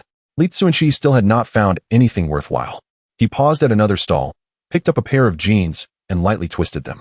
They weighed at least 10 ounces and had a decent style, the only drawback being that they were straight leg rather than bell-bottoms. "Boss, how much for a bulk order of these pants?" "Bulk order?" The vendor scoffed, responding in the local dialect. "Brother, these jeans are made from supplied materials. The factory orders are fully booked. The batch you see on the market is what some large client rejected, so they're trickling out from the factory. Buy one, and you'll be lucky." "What about the cheaper ones?" Li Cunxi inquired again. "These are made from fabric from small workshops in Xintang. Due to technical limitations, the fabric thickness is only 4 to 5 ounces, and foreigners won't buy them. They believe jeans should be substantial. However, the advantage of this fabric is its affordability. Many small garment workshops make jeans from it, with a wholesale price below $20. Although the material is inferior, it allows most people to afford jeans, which is a commendable act." The vendor was clearly knowledgeable, speaking with confidence. Li Cunxi remained non-committal. In his impression, between 1984 and 1985, the price of 8-ounce jeans would fall to a little over $10, indicating that soon after the new year, domestic denim craftsmanship would see a breakthrough. At that point, the workshops in Xintang would spring up like bamboo shoots after rain, dominating the jeans market for a considerable time. Having gathered sufficient insight into the current garment industry in Yanqing, he bid farewell to the vendor and continued to browse the market under his guidance, purchasing 3 outfits. Afterward, they left the market. "Shigu, where shall we go next?" Yuan asked as they walked. "Let us change our look," Li Cunxi replied, stepping into a barber shop. "What look?" Yuan and Wei Dazhuang followed him inside. "Master, could you please cut this guy's long hair into a sharp short style? By the way, do you have mousse and a place to change clothes?" Li Cunxi inquired. The lady at the barber shop handed Li Cunxi some mousse and pointed to a small door at the back. "There's a mirror back there." Li Cunxi took the mousse, along with the clothes and shoes he had purchased, and went to the back room. After about 10 minutes, he emerged looking completely rejuvenated. The hairstylist's hand trembled slightly, almost leading her to believe that a star from Xiangang had graced her establishment. "Xiegu, you are exceptionally handsome, my goodness," Yuan exclaimed through the mirror. Wei Dazhuang jested. "Now you resemble the wealthy individual I am tasked to protect." "Resembling is sufficient," Li Cunxi remarked as he adjusted the slightly disheveled edges of his hair in the mirror. His current appearance featured a slicked-back hairstyle paired with a vertically striped shirt, the collar slightly open, complemented by dress trousers and polished shoes. With his decent looks and tall stature, he indeed exuded an air of a privileged young gentleman. "Weigu, you should change into a different outfit as well," Li Cunxi suggested, pointing to another ensemble. Wei Dazhuang nodded in agreement and disappeared into the room. Moments later, he emerged dressed entirely in black. "Heh, Weigu, In that attire, combined with your demeanor, you resemble a formidable rogue, Jin Wen teased. Li Cunxi removed the frog-eyed glasses from Jin Wen's collar and placed them on Wei Dazhuang's face, nodding in satisfaction. With this aura, you could easily pass for the bodyguard of a CEO. Finally, Jin Wen bid farewell to his long locks and donned a slightly more casual outfit, enhancing his overall elegance. Chapter 58. Deceiving at the factory. Upon exiting the barbershop, Jin Wen could not contain his curiosity. Shigo, why are we so well dressed today? We're heading to the clothing factory to purchase denim jeans, replied Li Cunxi, as he waved down a taxi and opened the door to get in. Shifu, to Yonghua Garment Factory. After a deep conversation with a vendor earlier, he had learned that a batch of high-quality denim jeans originated from this state-owned factory. However, state-owned enterprises do not benefit from the preferential policies of processing trade. Those foreign merchants engaged in processing with supplied materials, in order to reduce import taxes and lower processing costs, would certainly collaborate with qualified private enterprises. Even without such partnerships, they could find local individuals to establish factories for self-production and sales, thus bypassing state-owned factories entirely. In this context, the only possible reason for the state-owned factory to manufacture jeans in bulk would be if they had their own supply channels for fabrics, and that the cost of materials was significantly advantageous. After disembarking, Li Cunxi took his time before entering the factory. He stopped at a nearby banana stand, purchased a pound of bananas, and casually inquired about the leadership of Yonghua Garment Factory. Through his inquiries, he discovered that the factory director was named Luo San, a former soldier who had transitioned to the garment industry after demobilization, working his way up from workshop director to factory head. It was said that he was a rare pragmatist with many ideas, having advocated for reforms in the state-owned enterprise system and production models. However, in the current environment where government and enterprise are intertwined, many of his policies were stymied by oversight from above, rendering him unable to implement them. After several failed reform attempts, Director Luo had become somewhat despondent, merely going through the motions. The three of them squatted by the roadside, finishing the pound of bananas. Li Cunxi asked Jin Wen for a pack of Yuan cigarettes and handed them to Wei Dazhuang. Wei Go, could you do me a small favor? What is it? Wei Dazhuang accepted the cigarettes. Li Cunxi gestured towards Wei Dazhuang's chest. When you hand over the cigarette, I hope you can inadvertently reveal your gunshot wound. Sure, Wei Dazhuang replied without questioning, unbuttoning a few buttons of his collar. What about me, Shigo? Jin Wen looked at Li Cunxi with hopeful anticipation. Li Cunxi patted his shoulder. Just be silent. The less you say, the less you err. Understood. Jin Wen had one commendable trait. When Li Cunxi instructed him to stand, he would never sit, always obedient. Taking a deep breath, Li Cunxi pushed open the iron gate. The old iron gate emitted a harsh creak, immediately drawing the attention of the security guard from the security department. The old man glared at Li Cunxi, who was half leaning into the entrance. Who allowed you to come in? Li Cunxi strode forward with a warm smile. Hello, my name is Li Cunxi. I'm from Jingcheng, here to discuss something with Director Wang. I would appreciate it if you could notify him. From Jingcheng? The old man was quite surprised. While they often had foreigners and visitors from Xiangjiang coming to see their factory director, it was the first time he had encountered a guest from Jingcheng. You wait outside, I will inform him. He then ushered the three of them out, locked the iron gate, and rode his bicycle to the director's office to relay the message. From Jingcheng? Luo's son, too, found it puzzling. After a moment of contemplation, he said, having come from afar, it must be something important. Let them in. All right. The old man turned and left. A few minutes later, the three entered the office. Li Cunxi quickly stepped forward, gently shaking hands with Luo's son. Director Luo, I have long admired your esteemed name. I have heard that your Yonghua Garment Factory is a benchmark enterprise in Yangcheng. Seeing it today, it lives up to its reputation. Flattery was not lost on a practical man like Luo's son, and upon hearing Li Cunxi's compliments, a smile spread across his face. Using his somewhat unrefined Mandarin, he replied, You flatter me. May I ask your esteemed name and the purpose of your visit? I am Li Cunxi from Jingcheng. I have heard that you have high-quality denim jeans and hope to purchase a batch at a low price, Li Cunxi stated with a calm smile. Jin Wen was momentarily taken aback. Was his elder brother really this direct? Wasn't there supposed to be some strategy involved? Upon hearing this, Luo Sen's smile vanished. He thought to himself that this was yet another opportunist who had learned of their affordable jeans and sought to exploit the situation. I'm afraid our jeans are exclusively for foreign trade. We do not have any surplus stock. Please leave. Director Luo, Please do not be hasty in your rejection. Making another friend can never be a disadvantage for you. Here, have a cigarette, and let us discuss this further, Li Cunxi offered. Li Cunxi exchanged glances with Wei Dazhuang. Wei Dazhuang quickly stepped forward, produced a cigarette, and leaned down to hand it to Luo. Senator Luo's son initially intended to refuse, but upon seeing the gunshot wound on Wei Dazhuang's chest, he raised an eyebrow. As a veteran, he understood how such a wound was obtained and could tell that it was relatively fresh, no more than 5 years old. Yuan? Yes, Wei Dazhuang replied, almost imperceptibly, then stepped back. Luo's son turned to Li Cunxi. And who is this brother? Li Cunxi smiled and explained, my family is concerned, so they arranged for a bodyguard.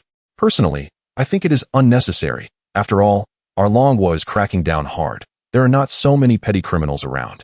Family, bodyguard, participated in Yuan. The 3 keywords were accurately distilled by Luo's son, filling him with a sense of awe. The young man before him clearly had a significant background. However, he then pondered that if the other party were indeed of considerable stature, they could easily leverage their connections to secure a large quantity of goods without needing to seek him out. Li Cunxi seemed to perceive Luo Sen's thoughts and smiled. I am rather laid back and do not like to rely on family connections.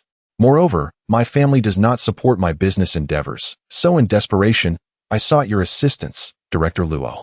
Luo Sen's expression shifted to one of realization. He promptly opened his drawer, retrieved his prized tea leaves, and rose to prepare tea for their guest. Director Luo, there is no need to brew tea. Let's speak candidly. Li Cunxi interjected. Very well. Despite this, Luo Sen still brewed 4 cups of tea.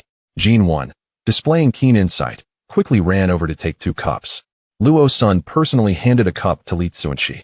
Li Cunxi accepted the teacup, blew gently across its surface, took a small sip, and praised.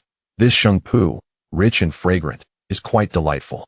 Indeed, Mr. Li, it seems you are well versed. Coming from Jingcheng, Luo's son complimented softly, further solidifying his belief that Li Cunxi came from an extraordinary background. After all, most individuals merely perceive his shengpu as an ordinary green tea. Only those who have genuinely tasted and experienced it can discern the subtle differences with just a sip. After savoring a few mouthfuls of tea, Li Cunxi brought up a bygone matter. Director Luo, would you consider becoming my friend? Luo's son set down his teacup and, squinting, inquired. May I pose a rather bold question? What might I gain from befriending you? I shall provide you with a piece of information as a gesture of sincerity, Li Cunxi replied with a smile, placing his teacup down. Luo Sen's expression grew serious as he responded in a deep voice. I am all ears. Chapter 59. Seeking second uncle in Deep City, Li Cunxi took another sip of tea and smiled, inquiring about the remaining stock of the renowned fabric in the company. Luo Sen responded with a bitter smile, revealing that he had sensed the severe stagnation of the fabric sales 6 months prior and intended to reduce production. He sought permission from higher authorities to allow state-owned factories to engage in processing the material while temporarily halting its manufacturing. However, his request was denied, and production targets continued to escalate each quarter.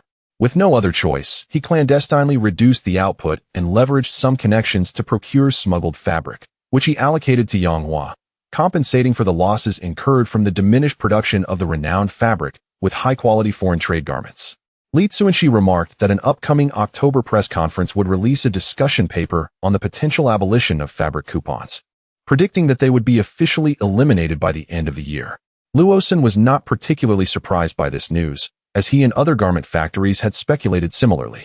Given the current cotton yield and fabric supply, they believed that within 2 years, even if the state did not abolish the coupons, the market would no longer be constrained by them, allowing various cotton products to circulate freely.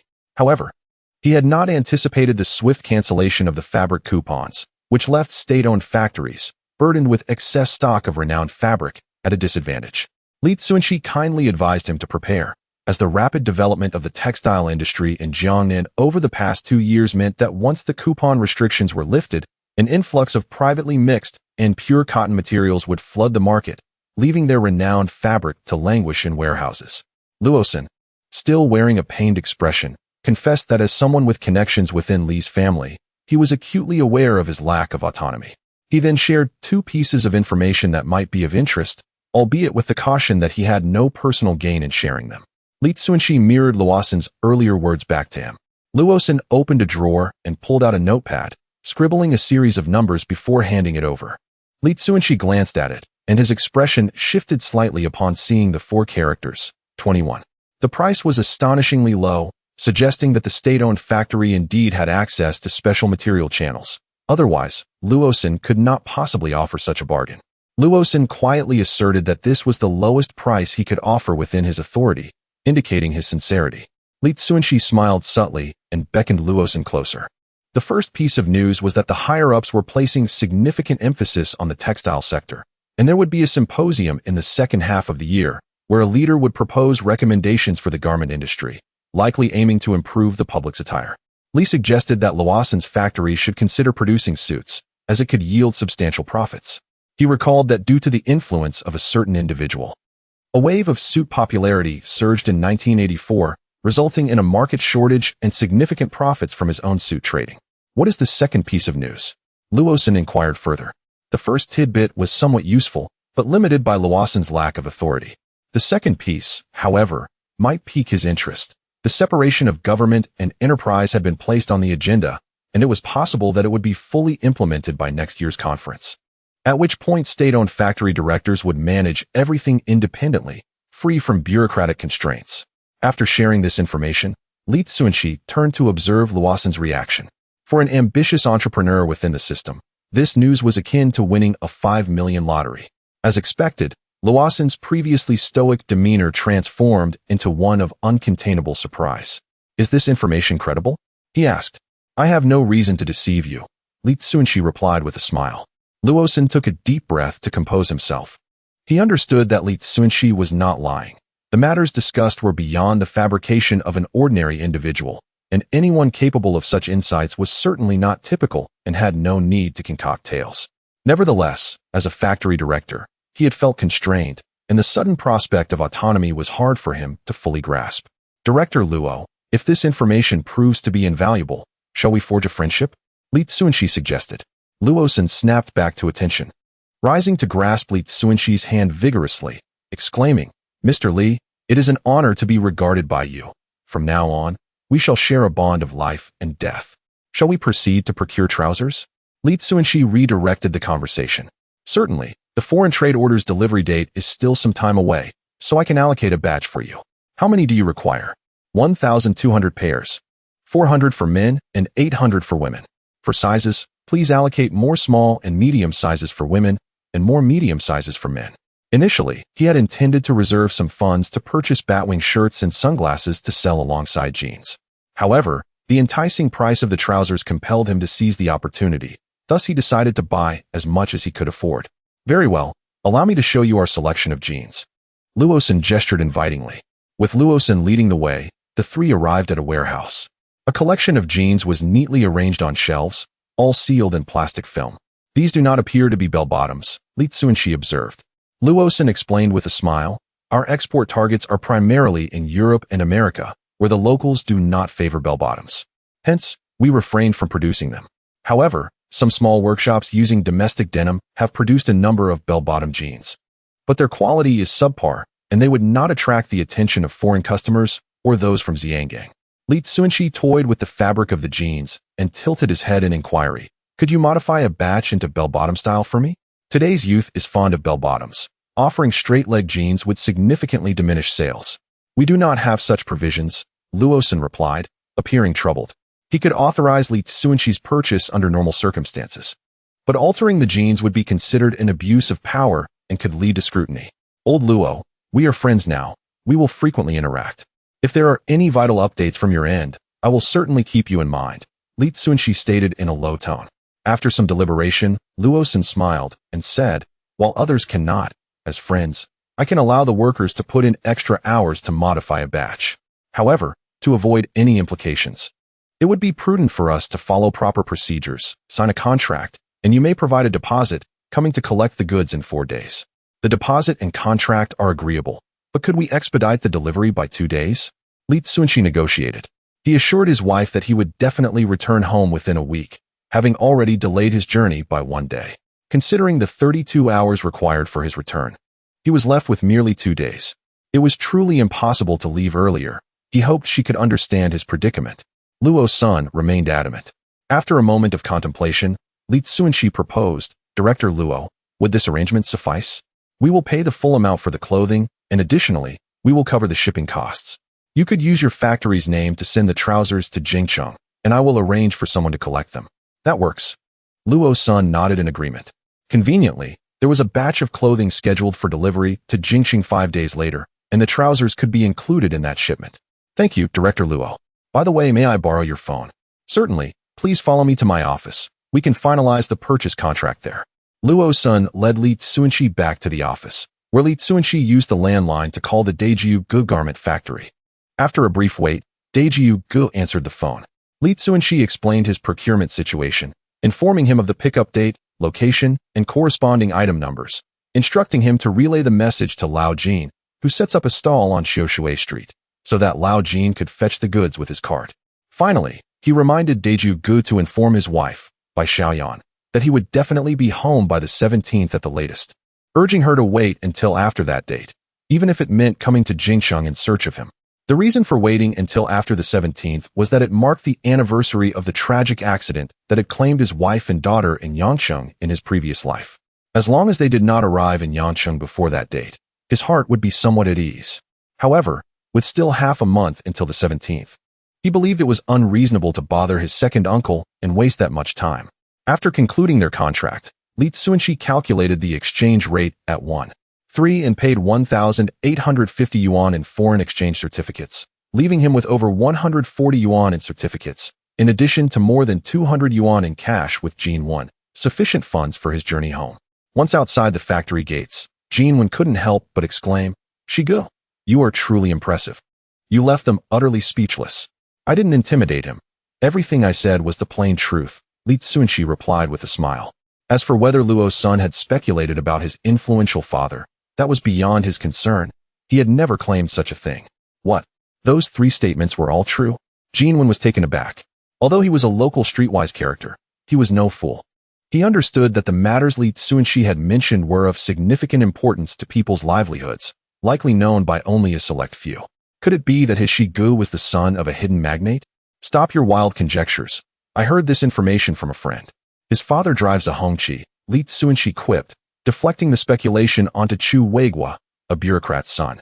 No wonder, Jinwen believed him without doubt, then asked, "Shigu, since the clothing will be shipped, should we head to Shenzhen to find your second uncle, and then return home?"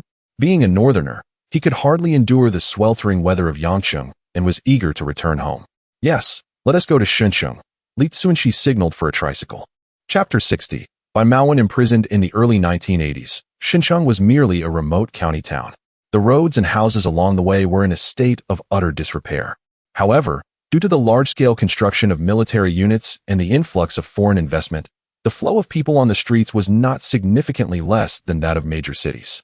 Li Cunxi hailed a cargo tricycle and produced a piece of paper, inquiring, "Master, does this address lead there?" The tricycle driver glanced at the address, his expression somewhat peculiar.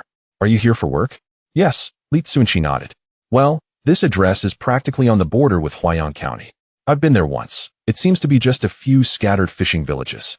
I imagine the young folks have all gone to Shiko for work, where the pay is good, around 80 to 90 a month. The village is left with the old and the infirm." "What are you going for, fishing?" The driver regarded Li Cunxi as though he were simple-minded. "Is it that remote?" Li Cunxi frowned. His foolish second uncle could not possibly be involved in any good deeds in such a desolate place. Could it be that he was truly engaged in smuggling? "We're too far from here. I'll need to charge you 20, the driver urged. "Let us go," Li Cunxi replied, producing 20 yuan to hand to the driver. The clattering of the tricycle lulled them into a stupor, yet the bumpy road compelled them to cling tightly to their surroundings to avoid being tossed from the unsealed cargo bed. After enduring this ordeal for 2 hours, the tricycle finally came to a halt. The 3 of them disembarked. Jinwen, shaking his waist, complained, "We've finally arrived. My back feels like it's about to break." The entire journey was on dirt roads. "And they call this an economic zone? I'd say it's worse than the suburban counties around the capital. They've only established the special zone for 4 years. It takes time to develop," Li Cunxi observed as he surveyed the surroundings. It was evident that this was a fishing village, with dozens of fishing boats docked along the coastline and many bare-chested young men laughing and chatting on the beach. "Strange," he murmured. "What is strange?" Jian Wen asked instinctively. There are too many young people. Li Cunxi's expression turned grave. Jian Wen looked around and indeed noticed the abundance of youth. But where in Longhua are there not many young people? Isn't it normal for there to be so many here? It is indeed abnormal, Wei Dazhuang concluded after surveying the area. Could you two refrain from speaking in riddles? Jian Wen chuckled bitterly. Li Cunxi smiled and asked, do you remember what the driver said before we got on? Jian Wen pondered for a moment. When we first got on, the driver indeed spoke a few words in somewhat unskilled Mandarin. The gist was that if one came to Xincheng to work, they shouldn't head east, but should rather go to the factory area in Shikou, where the pay is 80 to 90 a month. The young people from various villages in Xincheng are mostly working there, while the fishing village is only left with the elderly. Ah, I see. Jian Wen's expression shifted to one of realization as he earnestly analyzed. So, the young people in this village are all loafers, living off their elders, just like I used to. Ah, you foolish brain, you still need to experience more. Li Cunxi shook his head slightly. Wei Dazhuang remained silent, finding Li Cunxi's expectations of Jian Wen rather harsh. While there are many intelligent individuals in the world, few possess the meticulousness of Li Cunxi. Had it not been for Li Cunxi's earlier observation, he might not have considered such a perspective. His logical reasoning was among the best in the military. Had it not been for the unfortunate incident, he would likely have specialized in the police force, focusing on criminal investigations. You are right. I must learn from you, Brother Shi, to enhance my skills. Jian Wen quickly flattered. Li Cunxi paid him no mind and continued. The only reason these young people remain in the village is that they earn more here than in the factories. Are you suggesting they make over 100 a month from fishing? Jian Wen's expression turned incredulous. Fishing certainly would not yield such income, but if smuggling were the means, a monthly profit of over 1,000 would not be out of reach, Li Cunxi whispered. In the 1980s, smuggling was a term utterly foreign to those in inland cities. However, along the southeastern coast, smuggling had never been an uncommon occurrence. As Longhua had just embarked on its path of reform and opening up, customs duties and port supervision were not yet stringent, providing opportunities for some individuals. Not only did they smuggle in various manufacturing materials and electronic components at low costs, but they also exported large quantities of gold and cultural relics through the ports. Such smuggling not only deprived Longhua of substantial tax revenues, but also impacted its industrial chain. For instance, if a certain electronic component costs tens of yuan to produce domestically, the government imposes high tariffs to protect local industries. However, smugglers might obtain it for just a few yuan, leading to a lack of orders for local enterprises and ultimately resulting in bankruptcy. Of course, as an ordinary citizen, he had no right or ability to manage these affairs. The pressing matter was to locate his foolish second uncle and bring him back to the capital, ensuring peace of mind for his mother-in-law and wife. Contemplating this, Li Cunxi took out paper and pen, swiftly sketching by Maowen's likeness. He handed the drawing to Wei Dazhuang, stating, Brother Wei, the villagers might not allow us entry. Could you stealthily infiltrate and see if you can locate the individual in the drawing? With a special forces operative at his side, it was imperative to utilize his skills. Wei Dazhuang took a glance at the sketch, crouched low, and stealthily made his way toward the fishing village, soon disappearing from view. After approximately 10 minutes, he returned. How is it? Li Cunxi asked softly. You were right. This fishing village is indeed peculiar. The young people seem to be aimlessly wandering, yet they are patrolling in a highly organized manner. I climbed onto a rooftop and entered the village, inspecting each house. In a corner dwelling, I spotted the person you mentioned. He appears to be imprisoned, emaciated and unrecognizable, Wei Dazhuang detailed. Li Cunxi nodded slightly. As expected of a Longhua Special Forces soldier, your efficiency is commendable. So, Brother Wei, can you rescue him? He inquired further. Wei Dazhuang shook his head. Indeed, it seems we must resort to cunning, Li Cunxi mused, stroking his chin as he contemplated a strategy. Wei Dazhuang suddenly exclaimed, a vehicle is approaching. Li Cunxi had no time to ponder further and quickly concealed himself in a nearby depression. A jeep came to a slow halt, and two robust men emerged from it. The three-wheeled vehicle had ceased its journey at this point, indicating they must have disembarked here. It appeared they were heading towards the fishing village, prompting curiosity. After their brief exchange, the duo returned to their vehicle and continued on their way. Wei Dazhuang spoke in a hushed tone. It seems they are searching for us. Li Cunxi furrowed his brow. The dialect spoken by the two imposing figures bore a distinct variation from that of Yangcheng, clearly indicating they hailed from Xiangang. However, He could not fathom why two individuals from Xiangang would pursue them. These men exhibited evident signs of military training and possessed expertise in reconnaissance and counter-reconnaissance, suggesting they were indeed soldiers. Wei Dazhuang continued his analysis. Soldiers? Li Cunxi was momentarily taken aback. Xiangang had yet to be returned. How could there be soldiers? Suddenly, a series of gunshots rang out, disrupting his train of thought. Oh my! Yuan exclaimed, instinctively covering his head. Li Cunxi glanced at Wei Dazhuang, who drew his firearm and quietly advised. I will assess the situation. If I do not return in 10 minutes, you must flee immediately. Exercise utmost caution. Li Cunxi, without hesitation, took hold of the trembling Yuan and sought refuge behind a nearby hillock. Chapter 61. Surrounded Shigu. Do you think we will perish here? Yuan's voice trembled. This business trip had truly opened his eyes. First, they encountered highway robbers, and then a gunfight. If they could safely return to Jingcheng, he vowed to visit every temple in the vicinity. It should be fine, Li Cunxi replied, though he had felt somewhat dazed moments ago. Upon reflection, he reasoned that the gunfire likely did not originate from the villagers.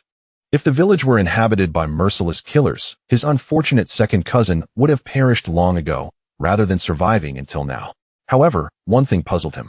Yuan, when did that old Four's friend see by Maowen? He mentioned seeing him a few days ago, yet we have been in the provincial city for almost 4 days, which does not total a week. Yuan responded, true. Li Cunxi continued.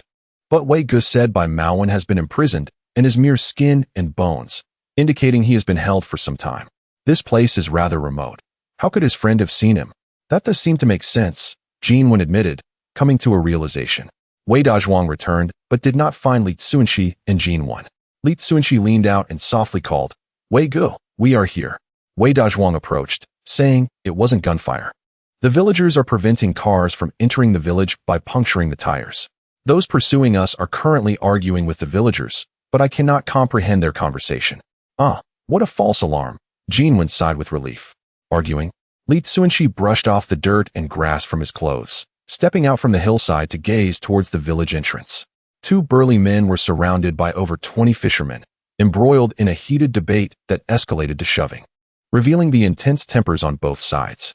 He turned to Wei Dazhuang and asked, do you think those 2 can withstand all these young men? Wei Dazhuang answered without hesitation. If they are indeed professionally trained soldiers, they could easily handle 20 unarmed ordinary individuals in cooperation. Then that settles it. Li Cunxi strode towards the village entrance. Yuan hurriedly caught up, asking, Shigu, what shall we do next? We will go directly to the village to rescue the captives, Li Cunxi replied. Oh, really? Yuan quickened his pace, positioning himself before Li Cunxi, urgently advising, Shigu, you must think this through. Though they are unarmed, their numbers are overwhelming. A punch from each could easily be fatal. I believe Yuan has a point. With so many people, I cannot protect you all alone. Since we have confirmed they are holding someone captive, we should contact the authorities and let the police handle it, Wei Dazhuang suggested from behind. Yes, let us report it to the police comrades for assistance, Yuan quickly concurred. Rest assured, everything will be fine, Li Cunxi continued walking. He had considered contacting the police but feared that his foolish second cousin might have engaged in some illegal activities, which could entangle him in trouble, making it seem as though he had caused his mother-in-law's son to suffer. Seeing that his pleas were in vain, Yuan gritted his teeth, picked up a stone from the road, and hurried after Li Cunxi. Fighting? It's not as if I haven't done it before. If the boss wishes to fight, then I shall accompany him to the death. Wei Dazhuang also clenched his fists, trailing behind the 2. After all, having taken 5,000 yuan from them, he had to protect Li Cunxi at all costs. At the village entrance, the 2 groups continued their quarrel. I won't waste my breath with you. You damaged my tire, which costs 1,000 yuan each, totaling 2,000. Compensate me quickly, or I will ensure you regret it. The burly man from Xiangjiang spoke with fury. Li Cunxi approached from the rear of the crowd, clearing his throat and shouting, Oh, you scoundrel, get lost. You Xiangjiang fellows dare to prattle on our turf. Do you believe I won't beat you into a pulp? Upon hearing such vulgarities, the Xiangjiang man became incensed, retorting, You bunch of ruffians, don't think I fear you just because you are numerous. If it comes to blows, you are no match for me. Hurry up and compensate. Li Cunxi continued to provoke from behind the crowd. If you want to fight, then let us go. How dare you stir trouble here? Just watch what I do to you. With that, he picked up 3 individuals dashed through the quaint village, their frantic pace causing chaos as they navigated the throngs of villagers. Alas, the crowd was too dense. Wherever they turned, they were met with obstacles. In no time, they found themselves encircled. "Who are you?" demanded the elder at the forefront, his voice sharp and authoritative. "Please, let us remain calm and speak civilly," Cunxi interjected, his mind racing to devise an escape plan. "Uncle, they must be associates of that northern fellow. Do not waste words on them. Seize them and let them perish in the depths of the sea, to prevent any news of our village from leaking," a gaunt man declared fiercely. The elder nodded, raising his hand to signal the crowd to advance. "Wei Gu, fire into the air," Cunxi urgently instructed. Wei Dazhuang drew his firearm and fired 2 shots. Bang! Bang! "Whoever approaches first shall meet their demise. Let us see whether my bullets or your blades are swifter," Cunxi shouted vehemently. The fisherman retreated in dismay. Chapter 62. Captured. The old man sneered. "So you're armed. No wonder you dared to come to our village with just 3 people. Uncle, we only want to rescue someone and mean no offense. How about letting us pass to avoid any conflict? Accidents happen, and we wouldn't want anyone in the village to get hurt." As Cunxi spoke, he slowly shifted his steps, moving closer to the old man. As the saying goes, to catch the bandits, first capture their leader. The old man was clearly in charge. Taking him hostage might be their way out. The old man shook his head slightly. "Our business here risks our necks. If you go out and report us, our whole village could be wiped out. So, it's best if you all rest in peace. Wait, look, we have guns. Decent folks don't carry firearms, so we're in the same shady business. We won't report you. Please, just step aside." As Cunxi spoke, he lunged forward, reaching for the old man's collar to pull him over. The old man grinned, a kitchen knife suddenly appearing in his hand as he swung it fiercely toward Cunxi. Cunxi's pupils contracted. There was no time to dodge. Just as the blade was about to strike his head, someone grabbed the back of his collar and yanked him backward, narrowly avoiding the knife. "Young man, I've eaten more salt than you've walked miles. The moment you shifted, I knew what you were up to," the old man taunted relentlessly. Cunxi's face darkened as he took a deep breath, calming his rapidly beating heart. "What are you all waiting for? Get them together." The old man barked sharply. The villagers, armed with various blades, slowly advanced toward the fore. Yuan and Bai Maowen turned pale with fear. Wei Dazhuang waved his gun in circles, trying to deter the approaching crowd. For a moment, the 2 groups stood at a stalemate. Seeing this, the old man said calmly, "He fired 2 shots earlier, so he has at most 5 bullets left. We might lose 5 people, but that's better than our whole families facing execution. Before the village chief's men arrive, we must eliminate them for good. Right? Kill them once and for all." The lean man charged forward with his knife first. The others, as if injected with adrenaline, raised their blades and rushed forward. "Everyone, calm down. We surrender. You can lock us up. There's no need to kill us." Cunxi raised his hands in surrender. The villagers looked toward the old man. A sharp glint flashed in the old man's eyes as he shouted one word: "Kill." The crowd raised their knives again. Bang, bang, bang. Several gunshots rang out, but not from Wei Dazhuang. "Move aside." A commotion erupted outside the crowd as a group forced their way in. The leader was a middle-aged man of short stature, his eyes and nose bridge swollen and red, also holding a gun. The young men following him looked equally disheveled, bruised and battered, and armed with firearms. Cunxi immediately recognized the middle-aged man, the village chief who had been punched out by the Hong Kong fellow after his provocation. "Huang Zufa, I told you no killing. Are my words just wind in your ears?" The middle-aged man roared at the old man. The old man retorted with a dark expression, "Huang Zujia, how long will you stay naive? Over the years, we've smuggled out so much gold and artifacts. If we're caught, it'll mean execution for our entire families. They cannot be allowed to live. I am the village chief, and what I say goes. If you want to make a living here, you listen to me." The middle-aged man showed no respect for the old man. The old man stared fiercely at the middle-aged man, his chest heaving with rage. "Damn it, I'm going to kill them. If you have the guts, Huang Zufa, kill me." The lean man stepped forward, swinging his knife at Bai Maowen. Bai Maowen collapsed to the ground in terror. Bang! The middle-aged man fired a shot at the lean man's feet. The lean man stared at him in disbelief. "Huang Zufa, have you lost your mind? Shooting at me for an outsider? I'll say it again. Smuggling is one thing, but no killing. If you don't listen, get out of the village," the middle-aged man stated slowly, word by word. The lean man looked at the old man. "Uncle, Huang Zufa is pushing us too far. Why don't we just split up?" Smack! The old man slapped the lean man. "You disrespectful brat. Who do you think you are, calling him Huang Zufa? Call him third uncle or village chief. And what nonsense are you spouting about splitting up? Every family in this village is your kin. There's no splitting up. The lean man fell silent, sullen. The old man turned to the middle-aged man, forcing a smile.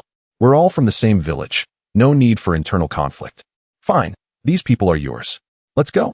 With that, the villagers dispersed. The middle-aged man glanced at Li Cunxi and the other three, his voice cold.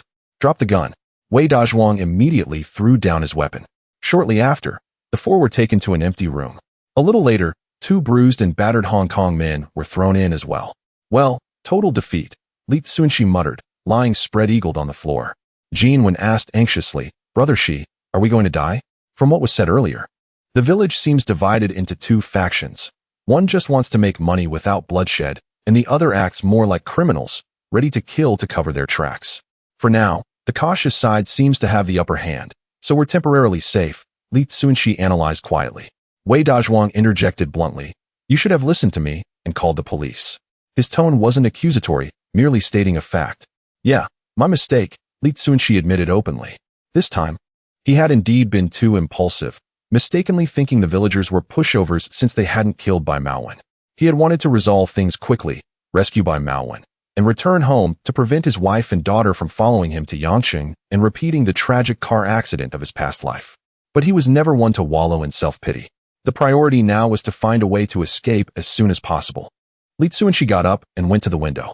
Through the glass, he could see guards at the door. He then moved to the back of the room, only to find the windows boarded up. The roof had a small ventilation opening, 40 by 40 centimeters, far too small for anyone to pass through. Stop looking. If escape were possible, I wouldn't be starving here. It's all your fault, you useless fool.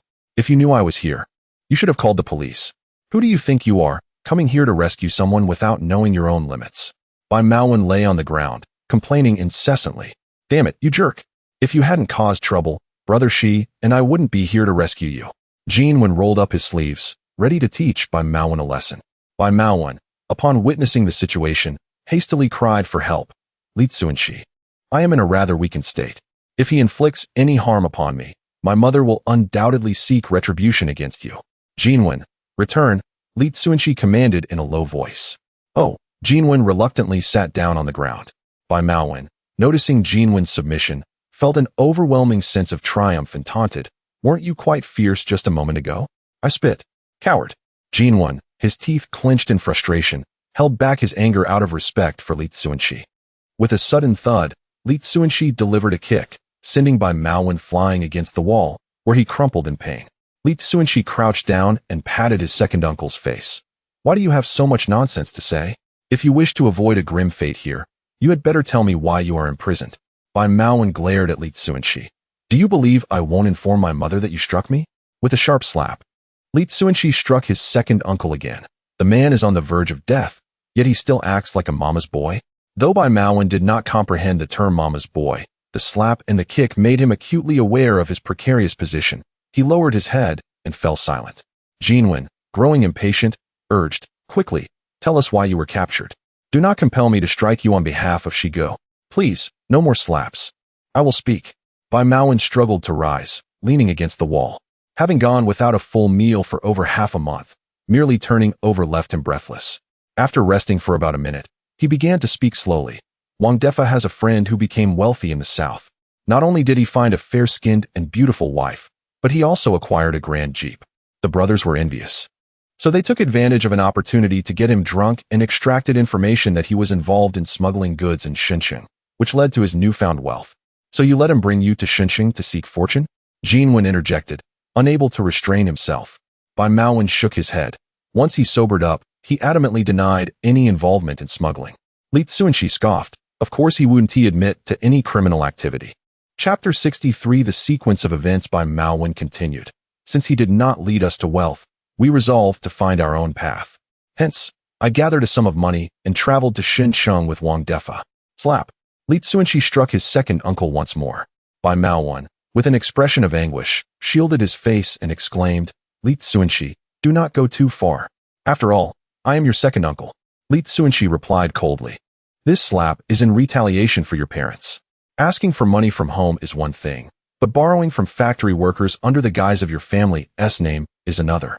Your father nearly lost his job over this. Bai Maowen conceded. All right, I accept this slap. At that time, I thought the more money I gathered, the greater the profits. In a moment of impulsiveness, I borrowed money under our father's name. Bai Maowen gingerly touched his already swollen cheek, grimacing in pain. Li Cunxi was indeed merciless. Each slap was more punishing than the last, and now half of his face throbbed painfully. Please continue, Li Cunxi urged. Bai Maowen shifted his position, moving approximately a meter away to ensure he was out of Li Cunxi's reach before continuing. Upon our arrival in Xincheng, we inquired about purchasing smuggled goods, and surprisingly, we managed to gather some information. Li Cunxi interjected.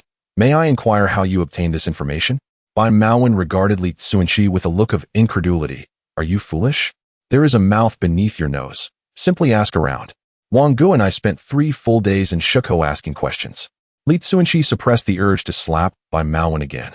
These two fools had gone 3 days without being reported to the authorities, likely dismissed as madmen or con artists. If I am not mistaken, you were deceived, were you not? Smuggling is a perilous business, a complete closed loop from top to bottom. If it were as simple as asking around, the police would have dismantled it long ago. Do not presume to understand everything. We are not fools. Without seeing the goods, how could we possibly part with our money? Bai Maowen scoffed. Li Cunxi was surprised. So you were actually taken to see the goods? Bai Maowen shook his head. They led us to a remote location and robbed us, threatening that if we dared to report them, they would accuse us of trafficking in smuggled goods. Li Cunxi suppressed the urge to strike his second uncle again and continued to inquire. How then did you end up being captured? We ran out of money, so we took on odd jobs at a construction site in Xincheng, hoping to earn enough for bus fare home. One day, while searching for food after work, I spotted one of the men who had robbed us. Wang Gu and I stealthily followed him to this place, where he entered a village. We intended to follow him in, but we were chased out. So we hid behind a nearby hill, planning to wait until he left the village alone to exact our revenge. However, as midnight struck, a torrential downpour began, and we discovered that the entire village had turned out, guarding both main roads. After some time, the villagers began carrying boxes toward the coast. When we saw that no one was guarding the village entrance, we snuck in and noticed a room resembling a cellar with the lights on. We cautiously entered. Bai Maowen paused. Upon entering, we were astounded to find a vast quantity of fabrics, electronic watches, nylon umbrellas, tape recorders, and televisions, along with several boxes stuffed with goose feathers.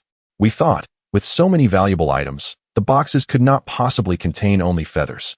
So we reached inside, and sure enough, beneath the feathers lay a significant amount of silver coins and a small quantity of gold. We hurriedly collected the gold and attempted to flee, but were soon discovered and chased to the coast. With no other options, Wang Gu jumped into the sea, but I cannot swim. So I was captured. Bai Maowen recounted his experience in one breath. Did Wang Gu not return to rescue you?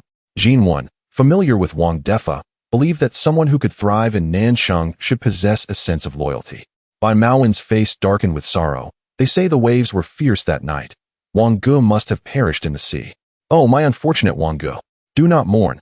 Your Wang Gu is not dead. Li Cunxi interrupted Bai Maowen's lamentation. It all adds up. Wang Defo escaped from the sea, managed to return to Jingcheng, and upon occasionally hearing Yuan's brothers inquire about Bai Maowen's whereabouts, likely feeling guilty, he had a subordinate discreetly pass the message to Yuan's friends, eventually leading to Bai Maowen's current situation. Not dead. Then why did he not report to save me? Bai Maowen questioned in confusion. Li Cunxi sneered. He stole stolen goods. If he reported it, he would be walking straight into a trap. That damn scoundrel. How could I have considered him a brother? Bai Maowen seethed with rage. Li Cunxi returned to the main issue. Given that there are patrols in the village, how did you manage to enter their smuggling hideout? On the day of the smuggling, nearly everyone was stationed at the entrance and by the sea. Only a few stayed in the village. Additionally, it was dark and raining, so the villagers probably mistook us for their own, Bai Maowen explained. Wei Go, what do you think? Li Cunxi turned to Wei Dazhuang. Wei Dazhuang nodded. We could take advantage of their shipment to escape. Li Cunxi glanced out the window and asked again, do you know when they smuggle? Bai Maowen shook his head. There should be no specific time. That makes sense. We wait, Li Cunxi remarked, looking at Yuan. Can you swim? According to Bai Maowen, on the day the village was shipping goods, all land entry points were being watched, so escape could only be achieved via the sea. I can, Yuan affirmed. But I cannot swim. Do not even think of leaving me behind, or I will expose you, Bai Maowen threatened fiercely. Yuan looked at Li Cunxi. Brother Shi, I cannot tolerate this. Just a little punishment is acceptable. After all, he is my wife's second brother. All right then. Yuan grinned wickedly as he approached Bai Maowen. What are you going to do? Li Cunxi, I am your second uncle. You cannot treat me this way. Help. Murder. Ah. Bai Maowen's wails echoed through the room. The guards outside glanced in through the window, saw the internal strife, and returned to their posts with a smirk. Li Cunxi stood up and approached Wei Dazhuang. Wei Ge. Can we take my second uncle swimming? No. At least we need those two. The four of us can take your second uncle, and we should be able to swim out. Wei Dazhuang pointed to the two unconscious Hong Kong men. Living beings are not comparable to inanimate objects. Those who cannot swim will thrash desperately in the water, akin to a water ghost, dragging those proficient in swimming down to the depths. The ocean's winds and waves inadvertently add a touch of difficulty for the swimmers. Ah, it is time for negotiation. Li Cunxi approached the unconscious Hong Kong man, delivering a sharp slap to awaken him. After a series of negotiations, they reached a consensus on their escape. Chapter 64. An important day. In the blink of an eye, 10 days had passed. Li Cunxi sat cross-legged on the ground, staring blankly at the numbers crossed out on the wall. Yuan picked up some dried salted fish and, following Li Cunxi's gaze, looked at the numbers on the wall. Brother Shi, I have been meaning to ask, why does your calendar only go up to the 17th? Is it possible that they will make a delivery on that day? As soon as he spoke, everyone in the room turned their attention to Li Cunxi. The 18th is simply a day of great significance to me. There is no need for further speculation. Li Cunxi let out a faint sigh, withdrew his gaze, and began to eat the salted fish. During the 10 days of confinement, the villagers had not brought them any food. It was likely that the radicals in the village intended to starve them, eradicating them completely. However, they were fortunate to have found some dried salted fish in the rafters, which provided them with a source of protein. The water supply in the room had also not been cut off, ensuring they had ample access to water. Most importantly, Li Cunxi had a bag of coconut candies he had purchased for his daughter, allowing each person to have one a day, which helped to mitigate the energy loss caused by the lack of carbohydrates. Thus, although the occupants of the room were in a state of hunger, their physical condition was not as dire as that of Bai Maowen. Could it be your sister-in-law's birthday? Yuan inquired again. Li Cunxi shook his head. The 17th is the anniversary of the car accident that claimed the lives of my wife and daughter in my previous life. While I believe the likelihood of them arriving in Yangqing this time around is slim, as the date approaches, I cannot shake a sense of unease. Damn it, we've waited 10 days. When will these bastards make a delivery? Bai Maowen grumbled. With the replenishment of energy from the salted fish and coconut candies, he had regained some color and strength after many days of hunger, and was at least able to move about normally. The two men from Shanjiang were also growing restless. They exchanged glances, and one approached Li Cunxi, urging, Mr. Li, if we cannot wait for them to make a delivery, we should take the chance and break out tonight while it is dark. If we continue to delay, once the fish and coconut candies are exhausted, we will have no strength left to escape, even if they do eventually deliver. Let us wait a little longer, Li Cunxi replied calmly as he walked to the window. The village resembled a prison, with patrols constantly monitoring both day and night. If anyone were to pass by the window and observe closely, they would notice the bulge at their waist, unmistakably a firearm. Should they attempt to flee recklessly, the radicals in the village would undoubtedly seize the opportunity to open fire, eliminating them without hesitation. The risks were too great. They could not afford to take such chances. But waiting indefinitely is not a viable option, one of the men from Shanjiang said in a hushed tone. Li Cunxi took a deep breath, gazing at the clear sky and the blazing sun outside. Let us wait another 2 days. They will certainly make a delivery. Jiang Sheng. I have always said that these mainlanders are simply afraid of dying. Let us ignore them. Tonight, we will make our move. The other Shanjiang man waved his fists in the air, preparing for their escape. Just then, a guard outside noticed Li Cunxi at the window and shouted, What are you looking at? Get back inside and behave yourself, damn it. You northern bastard, making me stand guard every day. I will eventually kill you. Li Cunxi turned and retreated deeper into the room, sitting cross-legged and beckoning to the two men from Shanjiang. One was named Wu Weihua and the other, Chen Jiangxing. He had previously asked them why they were following him, but they remained tight-lipped, revealing nothing no matter how he probed. One could only say that those with professional training were remarkably different. Wu Weihua ignored Li Cunxi and continued to warm up by punching the air. Qin Jiangsheng, however, approached and sat across from Li Cunxi, continuing to persuade him. Mr. Li, do not hesitate. We must break out together to have any hope of survival. Have you heard the saying, the greater the storm, the more valuable the fish? Li Cunxi picked up a stone and began to draw on the cement floor. Qin Jiangsheng scoffed, but in a storm, the chances of a shipwreck are also greater. Smuggling is inherently a perilous endeavor. In order to transport goods, one must be willing to risk their life. Moreover, during stormy weather, patrols are less stringent, making it the best time for smuggling. As Li Cunxi spoke, he had already sketched a map of the village's terrain. Qin Jiangsheng was no fool. He understood the implications of Li Cunxi's words. You mean to say they will smuggle during rainy weather, and it will rain in the next 3 days? Yes, for the past 10 days. I have been near the door, listening to the idle chatter of the rotating guards. Aside from discussing trivial matters, the topic they mention most is when it will rain. My second uncle also noted that during the last delivery, it rained, which indirectly supports my point. Li Cunxi extended the map he had drawn to include the shortest route to the seaside. Mr. Li, how can you be so sure it will rain in the next 3 days? Qin Jiangsheng inquired. It is merely a matter of observing some natural signs. If you pay close attention, you will notice ants moving their nests, birds flying low, and an unusual heat today. Li Cunxi marked an X on the route leading to the seaside. Since they knew the smugglers would take to the sea amid rough weather, the idea of escaping into the ocean was rendered impractical. Entering the sea during a storm would be tantamount to seeking death. As for Wang Defa's previous escape from the sea, it was nothing but sheer luck. Li Cunxi, aware of his own average fortune, was not willing to gamble with his life. Thus, he had to consider alternative means of escape. Qin Jiangsheng also grasped this issue, murmuring, if they are smuggling during stormy weather, we cannot escape by sea. According to your reasoning, the villagers would surround the main roads within a 2-kilometer radius, making it impossible for us to escape by land. Humph. Then we might as well take the chance to break out under the cover of night. At least we have a hope of entering the sea, Wu Weihua interjected. Li Cunxi smiled. In fact, there is also an advantage to rainy days. My second uncle has confirmed this.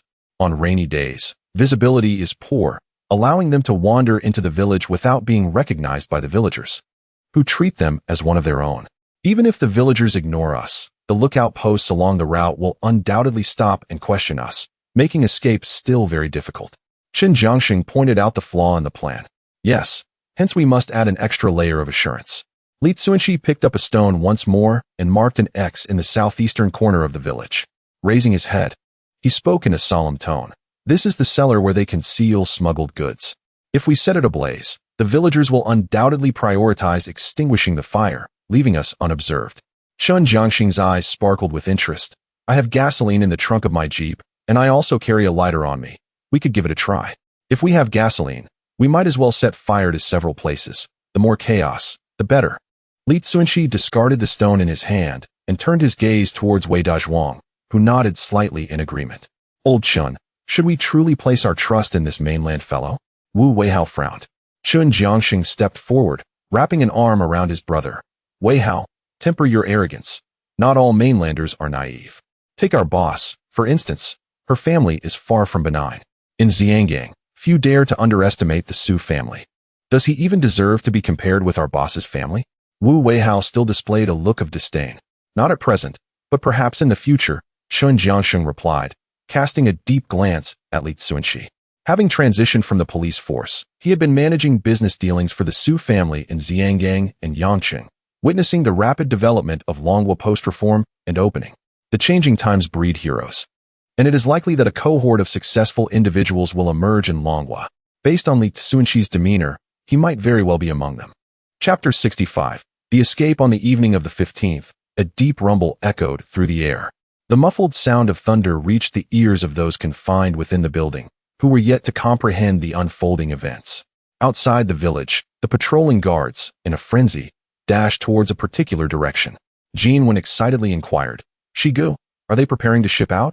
Yes, let us wait a little longer, replied Li Cunxi, marking out the numbers on the wall. He had promised his wife he would return by the 17th, but it seemed he might breach that promise. Tomorrow, he would need to call his brother-in-law to help placate his irate spouse. The thunder grew ever closer. Li Cunxi focused intently on the window. Typically, he would see patrolling guards every 3 minutes, but now, It had been at least 10 minutes without a sighting. It was evident that the village's manpower had dispersed to the outskirts and the coastline for smuggling activities. Suddenly, a loud crash startled by Yuan, causing him to spring to his feet. The rain poured down in torrents. Cunxi stepped outside, glancing to the left, and noticed the guard at the entrance remained vigilant. He spread his fingers wide and began a countdown, retracting a finger with each passing second. Wei Dazhuang and Chun Jiangsheng shifted their shoulders and moved towards the inner room. Wu Weihao, bouncing on the side, practiced his punches, each strike conveying the pent-up fury of 10 days of confinement, as if to unleash it all upon their adversaries. Cunxi closed his fist, signaling for action. Wei Dazhuang and Chun Jiangsheng charged towards the door, leaping sideways at the last moment, slamming into the wooden barrier. With a loud crack, the door burst open, and the two guards were flung aside by the sheer force, landing in the rain-soaked street. The guards, momentarily disoriented, reached for their weapons. However, Wei Dazhuang and Chun Jiangsheng were swift, pouncing on them and delivering powerful blows to their temples, rendering them unconscious. They confiscated the firearms. Cunxi led Yuan and the others outside. You two take care of the area here while you fetch the gasoline. If you encounter any pedestrians, do not panic. Act as if you are villagers. If they engage you in conversation, respond casually. We are aware. No need for reminders, came the reply from the two men from Xianggang, who quickly made their way to the village entrance. Wei Dazhuang and Yuan dragged the unconscious guards inside and secured the door back in place. After completing these tasks, the three of them proceeded towards the cellar where the smuggled goods were hidden. Along the way, they encountered several villagers bustling about, who paid them little mind, allowing them to reach their destination unscathed. At the cellar entrance, villagers were seen carrying various items in and out. They are hauling out gold and silver coins. Each box contains a fortune, by Yuan observed, his eyes gleaming with greed. Cunxi seized by Yuan by the collar and pulled him into a nearby alley. It seems they have not finished transporting everything. We may have to endure the rain a bit longer. No need to rush. Wei Dazhuang leaned against the wall, tilting his head back to let the rain drench his face, a hint of nostalgia in his gaze. Cunxi wiped the rain from his face and looked towards the road. After approximately 5 minutes, Chun Jiangsheng and his companion arrived. Over here. Chun Jiangsheng glanced towards the direction of the cellar, entered the alley, and reported. I've set fire to several places at the village entrance. There is not much gasoline left, but igniting the cellar should be manageable. Are there still guards in the cellar? It seems there are only 2 left. Let us proceed. I will divert their attention while you two take the opportunity to incapacitate them and drag them aside. Taking a deep breath, Cunxi sprinted through the rain towards the cellar entrance. Arriving before the guards, he feigned urgency. It's bad. There's a fire at the village entrance. The guards, caught off guard by his words, momentarily hesitated. Wu Weihao and Chun Jiangsheng swiftly approached, striking with precision and force, quickly taking down the guards and dragging them into a nearby alley. Cunxi instructed, leave the fire to the 3 of us. You two can speak fluent dialect and pretend to be guards here. If anyone arrives, inform them about the fire at the village entrance so they can assist in extinguishing it. Understood. Chun Jiangsheng promptly handed over the gasoline and lighter to Cunxi. With a box in hand, Cunxi descended into the basement. Upon entering, it was indeed as by Yuan had described. The space was filled with various fabrics, watches, and recording devices. What a pity, Cunxi thought, delaying the pouring of gasoline as he approached several boxes, opening them one by one, only to find them filled with feathers instead of the promised gold and silver coins, a look of disappointment crossing his face. He had hoped to find some gold to sell as capital for their next endeavor. By Yuan, seeing Cunxi's intentions, wore a mocking expression, crouching down to feel the bulge in his own sock. Thankfully, he had cleverly hidden the gold bars in his socks during the last search, and the villagers had failed to discover them, thinking he had taken nothing and locked him up. Regardless of the circumstances, this trip had not been in vain.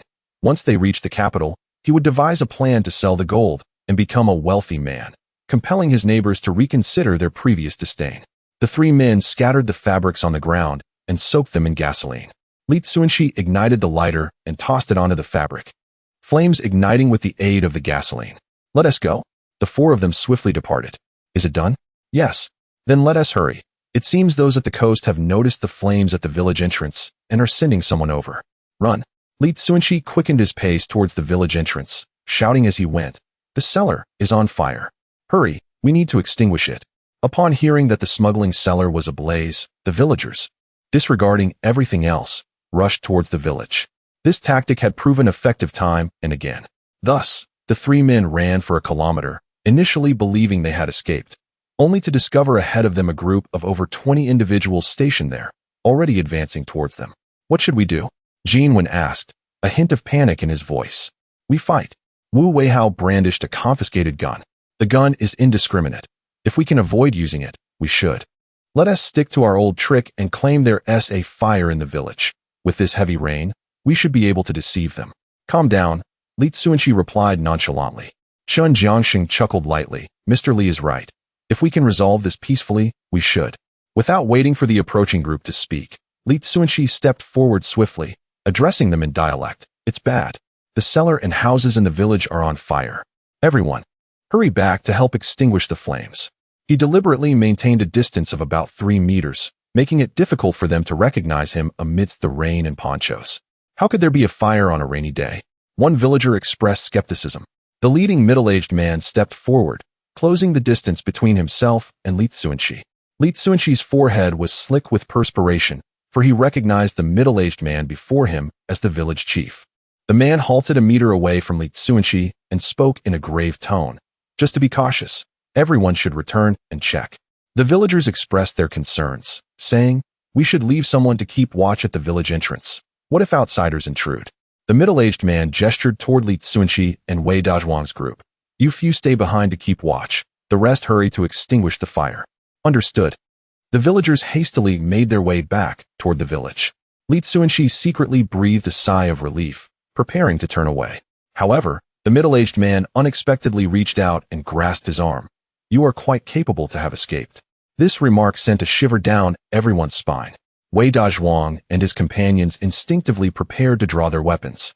The middle-aged man offered a calm smile. "There is no need for such tension. If I intended to detain you, I would not have sent the other villagers away." Feeling somewhat reassured, Li Cunxi forced a smile and replied, "Thank you, Village Chief Huang, for your leniency. You may release us. We will not report to the authorities."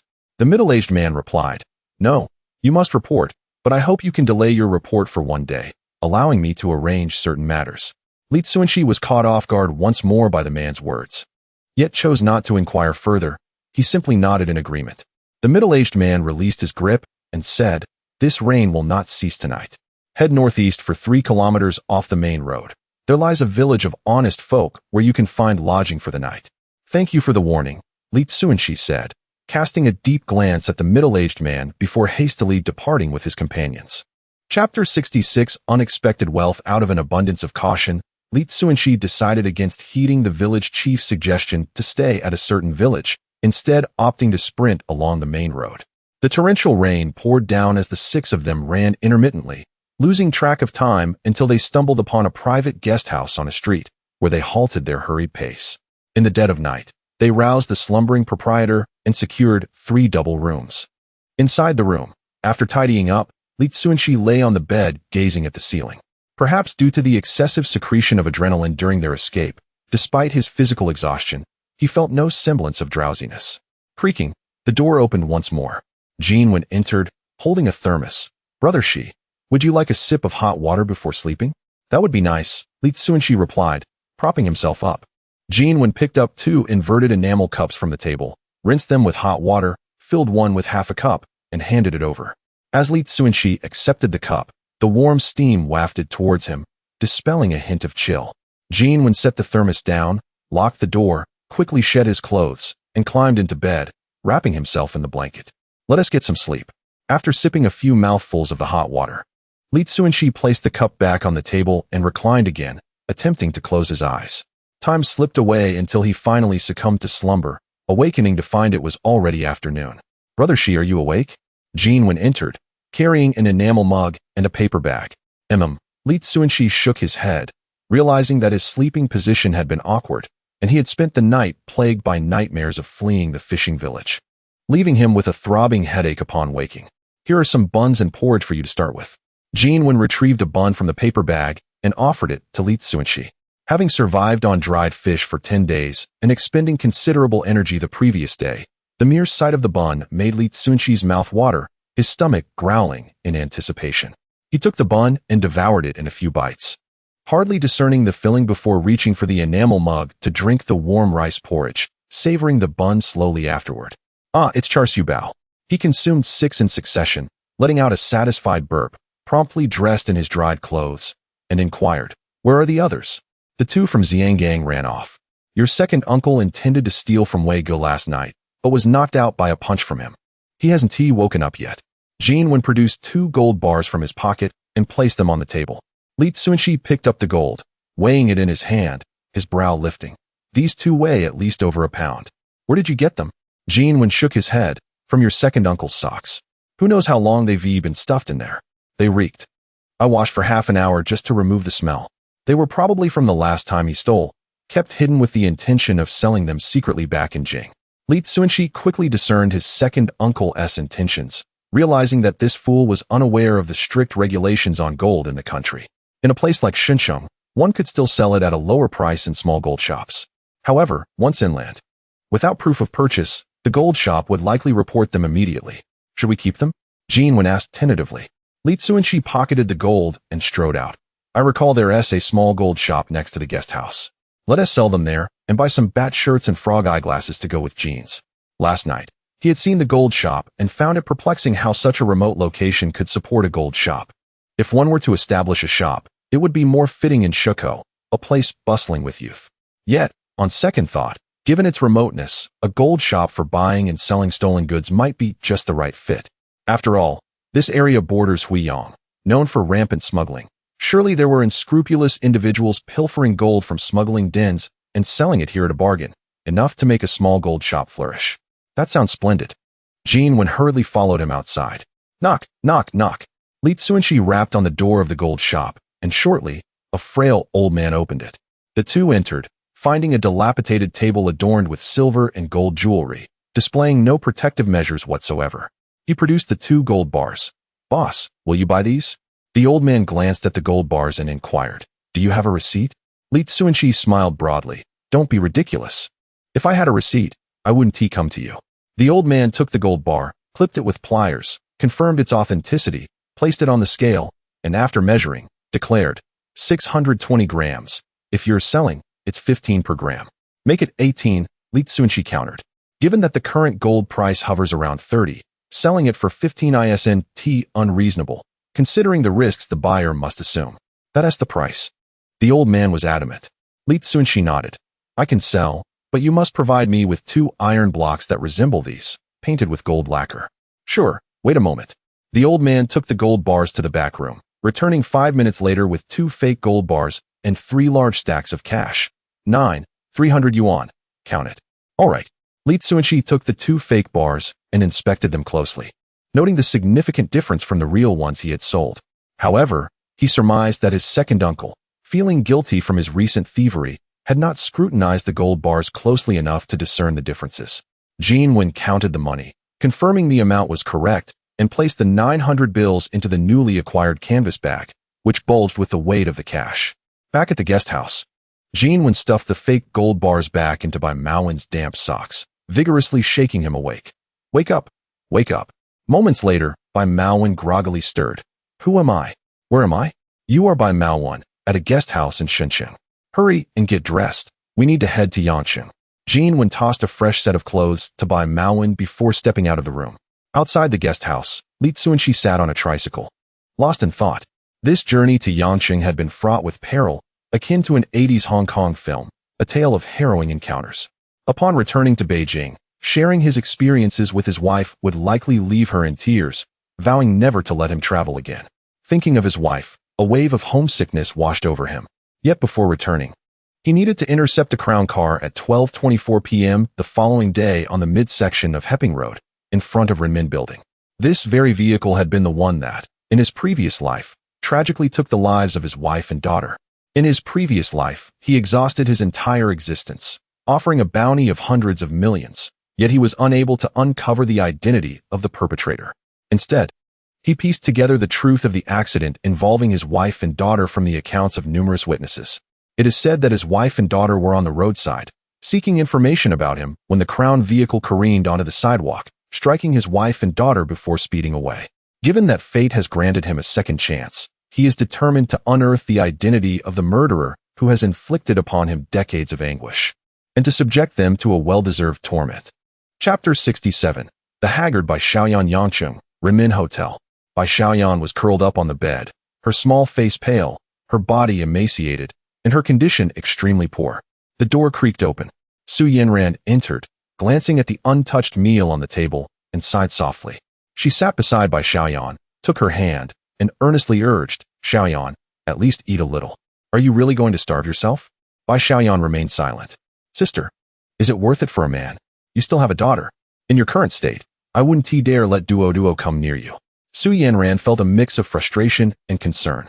Ever since her bodyguard and the detestable Li Cunxi went missing, Bai Xiaoyan had been anxious and frantically searching for them. When she couldn't find them, she became convinced that Li Cunxi no longer wanted her, retreating into a state of self-imposed solitude and starvation, neglecting even her own daughter. Bai Xiaoyan continued to huddle there, voiceless. "Sister, you are the belle of a prestigious university, pursued by countless men. Li Cunxi is just a country bumpkin. Even if he is somewhat handsome, can you not live without him?" Su Yanran pleaded, "Please, just take a bite. Look how delicious this roast goose is." As she spoke, she took a bite, hoping to stimulate her friend's appetite. Yet, Bai Xiaoyan remained as unmoving as a monk in meditation, paying no heed. Frustrated, Su Yanran raised her hand, contemplating whether to slap this foolish woman to awaken her. But upon lifting her hand, she couldn't bring herself to do it. Just then, the phone in the room rang. "Hello, if you have something to say, say it. If not, don't bother me. I'm already irritable." Su Yanran vented her anger into the phone. On the other end, Chun Jiangsheng, believing his boss was angry about his disappearance, hastily explained, "Boss, there was a mishap during our mission, which is how we gained our freedom to contact you." Chun Jiangsheng, "Finally, you have news. I thought you all had perished with that scoundrel. Quickly, tell me where that rascal has gone and why you've been out of touch for so long." Su Yanran fired off questions like a rapid succession of bullets. Chun Jiangsheng, unable to conceal the truth from his boss, recounted the ordeal of being imprisoned by smugglers.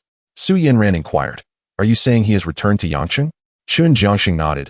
"We saw them board a bus, driven by Wei Hao, who borrowed a vehicle from the Shiko factory. I had to stay in Shenzhen to report it, so I didn't follow." "Understood." Su Yanran hung up the phone and turned to Bai Xiaoyan. "Stop pretending to be dead. Your man hasn't abandoned you. He and my bodyguard were held captive for 10 days and just escaped today, heading towards Yangcheng." A flicker of life returned to Bai Xiaoyan's eyes as she hoarsely asked, "You're not deceiving me?" Su Yanran rolled her eyes. "Would I find it amusing to deceive you? That was just my bodyguard on the line. Eat something first, and I will slowly tell you what happened." "All right, you go ahead." Bai Xiaoyan was wary of Su Yanran tricking her into eating, fearing that after the meal, she would still face the dreadful news of her husband's abandonment. "Fine, I will start." Su Yanran felt that having Bai Xiaoyan as a friend must have been a result of saving the world in a past life. However, the reality is that all relationships require mutual effort. Years ago, their grandfather became a rightest and was sent for re-education through labor. Their parents and elder brother could not return home from Xiangang, leaving only the young Su Yanran and her second brother, isolated and alone. All the neighbors avoided the Su family, unwilling to extend a helping hand to the young siblings.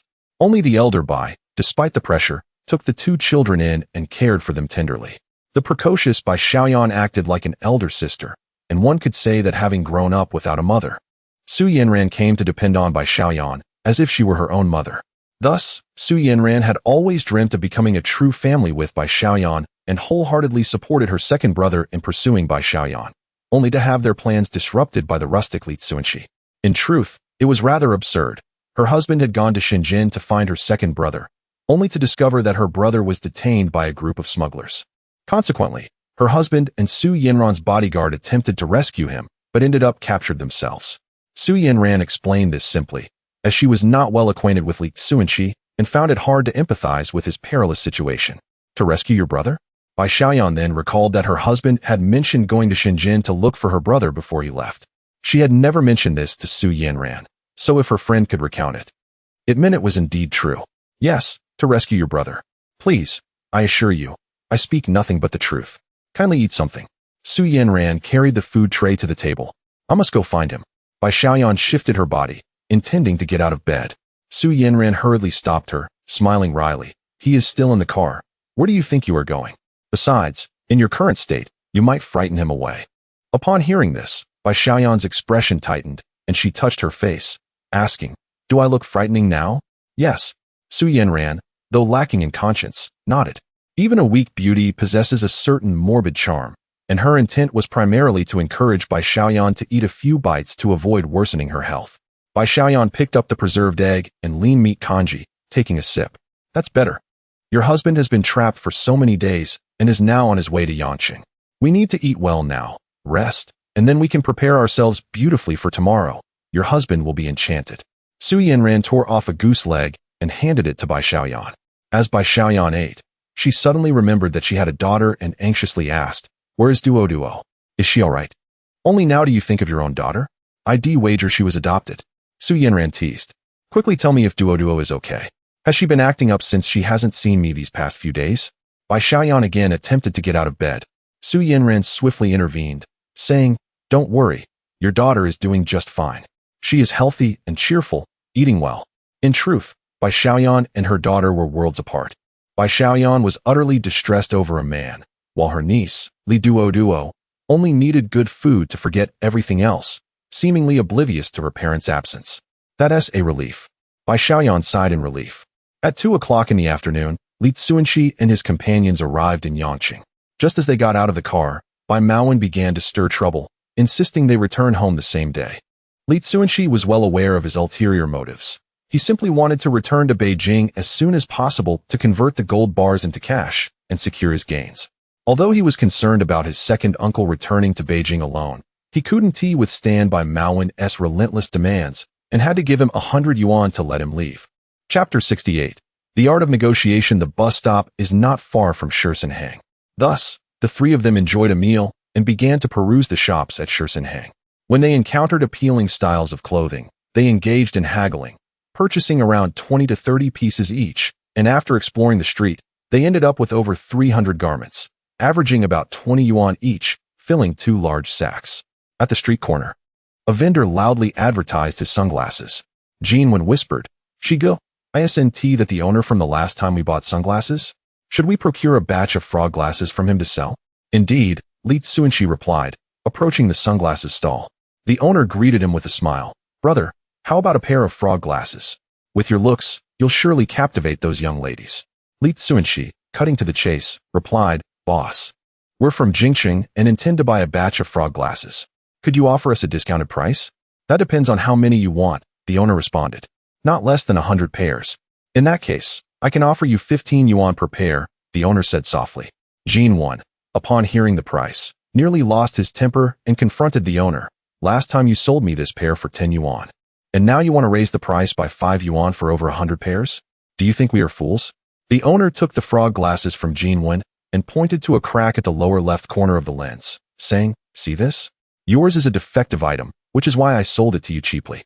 These good frog glasses cost me at least 13 yuan each. And I make just 2 yuan profit per pair. Isn't that reasonable? Quite so, Li Cunxi agreed, pulling out 5 large bills and offering them to the owner.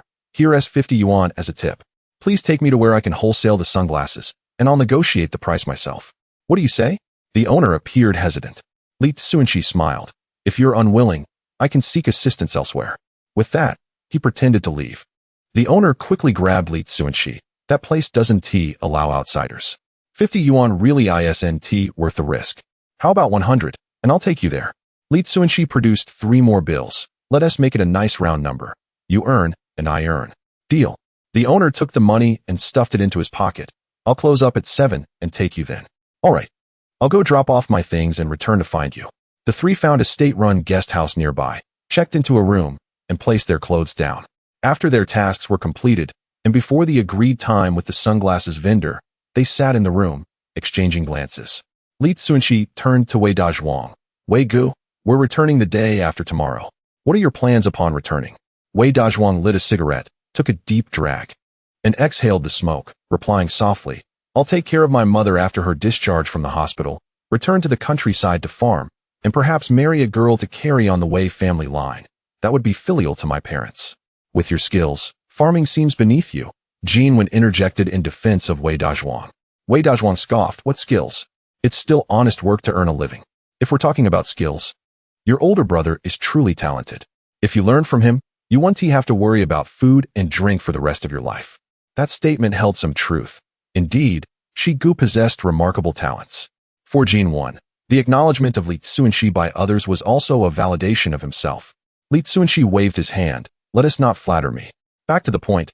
Wei Gu, would you consider working with me? Wei Dazhuang looked at Li Cunxi with a hint of amusement. I nearly stole your thunder. Are you sure you want me by your side? One should not doubt those they employ. Li Cunxi responded with a smile. The city was not particularly peaceful from the 1980s to the 1990s, and he truly needed a trustworthy bodyguard. Brother Wei, you said Shi Gu has talent. Being by his side, you're bound to earn a fortune. Just agree. Jinwen urged. Wei Dazhuang shook his head. No need. My mother doesn't like big cities, so I'll remain in my hometown in northeast China. Don't worry, I'll repay you the 5,000 yuan monthly. Li Cunxi slowly rose. There's no rush to answer me. You'll be in Jingxing for a while. Whenever you come to a decision, feel free to find me. It's almost time. Let us head to the sunglasses stall. The three arrived at the sunglasses stall. The vendor had just finished loading his merchandise onto a tricycle and said softly, if you don't mind, just sit in the back of the cart. I'll take you to the wholesale place. With that, Li Cunxi and his companions climbed into the cart, and the sunglasses vendor revved the engine, driving them out of the urban area of Yangcheng and into a secluded village. At the village entrance, two young men blocked the tricycle. The vendor stopped and cautioned Li Cunxi, don't wander off. I'll handle the negotiations. Li Cunxi nodded. Jinwen, noticing they were at another village with guards at the entrance, felt a twinge of fear and whispered, Shi Gu, this place isn't for smuggling, is it? You guessed correctly. It is indeed related to smuggling. Li Cunxi replied quietly. These frog glasses aren't manufactured domestically. They can only be imported through smuggling. This village likely serves as a distribution point for smuggled goods. Jinwen turned pale with fright. Li Cunxi placed a reassuring hand on his shoulder. Do not be afraid. They are only selling. If caught, they'll only confiscate the illegal goods, not punish us severely. That's a relief. Jinwen felt slightly more at ease. After the vendor concluded his negotiations, he restarted the tricycle, driving into the village. After navigating through the village for a while, they stopped in front of a courtyard with a two-story building. We've arrived. Strangers aren't allowed to pick up goods here, so try to speak less. Especially don't speak any local dialect. Just act mute, the vendor instructed, knocking on the courtyard door. Moments later, the door creaked open, revealing a middle-aged man in a white tank top. Li Gu, I brought a few brothers to wholesale goods. Rest assured, they are all trusted associates, the sunglasses vendor said with a beaming smile. Li Gu glanced at the group and stepped aside. Come in. They filed in, and Li Gu closed the door behind them, leading them to the second floor. The entire floor was lined with various styles of frog glasses, branded, counterfeit, glass, resin, you name it. These must be the branded ones. They are far more exquisite than the frog glasses I bought. How much are they? Jinwen picked up a pair that resembled the one he had purchased previously. The expression on the vendor's face changed dramatically. Lao Lu seized the vendor's collar and sternly exclaimed, Lu Deshui, do you think a northerner like you can come here to procure goods and not face dire consequences? Lu Deshui stammered, rendered speechless by fear. Jinwen also realized he had misspoken and instinctively glanced at Li Cunxi. With a smile, Li Cunxi stepped forward and spoke in colloquial terms. Lao Gu, allow me to introduce myself. My name is Li Cunxi, Lu Deshui's cousin, and I have been conducting business in Jingxing. Upon hearing that my cousin Deshui is selling frog glasses, I took the train to Yangqing, hoping to procure a batch for sale in Jingxing. As for the other two gentlemen, they are my brothers from Jingcheng, and they are quite discreet, so you need not worry. He's your cousin? Lao Lu questioned, his face filled with skepticism.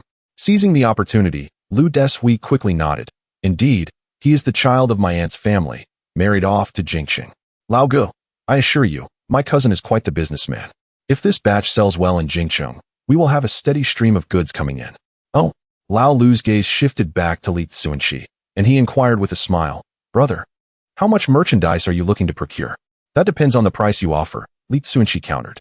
Lao Lu pointed at the sunglasses in Jinwen's hands, stating, those branded ones range from 30 to 100 yuan.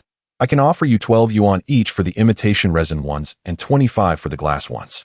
Li Cunxi retrieved a cigarette from his pocket and extended it toward Lao Lu, saying, Lao Gu, I won't beat around the bush. If this is a one-off transaction, let's settle on 12 yuan per pair. However, if you are willing to give me a fair price, we can establish a lasting relationship.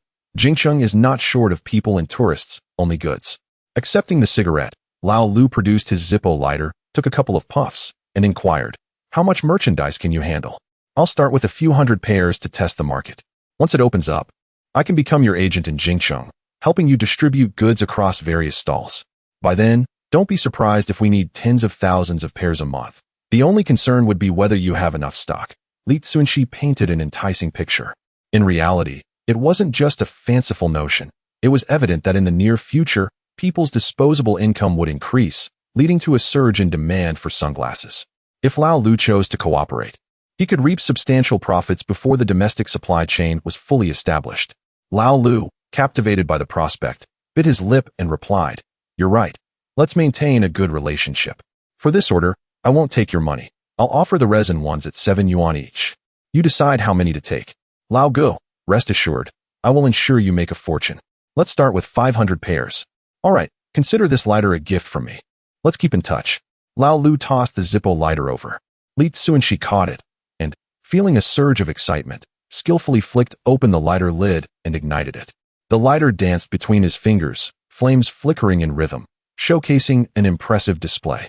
This was a trick he had learned from a foreigner in Europe, akin to the art of pen spinning. Sometimes, during company meetings, he would unconsciously fidget with the lighter while listening to reports. Lao Lu was mesmerized, astonished that a lighter could be manipulated in such a manner.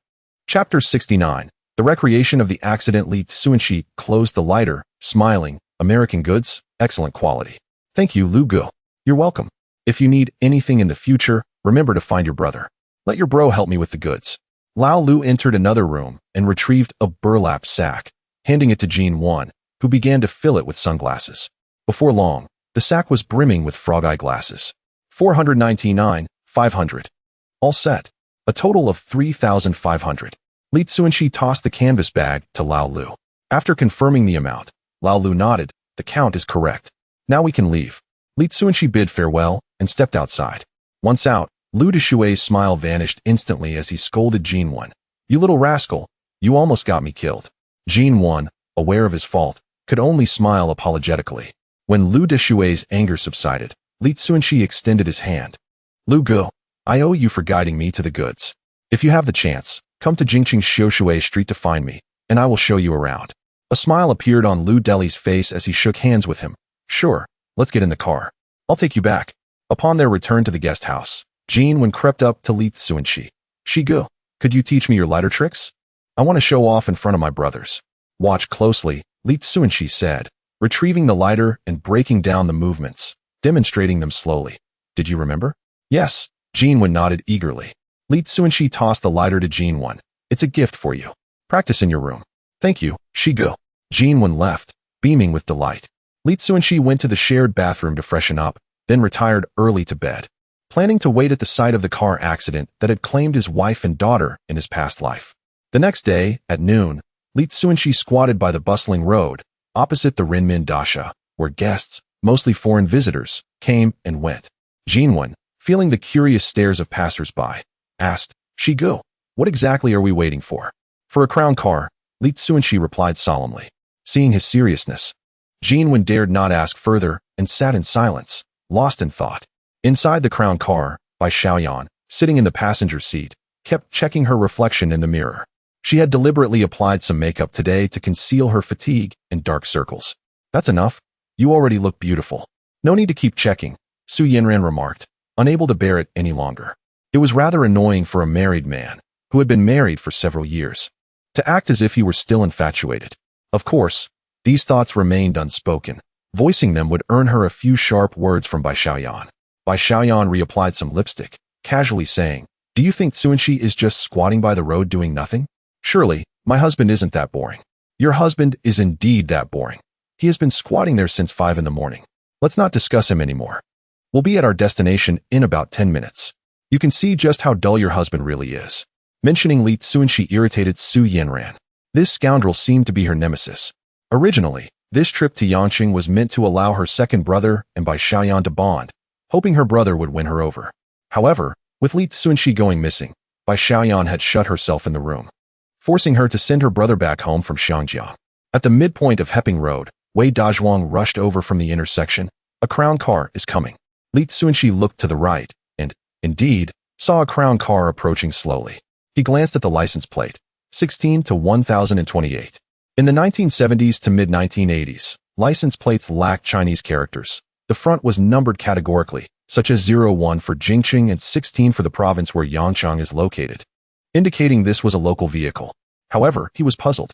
In his past life, he had interviewed numerous eyewitnesses, and the crown car that had struck his wife had been speeding and weaving on the road, appearing completely out of control. Yet the vehicle before him was driving normally. As the car drew closer, it came to a halt in front of the Renmin Dasha. A woman holding a girl exited from the passenger side. The moment Li Cunxi saw her, his pupils dilated. Why was his wife here with another woman? At that moment, Jin Wen exclaimed, "Another crown car is coming." Li Cunxi turned, his heart racing, as he saw a crown car speeding toward them, weaving in a zigzag pattern. "Hubby," Bai Xiaoyan called out, approaching the road with the child in her arms. "No," Li Cunxi shouted, rushing forward to stop his wife and daughter. But the crown car was faster, heading straight toward them. Li Cunxi felt his vision narrow with despair. Bang! Bang! 2 gunshots rang out. The crown car's tires exploded, flipping into the air, narrowly missing Bai Xiaoyan as it rolled away. Li Cunxi turned to look for Wei Dazhuang, but the latter had already vanished, having fired the shots and fled. Without a moment to search for Wei Dazhuang, he rushed toward his terrified wife and daughter, pulling them into his embrace, scolding them angrily. "Didn't I tell you not to come to Yangqing? Why didn't you listen?" Wah! Li Duo was the first to react, bursting into tears. Bai Xiaoyan also began to weep. Seeing this, Li Cunxi forced a smile. "I didn't mean to scare you. I was just terrified myself." "I know. I was just happy to see you," Bai Xiaoyan sniffled. Li Duo reached out, crying, "Daddy, hold me." Reluctantly, Li Cunxi released his wife and lifted his daughter into his arms, the little girl clinging to his neck, wiping her snot and tears onto his shoulder. Bai Xiaoyan glanced at the overturned crown car, expressing concern. "I wonder if the person inside is okay." "Better dead," Li Cunxi replied, also looking at the flipped vehicle. To his surprise, the license plate began with 0101-1089, indicating it was from Jingqing. Soon, a kind-hearted passerby opened the car door and pulled out a young man in his 20s, his face flushed, eyes half closed, slumped on the ground with a slight bleeding wound on his forehead, likely from the earlier roll. The young man, evidently drunk, shoved away the person helping him and cursed, "Don't touch me. Do you know who my father is?" Li Cunxi narrowed his eyes. It seemed the individual had some connections. However, he quickly realized that anyone who could drive a crown in Jingqing must indeed have some background. Regardless of his connections, daring to drive under the influence and harm his own wife and daughter is an unforgivable crime. He gestured towards Jin Yuan, who promptly approached from the roadside, respectfully addressing her as sister-in-law. Li Cunxi lowered his voice, instructing, "Find a secluded spot for that young man driving the crown. I intend to host him appropriately." He emphasized the last 4 words with particular weight. "Understood." Jin Yuan, grasping the implication, donned his sunglasses and squeezed into the crowd, exclaiming, "Everyone, make way. Oh, is that my brother? How has he gotten himself into such a state? Hurry, let me take you to the hospital." The youth, inebriated and disoriented, mistook the familiar dialect for that of a friend, leaning on Jin Wen's shoulder as they staggered out of the throng. Chapter 70. A violent assault. Li Cunxi spent 10 minutes soothing his wife and daughter before pursuing the direction in which Jin Wen had vanished. Just as he reached the intersection, the previously missing Wei Dazhuang reappeared, inquiring with a smile, "Is your sister-in-law all right?" "She's fine, thanks to you, Wei Ge. Otherwise, enough of that. We are brothers. There is no need for such formalities." Wei Dazhuang interrupted Li Cunxi's gratitude. Li Cunxi smiled faintly, seemingly recalling something, and asked, "Did anyone notice you firing the gun?" "Rest assured, everyone's attention was on the out-of-control crown vehicle. No one noticed me. I even discreetly returned to the scene of the overturned car to retrieve the shell casing, and I enlarged the bullet holes left by the tires. I believe no one will suspect that it was a bullet that punctured the tire," Wei Dazhuang explained in detail. Li Cunxi felt relieved, secretly admiring Wei Dazhuang's meticulousness. Such a talent must be kept close. It seemed he would need to convince Wei Dazhuang's mother to allow him to develop in Beijing upon their return. Under Wei Dazhuang's guidance, the 2 men arrived at a dead-end alley. The young man who had been driving the crown was now bound like a butchered pig, with his eyes covered by a black cloth. Yuan gestured for silence with his finger before stepping out, while Wei Dazhuang stood guard at the entrance. The young man gagged and mumbled incoherently. Li Cunxi regarded him with a grim expression, for although they had never met, his hatred had accumulated over decades. If only this young man had drunk a little less, he would not have had to endure years of suffering and regret in his previous life.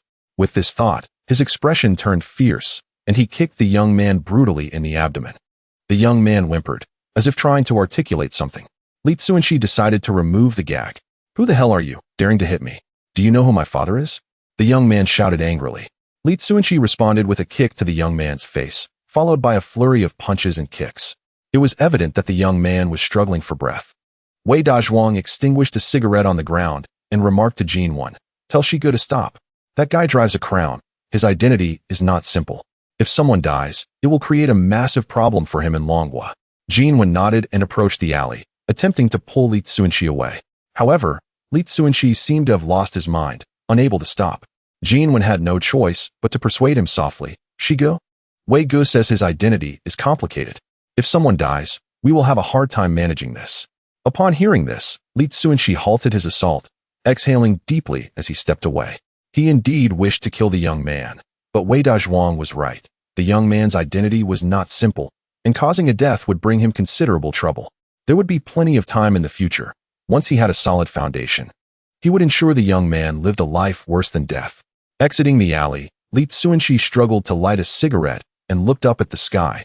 The midday sun was glaring. "Wei Gu, please ensure he gets to the hospital." "Don't worry, I will be meticulous," Wei Dazhuang assured him. "In that case, I will join you, so I won't be a third wheel for you and Shigo," Yuan replied. "Let us meet at the guest house," Li Cunxi said, parting ways with the two and heading straight for the people's mansion. At that moment, only Bai Xiaoyan remained outside the building. "Where are Duo and Su Yanran?" he asked with a smile. Bai Xiaoyan took out a tissue to wipe the blood from her husband's hand and replied gently. Duo fell asleep, and Yanran booked a room at the people's mansion to rest with her. "Oh," Li Cunxi said, looking at the blood on his sleeve, and rolled it up. "Don't worry, it's someone else's blood." "Okay," Bai Xiaoyan responded without further inquiry. Li Cunxi reached out to caress his wife's cheek and asked tenderly, "You've lost so much weight. Haven't you been eating properly lately?" "No, I just wanted to lose some weight." Bai Xiaoyan's eyes flickered. Li Cunxi saw through her lie, but chose not to press further. Just as she had not questioned the blood on his hands, there was a need for honesty in their marriage, but not at the cost of privacy. With a playful slap on her backside, he said, "You've lost all your flesh. You must eat properly and stop trying to lose weight." "Okay," Bai Xiaoyan nodded obediently. Li Cunxi glanced at the nearby crown car, feeling a sudden inspiration. He softly suggested, "Since we rarely come to Yanqing, why don't you ask Su Yanran for the car keys? I can drive you to the beach for some fun." "Drive? Can you drive?" Bai Xiaoyan exclaimed in surprise. Li Cunxi casually replied, "I learned for a few days in Yangcheng. It's not difficult, quite similar to driving a tractor." "Just a few days? Can you really do it?" Bai Xiaoyan expressed her doubts about her husband's driving skills. "Forget it then. Let's clean up and head home tomorrow. I'll return to the guest house first." Li Cunxi pretended to walk away. Bai Xiaoyan quickly grabbed his hand and pouted, "I was just worried and wanted to ask, why are you upset? Just wait, I'll go get the keys." In truth, she had seen the ocean before, but experiencing it with their daughter was entirely different from sharing it with her husband. She certainly did not want to miss this opportunity. While Li Cunxi waited, the police arrived, accompanied by a middle-aged man in a Zhongshan suit. One officer examined the overturned crown car and reported, the tire must have blown out on its own. The gunfire reported by witnesses was likely the sound of the tire. "Why would a perfectly good tire blow out?" the middle-aged man questioned. The officer replied, "It's a product from Dongyang. The quality is poor." "What about my Luyang?" the middle-aged man pressed. Upon hearing this, the officer looked up, scanned the area, and noticed Li Cunxi standing nearby, beckoning him over. "Comrade, please come here to assist us." Li Cunxi approached. "Officer, are you looking for me? Did you witness the accident?" the officer inquired while taking notes. "I did. That reckless driver was careening through the streets, nearly hitting me." "Officer, he is a typical thug. You must arrest him and ensure justice for the people," Li Cunxi exclaimed without hesitation, placing the blame squarely on the young man. Regardless of the consequences, he aimed to pin a serious charge on the individual, taking advantage of the current crackdown on crime. After all, in times like these, the law treated the powerful and the common people equally. If this young man truly faced charges, his vendetta would be satisfied, and if not, it would still serve to annoy him. The officer paused his notes, casting a peculiar glance at the middle-aged man. The middle-aged man admonished sternly, "Young man, you are not a law enforcement officer. Do not hastily cast judgments upon others. Answer the questions posed by the police. Who do you think you are?" Li Cunxi arrogantly gazed at the older gentleman, attempting to unravel his identity and probe into the background of his adversary. Yet, the middle-aged man remained unfazed, walking towards the overturned vehicle, choosing to disregard Li Cunxi altogether. The police continued their inquiries. "Comrade, did you witness where the driver went?" "He was taken to the hospital by his friend," Li Cunxi responded. "Can you describe the person who picked him up?" "He was of similar height to me, with long hair, a prominent mustache, a large nose, and a round face, likely in his 30s, wearing sunglasses that obscured his eyes," Li Cunxi fabricated casually. The police diligently recorded his account. Husband, by Yuan emerged from the hotel. Fearing his wife might inadvertently divulge too much, Li Cunxi hastily interjected, "Officer, I have shared everything I know. I have other matters to attend to, so I will take my leave now." With that, he hurried towards his wife, taking the car keys and opening the door of the Crown sedan. The officer intended to ask a few more questions, but, upon seeing the luxurious Crown vehicle Li Cunxi was driving, recognized that he was not an ordinary individual and wisely chose to remain silent. Chapter 71. Returning home. Nansha Bay Beach, where the sand is fine and soft, feels like stepping on cotton when walked upon barefoot, devoid of any gritty sensation. Li Cunxi holds his wife's hand, strolling along the deserted shore as the slightly briny sea breeze sweeps away the oppressive heat of the summer in Yangqing. "Dear, it seems there is a sea conch over there," Bai Xiaoyan exclaims, releasing her husband's hand and darting away. "Slow down a bit." Li Cunxi chuckles, quickening his pace to catch up. Bai Xiaoyan bends down to pick up the conch, presenting it to her husband. "Isn't it beautiful?" Li Cunxi gazes at his wife in her flowing white dress, the wind tousling her hair, which appears slightly disheveled, yet fails to obscure her captivating beauty. "Indeed, it is. Right?" Bai Xiaoyan, unaware that her husband is complimenting her, joyfully admires the conch. Li Cunxi sits down on the sand. Bai Xiaoyan joins him, resting her head on his shoulder as they gaze at the distant sunset. The two, as Li Cunxi had mentioned in the capital, share a tranquil silence, listening to the sounds of the waves and the breeze, watching the sun dip below the horizon, feeling each other's presence, as if the world contained only them and could accommodate no one else. Time passes unmeasured. The waves have reached their feet. The tide is rising. "We should head back." "Oh," Bai Xiaoyan responds, a hint of reluctance in her voice. Li Cunxi observes her, smiling. "Then let us dance one last waltz." With that, he steps back, bending down to extend his hand. "Huh, I can't dance," she replies. "You must have seen it before." "Well, yes. Then leave it to me. I shall guide you." "All right." Bai Xiaoyan places her hand in his. Li Cunxi adjusts her movements, and the two begin to twirl on the beach. The waltz, which originated in Longwood during the 1950s, saw a resurgence after the reform and opening up, and even in the 21st century, individuals who had aged like him still danced tango steps in public squares, reminiscent of their youthful days. After a round of dancing, the tide has fully risen. Li Cunxi lifts his wife in his arms. "Let us run." Upon returning to the city, it is already deep into the night. Li Cunxi pulls over and gently says, "It will take me 2 days by train. If you and Duo take a plane, you could stay an extra 2 days in Yangqing and enjoy yourselves. I will take the car now, and tomorrow, let Su Yanran arrange for someone to drive it back from the station." Bai Xiaoyan replies softly, closing her eyes and tilting her head back. Li Cunxi smiles and kisses her, prompting Bai Xiaoyan to exit the vehicle with a satisfied heart. The following morning, Li Cunxi arrives at Yangqing train station with both passengers and cargo. Just as he steps out and opens the trunk, Chen Jiangxing approaches. Li Cunxi tosses the car keys to him, saying, "Please inform your boss that I will settle the score for bringing my wife to Yangqing when I return to the capital." Chen Jiangxing initially appears taken aback, but soon wears a look of relief. It would indeed be strange if Li Cunxi could not deduce who his boss was.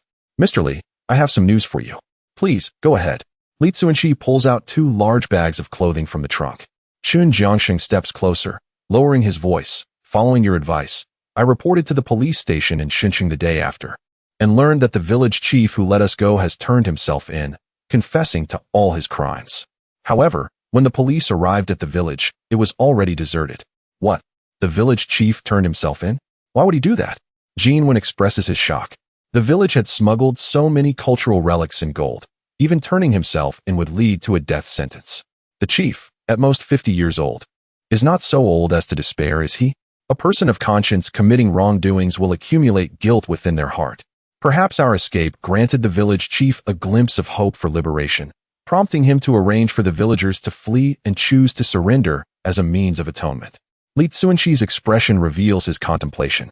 Without that village chief, who still possessed a conscience, they might have perished long ago, given the chance. He would wish to pay his respects at the chief's grave with an incense offering. Alas, it seems this person still lived without conscience. Yuan shares his thoughts. Cunxi gently pats Yuan's head, chiding him playfully. With no conscience at all, they are worse than beasts. I was only joking. My conscience is quite substantial, Yuan quickly retorts with a grin. Chun Jiangsheng extends his hand. Mr. Li, I wish you a safe journey. If you ever come to Xiangjiang, I will personally accompany you. If the opportunity arises, Cunxi replies, shaking his hand. The three proceed to the ticket counter, using a letter of introduction to purchase tickets for the express train departing at 3 in the afternoon. Finally, I can return home. I must ask my mother to fry me a big bowl of sauce to savor with 3 bowls of noodles, Yuan remarks, sitting eagerly in the waiting area. Cunxi smiles, feeling a wave of homesickness rising within him, yearning for his parents in the northwest, along with his 4 brothers and 2 sisters. In his previous life, he had not been particularly good to his family. After the death of his wife and daughter, he did not succumb to despair. Instead, he chose to numb himself through work, simply sending money home on schedule, even missing the chance to bid farewell to his father when he passed away while he was away on business. Over time, as he longed to reconnect with familial ties, the passage of time had dulled all feelings. Although they still referred to each other as brothers, the closeness was absent. His younger brother even conspired with outsiders to betray him in the business world, nearly leading to his ruin. Now that he has the chance to start anew, he intends to rekindle familial bonds, taking on the responsibility of being an elder brother to those he had not treated well in his past life, guiding them closely. In 2 years, he plans to earn more, purchase some properties in the capital, and bring his entire family to live with him, ensuring that those who need education receive it, those who can work do so, and those who deserve comfort enjoy it, compensating for the regrets of his previous life. At 3 o'clock, the 3 board the train punctually. The journey is uneventful, and they arrive in the capital just as the clock strikes 11 at night. Exiting the train station, Cunxi turns to Wei Dazhuang. Brother Wei, if you could keep an eye on my second brother for me. The incident involving his wife and daughter in Yanqing leaves him with an unsettling feeling, as if fate had predetermined this course.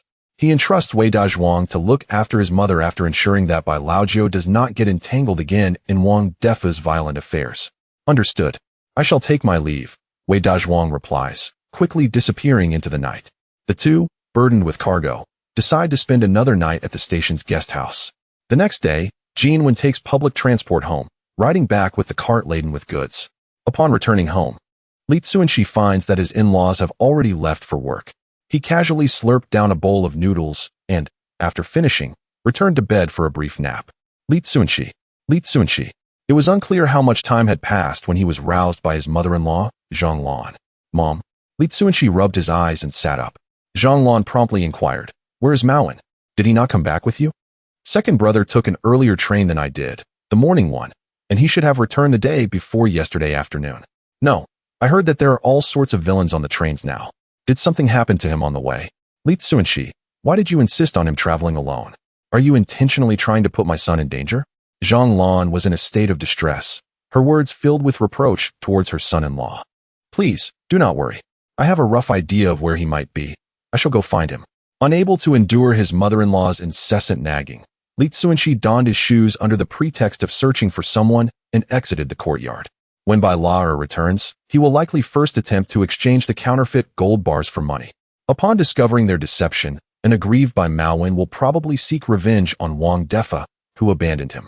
Thus, Bai Lao'er should be at Wang Defa's place. Chapter 72. The Dilemma of Street Vending by Maowen. Bai Maowen.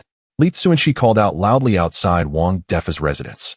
Moments later, Bai Maowen emerged from the house, impatiently exclaiming, "I was just winning at cards." What are you shouting about outside? Hurry up and leave. You are just bad luck. Even the god of wealth has been scared away.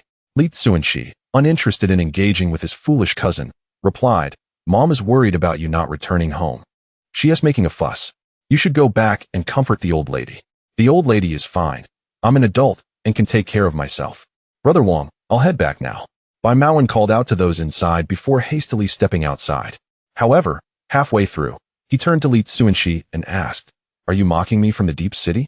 I mock you because you deserve it. Li Cunxi responded nonchalantly. Fine, you bumpkin. It seems you can't distinguish between a small and a big joker, Bai Maowen retorted as he closed the courtyard gate and shouted inside. Brother Wang, gather everyone to help me teach someone a lesson. Before long, Wang Defa emerged with 4 alley thugs, surrounding Li Cunxi. Do you want your brother-in-law to suffer a bit, or to have a broken arm or leg? Wang Defa waved a rolling pin. Heavy as it was made of jujube wood, capable of breaking bones with a single strike. Let me think, Bai Maowen said, stroking his chin as if in deep contemplation. Li Cunxi stretched and softly remarked, Bai Maowen, my friend Wei Dazhuang is still in the capital. If you touch me, I'll have him deal with you all tomorrow. Wei Dazhuang. Bai Maowen froze in place. He had witnessed Wei Dazhuang's ferocity firsthand. In just a few moves, he could take down 2 sturdy fishermen. To the alley thugs, facing Wei Dazhuang would be akin to facing a chick. Are you still going to beat him up? Don't delay our card game, one of the alley thugs urged impatiently. Forget it, he is still my brother-in-law. I'll spare him this time. Let us enjoy our game, Bai Maowen added, attempting to smooth things over before leaving. Li Cunxi followed him and inquired, How have you become chummy with Wang Defa again? Humph, you wouldn't understand our brotherly bond. You country bumpkin, Bai Maowen scoffed disdainfully. Li Cunxi abruptly slapped Bai Maowen's bulging pocket, listening to the sound and nodding. It seems Brother Wang has given you quite a bit of hush money. Hush money? This is my share from Brother Wang. I'm done talking to you. You wouldn't understand what brotherhood means, Bai Maowen retorted, hastening towards home as if fearing Li Cunxi would snatch his money. After escorting Bai Maowen home, Li Cunxi rode his bicycle to Jin Wen's residence. At that moment, Jin Wen and Huang Yan were sorting clothes. Shigu. The two hastily rose to greet Li Cunxi upon his arrival. Being family, there was no need for pleasantries. They resumed their tasks. Li Cunxi squatted down to assist in categorizing the clothes into blends and pure cotton. Soon, the sorting was completed. He stood up and asked, Huang Yan, how is your market research coming along? Huang Yan pulled out a notebook from his pocket and handed it to Li Cunxi. As Li Cunxi perused the pages, he noted that within 2 hours, the foot traffic exceeded 1,000 in various locations, excluding tourist areas, with most of the remaining being outside state-owned factories. He was not surprised. People had grown accustomed to state-run establishments for their needs. Even with the advent of reform and opening up, such consumer habits would not vanish overnight. This inertia resulted in a lack of spontaneous markets, forcing individual vendors to cater to customers outside the gates of state-owned factories. Good work. Li Cunxi returned the notebook to Huang Yan and turned to Jin Wen. Do we have samples for the jeans brand? Yes, Jin Wen replied, rushing inside to retrieve a pair of jeans. During our business trip, my father visited Wang Fujing almost daily, comparing and modifying to align with the authentic brand. He guarantees that even those in the official stores wouldn't discern any differences. Li Cunxi inspected the leather patch on the waistband and the white label inside the jeans, noting the impressive resemblance. Given their superior quality, no one would suspect them of being counterfeit. Have you secured a seamstress for the labels? My father followed your instructions and found several housewives with sewing machines early this morning. Once you confirm the brand is satisfactory, we can divide the jeans, and they can work overnight to attach the labels, allowing us to begin selling by tomorrow. Excellent. I will further assess the market. You all continue your work. Li Cunxi departed from the Jin residence and rode towards a state-owned steel plant noted by Huang Yan. Upon arrival, he indeed found numerous vendors, primarily selling snacks and fruits, with a few offering shoes and clothing. Approaching a clothing stall, he felt the fabric, confirming it was all polyester. Inquiring about the price, he was astonished to find a floral dress priced at merely 10 yuan. These vendors must be making a profit of at least 50%, indicating their cost price did not exceed 5 yuan. Given the market conditions from 2 weeks prior, such pricing was unimaginable for manufacturers. Hey, are you buying or not? The vendor asked, noticing Li Cunxi squatting without moving. Li Cunxi smiled. It's too cheap. I hesitate to buy. Hearing this, the vendor chuckled and replied, Wow, You're quite the frugal one. I've heard of people complaining prices are high, but never someone complaining they are too low. I'm merely concerned about the quality. It's tough to earn money, and if I buy something that doesn't last, it would be a waste. Li Cunxi played the role of a thrifty customer. The vendor eagerly picked up a piece of clothing and insisted, "Rest assured, our polyester quality is top-notch. As for the pricing, you must not have bought clothes recently. The supply and marketing cooperatives have lowered their polyester prices to 15 yuan each. Selling at 10 is perfectly reasonable." "Oh, then I'll take one," Li Cunxi said, retrieving a large bill and handing it over. The vendor quickly rose to collect the payment. Li Cunxi, however, withdrew the money, asking, "Brother, to be honest, I just got laid off from the factory and am looking to sell food here. Could you tell me if this area has a lot of foot traffic?" Having spoken, he passed the money forward. The vendor accepted the payment and waved his hand, saying, "Brother, heed my advice. If you can find work, do not engage in business. Being looked down upon is one thing, but exhausting yourself without any profit is another.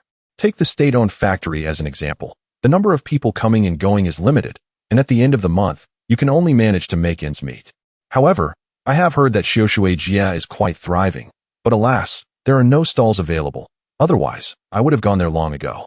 Well then, I wish you prosperous business." Li Cunxi casually picked a piece of clothing and rode away. The reduction in the price of Liang was not good news for him. It indicated that higher authorities had noticed the surplus in synthetic fiber production and had begun to lower prices to clear inventory, intentionally reducing the output of Liang. With the decrease in production capacity, some of the released productivity would inevitably be redirected towards blended and pure cotton clothing. It seemed unlikely that the cancellation of cloth tickets would occur without a subsequent wave of price reductions. He realized that he needed to sell this batch of jeans and clothing quickly.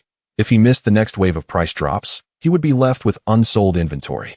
Subsequently, he visited a few other spontaneous stalls in front of the state-owned factories, purchasing some snacks and inquiring about business conditions, which yielded similar responses. The clientele of the state-owned factories was predominantly older, with entrenched consumption habits, reluctant to spend. When it came to clothing, anything priced above 1 yuan would provoke lengthy deliberation before purchase.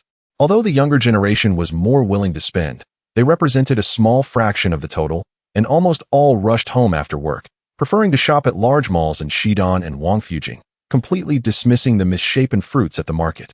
For a moment, he found himself rather perplexed about where to set up his stall. Chapter 73. The night market is opening. Upon returning to the courtyard, evening had already fallen. At the entrance, a charming figure awaited him. Li Cunxi expressed his surprise. "Didn't I suggest you indulge in leisure for a few more days? Why have you returned early?" "I had to come back sooner to account for my prolonged absence from school." "Enough of that. My second brother has acquired new appliances for the family. Come, take a look," Bai Xiaoyan urged, pulling her husband briskly into the courtyard. Inside, Bai Maowen stood atop the roof, adjusting a lengthy antenna. Below, Zhanglan incessantly cautioned, "Be careful, don't fall." Such rough work could easily be handled by Li Cunxi. Why take the risk yourself? That rustic fellow wouldn't know how to adjust an antenna. "Don't worry, I am quite adept." "I want to fall," Bai Maowen retorted, as he continued to fumble with the antenna while simultaneously mocking Li Cunxi alongside his mother. Bai Xiaoyan's expression darkened instantly. Sensing her displeasure, Li Cunxi quickly grasped her hand. "Today is a momentous occasion with your second brother returning home. Let us indulge our mother for now. My second brother and mother are ungrateful wretches. You nearly perished in Shuncheng for him, and yet they express no gratitude, only derision towards you. I must have a word with them." Bai Xiaoyan was still unable to contain her anger, attempting to advance. Li Cunxi firmly pulled her into his embrace. "I know you care for me, but bickering will only lead your mother to vent her frustrations on me. It would be counterproductive." Reflecting on his words, Bai Xiaoyan's lips pouted. "Husband, do you feel wrong marrying me?" "Not at all. With such a beautiful wife, I couldn't be happier. Do not dwell on negative thoughts. Harmony in the family brings prosperity. Since your second brother has acquired a television, let us enjoy it tonight together. I've bought sunflower seeds and peanuts for us to snack on while we watch." Li Cunxi and his wife approached the house. "Mother," Bai Xiaoyan called out. Zhanglan glanced at her daughter and son-in-law before commanding, "Li Cunxi, what are you standing there for? Hurry up and help your second brother with the antenna." "Mother, Cunxi has just returned and hasn't yet rested. What if he falls?" "Let him manage it himself," Bai Xiaoyan protested, concerned for her husband. Zhang Lan shot her a fierce glare, hands on her hips, ready to argue. Bai Xiaoyan met her mother's gaze defiantly. Fearing an imminent clash, Li Cunxi interjected, I am not tired. I will go up now. With that, he positioned the bamboo ladder and, ensuring its stability, swiftly climbed up. What does it matter if you care for your man? He must heed his mother's words. Little girl, I am training Li Cunxi for your future comfort. Do not be ungrateful, Zhang Lan boasted triumphantly to her daughter. Bai Xiaoyan puffed her cheeks, seething, do not mock me before my eyes. Now that Cunxi is earning money through business, I shall soon find a place and move out. Let us see who you can command then. Try moving out, and I will see whether I still recognize you as my daughter, Zhang Lan threatened, her eyes narrowing. Previously, she had wished for Li Cunxi to move out, but now, with him providing her with a monthly allowance of 150 yuan, she could not bear to lose this financial resource. Bai Xiaoyan scoffed. Whether you recognize me or not is irrelevant. Having my second brother is enough for you. When have you ever cared about your daughter's well-being? If I had known that carrying you for 10 months would result in such a wretched child, I would have taken measures to avoid it. Zhang Lan, visibly agitated, quivered as she spoke. Li Cunxi, overhearing the exchange from the rooftop, contemplated that if the argument continued, it might lead to chaos at home. Determined to divert their attention, he glanced at Bai Maowen, who blithely remarked, two foolish women fighting over a country bumpkin. What a disgrace for the Bai family. Li Cunxi suddenly turned his gaze towards Bai Maowen. Sensing something, Bai Maowen looked back at Li Cunxi, furrowing his brow. You rustic fool, what's with that defiant look? Do you wish to challenge me? I'll have you know, this is the capital. If you dare touch me, I will make sure you do not leave this courtyard. Without a moment's hesitation, Li Cunxi raised his hand and delivered a sharp slap across Bai Maowen's face. The resounding crack echoed throughout the courtyard. Bai Maowen stood in shock for approximately 2 seconds before erupting in curses. You bastard. Li Cunxi, how dare you hit me? I'll make you pay. You deserve it, you scoundrel. You cost me 10,000 yuan and still have the audacity to buy a television. Li Cunxi retorted, his imposing stature and martial arts skills enabling him to swiftly overpower Bai Maowen. Mother, Li Cunxi has gone mad. He is going to kill me. Call the police. Bai Maowen shrieked in a panic.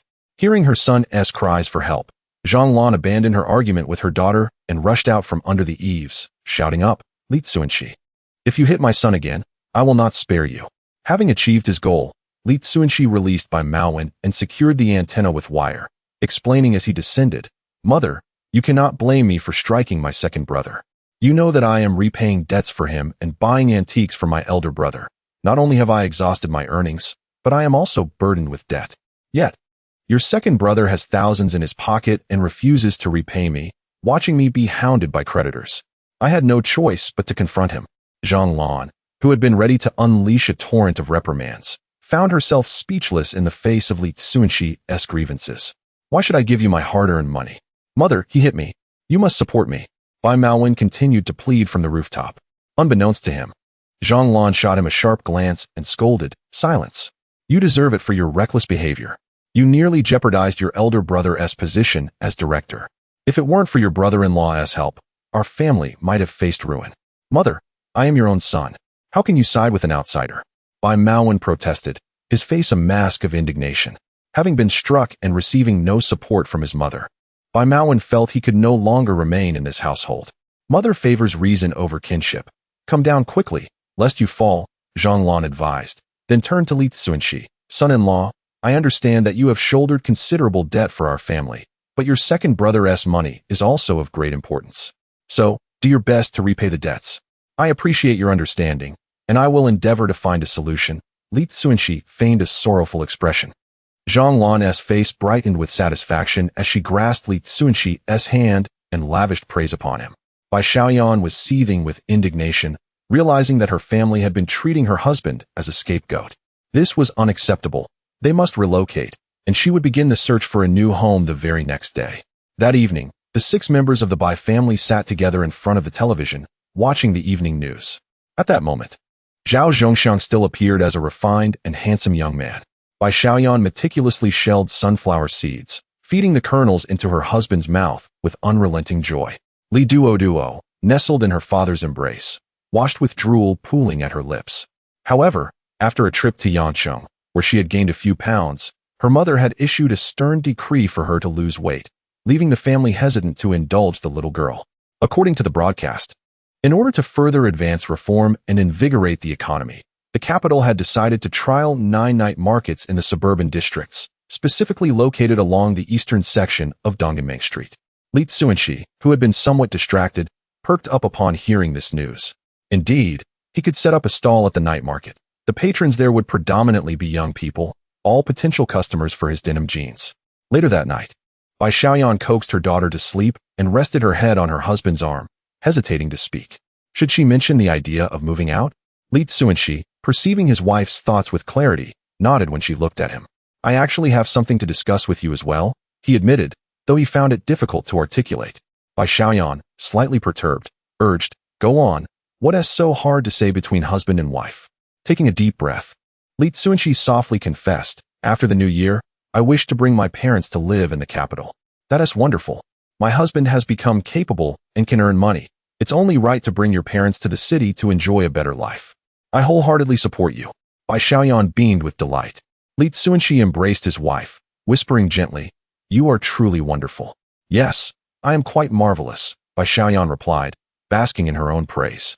With a faint smile, Cunxi held his soft wife close, drifting into slumber. Chapter 74. The night market. Encountering a chill the following day, Cunxi, Huangyan, and Yuan split into 3 groups to visit the streets where 9 night markets were to be held, inquiring about stall arrangements. By noon, the 3 reconvened at Yuan's residence. The 3 places I visited are still in the preparatory stages. The earliest they can open is next month, Yuan reported. Mine is quite similar. The earliest will be in half a month, but there are plenty of stalls available. Yuan and Huangyan shared their updates, and Cunxi softly remarked, I have information about a night market on Eula Street, which will commence in 3 days, featuring a total of 80 stalls. The stall fee is only 15 per month, with the first 3 months exempt from taxes. Currently, only 12 stalls have been rented out. Logically speaking, Eula Street is adjacent to Kaishiku, surrounded by department stores, restaurants, and a vegetable market, making it a commercial circle in the southern city. It should attract more people for a night market. Yuan lamented, it seems no one has high hopes for this night market. Cunxi expressed surprise. Do you not have faith in the night market? Yuan hesitated, struggling to find his words. With a swift motion, Cunxi playfully slapped the back of his head. Speak up if you have something to say. There's no need to be upset. Clearing his throat, Yuan earnestly analyzed. After a long day of tiring work, people will surely head home to rest early. Who has the leisure to wander through a night market? In my opinion, this night market is destined to fail. I concur with Wen Ji's perspective, Huangyan chimed in. After 8 o'clock, department stores closed their doors. Who would come to buy at stalls then? Huangyan scoffed at the notion of the night market. Yuan, feeling slighted, retorted as he slapped Huangyan's head. Who asked you for your opinion? Have you ever been consulted? But did you not question Shigo? Huangyan protested, wearing an aggrieved expression. Yuan defended himself. I was merely questioning the night market. Never did I question Shigo. Do not malign me. My support for Shigo is unwavering. Enough of your bickering. Let's tidy up and head to the state-owned factory to set up our stalls, Cunxi interjected, interrupting their argument. From their attitudes, he surmised the reason behind the stall's lack of rentals. In the 1980s, the public had little understanding of night markets, leading to a lack of confidence in foot traffic and sales. Even if some vendors intended to set up stalls, they would likely adopt a wait-and-see attitude in the days preceding the market's opening to avoid wasting 15 yuan. However, the authorities never act without reason. The preparations for the night market indicate a genuine demand from the public and visitors to Beijing. Therefore, its inevitable success would lead to a shortage of stalls. He could gather some funds to purchase a few stalls and earn a profit from the transfer fees. At the state-owned steel plant in Beijing, it was lunchtime, and many young individuals gathered at the factory entrance, enjoying meals and browsing the market. Shigu, this spot is great. Let us set up here, Yuan suggested, turning to a vendor selling vegetables nearby. Uncle, could you please move a bit to the side? We need some space. Not happening. I still want to sell my goods here. You can go to the end of the street, the vegetable vendor replied, showing no regard for Yuan. Feeling humiliated, Yuan was about to argue when Cunxi gently pressed his shoulder and said, Uncle, please weigh out 2 Yuan of potatoes and 4 Yuan of tomatoes. Those cucumbers and eggplants look good too. Let us have a Yuan of each. All right, just a moment. The vendor complied, weighing the vegetables as instructed. That'll be 8 mao and 3 fun. Li Cunxi produced some change, counting out 9 mao. Here S9 mao, no need for change. You carry on, we'll find another spot. Why are you looking elsewhere? Set up here. It's close to the factory entrance, and business will be good. I'll make some room for you, the vendor insisted, clearing space by moving his goods to the left, creating nearly 1.5 meters of space. Thank you, uncle. Yuan and Huang Yin worked together to unload a long table from their cart, displaying denim jeans and various batwing shirts. Li Cunxi then retrieved a wire mesh from the cart, opening a sack containing sunglasses, arranging them on the wire. Clearing his throat, Li Cunxi raised his voice. Ladies and gentlemen, come take a look. Apple brand denim jeans, direct from the manufacturer, limited supply. First come, first served. Imported frog glasses. The same style as those worn by stars in Hong Kong and Taiwan, originally priced at 100, now available for only 51. We have 30 pairs. Once they're gone, we're done for the day. Soon, a young girl was drawn over, her hand brushing against a pair of women's jeans. Are these really from the Apple brand? Li Cunxi picked up the pant leg and tugged on it, showcasing its elasticity. Just look at the material. Those cheap ones on the market for 30 to 40 yuan can't compare to this quality. Rest assured, these are genuine Apple factory jeans. Indeed, the material is far superior to the pair I bought for over 40, the girl remarked, showcasing her own flared jeans. Li Cunxi agreed. You get what you pay for. But with such a wonderful figure, if you wore our authentic Apple jeans, you'd be absolutely stunning. Oh, stop it. The girl blushed. But inwardly, she felt delighted by the compliment, smiling as she asked, you mentioned a direct sale. How much for one pair? Department store price is 121. We're offering a promotional price of 80, a discount of 40. Isn't that a fantastic deal? 80 is indeed cheaper than the department store, but still a bit steep for me, she replied, her hesitation evident. The monthly salary at the steel plant was only 40 yuan. Buying a pair of jeans meant she wouldn't be able to send money home for at least 2 months, and her parents would surely comment on it. Oh, if you find that price too high, I suppose you'll have to settle for cheaper jeans. It's a pity. Your lovely figure deserves better than that, Li Cunxi lamented faintly. Yuan chimed in, that's a valid point. This girl is beautiful. If she wore those branded jeans. Wow, I can't even imagine. I'd be mesmerized. The girl, feeling tempted, hesitated as she thought of her wallet. Would 60 work? 60 is certainly not possible, Li Cunxi swiftly declined. Reluctantly, the girl placed the jeans down, preparing to leave. When Li Cunxi shifted his approach, however, we do have an event that could allow you to get the jeans at a discount, or even for free. What event? The girl inquired with excitement. Li Cunxi stepped out from the stall and whispered into the little girl's ear. We are currently running a promotional activity where you can help us find customers. For every successful transaction you bring, I will offer you a discount of 5 yuan. The more customers you find, the greater the discount I can provide. Really? The little girl struggled to suppress her laughter. She was well aware of which women at the factory had their little savings. By merely bringing a few of them in, she could acquire the pants for free. Of course, if you managed to bring in 16 people to buy pants, you could get one for free. It would be foolish to deceive. Li Cunxi adopted a demeanor of grand generosity. Wait here. The little girl dashed back to the factory. Yuan, noticing this, hurried over and said anxiously, Shigo, are you out of your mind? What if she actually brings in 16 people? We would be at a loss of 80. But those 16 individuals could yield us a net income of over 800. 80 for 800 is undoubtedly a favorable exchange, Li Cunxi patiently explained. The foot traffic at the state-owned factory was too sparse. Relying solely on price reductions to create a buying frenzy was entirely impractical. Therefore, he decided to leverage the fact that factory employees were familiar with one another, utilizing a referral strategy to maximize the exploration of potential customers. 16, 80, 800. Shigo, hold on a moment, my mind is a bit foggy. 1, 2, 220, 28, 160. Yuan began to count on his fingers. Li Cunxi continued to greet customers. Chapter 75. The customer is the salesperson. Several customers were gradually drawn in. Li Cunxi meticulously explained the referral program. Those who purchased clothing and sunglasses would receive a rebate for bringing in new clients, while those who did not buy could enjoy discounts, with greater benefits for those who brought in more customers.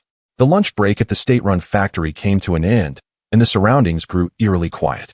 Yuan, counting his cash, expressed his disdain, saying, Shigo, we only sold 2 pairs of pants and 1 pair of sunglasses, totaling just over 200. This is a complete waste of time. We should pack up and leave. The vendor selling sunflower seeds nearby, perceiving Jin's attitude as ungrateful for the small profits, could not help but admonish him. Young man, do not be overly arrogant. Selling 200 and boasting about it. Just wait until the evening when you have nothing to show for it. You will be the one lamenting. Even if we don't make any sales, we have earned over 150, while you, toiling away, may not even make 30 in a month. Is this meager sum sufficient to support your family? I feel embarrassed for you. Yuan, unwilling to let the remark slide, retorted sharply. Suddenly, Cunxi slapped Jin on the back of the head, admonishing, if you can't speak properly, then don't say anything at all. The nearby vendors, engaged in small-scale businesses, typically earned only 30 to 40 a month, and Jin's comment inadvertently mocked all of them. He quickly scanned the area, and as expected, the vendors were glaring at them with unfriendly expressions. Hey, everyone listen. They sold 200 and made 150 in profit. With such margins, I can tell that the Apple brand jeans are definitely counterfeit. The sunflower seed vendor seized upon Jin's words, making malicious assumptions. Old he is right. Genuine Apple brand jeans cost 120 each, and there are no stocks available at the store. How can he sell them for 80? There must be something fishy going on. Selling fake goods, and still having the audacity to brag about it? We should report him to the Industry and Commerce Bureau. The crowd of vendors began to stir in agreement. Yuan turned pale with fear, casting a pleading glance at Cunxi. Cunxi, pulling out a cigarette from his pocket, approached the sunflower seed vendor and offered him one, saying, Brother, calm down. That kid is just speaking nonsense and boasting. Humph, I knew he was boasting. 200 and earning 150? Who would believe that? The sunflower seed vendor scoffed, but accepted the cigarette. Yuan retrieved his Zippo lighter and lit the vendor's cigarette, apologizing. I tend to speak in a roundabout way and know it is not ideal, but I cannot change. Please bear with me. Considering your brother's face, I will let it go this time, the vendor replied, regaining his composure. Cunxi then offered cigarettes to the other vendors, cheerfully saying, Everyone, have a smoke and calm down. Most vendors were merely upset momentarily, and with Cunxi's conciliatory gesture, their tempers cooled, and they fell silent. However, there is always an exception. When Cunxi reached the last young vendor, the latter dismissed the offered cigarette, squinting with a mocking smile, and said, You seem nervous and fearful. It appears these jeans are likely counterfeit. Hand over the 200 as hush money, or I will report you to the Industry and Commerce Bureau. Do as you please. I sell authentic goods and fear no reports. Moreover, customers are not foolish. If the jeans were not of good quality, they would not spend 80 on them. If they were truly fake, it would not be your place to report.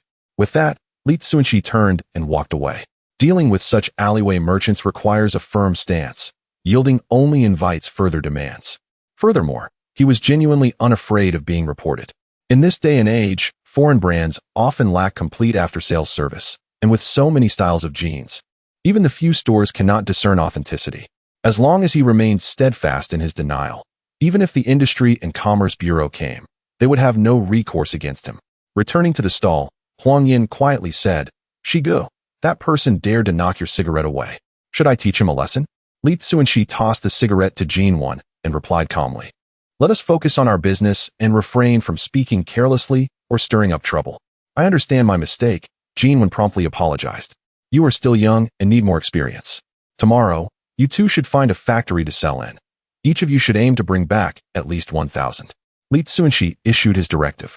Yuan immediately groaned. Shigu, you only sold 200. How can I possibly sell 1,000? Aren't you setting me up for failure?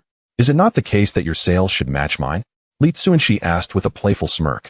Yuan was not foolish. He recognized Shigu was laying a trap, so he began to negotiate. I certainly cannot compare with you.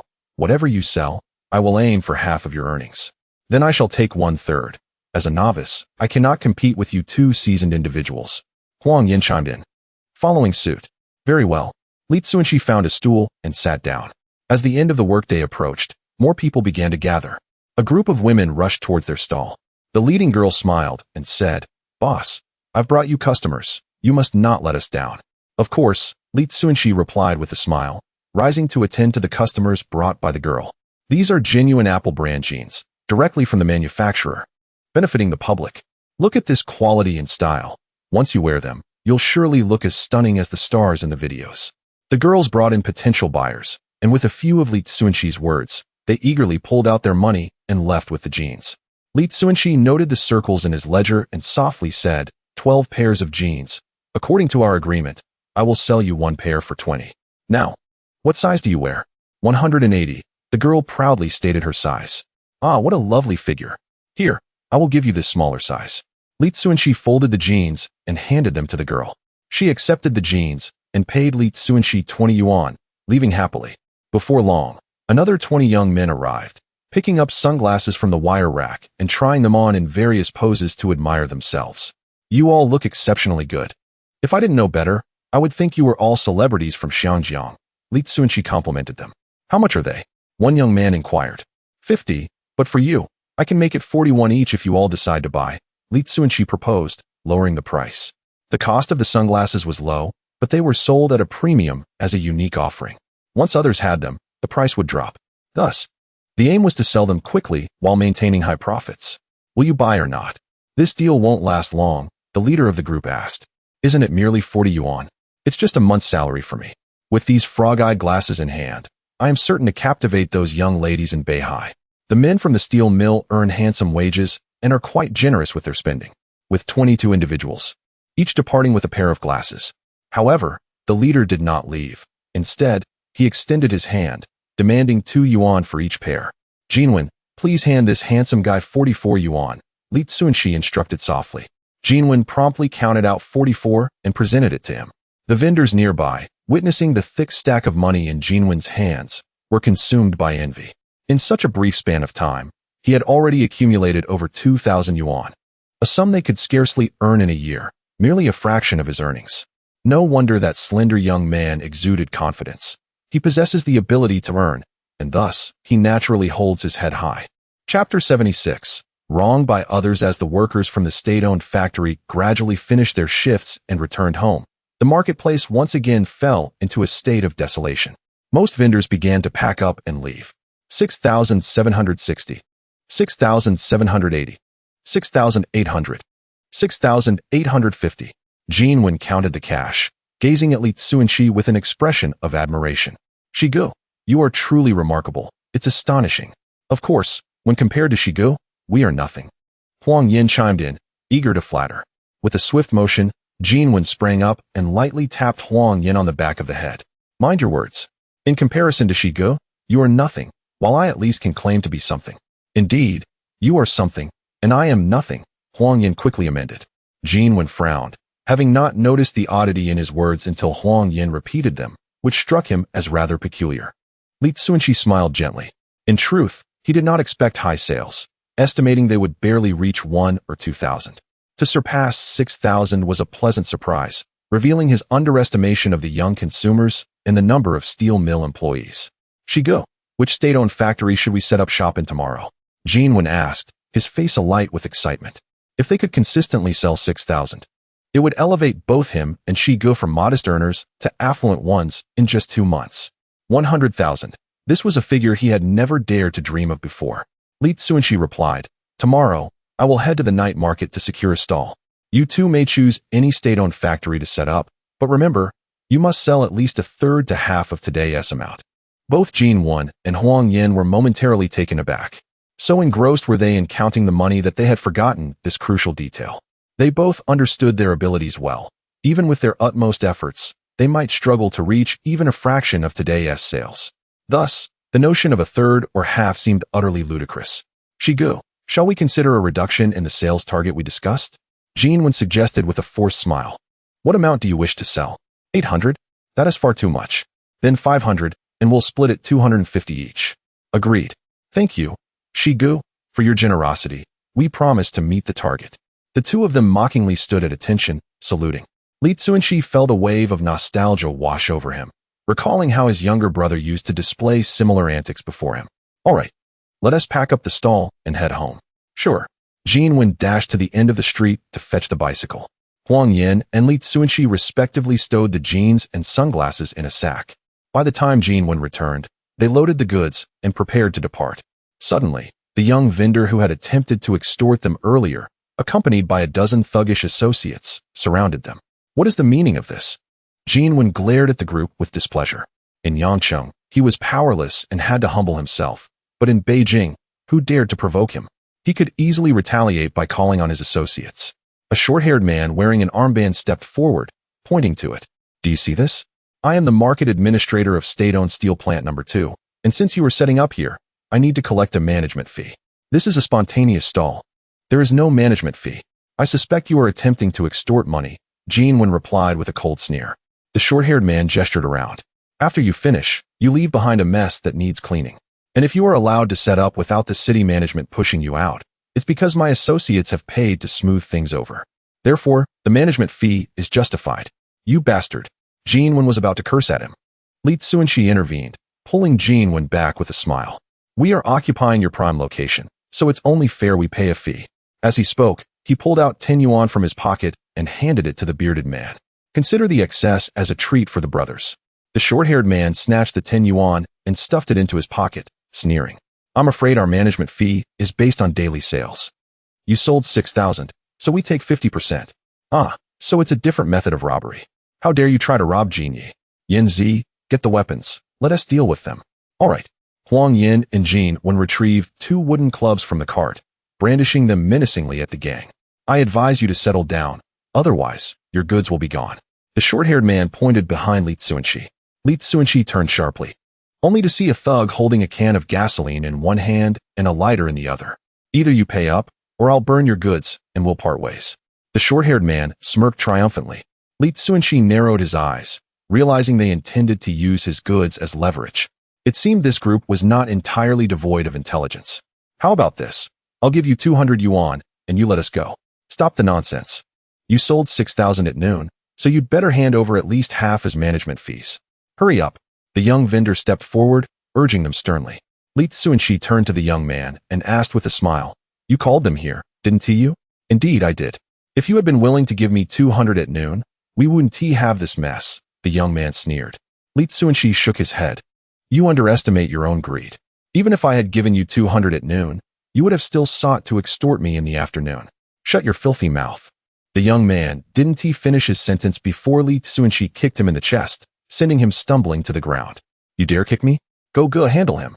The young man immediately turned to the short-haired man for help. Go coldly replied. My patience is limited.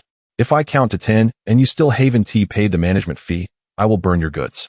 He waved his hand, signaling the thug with the gasoline to start unscrewing the cap. Yuan glared fiercely at the thug. Try it if you dare. I'll make you wish you hadn't. Goga chuckled derisively. If you're brave enough to harm him, go ahead. A barking dog doesn't bite. If you had the guts to kill, we would have been long gone. Oh, we're so afraid of murder. You little scrawny monkey, come over and show me your neck. If you don't see you, Cunxi and Yuan, no longer struggling, finally let go, giving a gentle pat on his shoulder, while tidying his slightly disheveled hair and casting a glance over the crowd. Look here. Hurry up and bring the money, shouted a ruffian. Cunxi replied with a grin. How about this? I no longer want the goods, feel free to burn them. But let me leave you with this statement. Either you kill the 3 of us, or if I manage to escape, I will have purchased your lives with my money. Oh, come on. Each of you is more boastful than the last. You think you can buy my life? Pray tell, how much is my life worth? Brother Go merely took Cunxi's words as mere bravado. Chapter 77. Disagreement with the wife. All right, let me tell you how much a life is worth. Cunxi declared with unwavering conviction. In January, a reported murder case involved a robbery of just 15 yuan. In February, there was a home invasion and robbery that took the lives of an entire family of 5, yet only 60 yuan in cash was stolen. That same month, a serial killer targeting elderly women was apprehended. He had killed over a dozen people and stolen less than 100 yuan in total. Do the math. Each life is valued at just over 10 yuan. So let me ask you, if I were to offer 30,000 yuan, would that be enough to buy the lives of your entire family? By the end of his speech, he was nearly shouting. In an instant, the group of thugs was frozen in place. Stunned, Brother Go swallowed hard, forcing a smile. 30,000 yuan? Do you think money grows on trees? Slap. Cunxi struck Brother Go across the face, sneering coldly. You dare to extort 3,000 yuan from me, yet you doubt I have 30,000? Are you an idiot? How dare you hit me? Brother Go glared furiously at Cunxi. Slap. Cunxi delivered another forceful slap to Brother Go's face. His voice stern and severe.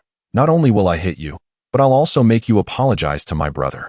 Otherwise, starting tomorrow, I'll put up a 6,000 yuan bounty on the streets for the lives of your entire family. Brother Go, suppressing his anger, retorted, Humph, with the current crackdown, who would kill for money? Li Cunxi mocked him. You, a bunch of well-fed vagrants, dare to extort 3,000 yuan from me. As for those beggars wandering the streets or the desperate migrants in Beijing with nowhere to turn, if I were to offer 6,000 yuan, they wouldn't just kill for it. They'd even stab themselves a few times. Oh, how about you choose a way for your family to die?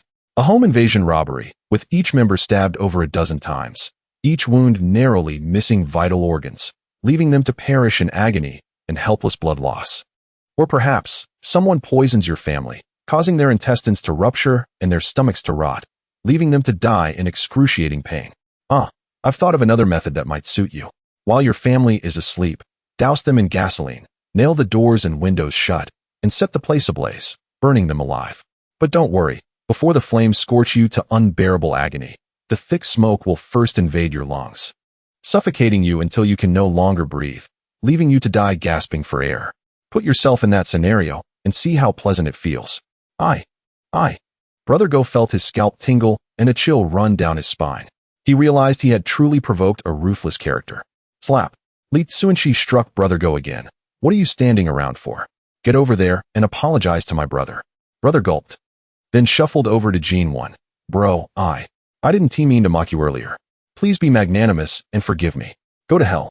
Yuan kicked Brother Go hard, sending him sprawling to the ground, then moved to mount him and continue the beating. Li Cunxi grabbed Yuan by the collar and yanked him back. He pulled a stack of money from his pocket, counted out 10 bills, and tossed them onto Brother Go's chest. Pointing at the young man who had challenged him earlier, he said, 100 yuan for one leg. Take it or leave it. I'll take it. Brother Go hastily picked up the money and ordered his underlings, grab that bastard and break one of his legs. No, Brother Go, I'm one of your men. The young man scrambled away in terror.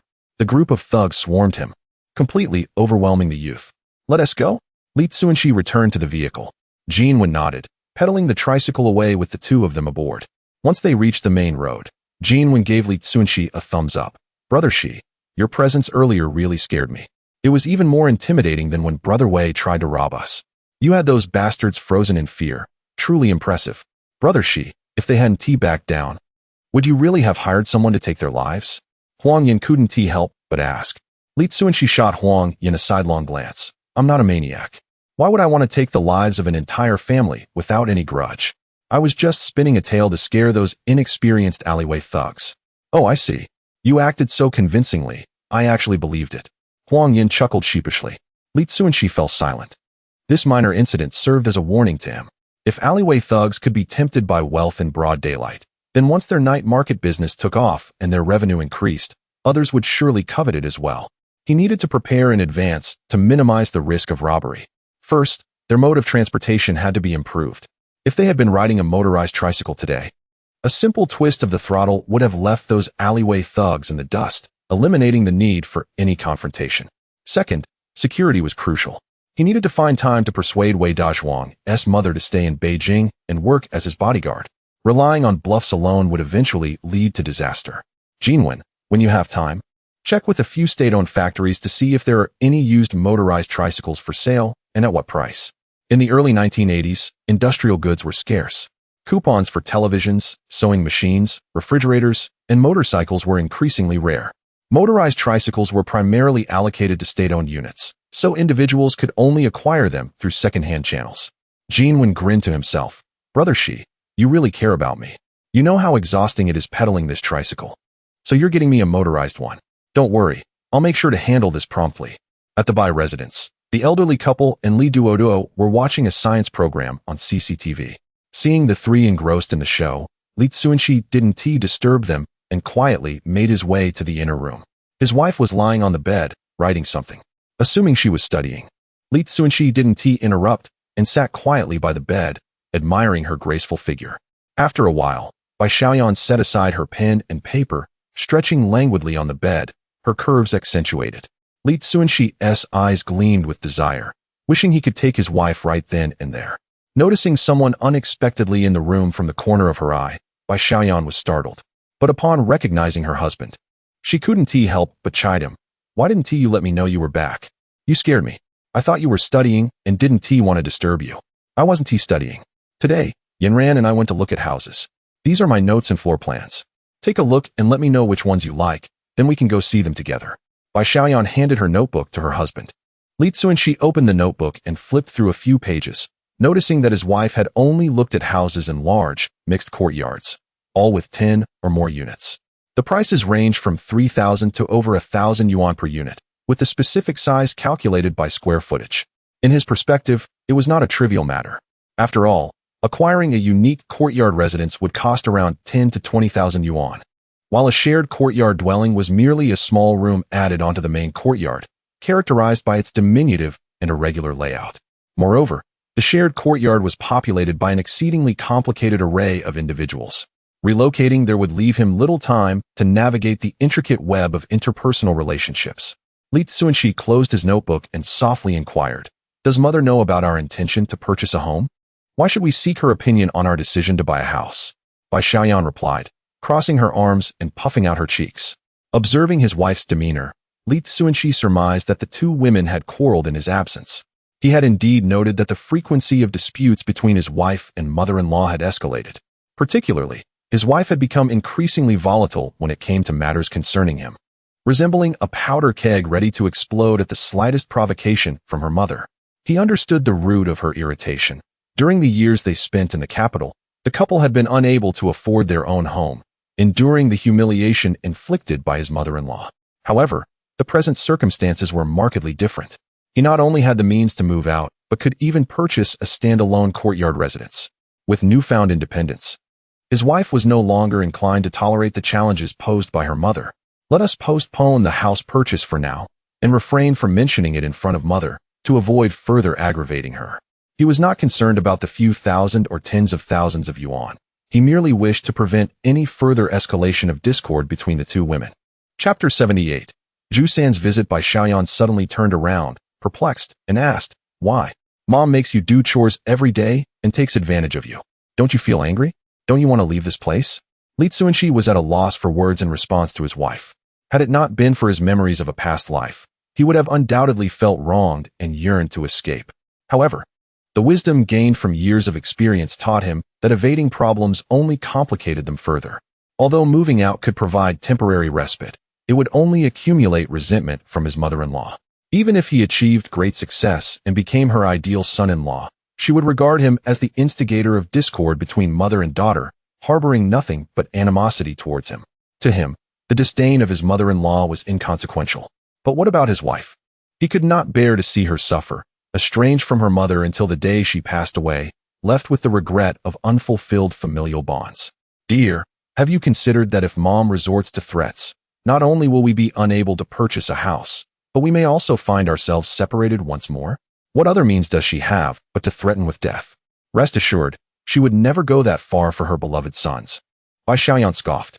Li Cunxi pointed to their daughter's portrait on the wall and remarked, "Our daughter is in school in the capital thanks to Mom's connections. If she insists on removing our daughter from the household registration, I would have no choice but to take her back to our hometown in the northwest for her education. Then I will accompany you back to our hometown and completely cut ties with her." Bai Xiaoyan seemed to resonate with this scenario, a trace of grievance appearing on her face. Li Cunxi gently held his wife's delicate face, wearing a smile as he said, "Therefore, Mom has never used duo to threaten us. Even during our most challenging years, she merely attempted to separate you from me without daring to forcibly expel me, as she cares for you and our granddaughter, unwilling to let you go. You only consider my feelings and those of our daughter, but what about yourself? In the past, we endured humiliation under her roof, and now that you can earn money, you not only support her financially, but also help my older and younger brothers. If she is ungrateful and continues to mistreat you, it pains me. You have been so diligent in trying to please her." Bai Xiaoyan's grievances deepened, and tears streamed down her cheeks. Li Cunxi gazed at her tenderly, wiping away her tears with his fingers. "As long as I have both of you by my side, there is no grievance too great. Moreover, my mother-in-law treats me much better now, often calling me a good son-in-law. If I continue to put in the effort, who knows, she might even regard me as her own son. Just don't be jealous then." Upon hearing this, Bai Xiaoyan chuckled softly and shot him a playful glance. "Keep dreaming. Mom is a son devotee. No matter how hard you try, you will never measure up in her eyes. Not necessarily. Shall we make a bet? Li Cunxi smiled at his wife. Bai Xiaoyan shook her head, wiped her tears, and lay her head on his lap, saying, "What is yours is mine, and what is mine is yours. There is no need for a wager." "Indeed, you are right, dear. It is my lack of understanding," Li Cunxi replied with a smile, apologizing. Bang! The sound of a door opening echoed from outside, followed by Maowen's loud voice. "Mom, heat up these dishes for me. I want to drink with Sangu all night." Then came the furious voice of his father-in-law, Bai Jiangwo. "You little rascal, last time Zhu San borrowed 10,000 from us and left us in a lurch, and now you want to bring him home to drink? Have you lost your mind? Dad, what you said is not right. Sangu lent me 1,000. That was a show of brotherly loyalty, and we should be grateful to him," Bai Maowen defended Zhu San. "I'll go check," Li Cunxi said as he stepped out, only to bump into Zhu San face to face.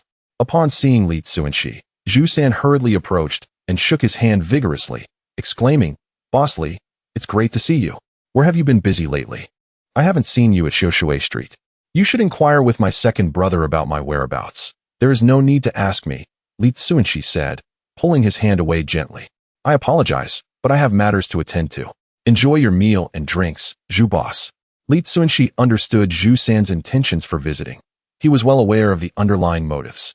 Currently, 8 out of 10 shops on Xiushui Street sold clothing, all peddling surplus stock from the capital, with similar styles and cutthroat prices, limited foot traffic, and some stalls remaining closed for 4 or 5 days at a time. Zhu San, having profited from the trend, was undoubtedly eager to glean insights into Li Cunxi's plans to continue chasing fast money. While he did not mind Zhu San's pursuit, there was a character named Huang Yin nearby, one of the key players in the previous scheme that had tricked Zhu San out of 10,000. If Zhu San were to encounter Huang Yin, their previous deceit would be exposed. Thus, he intended to find an excuse to slip away and avoid unnecessary entanglements with Zhu San. However, Zhu San was not about to let Li Cunxi leave easily. He stepped in front of the door and grinned. "Boss Li, let's have a few drinks together." "I have important matters tomorrow and do not wish to drink," Li Cunxi replied as he attempted to push past Zhu San, who firmly grasped the door frame, preventing his exit. Zhu San pressed on. "What important matter? I intend to deal with a certain Zhu who has been a thorn in my side and eliminate his entire family," Li Cunxi spat bitterly. Zhu San recognized the insult directed at him, and though it irked him, he maintained his smile. "Boss Li, I understand that you were displeased about the 10,000 I borrowed last time. I too have been suffering.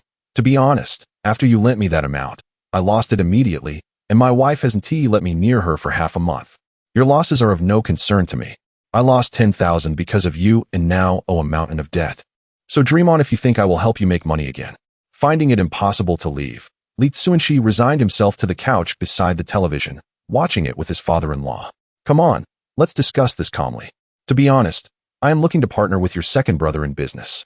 If you could guide me on a lucrative path, it would benefit both of you," Zhu San said, winking at Bai Maowen. "Maowen, we should partner up and consult your brother-in-law for advice. Let us bring him to the dinner table. Sangu, he is just a country bumpkin whose earnings are purely luck. There's no need to pay him any mind. Come on and drink instead," Bai Maowen dismissed, not considering Li Cunxi a worthy opponent, as he began to lay out the dishes and beckoned Zhu San to drink. Zhu San silently berated Bai Maowen as a fool, letting out a faint sigh as he turned his gaze towards Zhang Lan seated before the television. Fortunately, prior to his arrival, he had conducted thorough research and was aware of Li Cunxi's apprehensions regarding his mother-in-law. He also knew that Zhang Lan indulged her younger son and had been actively seeking connections to find a suitable partner for him. With this in mind, Zhu San approached Zhang Lan with a courteous demeanor and said, "Aunt, I have a younger sister who is currently attending university. I would like to introduce her to Maowen. What do you think?" Chapter 79.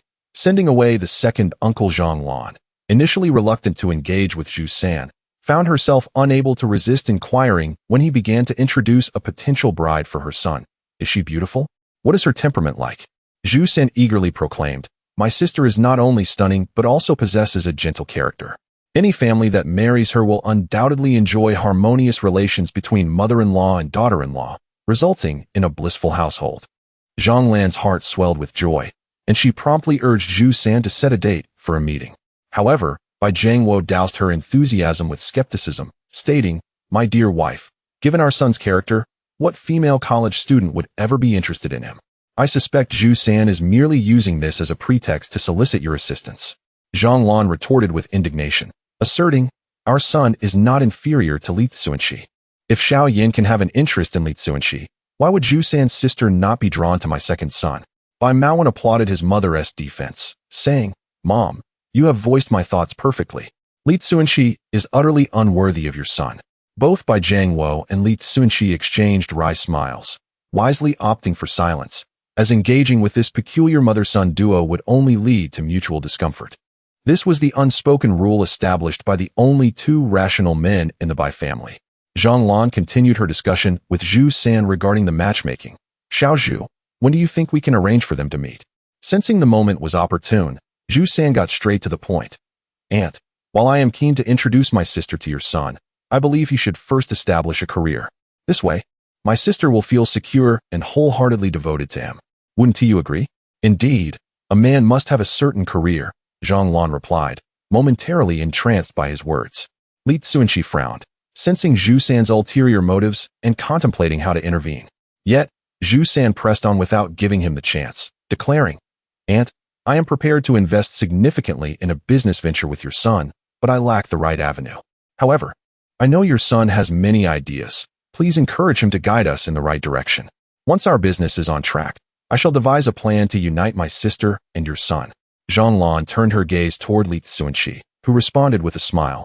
Mom, if my second brother wishes to pursue a business, he can do so alongside me without needing to trouble Boss Zhu for investment. Zhu San's heart sank at this remark, secretly cursing Li Cunxi's cunning. As he pondered a countermeasure, Bai Maowen immediately chimed in, exclaiming, I refuse to work with that foolish old man. It would tarnish my reputation. Mom, please do not heed Li Cunxi's misguided suggestions. I will only conduct business with third brother. Zhu San's spirits lifted. Zhang Lan nodded in agreement, saying, Cunxi, please assist your second uncle. With a resigned sigh, Li Cunxi replied, very well, I shall provide Boss Zhu with some guidance. Zhu San quickly fetched a stool to sit opposite Li Cunxi, eager to listen intently. Are you aware that I visited Yangqing? Li Cunxi began. Yes, I heard from Maowen, Zhu San replied. Do you know how many clothing wholesale markets there are in Yangqing? Li Cunxi continued. No, I do not, Zhu San admitted. It is not too late to learn now. If your sales at Xiushui Street decline due to the lack of variety, foreigners will lose interest and be reluctant to spend. The solution is simple, regular updates. Yangqing offers affordable, high-quality clothing with diverse styles, perfectly meeting these conditions. Li Cunxi spoke eloquently, while Zhu San listened attentively, mentally digesting each word to avoid being misled. Sensing Zhu San's apprehension, Li Cunxi teased, Boss Zhu, even if I were to deceive you, I would not betray my second brother. You need not worry, if you truly distrust me. You may seek confirmation from someone from Yangqing. You overestimate me. I do not question your intentions, Zhu San replied, though he began contemplating acquaintances in Yangqing. Lastly, let me mention that during my return from Yangqing, I encountered many peers seeking to stock up. I advise you to go as soon as possible, otherwise, you will miss the prime opportunity. Additionally, it would be prudent to bring my second brother along for support. Li Cunxi stood, patting Zhu San on the shoulder before retreating to the inner room. He recalled that Bai Maowen had met with misfortune in this very month, which was now merely 6 days from conclusion. If he could send Bai Maowen to Yangqing, the round trip would take at least a week, hopefully allowing him to evade the impending disaster. As dawn broke, Li Cunxi ventured out with a basin to procure breakfast. To his surprise, he spotted a diminutive figure beckoning him from a distance. Is that him? Li Cunxi furrowed his brow, but approached nonetheless. Mr. Li, do you remember me? The short man greeted with a bashful smile. Li Cunxi nodded. Indeed, not many have struck me in this life. You are one of them. The newcomer introduced himself as Wu Lei, a comrade of Wei Dazhuang, who had once grappled with Li Cunxi. Wu Lei, the short man stated. Wei Gu has been unavailable lately, so he sent me to shadow your second uncle. If that is the case, you may return and inform Wei Gu that he need not continue tracking my second uncle. Li Cunxi declined with a smile. Zhu San and Bai Maowen had already finalized their plans to head to Yangqing that afternoon. Li Cunxi believed that after this month, Bai Maowen would escape the fate that had befallen him in his previous life, provided he did not act recklessly. Wu Lei acknowledged this, but lingered, rubbing his hands together as if he had something further to say. Speak plainly. I owe Wei Gu a significant favor and will help if I can, Li Cunxi prompted. After a moment of hesitation, Wu Lei softly requested, "My brother and I wish to settle in Beijing and become residents here. Could you possibly take us in?" Li Cunxi scrutinized Wu Lei, inquiring, "Between you and Wei Ge, who is more formidable?" Wu Lei replied with a grin, "Each of us has our strengths. Wei Ge is an exceptional marksman, absolutely reliable. I excel in tracking and stealth.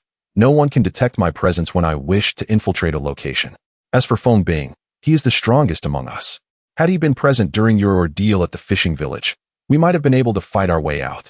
"Very well," Li Cunxi nodded. "You two may accompany me. I guarantee that within 5 years, I will secure you both Beijing residency. As for salary, it will be 80 a month, which should not be considered meager." "Not at all, not at all," Wu Lei hastily replied. "What about the other person?" Li Cunxi glanced around, noticing that no one else was in sight. Wu Lei chuckled and said, "Feng Tian is not particularly adept at social interactions, which is why he hasn't joined us. He sent me to inquire about your intentions. If you are inclined, we could remain in Jingxing and accompany you. But if you prefer otherwise, you may take the severance pay from Wei Ge and return home to seek a stable job." He continued, "Let us converse as we walk." Li Cunxi noticed someone exiting the courtyard opposite and swiftly made his way towards the alley. Wu Lei followed him with a smile. Li Cunxi began, "I have a question to pose, though you are under no obligation to respond. It is entirely up to you. Please, do ask. Given your skills and qualifications, you could undoubtedly transition to commendable positions, yet your circumstances suggest that you have not enjoyed such privileges, am I correct?" As Li Cunxi spoke, he observed Wu Lei halt, his fists clenching with a crackling sound, prompting him to add, "If my words have caused any offense, I sincerely apologize." Wu Lei exhaled deeply and replied with a wry smile, "It is not a matter of embarrassment, but rather a brief account of certain events. During a particular operation, Feng Tian and I, along with a few others, sought glory by pursuing the enemy, only to fall into an ambush that put our lives at great risk. Despite the orders from above to refrain, Wei Ge defied military commands and led a rescue.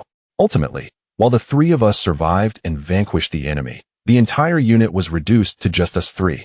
After the war concluded, we received disciplinary actions, yet also arrangements for our transition, but the emotional hurdles we faced led us to simply retire.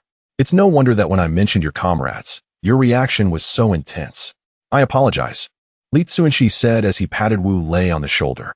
"Do not blame yourself. The way we treated you at that time, yet you still regarded Wei Ge as a brother, is precisely why both of us are willing to follow you," Wu Lei said, a smile returning to his face. "Very well, wait here while I fetch breakfast. Then we shall head to a certain place together." After relaying his instructions, Li Cunxi headed directly to the nearby state-run breakfast shop. Chapter 80. The request of the brother-in-law. On the bustling streets of Luoma City, the staff worked diligently to prepare for the night market. Strings of light bulbs and vibrant red lanterns were hung everywhere, while lime was used to temporarily delineate the stalls. Li Cunxi instructed Wu Lei to wait at the entrance as he carried a canvas bag to the newly established night market management office. He gently knocked on the office door. "Come in." With a soft click, Li Cunxi opened the door and stepped inside. The modest office housed only 2 staff members. "Are you here to rent a stall?" asked a square-faced man directly. "Yes," Li Cunxi nodded. The square-faced man produced a layout map and systematically explained, "Stalls are uniform in size, with a rental fee of 15 per month, tax-free. The ones marked with NZ are already taken. You may choose from the remaining ones." Li Cunxi examined the layout, counting the stalls. To his surprise, only 12 had been rented out, even with the night market set to open the following day. Based on the current situation, it was likely that many vendors would be hastily arranged to fill the remaining spaces. "Have you made your selection yet?" the square-faced man urged impatiently. Li Cunxi opened his canvas bag, pulled out a stack of money, and counted out 102 bills. "I'll take all the stalls." "What?" The square-faced man thought he misheard. "I said I'll take all the stalls." "Please complete the paperwork," Li Cunxi reiterated. The square-faced man was momentarily flabbergasted. Recently, their leadership had been holding daily meetings, discussing how to sell the stalls. Ultimately, they decided on a half-hearted solution. On the opening day of the night market, the street office heads would use their own funds to cover any unsold stalls, allowing some individual vendors to set up and fulfill their obligations. Li Cunxi tapped on the wooden desk. The square-faced man snapped back to reality, frowning. "Do you really need so many stalls by yourself?" "Not for now," Li Cunxi replied truthfully. The square-faced man's expression darkened. "If you don't need them, Why purchase them? Are you trying to embarrass our night market management office? You have ill intentions. Li Cunxi smiled reassuringly. Rest assured, while I may not need them immediately, I will find some vendors to occupy them. I guarantee that the night market will be bustling on opening day. Really? The square-faced man seemed intrigued. If this young man could indeed fill the stalls and bring life to the night market, it would save the heads of their departments from having to dip into their pockets. Truly a win-win situation. Li Cunxi grinned. More genuine than gold. All right, I will handle the paperwork for you. The square-faced man retrieved a stack of pre-prepared stall permits, already stamped with the street office's red seal, and instructed him to write in the stall numbers. Fill it out according to the layout. The city management will begin inspections 3 days after the night market opens. Any stall without a permit will be forcibly removed, so be sure to keep it safe. He handed over the paper and pen. Li Cunxi filled out the form according to the layout. The square-faced man then issued a receipt and took the money, reiterating, "Brother, there will be people interviewing at the night market tomorrow, so make sure to have a full house. Rest assured, not only will it be full, but I will also ensure a splendid turnover," Li Cunxi promised, patting his chest.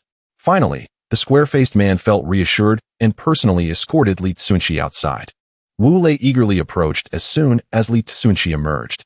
"Boss, where to next?" "To Hongqiao Market," Li Cunxi replied as he walked toward the bus stop. With the success of the Luoma City night market, it was only a matter of time before other stalls would be snatched up, so it was imperative to act swiftly. After spending most of the day, he visited the remaining 8 night markets. Given the varying opening times and his desire to avoid overextending his finances, he purchased different quantities of stalls.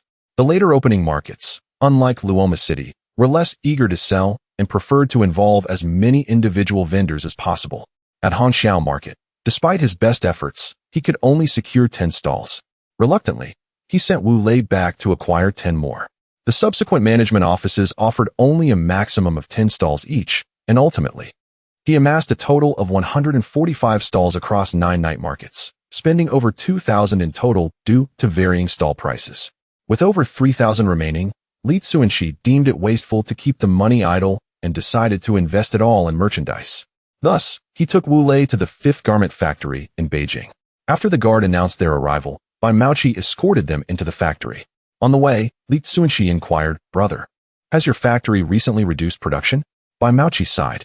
"Don't mention it. Since the announcement of half-price sales for polyester, the production tasks have been cut in half. Now, the workers are often idling, and there are rumors that some may be laid off." Li Cunxi agreed. "You're right. It's likely that within the next 2 months, a batch of workers will indeed be let go." In his previous life, the 5th garment factory ultimately closed down. But prior to that, it must have undergone a series of struggles. The means of struggling were limited to increasing revenue or reducing expenses.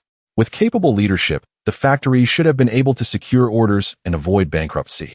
Thus, the only option left was to cut costs, reduce staff, and eliminate unnecessary expenditures. Bai Maoqi paused, casting a glance at Li Cunxi, seemingly hesitating to speak.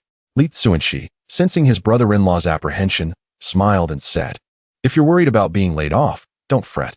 In a couple of days, I'll find a way to get you transitioned into a formal position. Even if the factory closes, you will be reassigned to another department." "That's not what I meant." Bai Maoqi turned to face the expansive factory, murmuring, "As a workshop director, I must be responsible for my team. I do not wish for anyone to be laid off. Brother, having ambition and empathy is commendable, but there are matters beyond our control. Let us focus on looking after ourselves." Li Cunxi thought Bai Maoqi was merely indulging in bureaucratic rhetoric and patted his shoulder before continuing toward the warehouse. However, Bai Maoqi grasped his arm firmly. Li Cunxi furrowed his brow, sensing his brother-in-law's intentions. Before Bai Maoqi could speak, he interjected, "Brother, I'm just a simple country bumpkin. If you leaders can't save the factory, how could I possibly do so? Perhaps the old you couldn't, but the current you certainly can." Bai Maoqi's vague assertion startled Li Cunxi, almost leading him to believe that his second brother-in-law had discerned his reincarnation. Fortunately, Bai Maoqi quickly added, "Mother has already informed me that you not only repaid a debt of 10,000 for the second brother, but also facilitated my promotion by gifting nearly 30,000 to Lu Changwei. Since you are so adept at selling clothes, you must have a way to help the factory clear its inventory." Chapter 81. The three-wheeled vehicle. Li Cunxi, observing the earnestness of his brother-in-law, found himself momentarily reluctant to decline his request. However, For him, clearing the inventory at the garment factory was an arduous and thankless task. Primarily, the credit for depleting the stock would go to the core leadership of the factory, leaving his brother-in-law with only verbal commendations, while he himself would gain nothing. Furthermore, the act of clearing inventory held little significance. It would merely recoup a fraction of the funds and delay the factory's demise. Unless the leadership undertook reforms and enhanced the competitiveness of their garments, the factory was destined for obsolescence. Most importantly, Liu Changwei, who was not only the factory director but also the head of the party branch, wielded considerable authority.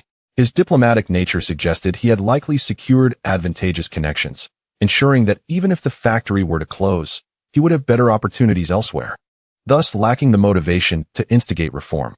Brother, your sudden request for assistance leaves me at a loss. Please allow me a few days to consider and provide you with a response. Very well, but I expect your answer within 2 weeks. You may head to the warehouse now. I have matters to attend to. Understood. Li Cunxi continued on his way, soon arriving at the warehouse. Old Wang was leaning against a large tree outside, seeking respite from the heat. Wang Gu. Li Cunxi greeted him. Old Wang turned to Li Cunxi, initially startled, before hastily retreating toward the warehouse. Li Cunxi quickly followed, arriving at a small room within the warehouse, gently knocking on the door. Wang Gu, why are you hiding? I'm not a tiger. Shaoli, I wish to keep my job. Please, have mercy and spare me from procuring discounted clothing for you, came Old Wang's pleading voice from within. Li Cunxi found himself both amused and exasperated. Clearing his throat, he reassured, Wang Gu, rest assured, this time I will purchase garments at full price without any discounts. Really? Indeed. With a creak, Old Wang opened the door, looking sheepish as he faced Li Cunxi. Wang Gu, let's not waste time. Let's gather the goods. All right. Old Wang led Li Cunxi toward the export garments, cautioning, I must inform you that the goods intended for export are currently in high demand, and the price has increased by 3 yuan. Understood, but this time I wish to purchase some fabric instead, Li Cunxi replied, pausing to select from the myriad of fabric styles available. Since he intended to sell at the night market, both high-priced and low-priced goods could be sold. The volume of sales would depend on their respective marketing strategies. His greatest advantage was his ample funds, allowing him to purchase a substantial quantity of goods. As the saying goes, selling in bulk is inherently the best form of promotion, and a mountain of goods is already a compelling advertisement. According to the pricing structure, garments made of the fabric for spring and autumn were priced at 5 yuan for quantities below 500 pieces and 4 yuan for quantities exceeding that. All right, let me take a look, Li Cunxi said. After an hour of selecting, Li Cunxi had chosen 700 pieces of clothing. After Old Wang counted them, Li Cunxi proceeded to the finance department to settle the payment, returning to hand the receipt to Old Wang for confirmation. All is well, Shaoli. Although I may have evaded you earlier, I am truly grateful. Please do not harbor resentment. Old Wang sought to amend his earlier flight. No worries. Li Cunxi waved to Wu Lei, instructing, please find a 3-wheeled cart to transport the goods. Understood, boss. Wu Lei turned to leave, but Old Wang called out, the factory has vehicles. Why spend money outside unnecessarily? Wu Lei glanced at Li Cunxi. Li Cunxi smiled, I appreciate your assistance, Wang Gu. Let us not be formal, just wait here. Old Wang hurried outside. Li Cunxi and Wu Lei positioned the bags at the warehouse entrance, awaiting the cart's arrival. Before long, a dark green 3-wheeled motorcycle approached. Wang Gu, is that a new vehicle? Li Cunxi noted the pristine paint and nearly unworn tires, deducing that this vehicle had seen little use. Yes, I just purchased it. Old Wang parked and shifted gears. Li Cunxi questioned, does the factory still have funds to acquire new vehicles? The vehicle before them was a Modu 581. Though commonly referred to as a 3-wheeler, it was more accurately a 3-wheeled cargo truck, sometimes colloquially called a small 3-wheeled cart. It was equipped with a 2-cylinder 4-stroke gasoline engine, identical to the Modu sedan in operation, featuring 3 forward gears and 1 reverse gear, capable of reaching speeds of 70 kilometers per hour and a maximum load of 1 ton. In the 1990s and even into the early 21st century, such vehicles were still a common sight in rural areas for transporting goods and passengers. This vehicle was not inexpensive. A new one would cost at least 6,000 yuan, and acquiring one through state allocation was no small feat, requiring strong connections even within state-run factories. Unfortunately, the previous vehicle broke down. A technician from Modu claimed the engine was irreparable, forcing us to sell it at a loss. Just moments ago, I saw someone from the consignment agency assessing its value, Old Wang recounted as he began moving the goods forward. Li Cunxi inquired, "Were you present when the vehicle was being repaired?" "Yes," Old Wang nodded. "Did the technician disassemble the engine?" Li Cunxi pressed further. Old Wang shook his head. "No, he merely attempted to start the vehicle. When it wouldn't start, he declared it beyond repair, suggesting a complete failure with no need for further examination." Li Cunxi smirked, recognizing that the technician was simply avoiding complications by declaring the engine faulty. However, this situation presented him with an opportunity. "Could you take me to see the broken vehicle? I am interested in purchasing it." "Why would you want that?" Old Wang asked, puzzled. A vehicle deemed unfixable by a technician would essentially be a heap of scrap metal. Could Li Cunxi genuinely intend to buy scrap? "Just to take a look. I may not even buy it," Li Cunxi replied, adopting a mindset of seeking a hidden treasure. After all, in his previous life, he had indulged in cars and modifications, possessing a fair understanding of engines. Given that modern engines were not overly complex, he thought it possible he might manage to salvage something. "Very well, hop in, I will take you there." Old Wang opened the driver's side door. The Modu 581 had a passenger seat for one, while Li Cunxi took his place there. Wu Lei jumped into the cargo area. Old Wang shifted gears and pressed the accelerator. The three-wheeled vehicle moving steadily. Li Cunxi nodded inwardly, pleased with the dual-cylinder engine, which was significantly superior to the single-cylinder chain-driven three-wheeled vehicles currently prevalent in Cunxi. After circling the factory, the three-wheeler stopped at another warehouse. Inside, the Modu sedan that Lu Changwei had previously ridden with a foreigner was unmistakably parked, suggesting that the warehouse had been repurposed as a temporary garage. Lao Wang led two individuals into the warehouse. Li Cunxi surveyed the surroundings, ultimately focusing on a tricycle encircled by a dozen or so people. He was not surprised to find it was a Modu 581. In this era, apart from light and heavy trucks, this small tricycle undoubtedly offers the best value for cargo transport. The man with the small mustache is our deputy factory director, named Lu Sanxue, while the others are representatives from a consignment agency, assessing the vehicle. As Lao Wang walked, he provided introductions. Li Cunxi nodded slightly and quietly remarked, "For now, consider me one of the consignment agency members. There is no need for further introductions." "Understood," Lao Wang acknowledged with a knowing glance. The three approached closer. Lao Wang whispered to Lu Sanxue, "They are also here to inspect the vehicle." Lu Sanxue nodded and addressed Li Cunxi. "After the inspection, make an offer. The highest bidder wins." "Agreed," Li Cunxi replied with a smile and a nod. Chapter 82. Lowering the price in this era. While the staff at consignment shops are generally well-versed in evaluating light industrial products, their expertise does not extend to rare commodities such as automobiles. Therefore, when it comes to assessing vehicles, they are akin to ducks forced to run. Out of the 8 or 9 appraisers present, not one bothered to inspect the engine.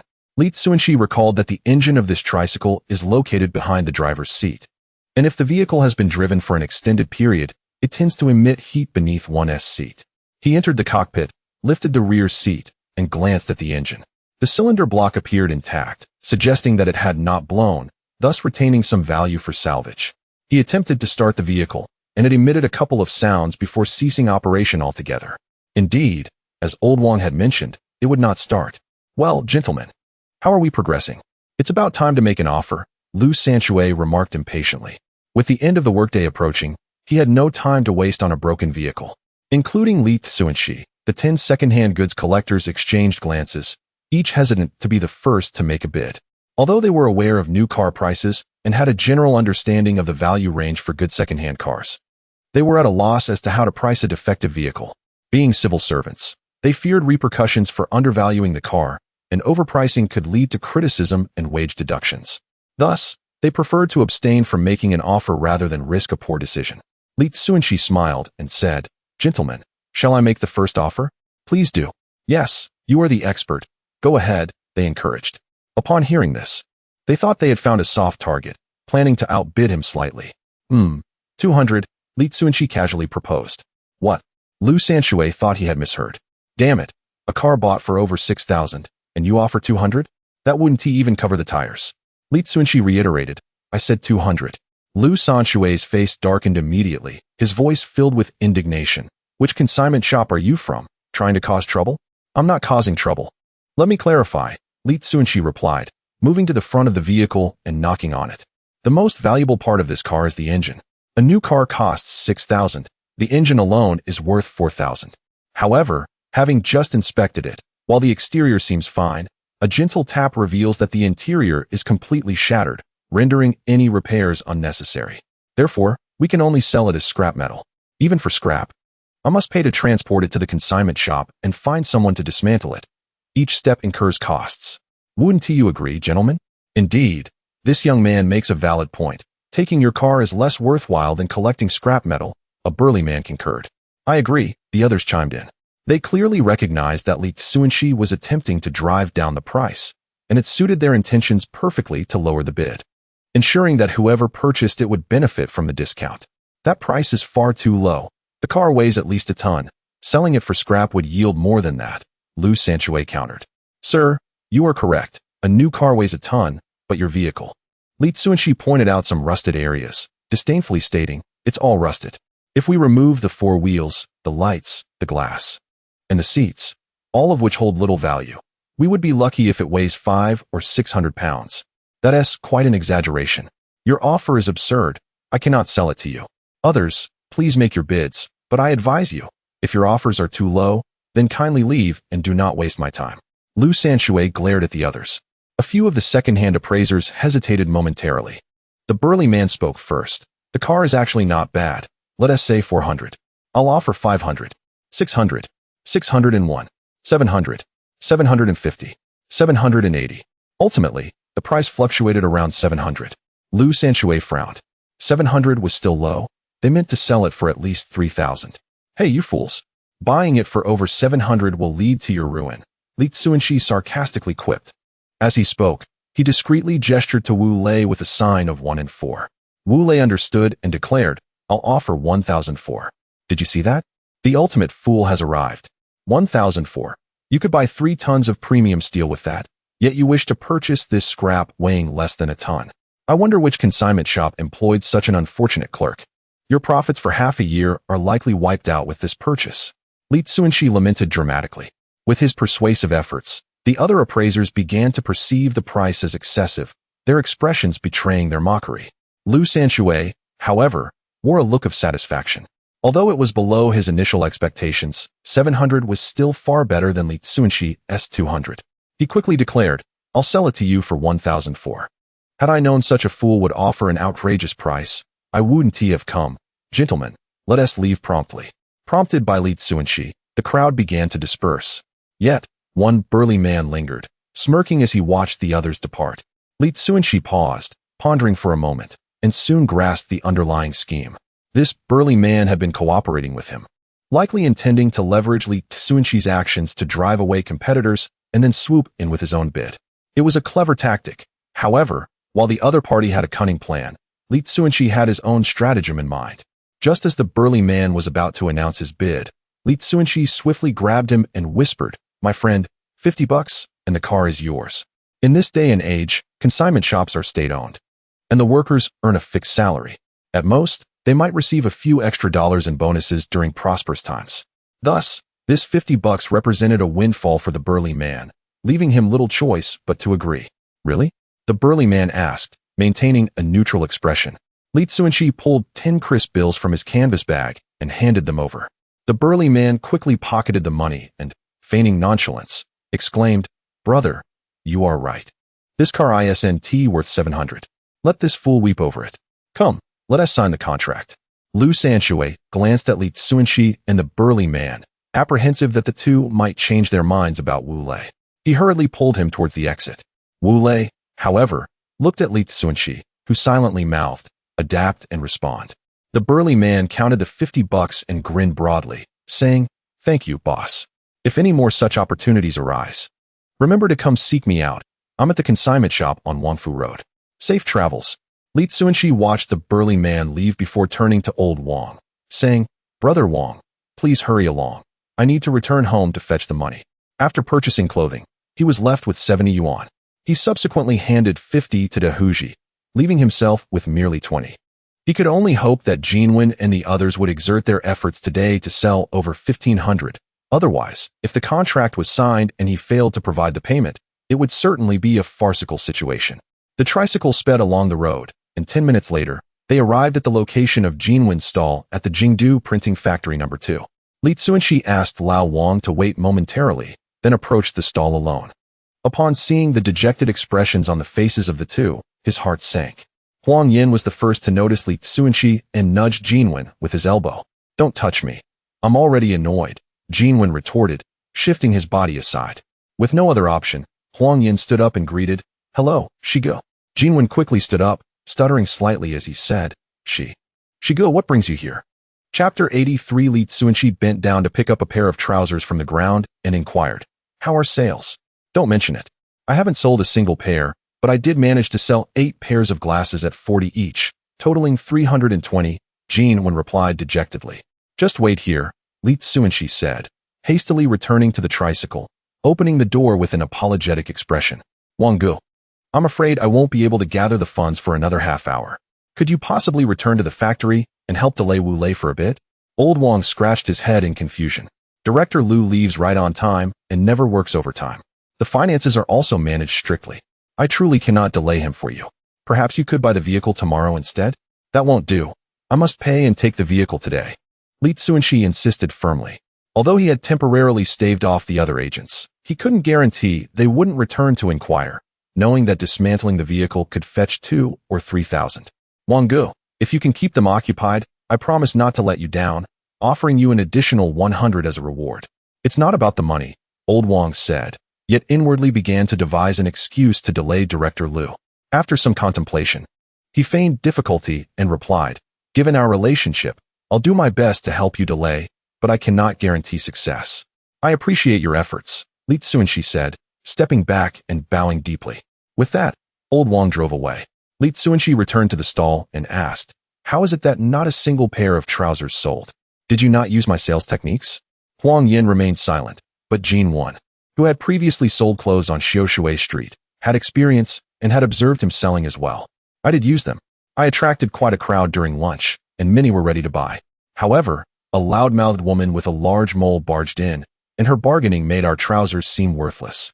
The others were too frightened to purchase, and before we knew it, it was time to leave, and we hadn't sold a single pair." Jinwen recounted, his face clouded with frustration. Huang Yin nodded. "That woman was truly formidable. My head is still buzzing from it." "Enough about that.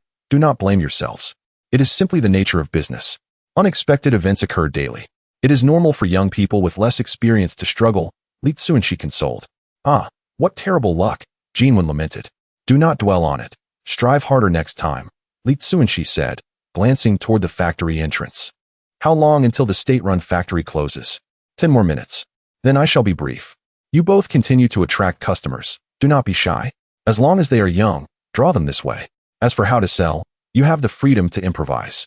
Just pretend you do not know me. Pretend we do not know you. Yes, I will play the role of a customer to help you draw in sales." Li Cunxi briefly explained. Essentially, he would be acting as a shill, a concept that might not yet be widely recognized in this era. However, it was precisely this lack of awareness that would render people unsuspecting of a fellow shill, and praises for the products spoken from his lips would prove far more effective than from the vendors themselves. Jinwen nodded, though he seemed only partially comprehending. Li Cunxi stepped away from the stall and began to wander among the surrounding stalls. After 10 minutes, the crowd began to swell. Jinwen raised his voice to advertise, "Brand name jeans for sale. Direct from the manufacturer, limited quantities, first come, first served." Before long, a few people had gathered in front of the stall. Li Cunxi moved closer, picking up a pair of trousers and feigning interest. "How much for these trousers, sir?" a girl inquired. Jinwen quickly replied, 80 for a pair. The girl frowned. "Isn't that too expensive? They are only 50 over in Shidong. Those are knockoff brands. Ours are genuine, the Apple brand jeans that have appeared on television," Jinwen countered, displaying the label on the trousers. "See, this is a legitimate brand. The material is thick, and the cut is incomparable to those generic brands." "I see, but I still find it pricey. Though the knockoff jeans may be thinner, they save me over $30, nearly a month's worth of salary." "I could save that money for meat instead," the girl said, setting the jeans down and preparing to leave. The others, hearing her words, also set down the trousers and began to turn away. Jinwen, anxious and scratching his head, found himself at a loss for a rebuttal. Li Cunxi, smiling, interjected, "I must disagree with this young lady's assessment. Let us draw a comparison with vehicles. The Fengwang brand is indeed more expensive than others. Why is that? Because it is widely recognized for its quality. Similarly, if you purchase a $50 pair that is flimsy and wears out in 2 months, you will feel embarrassed to wear a patch on it. However, this Apple brand is durable, and while it is $30 more, it will last you a lifetime. Moreover, let us consider the jeans themselves. What makes jeans appealing? It is their elastic fabric that flatters the figure, concealing flaws while enhancing virtues. Those generic brands, being so thin and lacking elasticity, will only provide temporary comfort and savings at the cost of your dignity. It is better not to buy at all. After his eloquent discourse, the girl paused, reconsidering as she picked the trousers back up, nodding in agreement. You make a valid point. Branded goods truly are different. Indeed, wearing them brings a sense of pride, she added, and the other customers began to reconsider the trousers as well. Yuan breathed a sigh of relief, secretly admiring. As expected, Shigu is indeed Shigu. I can hardly keep up. Can we not lower the price at all? The girl pressed. Just as Yuan was about to elaborate on the referral plan, Cunxi interjected, Boss, I understand that you are selling directly from the manufacturer to promote a new product rather than for profit. But 80 is indeed too steep. How about this? We have 7 people ready to buy right now, and if we can gather 13 more, would you sell them to us for 70 each? Yes, if we can find more people to join in, you could offer us a discount. Since this is a promotional effort, surely the more buyers there are, the better. If 20 isn't enough, we can gather 25. Please agree. We genuinely wish to buy these trousers. The other customers concurred with this proposal, joining in the negotiation. Yuan possesses a remarkable knack for navigating situations. Therefore, as a matter of necessity, I must not conceal from you all that our trousers originally retail for 120. Even from the counter, they are procured for 70. If the counter were to discover your price, it would surely cause us trouble.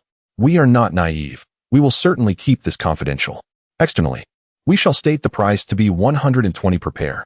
Wouldn't you all agree? Cunxi readily cooperated. Indeed, we shall remain silent. Those who claim to have purchased at a discount are but fools. Very well. If you can gather 25 individuals, I shall offer you 70 per pair, but this is a one-time offer, never to be repeated. Yuan gritted his teeth and acquiesced. Cunxi quickly chimed in. Boss, you are truly generous. Everyone, hasten to find acquaintances to purchase trousers. If the boss changes his mind, we shall be left with no choice but to buy at the higher price. Upon hearing this, 7 women dispersed like startled birds, rushing to the factory entrance to rally their familiar contacts for group purchases of trousers. Cunxi also turned and ventured into the street to gather people, determined to swiftly sell 1,004 pairs to secure funds for a vehicle. Chapter 84. Successfully acquired through the collective efforts of 7 individuals, they successfully persuaded 23 customers to purchase trousers. However, to Cunxi's surprise, these customers proceeded to negotiate a second round, demanding a price of 65 per pair. Yuan hesitated to make any decisions and turned to Cunxi for guidance. Cunxi smiled and said, Boss, since you have already offered a discount, let us honor it fully. 65 it is. People will remember your kindness. With the approval of the elder brother, Yuan gritted his teeth and agreed. The crowd, witnessing the trousers originally priced at 120 being sold for nearly half that, eagerly began to pay. Just as Yuan received the money, a woman in her 30s, distinguished by a prominent mole at the corner of her mouth, forcefully entered the scene. Oh dear, what are you all still doing here? Everyone should be cautious. The last time I bought trousers from them, they fell apart after just 1 day. The quality is terrible. Hurry and get your money back. Don't buy. The woman initiated a wave of rumors and disturbances. Yuan shot a glance at Cunxi, silently conveying the message that their midday sales were in jeopardy. Upon hearing her words, the crowd began to waver. Excuse me, Cunxi interjected, stepping in front of the mole-faced woman with a smile. Miss, are these trousers truly problematic? Indeed, do not buy them. Anyone who does will be deceived, the woman replied with feigned seriousness. Oh dear, thank you for your warning. We almost fell victim to deceit, Cunxi responded, feigning terror. As soon as his words left his mouth, the first woman who spoke could no longer contain herself. She dropped the trousers and demanded her money back from Yuan, exclaiming, I don't want the trousers anymore. Refund my money. One voice led to another, and soon everyone was clamoring for refunds. Yuan felt overwhelmed. The mole-faced woman wore a triumphant expression, relishing the chaos she had caused, perhaps due to the refusal to sell her trousers at a 20 yuan discount. Li Cunxi swiftly changed his tone and declared, "Everyone, please do not rush. I have yet to finish my conversation with the elder sister. We are consumers and should not rely solely on one person's opinion. What if the trousers are indeed fine? We would lose the benefits we've worked hard to secure." As the crowd pondered his words, they began to realize the validity of his reasoning. Moreover, having touched and inspected the trousers, they deemed the stitching solid and unlikely to fall apart after one wear. "Hey, what do you mean by that? Are you calling me a liar?" The mole-faced woman retorted, hands on her hips, her expression hostile. "Dear sister, I never suggested you were lying." Li Cunxi quickly clarified, raising his hands in surrender. "Then what did you mean by your earlier words?" The woman was not ready to let him off the hook. Li Cunxi hurried to explain, "I merely feared that you might misunderstand the seller. You see, they are from a foreign enterprise, backed by foreign investors. If you were to be seen as intentionally slandering their brand over a mere misunderstanding, they could very well take legal action against you. Let them sue. I'm not afraid of them," the mole-faced woman scoffed. "Indeed, you seem quite unafraid," Li Cunxi agreed, continuing to plead. "To be candid, I studied law. Such defamation cases can lead to damages in the tens of thousands, if not more. It hardly seems worth risking that much money over a misunderstanding. Wouldn't you agree?" The woman, realizing the potential financial repercussions, faltered. Yuan interjected with a cold chuckle, "Exactly. How dare you slander our brand? I would ensure you are bankrupted." "Oh no, dear boss, please show mercy. If you pursue this, it would ruin an entire family." Li Cunxi quickly interceded on behalf of the mole-faced woman, feigning urgency as he urged her, "Sister, we cannot let small matters lead to larger losses. Let us apologize, and we can consider this issue resolved." The mole-faced woman, realizing her position had weakened, began to plead, "I came to stir trouble only because you wouldn't sell me the trousers at a lower price. Your trousers are fine, I was wrong, and I apologize. Please don't hold it against a mere woman." With a mix of coaxing and intimidation, she broke down, her defenses crumbling. Yuan, still unsatisfied, sought to further complicate matters. But Li Cunxi signaled him to let it go. Yuan reluctantly acquiesced, stating, "All right, we will let this matter slide." The mole-faced woman left, brimming with gratitude. Li Cunxi urged the crowd, "Everyone, quickly take your trousers and leave. The boss is in a foul mood and may reconsider selling to us." The crowd swiftly grabbed their trousers and departed. Once the crowd had dispersed, Yuan gave a thumbs up to Li Cunxi, exclaiming, "Shigo. I never imagined business could be conducted in such a manner. I've gained new insights. Gather your things. Follow me to the garment factory," Li Cunxi commanded in a low tone. "That wretched mole-faced woman wasted us 7 or 8 minutes. I wonder if Lao Wang managed to hold Lu's family back." Seeing Li Cunxi's serious demeanor, Yuan did not dare delay, sprinting toward the street where their vehicle was parked. Li Cunxi and Huang Yin swiftly tidied their stall, waiting for Yuan to arrive before loading the goods and departing. Fortunately, the printing factory and garment factory were not far apart, and 12 minutes later, the trio arrived at the garment factory. "Shigu, I'm off," Yuan announced. "Remember to introduce yourself as our representative," Li Cunxi reminded him. "Understood," Yuan replied, dashing off with the money. Li Cunxi and Huang Yin pushed their cart to a secluded corner to avoid being spotted by Lu Sanxue. Approximately 20 minutes later, Lu Sanxue departed on his bicycle. 10 minutes later, Yuan emerged from the factory and waved at Li Cunxi. Li Cunxi approached the entrance, and Yuan whispered, "I have already signed the contract." Li Cunxi sighed in relief. Despite the twists and turns, they had secured the substantial blind box.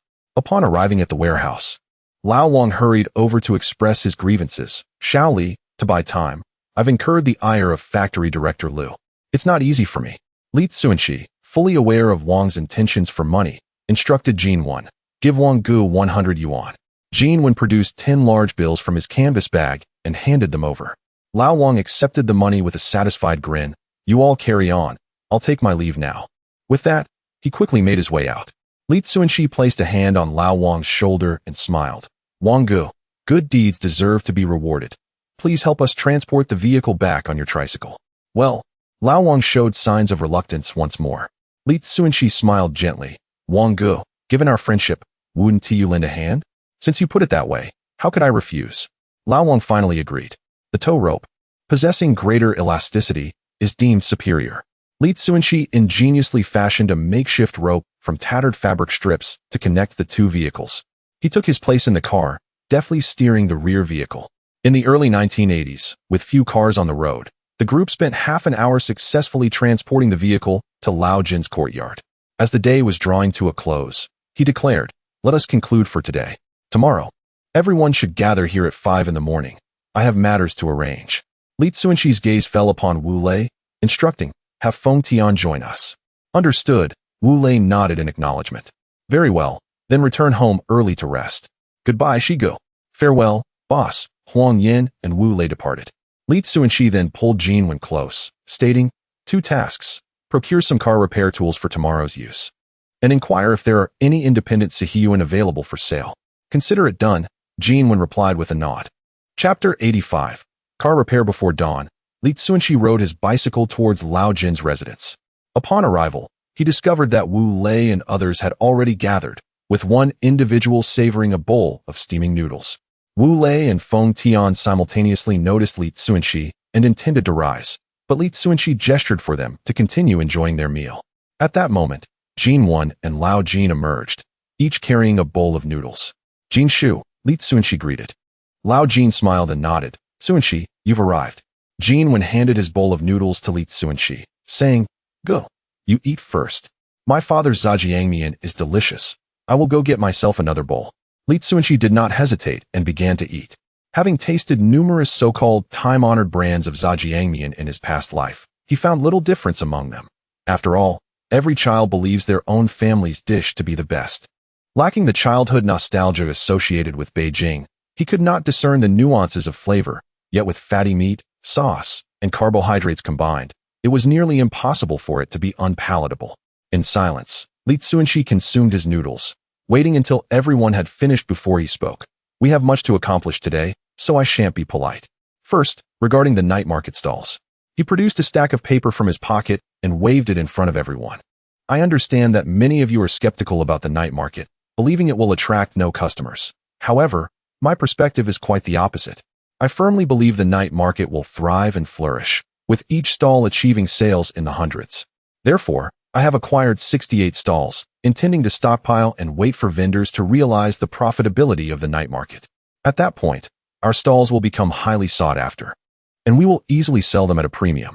Jin Wen nonchalantly remarked, "Go, you need not explain so much to us. Just relay the tasks." "Very well," Li Cunxi replied, turning to Lao Jin. "Jin Shu, having operated stalls for 2 years, you must know quite a few vendors, correct?" Lao Jin chuckled.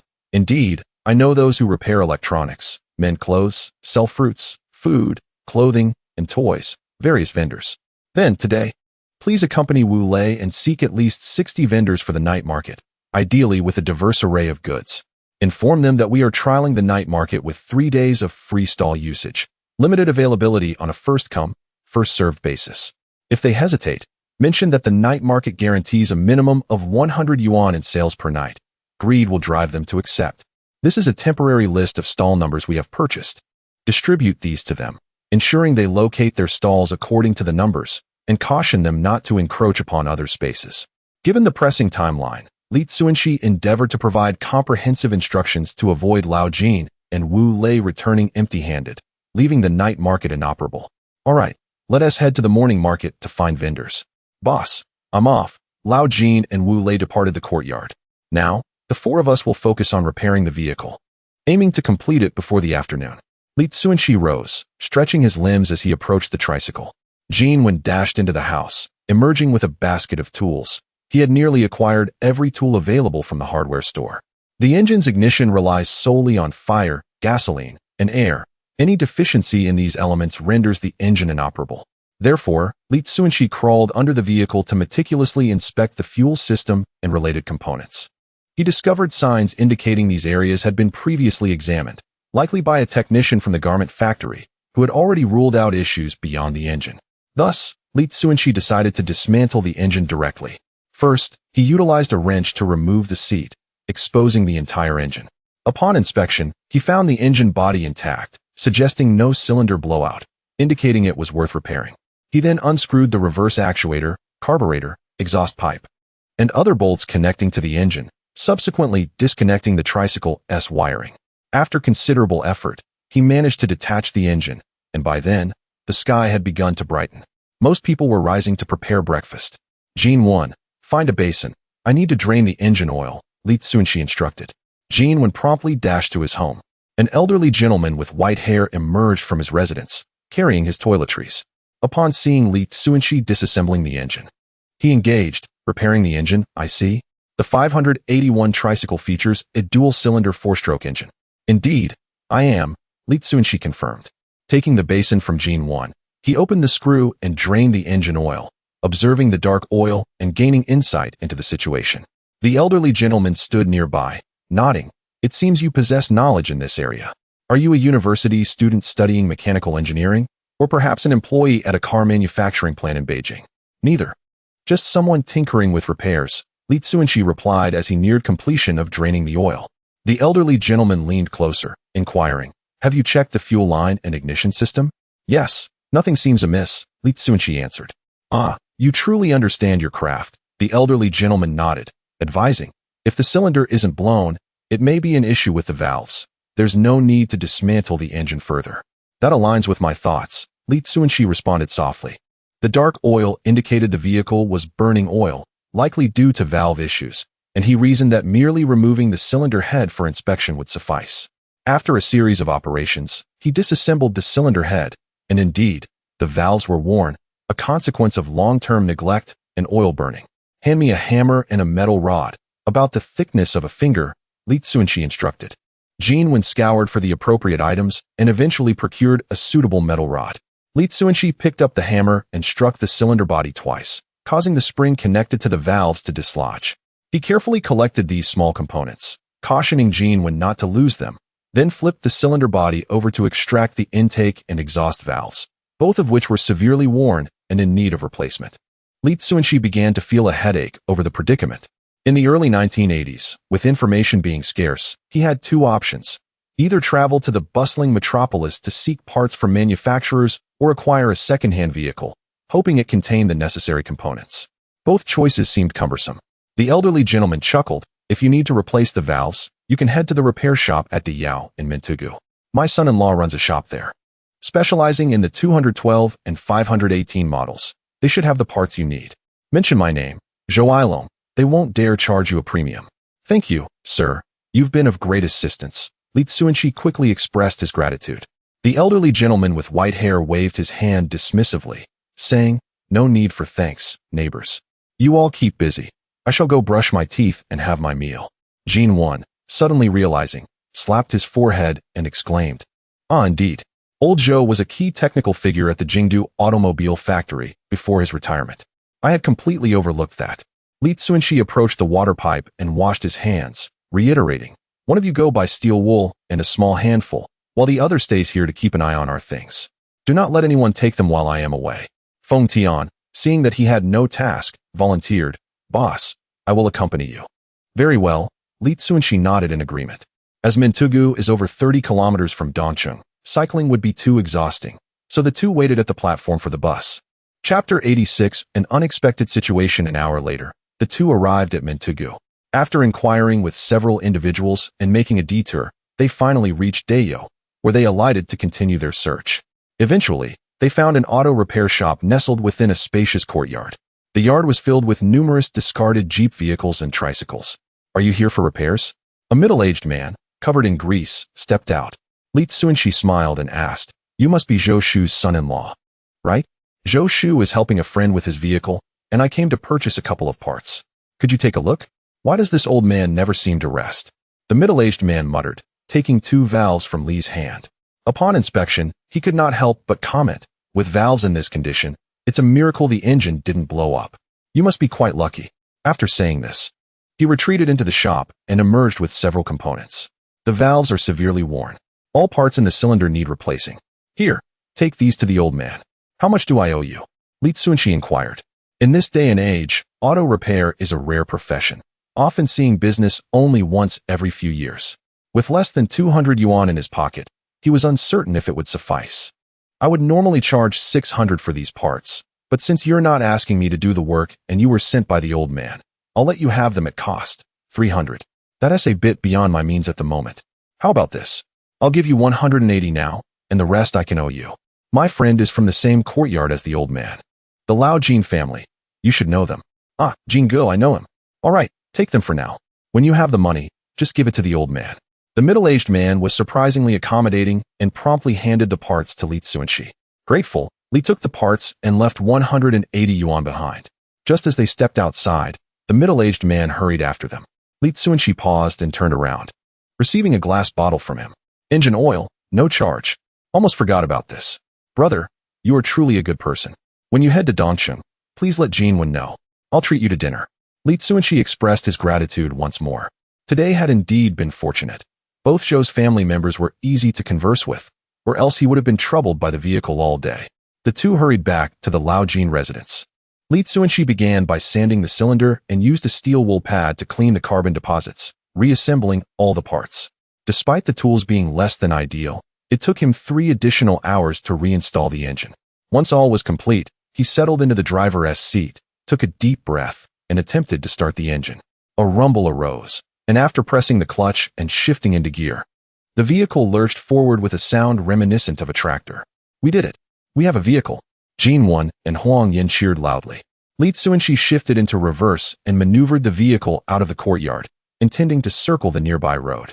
However, as they reached the alley, the tricycle stalled once more. Seeing this, Jinwen and the others rushed over. Li Cunxi, seated in the driver's seat, furrowed his brow, replaying the repair process in his mind. Don't be too disheartened, Shigo. Fixing such a decrepit vehicle is no small feat if it doesn't work. It's not a reflection of your abilities, Jinwen offered encouragingly. Exactly. Just getting it to start is impressive. You're still amazing, Shigo. Huang Yin chimed in, flattering him. Li Cunxi ignored their comments, double-checking the entire repair process for any mistakes. He glanced at the fuel gauge, which indicated half a tank. Exiting the driver's seat, he unlocked the fuel tank cover with his key, found a nearby twig, and dipped it into the tank. Pulling it out, he noted only the tip was slightly wet, clearly indicating that fuel was low. Indeed, the fuel gauge is faulty. Li Cunxi discarded the twig and stood up. The vehicle is out of fuel. We need to obtain some gas coupons and find a gas station. In the 1980s, gasoline was also part of a planned economy, typically distributed only to units. Although there were black market options, they came at a significantly higher premium than other coupons. Jinwen understood immediately. I'll go with Huang Yin to exchange for foreign exchange coupons and see if we can find gas coupons. You should go with Feng Tian, Li Cunxi replied, knowing Jinwen had some reservations about Wu Lei and the others. However, human beings are emotional creatures. After a few interactions, they would surely become more harmonious. Jinwen never defied Li Cunxi and could only say to Feng Tian, Brother Tian, would you mind accompanying me?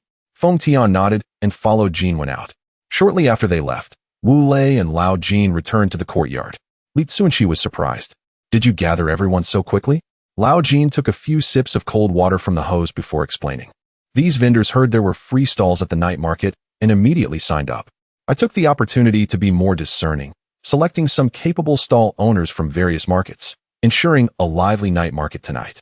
Did you inform them that it's only free for 3 days? I did. It's tough being a self-employed vendor these days, with urban management constantly chasing people away. A few stall owners expressed willingness to pay for their spots, and they asked me to inquire about the stall prices. There's no rush on the stall matter. Let them set up for 2 days first, and we can discuss details later. Li Cunxi was not in a hurry to sell the stalls. Only after tasting success would the vendors understand the value. Before seeing profits, 5 yuan seemed expensive, but once real money was in hand, they might be eager to pay 100. Of course, this did not imply that he would sell the stalls for 100. Everything would depend on the overall sales figures after the 3 days concluded. Around 3 o'clock, everyone loaded their clothing and stall supplies onto the tricycle, waiting at the corner for Jinwen's return. They waited for 3 hours. Feng Tian came running back, panting and carrying gasoline. Boss, here is the gasoline. Wu Lei complained. Why did you take so long? You almost jeopardized the boss's plans. It was my fault. If the boss wants to punish me, I accept it. I'm sorry. Feng Tian bowed to Li Cunxi. I suspect Jinwen caused some trouble again, Li Cunxi remarked, opening the gasoline container to confirm it was indeed gasoline as he poured it into the tank. Feng Tian remained silent. This brat has been with you for so long, yet he still acts so recklessly. Lao Jin. Aware of his son's character, couldn't he help but grumble. He'll learn with time. Li Cunxi secured the fuel tank cover and started the vehicle, checking for any anomalies before asking, "Where's Yuan?" Feng Tian replied. He said he would head to the night market himself. "All right then, let us set off. Uncle Jean, you can sit in the passenger seat. The rest of you can go in the cargo area." Once everyone was settled in the vehicle, Li Cunxi started the engine and drove towards Luomashi. Chapter 87. A flourishing opening at the night market. The bustling night market on Luoma Street was already aglow with lights before dusk had fully settled. Stalls were meticulously arranged, and a steady stream of patrons flowed through, making it impossible to navigate through with a tricycle. Consequently, Li Cunxi had no choice but to park his vehicle in a corner. The five of them transported tables and merchandise to their designated stall, first laying down a layer of cloth on the ground. 700 pieces of high-quality fabric were poured out in a heap, forming a veritable mountain of clothing, adjacent to which lay a wire rack displaying sunglasses. A long table was adorned with neatly stacked denim jeans, accompanied by a promotional oil painting crafted by Li Cunxi himself. The artwork depicted a Western model donning the jeans they were selling, rendered so vividly that it appeared indistinguishable from a photograph. Clearly, the promotional painting was having a remarkable effect.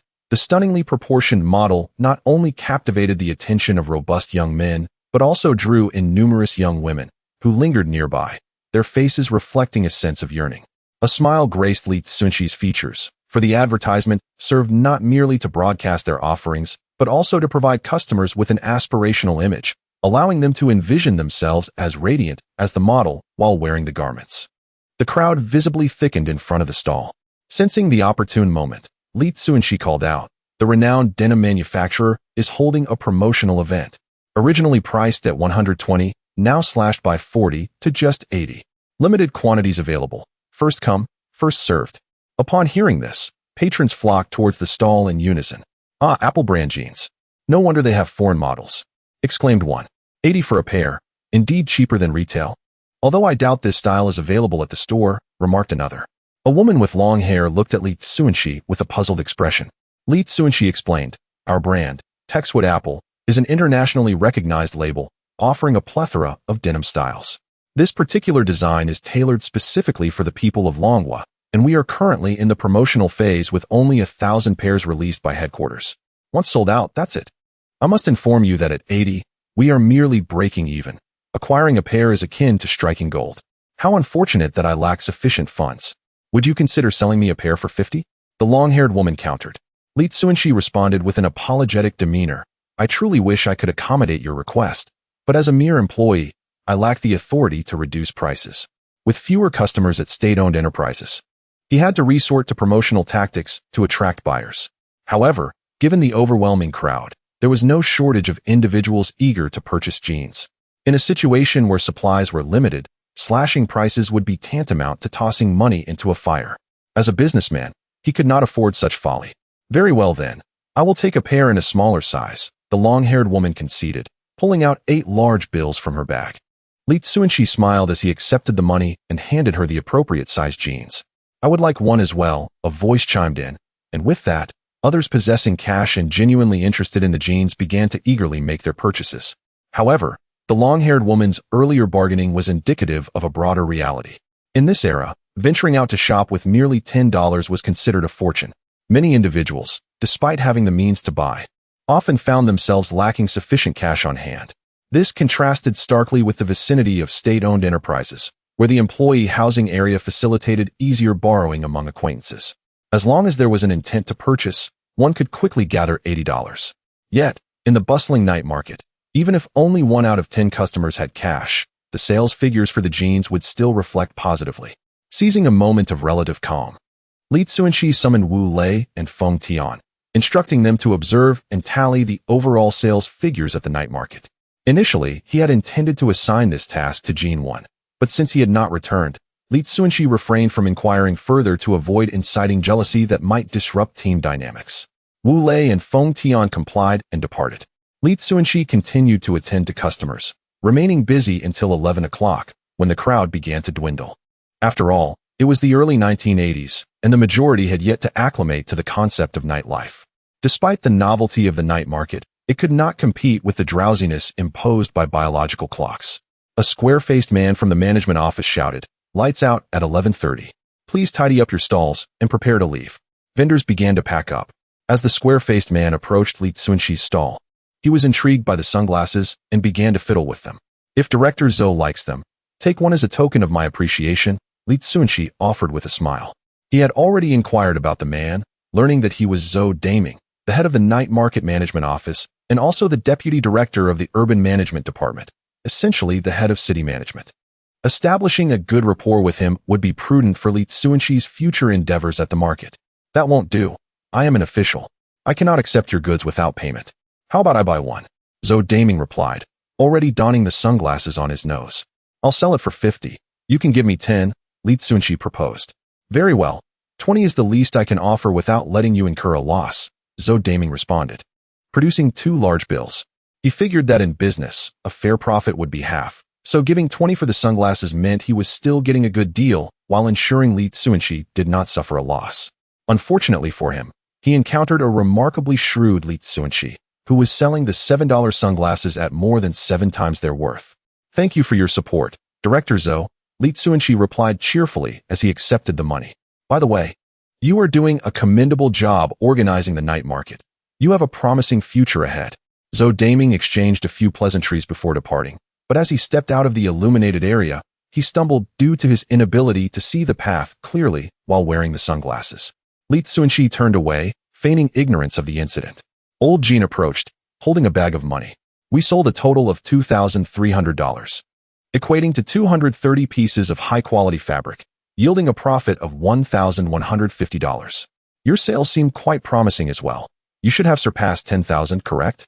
"Indeed, I sold 130 pairs of jeans, just breaking the 10,000 mark," Li Cunxi affirmed, slinging a canvas bag filled with cash over his shoulder.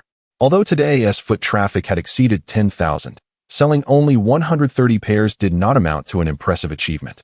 Either the pricing was set too high, or there simply weren't that many people carrying cash today. He hoped the latter was the predominant reason, as it would facilitate the advancement of subsequent plans. Huang Yin chimed in, "I managed the sunglasses and sold $2,000 worth. Indeed, under the leadership of Li Cunxi, our business is flourishing remarkably." Old Jin's face was etched with concern, yet it quickly transformed into a frown of worry. "Where has Jinwen gone? It is quite late, and he is yet to return. Could something unfortunate have occurred? I shall inquire with Feng Tian." Just as Li Cunxi was about to beckon Feng Tian, a voice emerged from behind. "She good, Dad."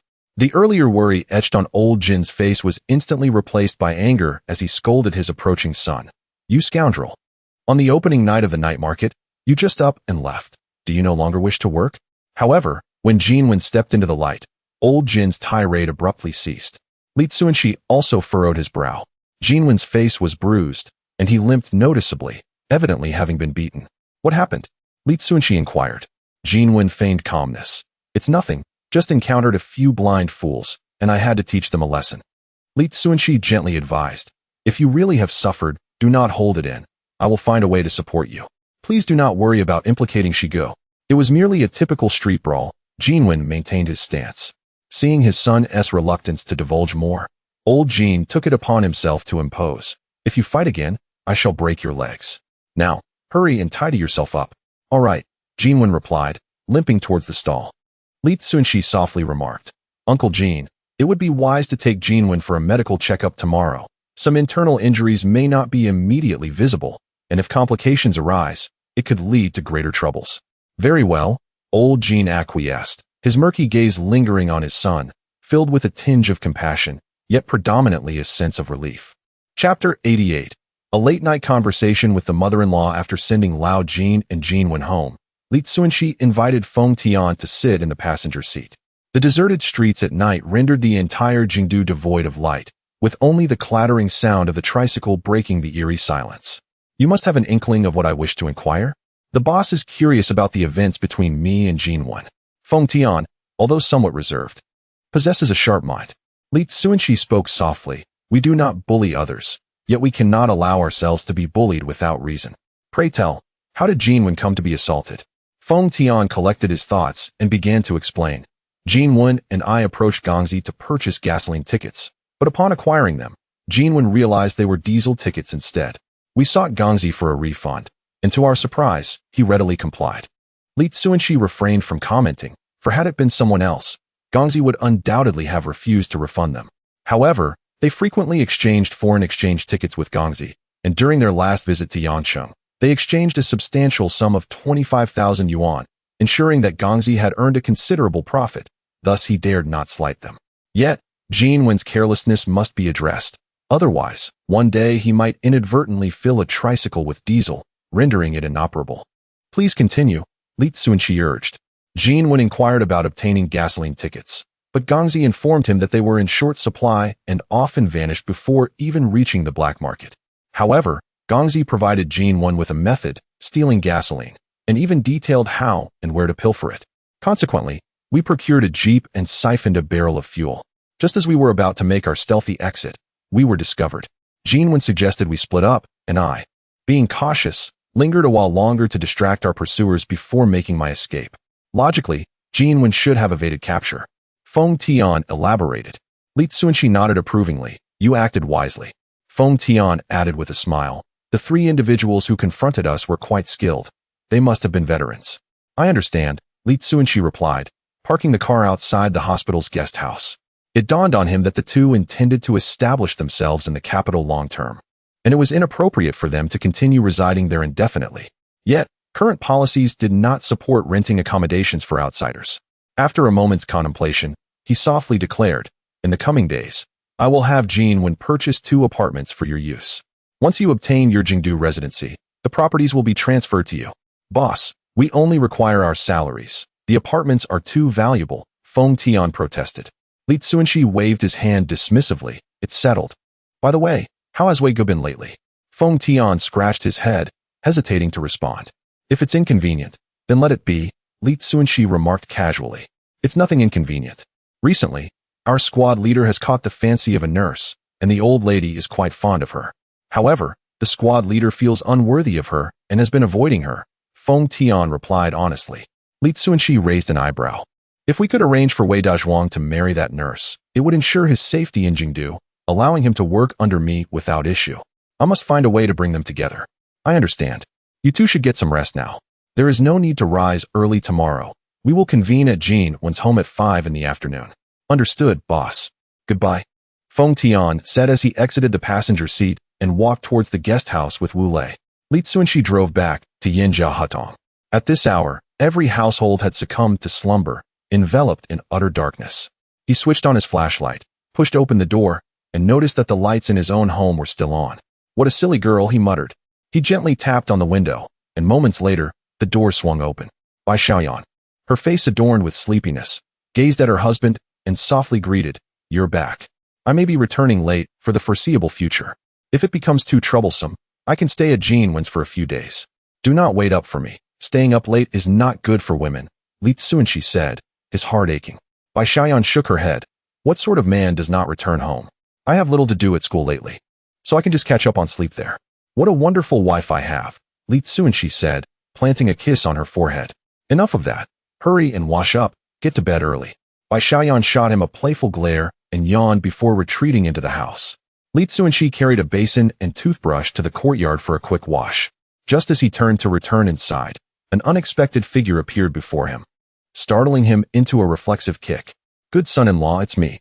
Zhang Lan's voice called out. Cunxi quickly retracted his leg, exclaiming in exasperation, Mother, why are you wandering around the courtyard at this hour? I was thinking about your elder brother's situation and couldn't sleep, so I waited for you to return. Zhang Lan spoke in a rather disjointed manner. Cunxi was even more puzzled. If she was concerned about her son, why not seek him out directly? While a son-in-law is akin to a son, his mother-in-law rarely treated him as such except when she needed something. By the way, didn't you just call me good son-in-law? He inquired. Yes, but I'm not sure what I need help with, Zhang Lan replied, her words becoming even more cryptic.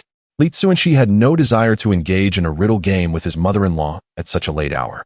He continued walking toward the house, saying, When you figure out what you need, come find me. Zhang Lan hastily followed him, speaking softly. This afternoon, while visiting my elder son to see my grandson, I noticed Mauchi looking troubled.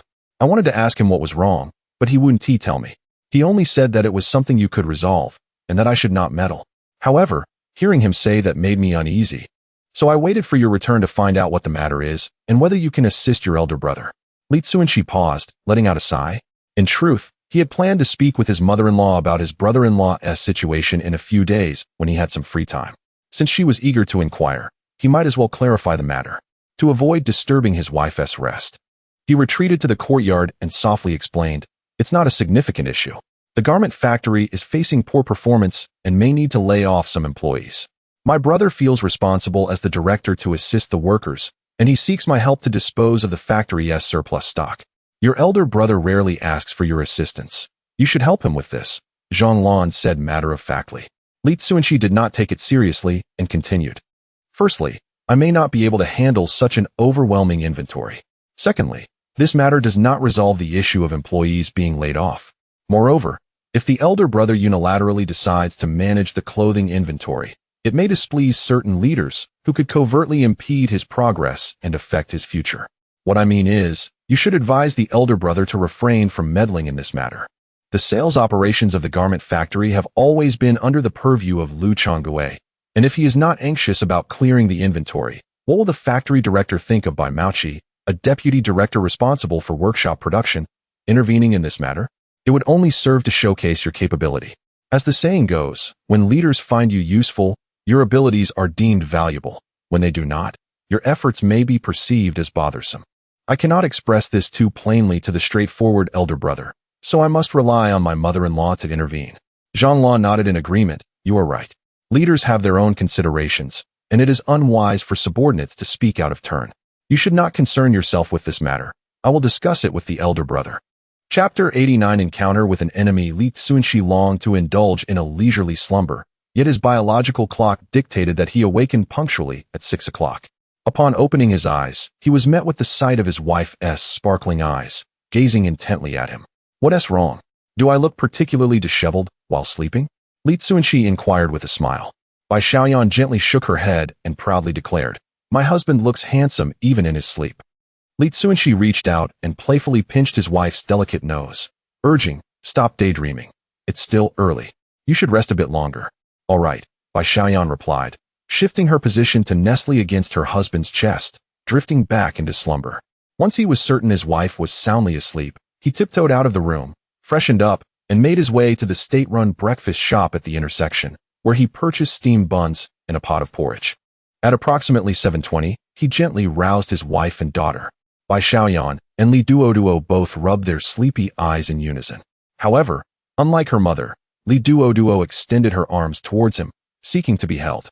Bai Xiaoyan, instinctively glancing at the clock, turned pale. "Oh no, I overslept.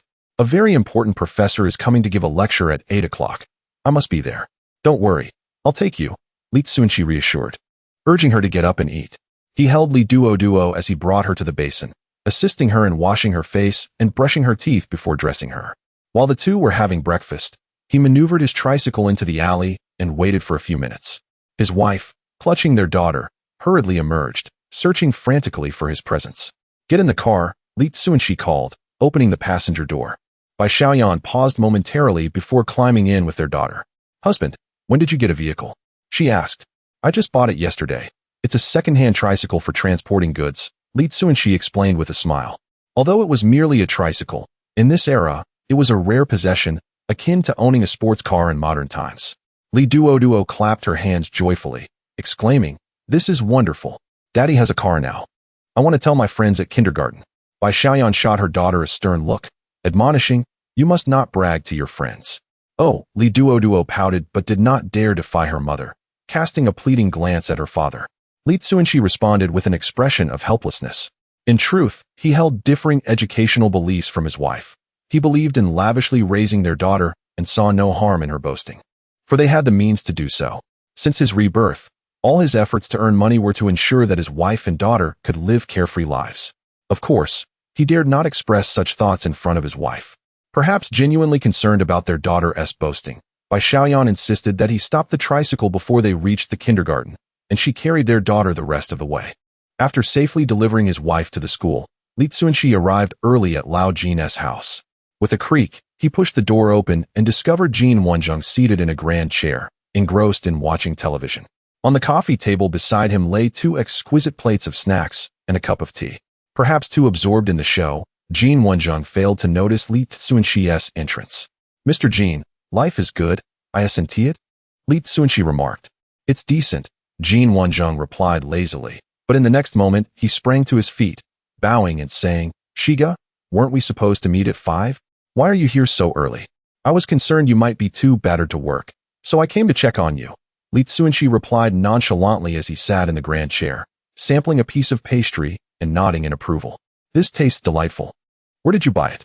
I'll get some for my daughter tomorrow." "I can buy it.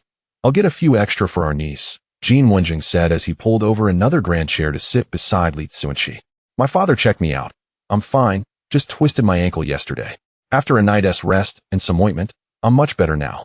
"As long as you're okay," Li Tsunshi said, enjoying another piece of pastry before ignoring Jin Wenjing, grabbing a handful of sunflower seeds and watching television. The show currently airing was Wu Song, a limited series of only 8 episodes, yet for their generation, its impact was no less significant than the recently released Shaolin Temple. At noon, when Lao Jin and his wife saw that Li Tsunshi had arrived, they ordered 4 dishes and a soup from a nearby state-run restaurant, offering him a warm welcome. During the meal, Lao Jin's wife nudged him with her elbow. Setting down his chopsticks, Lao Jin pondered his words before speaking. "Tsunshi, I wish to discuss the matter of how we split the earnings. Let us just split it evenly. It's that simple," Li Tsunshi replied dismissively. In truth, since they began their business venture, they had never seriously discussed how to divide the profits, and the income had consistently remained with Jin Wenjung's family, allowing them full discretion over it. Lao Jin shook his head, saying, "My son and I primarily provide labor. Really, 20% would suffice." Li Tsunshi chuckled softly. He had heard of people complaining about receiving too little, but never anyone lamenting they received too much. "Since I'm making the decisions, I'll take half. That is final. Tsunshi, this matter cannot depend solely on you. Here is a compromise. We'll split the earnings up to today evenly. But from now on, you take 80% and we'll take 20%. That is our bottom line. If you insist on 50-50, then we cannot continue this partnership." Lao Jin proposed a middle ground. Li Tsunshi found the suggestion rather awkward, yet he reluctantly nodded. "Fine, then it will be 80-20. He planned to compensate Jin Wenjung in other ways for the smaller share. Lao Jin sighed in relief. Although he had not been in business long, he understood the principle of the capable work more. If they were to seek immediate profits, their partnership would not last long. It was better to adjust their positions before any discord arose to ensure a lasting collaboration.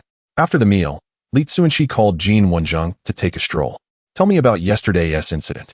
"It was just a brawl with some alley punks." Jin Wenjung continued to maintain his version from the previous day. Li Tsunshi smirked slightly, lifting the hem of Jin Wenjung's shirt to glance at his injuries, sneering, "Mr. Jin, you're quite impressive, taking on 10 foes and sustaining no injuries. Did you merely use your face to absorb their punches?" Jin Wenjung scratched his head and chuckled sheepishly. "I knew I couldn't hide anything from you, Shiga. Actually, the injury was inflicted by someone we know." "Who?" Li Tsunshi pressed. "Can't I keep it a secret?" Jin Wenjung replied with a bitter smile. "Even if you don't say it, I already know who it is. It was that son of a gun I encountered in Yangcheng, right?" Li Tsunshi retorted with a cold smirk. Jin Wenjung's eyes widened in disbelief. "It is quite evident. Perhaps my dear Shigu possesses the ability to read minds." Li Tsunshi spoke softly, stating, "In truth, it is not difficult to deduce. Feng Tian mentioned that you two pilfered a Beijing jeep, and the pursuer is a former soldier, indicating that this individual possesses wealth and influence. Although there are many affluent individuals in the capital, the only one we both know seems to be a certain Lu Yang, often referred to as Lu Shao by his 3 lackeys." Jin Wen replied.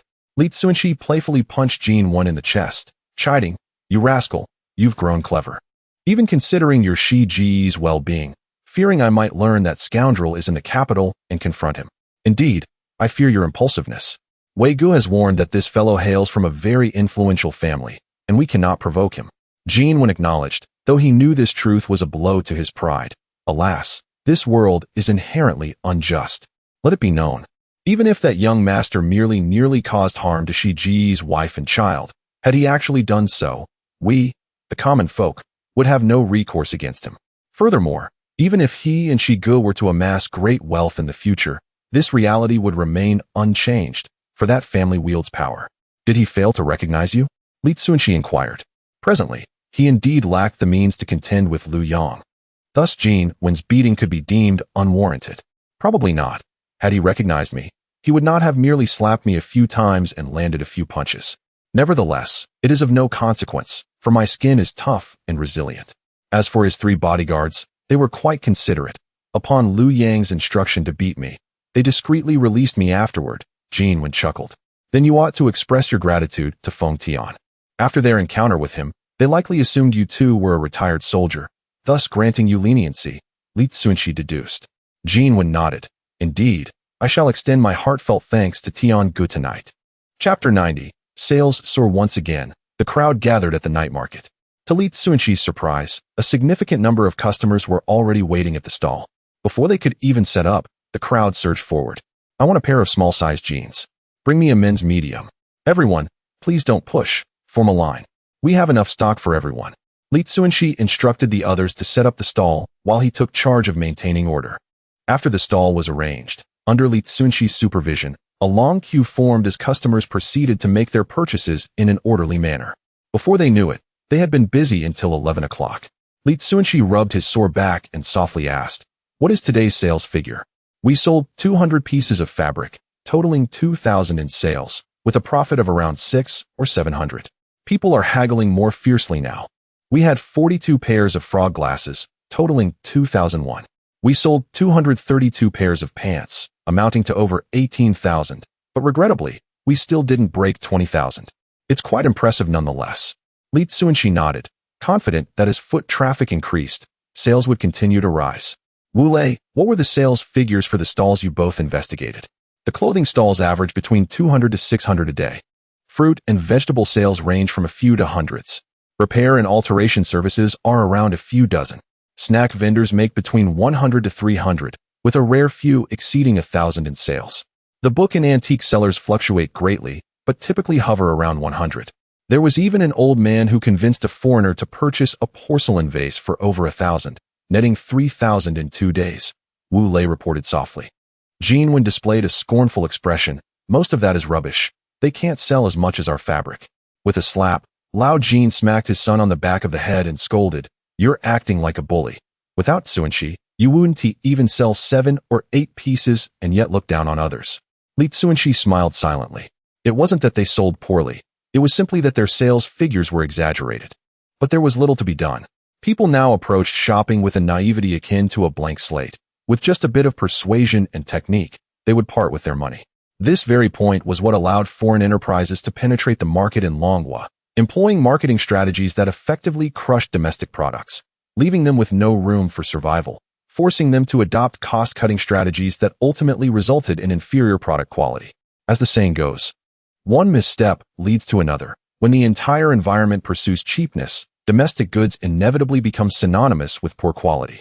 Even if one day domestic brands wish to offer high-quality products, customers will still doubt their quality and even perceive that, despite equal quality, if the price of a domestic product is merely 1/10 of a foreign brand, they would think it too expensive.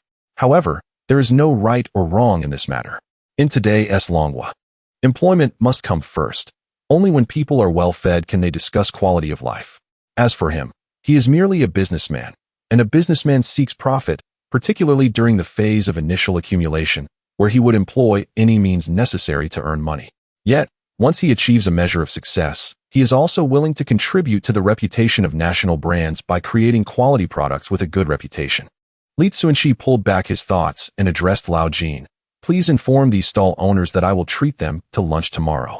As for the location, Uncle Yuan, could you help find a restaurant?" "All right." Lao Yuan quickly departed from the stall. Li Cunxi gestured to Wu Lei, whispering, "Have the stall owners with sales below 20 wait a little longer before leaving. I need to discuss something with them." "Understood." Wu Lei followed Lao Yuan. Once most of the vendors had left, Lao Yuan returned with the remaining stall owners.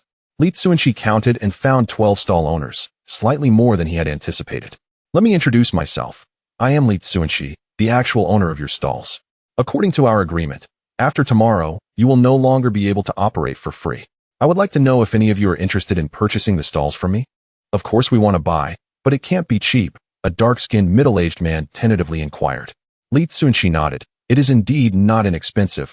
I plan to sell for a 3-digit price. 3 digits. Have you gone mad? Do you know how much we sell in a day? You dare to ask for a 3-digit monthly rent? You might as well keep the stall for yourself. Bossly, this price is simply too steep. For 30 or 40. I could accept. It is not easy for us to make money. You are a big boss selling pants for 80. Please don't exploit us. Sell it to us at a lower price.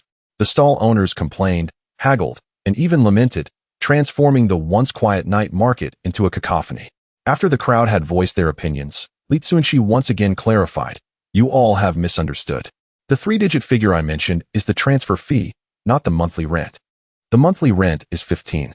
Once you purchase the stall certificates from me, you simply pay monthly according to the certificate, not monthly rent." The middle-aged man, who had reacted most strongly earlier, began to ponder. He was a repairman for shoes and vehicles, and in the past 2 days, he had earned $23.84. Since it was a skill-based job, the cost was negligible. At this rate, he could expect around $300 a month, which was 7 to 8 times his usual earnings. Considering this, paying a little over $100 for stall fees would still yield him greater profits than before. The others shared similar thoughts. After experiencing the sweetness of the night market, they felt a $100 transfer fee was not exorbitant. The middle-aged man spoke first. "Bossly, if the transfer fee is 100, we can discuss it." 100? Cunxi responded. The middle-aged man nodded. "I think 100 is just right. We can pay you 15 for this month as stall fee as well, so you earn the transfer fee, and we have a stall. It's a win-win." "I also agree to 100. You're selling a stall for 15 a month, and we're giving you 100 in transfer fees. You're making a killing. Hurry and sell it." The others urged in unison. Cunxi raised 2 fingers. "First, what I choose to sell is my prerogative. Second, this stall is in high demand. If you don't want it, many others do. Then how much do you wish to sell it for?" The middle-aged man's expression grew serious, fearing Cunxi would demand an exorbitant price beyond their means. Cunxi smiled. "I do not want money." Huh. At this, not only were the stall owners stunned, but even Lao Jin and the others looked on in bewilderment at Cunxi. "The relationship is quite amiable. Kindly grant me a stall permit." A middle-aged individual directly extends his hand, requesting it. "Although no monetary exchange is involved, your assistance in a matter is required. Please lean in closer." Cunxi gestures with a wave of his hand. The crowd leans in to listen as he speaks for over 10 minutes. How does that sound? No problem. Everyone is engaged in commerce and understands the necessary approach. As long as Bossly waives our stall fees, you shall not incur any losses. Then I shall count on you all for tomorrow. Good night. Cunxi bows slightly to the crowd, watching as the vendors depart. Yuan approaches with curiosity. "Brother Shi, what did you discuss with them?" "You will find out tomorrow. Gather your belongings and rest for the night." Cunxi yawns, removes the keys from his waist, and strolls toward the tricycle. Yuan, undeterred, walks over to Feng Tian.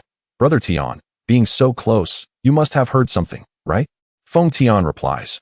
"I couldn't catch it clearly. It seemed to involve some sort of bidding and hints." Bidding hints? Yuan feels that he would have been better off not asking, as this vague understanding only deepens his curiosity. Chapter 91 Auction Stalls. It is not difficult to host a meal for 67 people. Numerous state-run restaurants are available for such an occasion. However, finding a venue that allows for dining while also providing a quiet space for discussions is quite rare among state-owned establishments. As for private eateries, whether it be the renowned Baudelaire or smaller local restaurants, reservations must be made at least 2 days in advance.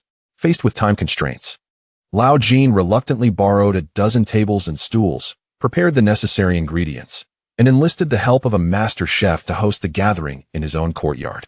Fortunately, Cunxi had no objections, which greatly relieved him. At noon, the modest courtyard was filled to capacity. The aroma of meat wafted through the air, with nearly every table adorned with dishes such as succulent pork knuckles, ribs, and carp, yet hardly anyone touched their chopsticks. Observing this, Lao Jin inquired, "Why is everyone not eating? Is the food not to your liking?" A plump man shook his head and replied, "The food is excellent, and the tea is delightful, but this is not a proper banquet. Lao Jin, we all know your boss wishes to discuss stall matters with us. Upon hearing this, how can we focus on our meals?" Lao Jin smiled faintly. "Jia Punzi, when I invited you to the night market, I mentioned it would be free for 3 days. Moreover, in these 2 days, you've made at least 1,000 yuan, nearly matching your annual earnings from the early market. What is there to be discontented about? Enjoy your meal." I merely fear your boss might rush off and not rent to us. Zhao Punzi forced a smile. As a clothing vendor, he had tasted the sweetness of quick earnings at the night market and was reluctant to return to the early market, where he barely made 100 yuan a month. Laoli, can you give us a hint about how your boss intends to transfer the stall? Asked another vendor selling soft drinks. He typically earned several hundred yuan daily, but since the profit margins on soft drinks were slim, he only made 70 to 80 yuan a day, which was still equivalent to his previous 3 months' income. Lao Jin sighed lightly. My boss will definitely sell the stall. However, I do not know the specifics of how it will be sold. Please, enjoy your meal. What is meant for you will not escape. Let us not waste such excellent dishes. Seeing Lao Jin's resoluteness, the group reluctantly complied, picking up their chopsticks and indulging in the feast. Around 1 o'clock, as the guests had nearly finished their meals, Li Cunxi finally arrived. It was not that he was deliberately delaying, but rather that his brother-in-law had once again caused trouble, offending Lu Chonggui.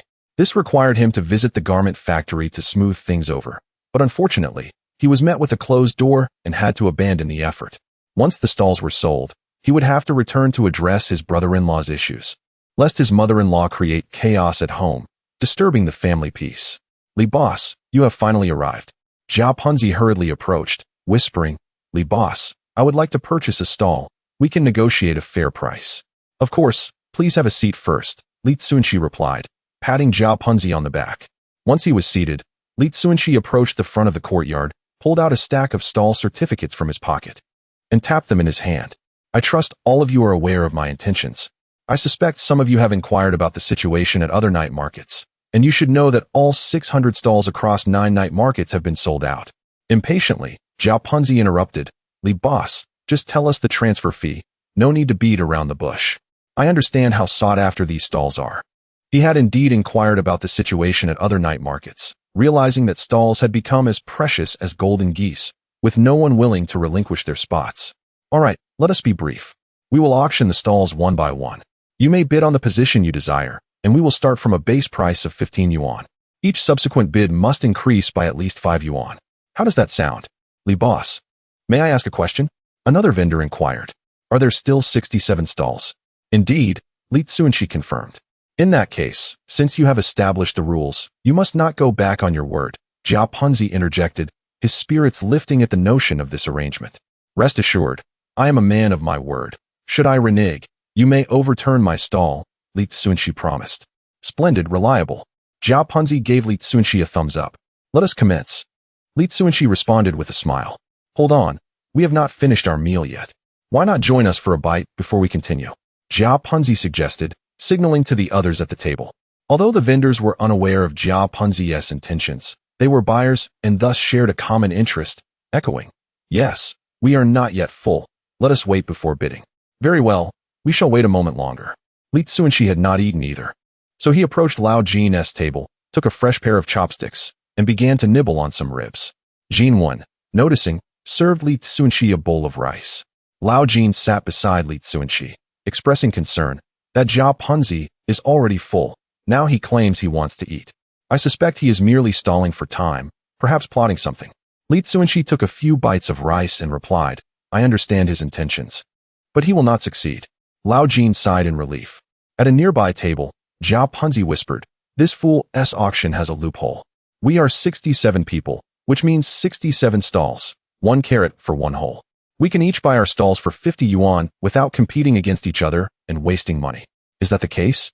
Why not purchase them for 20 yuan instead of giving him an extra 30? Another voiced a differing opinion. Zhao Punzi sighed. We must allow him a reasonable profit, otherwise he will surely backtrack. True enough, let us inform the others. We must unite and buy the stalls at a bargain, ensuring that this unscrupulous vendor does not profit from our hard work. Indeed, we must not let this scoundrel profit from our toil, but we must be discreet. We cannot let Lao Jin's lackeys overhear. No problem. With that, the 5 of them each took a cup of tea and approached the other tables to convey the message. Before long, everyone in the courtyard formed an alliance, casting dubious glances at Li Cunxi. Shigu, the expressions of these people seem off. Is everything truly all right? Yuan sensed something amiss. Rest assured, there is nothing to worry about, Li Cunxi replied nonchalantly, rising to return to the front of the courtyard with a smile. Ladies and gentlemen, have you had your fill? If so, we promise to offer you a satisfactory price. Jia Punzi feigned enthusiasm, saying, Indeed, we will present you with a surprise price. One that will surely astonish you. The others chimed in, stifling their laughter, eagerly anticipating the opportunity to outsmart Li Cunxi.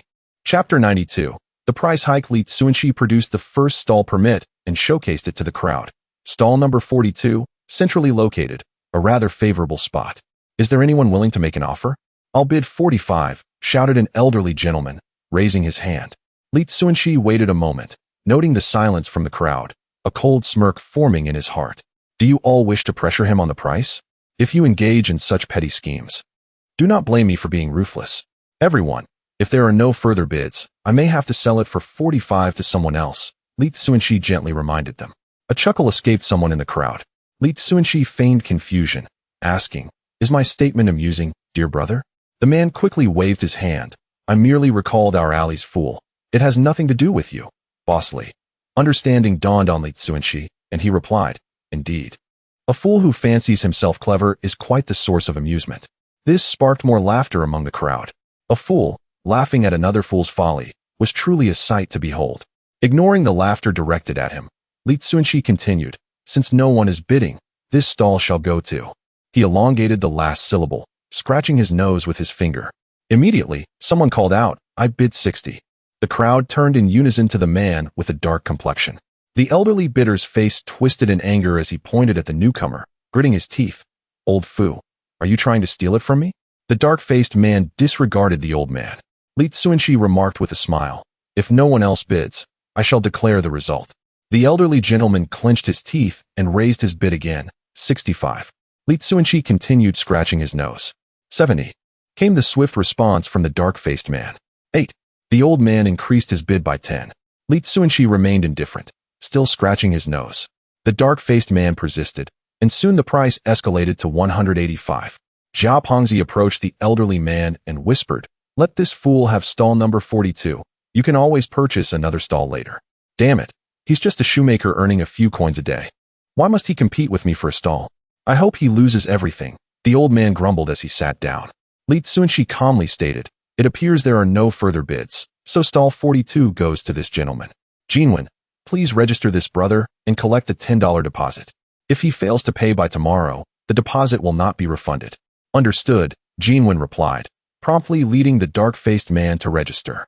Let us proceed, Li Cunxi announced. Producing another stall permit, stall number 43, adjacent to 42, with a base price of 15. Please place your bids. A stout woman shouted, I bid 50. Though Li Cunxi knew no one else would bid, he still inquired, Is there a higher offer? The stout woman, feeling triumphant as no one contested her, placed her hands on her hips. At this moment, the dark-faced man returned after paying the deposit. Li Cunxi resumed scratching his nose. The dark-faced man's mouth twitched. Internally, he cursed. Aren't there supposed to be 12 bidders? Why must I be the one carrying out these ungrateful tasks? Yet, for the stall promised by Li Cunxi, he was willing to compromise, weakly offering 70. The elderly gentleman could no longer contain himself, yelling at the man, Foo, are you here to cause trouble? Stealing my stall, and now trying to take from others? Do you believe I won't deal with you? The stout woman glared at the dark-faced man, angrily shouting, You dog! How dare you compete with me for a stall? You must truly be tired of living. If you have the guts, raise your bid again. I will topple your stall tonight. The dark-faced man, feeling intimidated, cast a nervous glance at Li Cunxi. Li Cunxi calmly interjected, Everyone, let us maintain harmony. I never stipulated that one person cannot bid on multiple stalls. If someone has the financial means to acquire all my stalls, that is entirely within their rights. I bid 100. The stout woman glared at the dark-faced man, her threat unmistakable. The dark-faced man swallowed hard, unable to make another bid. Seeing this, Li Cunxi smirked and said, Madam, please leave. I shall not sell you the stall. On what grounds? The stout woman glared at Li Cunxi. Li Cunxi replied coolly, Because the stall is my property. I shall sell it to whomever I choose. I reiterate, my stalls are in demand. I prioritize selling to you out of courtesy for your support, but if you threaten other bidders, do not expect me to show you leniency. The woman's face flushed with embarrassment. Jia Pengzi stepped forward to mediate. Boss Li, this lady is simply straightforward. She means no harm and hasn't threatened anyone. Old foo, did she threaten you? No, The dark-faced man shook his head. The stout woman forced a smile, explaining, "Boss Li, I'm just being blunt. I harbor no ill intentions." "Then let us continue with the bidding." Li Cunxi returned to the matter at hand. The stout woman cast a sidelong glance at the dark-faced man, extending 2 fingers, 200. Li Cunxi tapped his nose 3 times with his finger. The dark-faced man raised his bid to 300. The stout woman was furious, yet dared not confront the dark-faced man again. After a moment of contemplation, she deemed it unwise to continue bidding. In the ensuing rounds, the dark-faced man acquired all 9 stalls. At this point, the remaining bidders could no longer remain silent, commencing their own bidding wars. Li Cunxi skillfully allowed his other bidders to inflate the prices. Within 2 hours, all stalls were sold out. Thank you for your cooperation. The stall auction concludes here. Beginning tomorrow, the city management will inspect stall permits daily. Therefore, those who won stalls must come to the Jin family to pay and collect their permits by tomorrow morning at the latest. Latecomers will forfeit their deposits. Jinwen, please see the guests out. Farewell, everyone. Jinwen cheerfully escorted the vendors out. Yet 10 individuals lingered in the courtyard, unwilling to depart, all having failed to secure a stall. Do a few of you have matters to discuss? Li Cunxi asked, feigning ignorance. Jia Pengzi was the first to speak. That old Fu secured so many stalls. Could you possibly sell us one? We are willing to pay double. He has already won them. It would be inappropriate for me to retract. You should seek other stalls. Li Cunxi firmly declined. Jia Pengzi forced a bitter smile. All 9 private stalls at the night market have already been sold. Even if we wish to buy, there is no place left to do so. Moreover, the other night markets will not open for some time. Having already tasted the sweet fruits of operating a stall, he is reluctant to cease, as each additional day translates to several $100s in profit. The first elderly bidder spoke up, pleading, "Boss Li, have mercy. It is not easy for us to do business. Please grant us just 1 stall." Indeed, the old man Fu does not need all 11 stalls. He could generously allocate 10 to us. A chorus of 10 voices implored, "Gentlemen, the opportunity is before you, yet you refrain from bidding. Who can you blame for that?" Li Cunxi's face bore an expression of mockery. His stall was not being auctioned randomly, but rather sold in order of revenue, from highest to lowest. First was the elderly gentleman from stall number 43, who sold imitation antiques and paintings. Recently, a plethora of foreign visitors had flocked to the night market. The old man had somehow procured a translator, and together they managed to sell over $3,000 worth of goods. He originally intended to let the stall go for around 1,000, but the bidders exhibited remarkable patience, refusing to spend even a penny. There was also the portly woman whose husband and she sold lamb skewers. Although priced at merely 30 cents each, they could sell thousands in a single day, with lines stretching longer than his denim-clad figure. Furthermore, their profit margins were not significantly lower than his. The cost of one skewer barely exceeded 10 cents, and they had raked in at least $1,500 over the past few days. The others were similarly situated, with revenues around $1,000 and profits exceeding 500. Logically, these individuals should be the least constrained by financial concerns when it comes to purchasing stalls, and they should be the most inclined to buy. Yet, they remained obstinate, not raising their bids, fixated on waiting for an opportunity to seize a bargain. Given this, he felt no remorse in setting his prices sky high. If they desired stalls, then the price would be firm, $2,000 per stall.